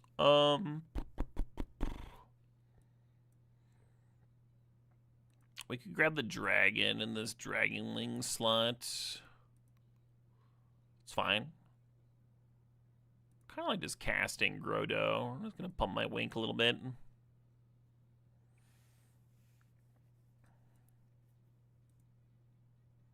One of the reasons for getting mice play pretty well with our buffs here, our supports. But one reason to grab the mice is now I've got a rare animal. So if I get something where I can swap it out when I can upgrade. If I get a True Love's Kiss, then I'll have a higher rarity critter to swap into a legend. Tin Man says quest have a heart. I've got 2 hearts. Not really worth playing towards. Davy Jones is solid. I think I'm just going to grab Pan's Shadow. I do like a Fill. It's just like not that much better than this Slappy. Maybe I'll just cast a damn spell. Should probably be on the mice, actually. Pumping my Wink on stream. Somebody's got to pump my Wink. Full heart. God, their build wasn't even that much better than mine. Brutal. Well, this thing benefits from hunting, so that's kind of nice.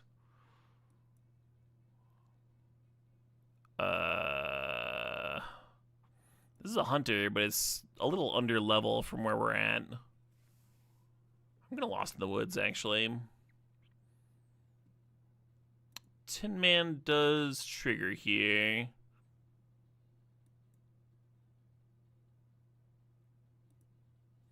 We can get a common treasure, get an epic as well. Sounds good to me.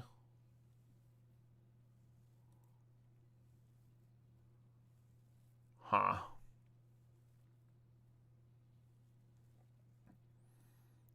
I guess I'm just doing this and praying.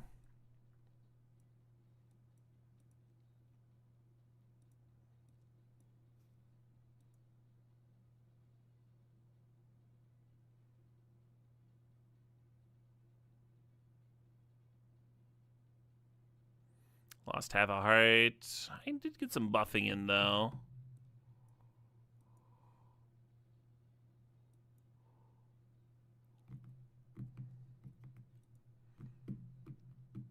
Do like a giant growth.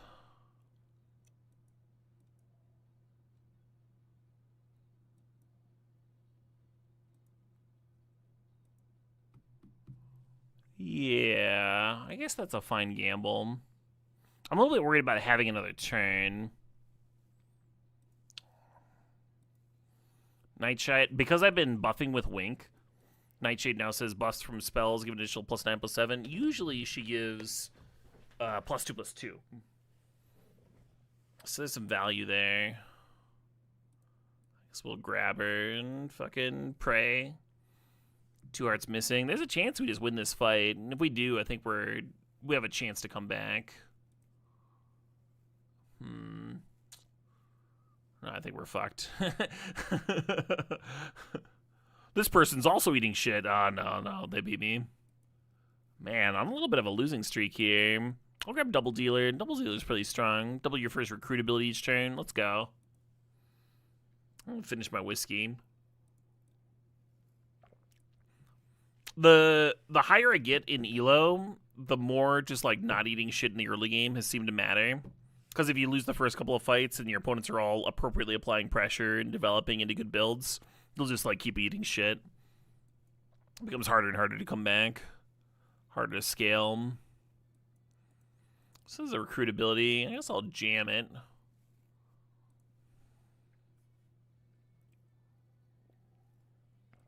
Trading, don't hate it. Yeah, CPC Spider is pretty good for that, just like having the early game stats. So because this thing gave heroes in your shop +1/+1, because my ability is double your first recruit ability, this card's normally a 1/3, now it's a fucking 3/5. Let's fucking go, huh? And we did pass up on another recruit ability in order to grab the heroes and actually make good on the friendly spirit thing. So there's a little bit of tension there. Is Captain Ahab any good in this game? Captain Ahab is solid. I'll grab him sometimes. For the record, if you're unsure which slot to put Captain Ahab in, I found this spot where the pix is right here is the best spot for him. Well, there's my recruit trigger I could double.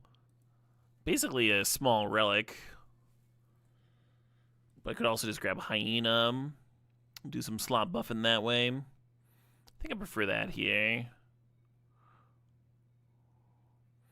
Mostly because I already have the baby bear doing some slot buffing, so adding another animal was good.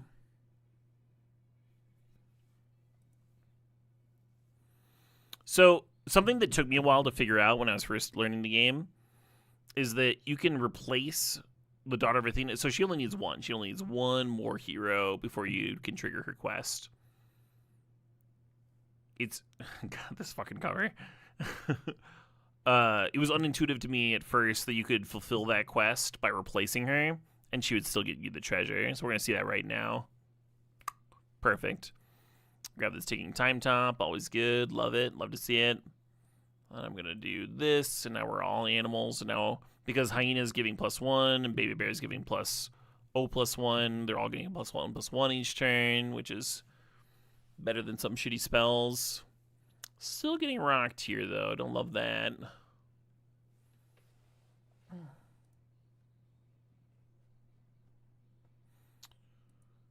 So the chaos here gives me a random spell. See if that's any good. Nope, not the best. But we do get another one. Also not the best. That's okay. Huh, we could get a candy spell. So there's a cinnamon roll here which says get a bonus shop, sweeten your candy. And that seems very good. I'm actually going to take the cherry topples instead. And the reason for that is, like, there's a chance we see her silver in the shop later. And then we can double the spell off the recruit, and that'll be quite nice.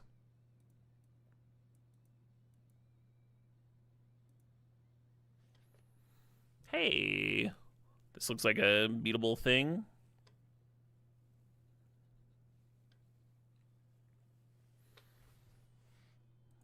There we go. I guess I'm fine having this be the double.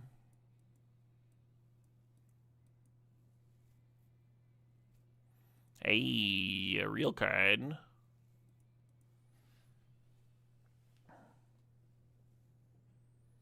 I think we just barely lose this. Oh, nope, we trade.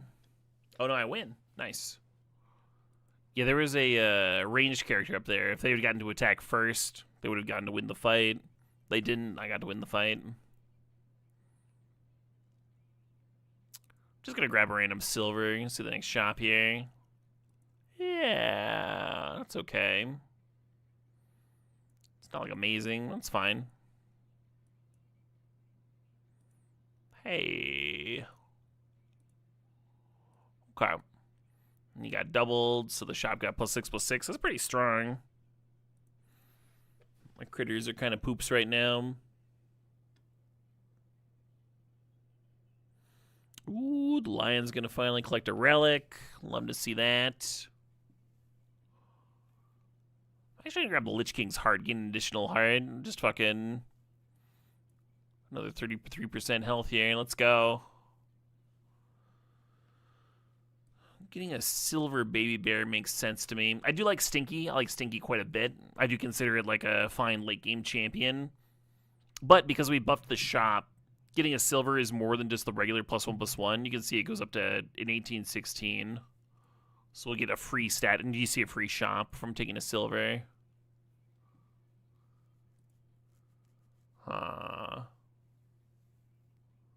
Sure.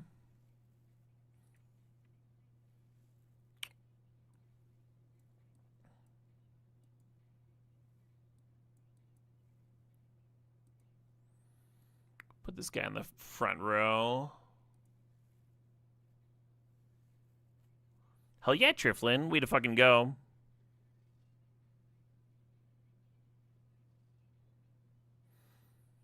Yeah, I feel like I get into animals pretty often. I like the animal based champions because I usually end up in animals anyway, and so sure, whatever.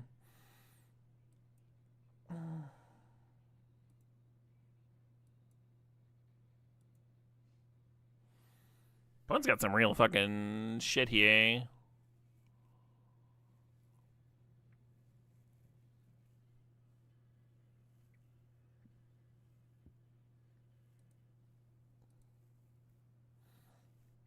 Lost a full heart. Hate it. So I could get the double spell. I don't remember I set up the free double candy spell. There's Daedalus here. That's also pretty good to double.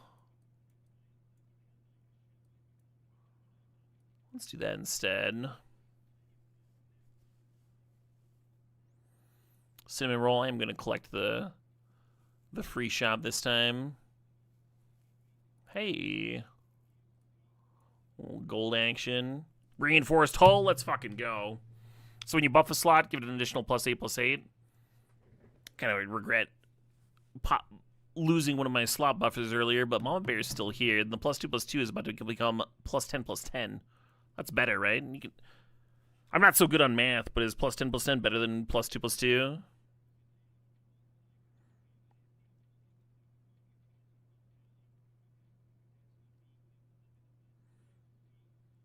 Brutal. Hey, sup, Jabberwocky? How you doing? Am I still just gonna eat shit and die?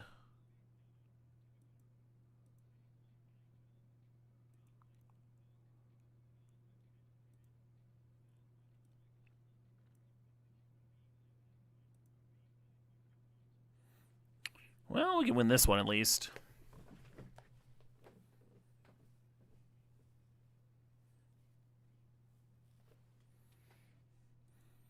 So we are in the top 3 here. It's just like, how far can we go?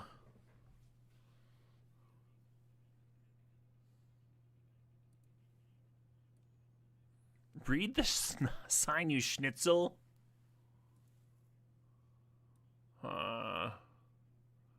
So Candy Kiss can give you a character rarity higher. The issue is, if I swap out Daddyless, you see the Jabberwocky size? Kind of lose a lot of stats there. And that's on both of them. Because he's doubling the slot buffs in front of them. Those are some pretty big slot buffs. Actually, shouldn't that be higher? That slot buff is plus 110. Double the slot buffs in front of me. Shouldn't 110 be doubled to plus 210? How can he have a power that's less than 200 if the slot buff in front of them is being doubled? Oh, it's already doubled. I see. It's showing that. So if I move him over here, it'll be less than 110. Plus 55. Thank you, thank you. They already made it intuitive for me, and I was still confused. I was like, what? Twitch chat coming through. Let's fucking Candy Kiss the Jabberwocky, I guess. Or maybe I'll do Daddyless. He's a worse thing. Yeah, we'll see. Don't love my spot. Seems pretty loose. I'll put the Chubby Bunny first.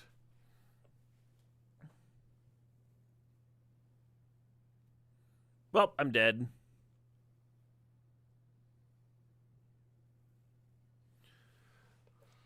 Damn. A measly 3rd place. We'll do one more. We'll do one more run. Ooh, a Romeo. So Romeo is one of the more snowbally champions I've ever played. He's also a newer one.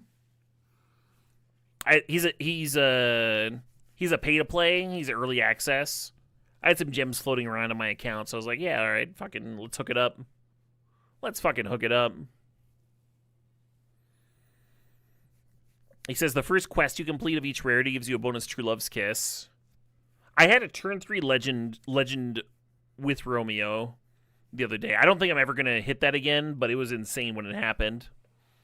I got the relic that like doubled your spells, and hitting that relic, like completing the quest to get that relic, also gave me the True Love's Kiss. That just like fucking, well, you get it.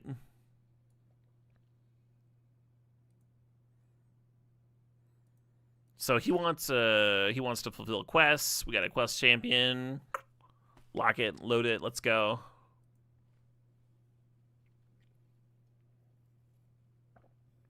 What if we Candy Jabberwock? Candying Jabberwock's pretty good.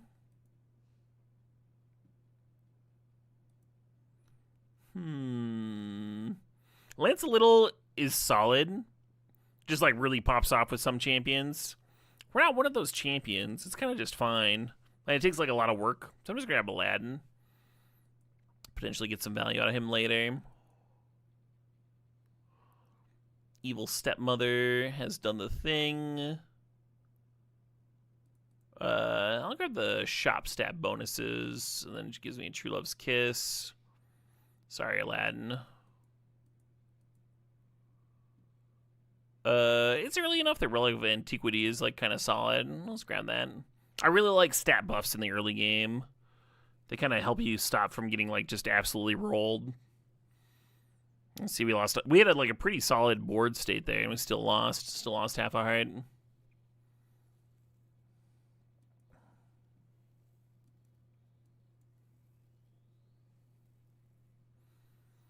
Where are all my quest champions at, I'll try Chameleon. I don't think he's going to get there with only 4 power, but maybe. Try it out.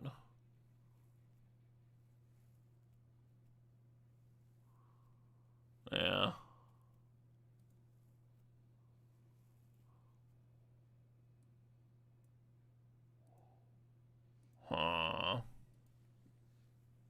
Recruit your next shop as a quest character. It feels like such a waste.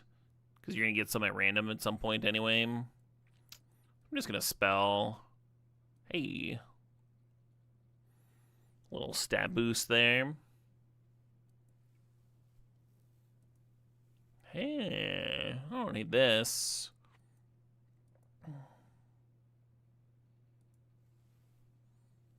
Is my chameleon gonna fucking... Hey, there we go.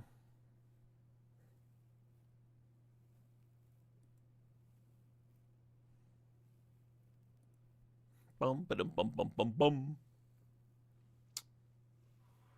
Now what?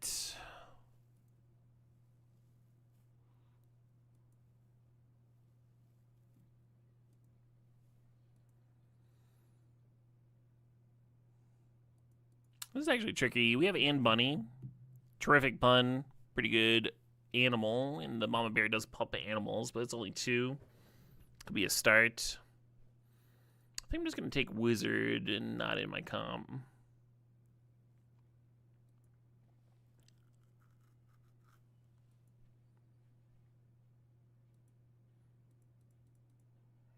I guess I'm taking lion.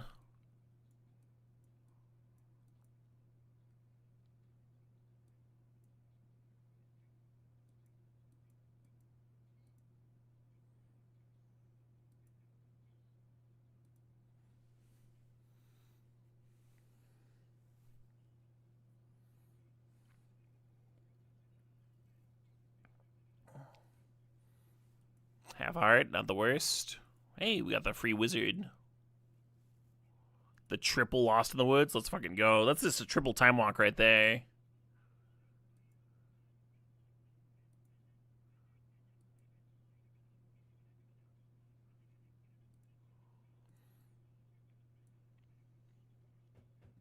Galactic Rock's a nice one to get it kind of early. Get a random treasure every 2 turns. Let's fucking go. Stack them up. Oh, spell double here. Honestly, doubling the Cowardly Lion is fine. It pumps my wizard too. You see he's rare, so normally he would get +2/+2, but because he's rare, because he's all golden, he gets +4/+4.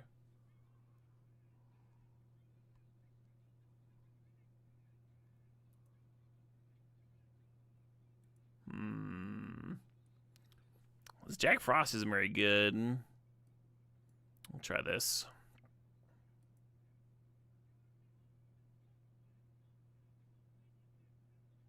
Yeah, not ideal. Hey.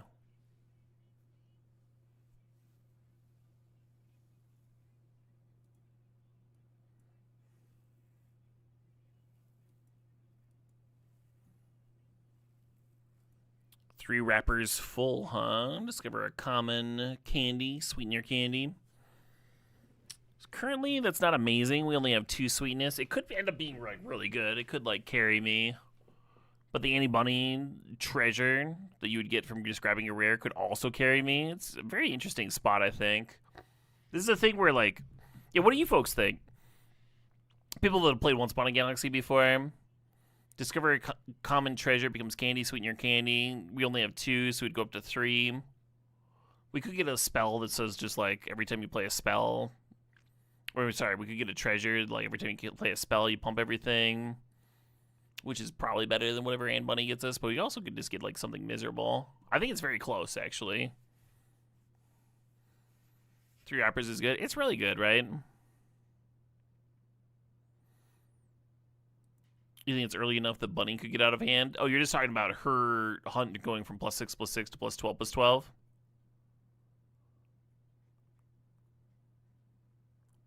Alex J actually likes Bunny. I think it's extremely close here, actually. This is like very borderline. Diabor is a candy stacker. Let's fucking... Oh, man.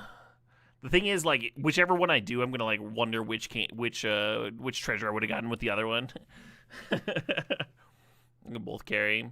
I'm gonna have the tiebreaker be that I've got a wizard here that gets +4/+4 when I cast this. Ah, shit. Not amazing. Sweet Bounty Contract is the only one of the scales. It's kind of whatever. I'm just going to grab Fortifications. It might pop my Lion off.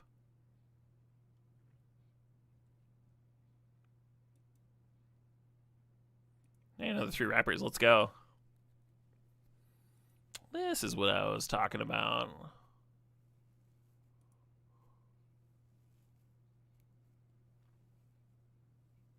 Lion? Yeah, that's right. That's right. Got a free horse armor. Don't hate that.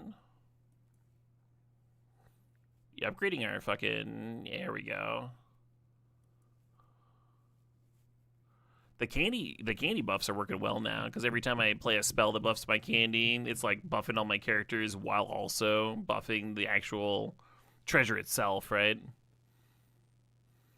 Hit my lion, please. Hello, hit my lion, please. Ah, you fucks.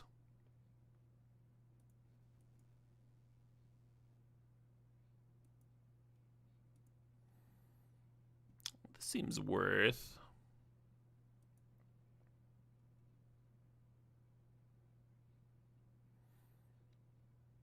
Thank you.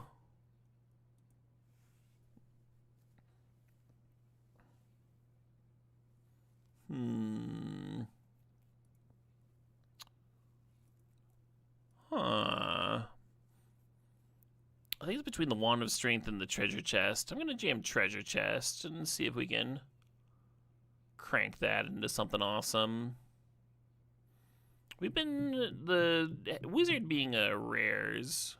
Or being a gold is kind of nice. It's been using that. I'm gonna flip out the Parrot into a legend. Or, I'm sorry, not a legend, an epic. Much worse. Starburst is so good. It's hard to justify grabbing this Fae, but I'm gonna do that.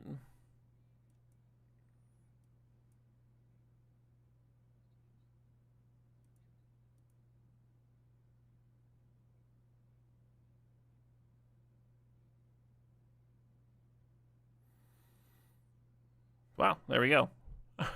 Finally, we get a win, and it's a turn 10. It's a goddamn turn 10. That's pretty fast. It's about as fast as you can win the game. This Romeo guy fucking snowballs. The fastest I've seen is a turn 9, so...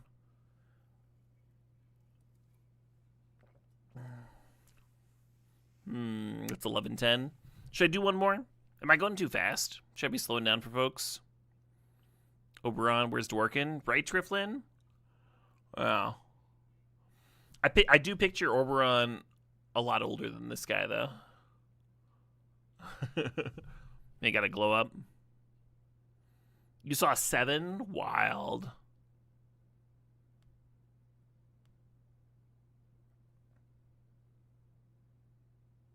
You think the pace has been good? Nice. Let's do one more.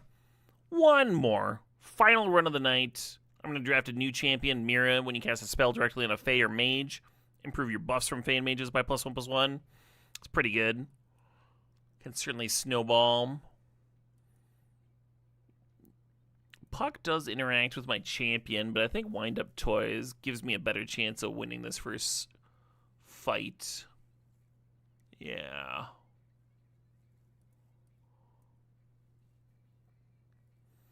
What is this nightmare we're listening to? Here's a song about how you should have sex with a bearded man.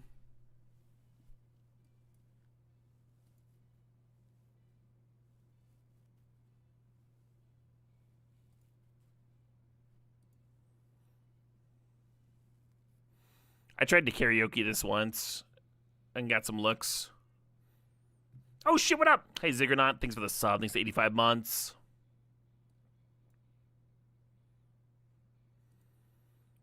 So the ability is when you cast a spell on a Fae or Mage, improve your buffs from Fae and Mages by +1/+1. So we did that. And then we got some options here. Foul Lich is improved. We only have one animal, though. I'm just going to grab the Rose. Buff my slots a little bit here. Yeah, when you don't eat shit in the early game, it just gives you so much room.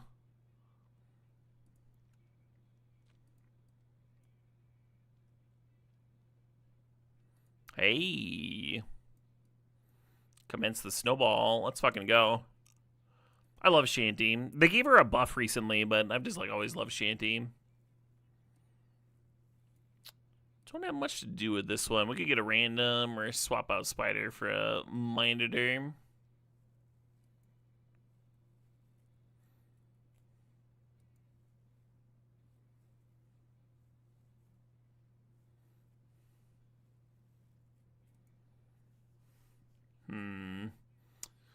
Kind of open for spells so I can like buff my fucking Fey Pirate and snowball a bit. I guess I'll grab a Pirate. Blackjack's solid. Throw out my toy maybe. Greenbeard gets buffed with the ability. Yeah, alright.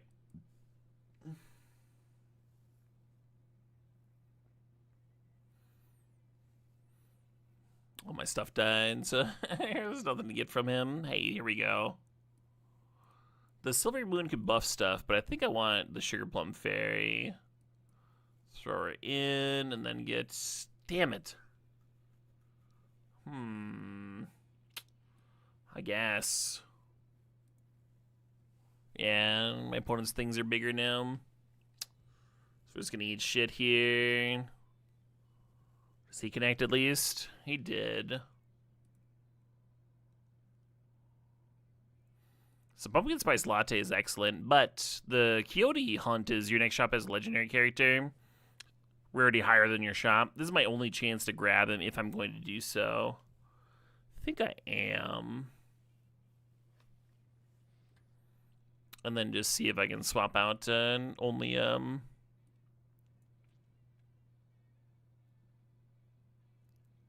you see how these all have the blue rarity, the little blue triangles.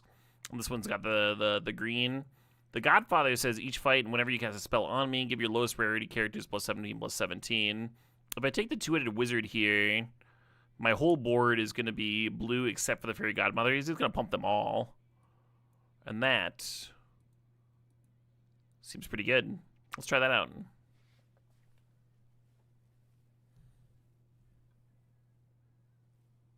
Love it.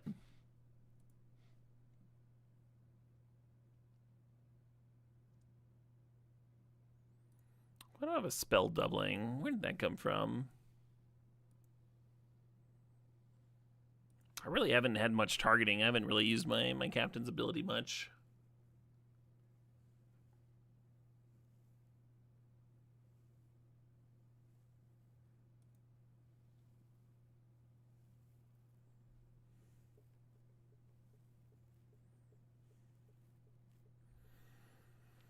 So I could slowly start to replace all of my characters with legendaries. That'd be kind of cool with the Fairy Godmother.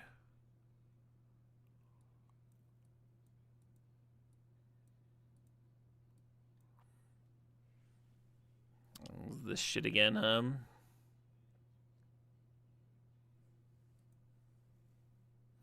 Should actually have him in the Sugar Plum Fairy slot. Collecting the potential bufferoos.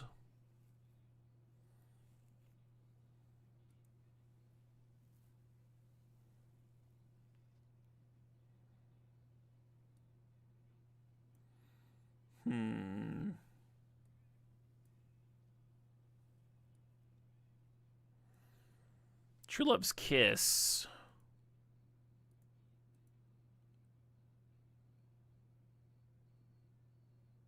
Let's fucking jam it.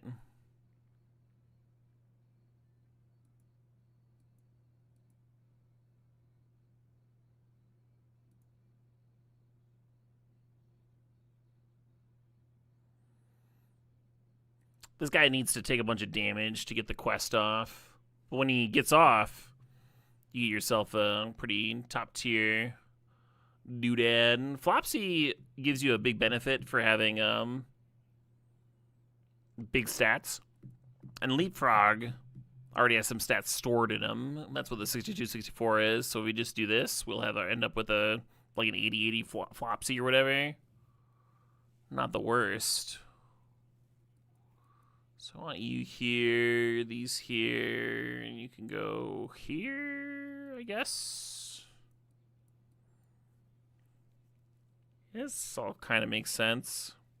Why not put you here and you this? Yeah. Yeah. Give Don Quixote a chance to connect one more time. Don Quixote can be like pretty powerful, but he does scale off at a certain point.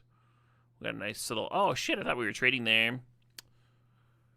Here we go. So the Don Quixote got me a secret rare champion. Awesome. And then the Flopsy buffed it. So that's why we got a huge-ass fucking Tiamat there. And I think I want to swap out either Wizard of Oz or Don Quixote. I think if we swap out Wizard of Oz, the odds of Don Quixote connecting is pretty low. So I'm just going to do this.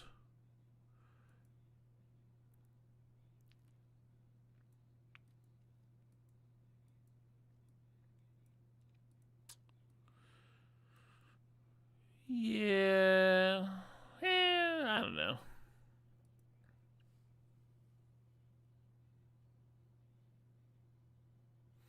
Worried about my... Hey, there we go.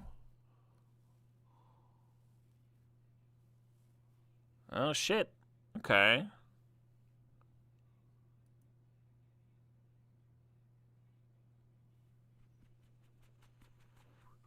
So I'm a big sucker for Bottled Starlight. All your slots have plus 30, and if you get first place, get a bonus reward. I used to just like always slam it. Then the bonus reward is like extra cards. Like when you win, you get extra access to more cards for your decks and your builds and stuff. Your decks, the decks that you put together for your characters, just increase the chance that you see those cards in your runs when you're drafting, which is kind of cool. I don't muck with it as much as I should. We're not going to do that this time. Infinity Mitten, excellent card. Recruit, Hunt, and Farewell abilities, all doubled. Super powerful. We're not going to do that either. World Shrub, your characters count as all types. I've got this Tiamat here that says all your dragons have Farewell, get a random treasure. Just all my characters are going to fucking spit out treasure now, and that's worth it to me. It also means that, so this Flopsy here is going to get a legendary treasure. There's a bunch of legendary treasure that says, like, all your characters get plus 20 for each villain you have and shit. All those are going to give all my characters plus 100, which we hit when we hit them, there's two of them, so we're probably likely going to hit one here with this Flopsy grab. We did not. I'm super fucking wrong. I built that up for no reason. I'm just going to grab a Starstone. Little medium. Hey, we got another legendary hit, though. Let's fucking go. There we go. Now we got some stats going. This is a little better. A little better. Look at us. You don't think you've ever built a deck in the game? Right? Yeah, I do it kind of rarely. And I play this game a lot, so it's really not necessary. Oh, we just random Excalibur. So the two... I need to skip this one. The meme playlist begins to wear... So I was talking about how this works with the legendary things that are type-based. We randomed into the other one. I drafted the one, and we randomed into the other one, so that's pretty good. And then we got, like, 1,000-power laser sharks, I guess.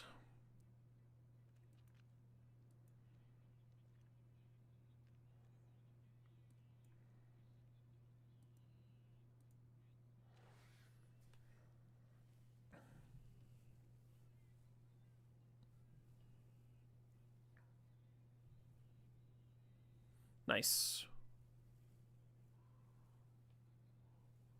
Wow. Their board is obnoxious. Ugh.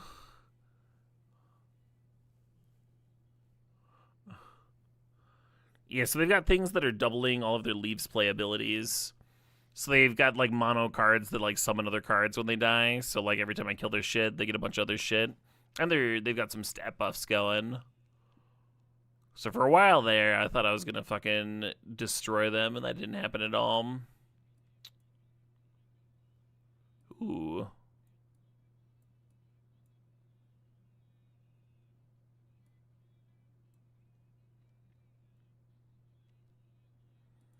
Stinky's pretty good. Fairy Queen's going to give me a treasure for the Jasmine Dragon. I could just grab the Fairy. I think I'm going to do that.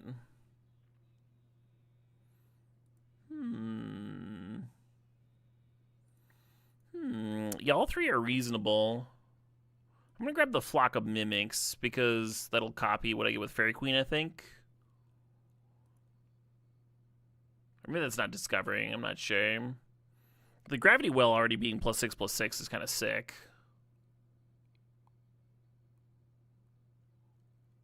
Yeah.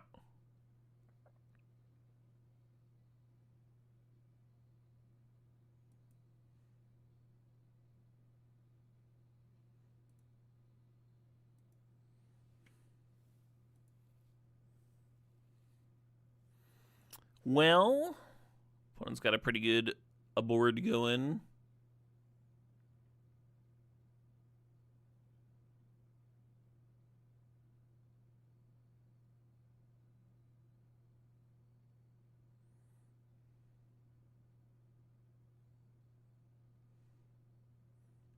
Yeah, don't love any of that for me, Both of us have treasure engines going. I usually love Exploding Chest. After you lose a fight, get a rare, epic, and legendary. It's pretty dog shit when you're at 1 heart. It's pretty great when you're at 3. I'll grab this +1000 sword. I'll put Flopsy up there. I should have fucking moved her up before I drafted it, because then this Robin would be getting the extra +1000. We'll do this. Doubling cube. Okay, okay.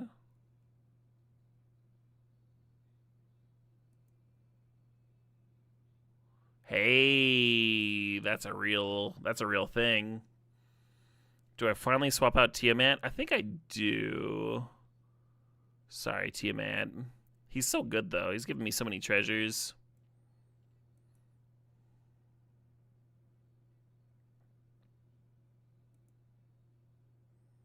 Alright. Did we improve enough to win this fucking fight?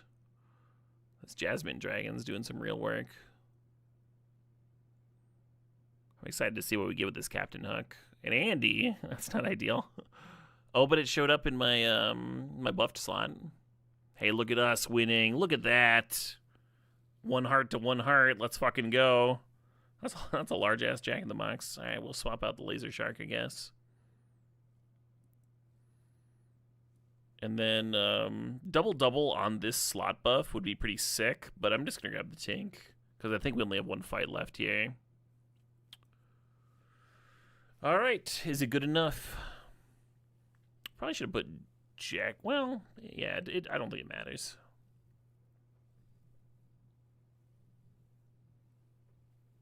Do you have to buy new cards in this game? You do not have to, but you are given the opportunity.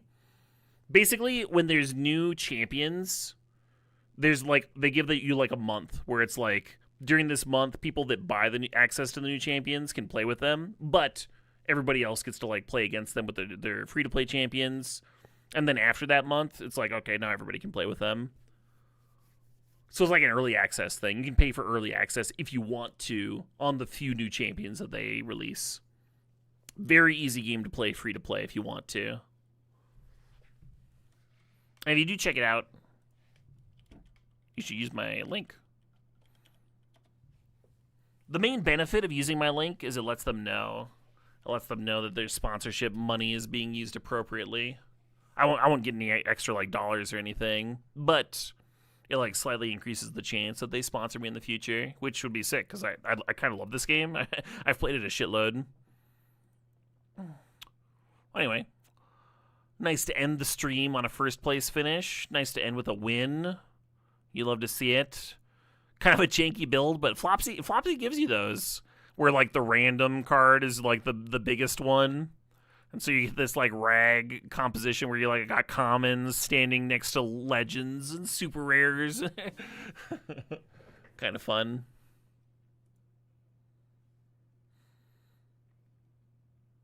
Anyway. So I lost a little bit of rating over the course of the stream, but that's okay. Game's fun. You get win streaks, you get losing streaks. That's normal. I am done for the night.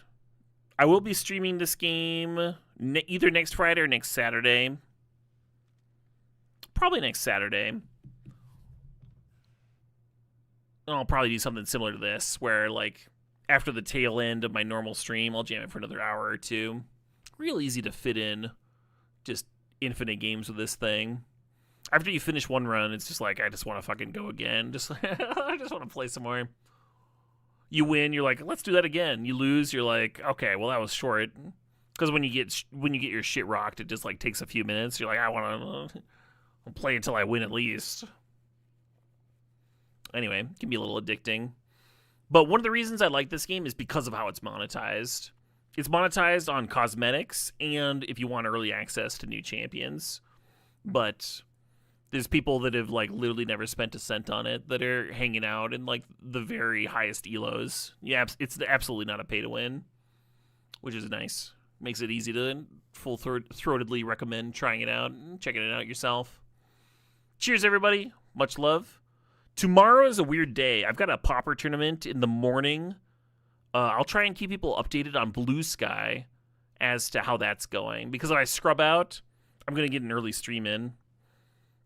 I've got a commitment tomorrow night. There's an off chance, if I go deep in the Pauper tournament, if I top 8 the Pauper tournament, there's an off chance I do a late night stream tomorrow, like starting at 10 p.m. Like, I'm going to keep the 365 going, but there's a chance we go super late tomorrow night. We'll see. And if I end up doing a 10 p.m. stream, I'm going to be fucking swigging an energy drink. We're going to be fucking just going all night. It'll be a wild one. Anyway, much love, folks. Thanks for hanging out. Thanks for watching a little bit of Once Upon a Galaxy. Love this game. Catch y'all later.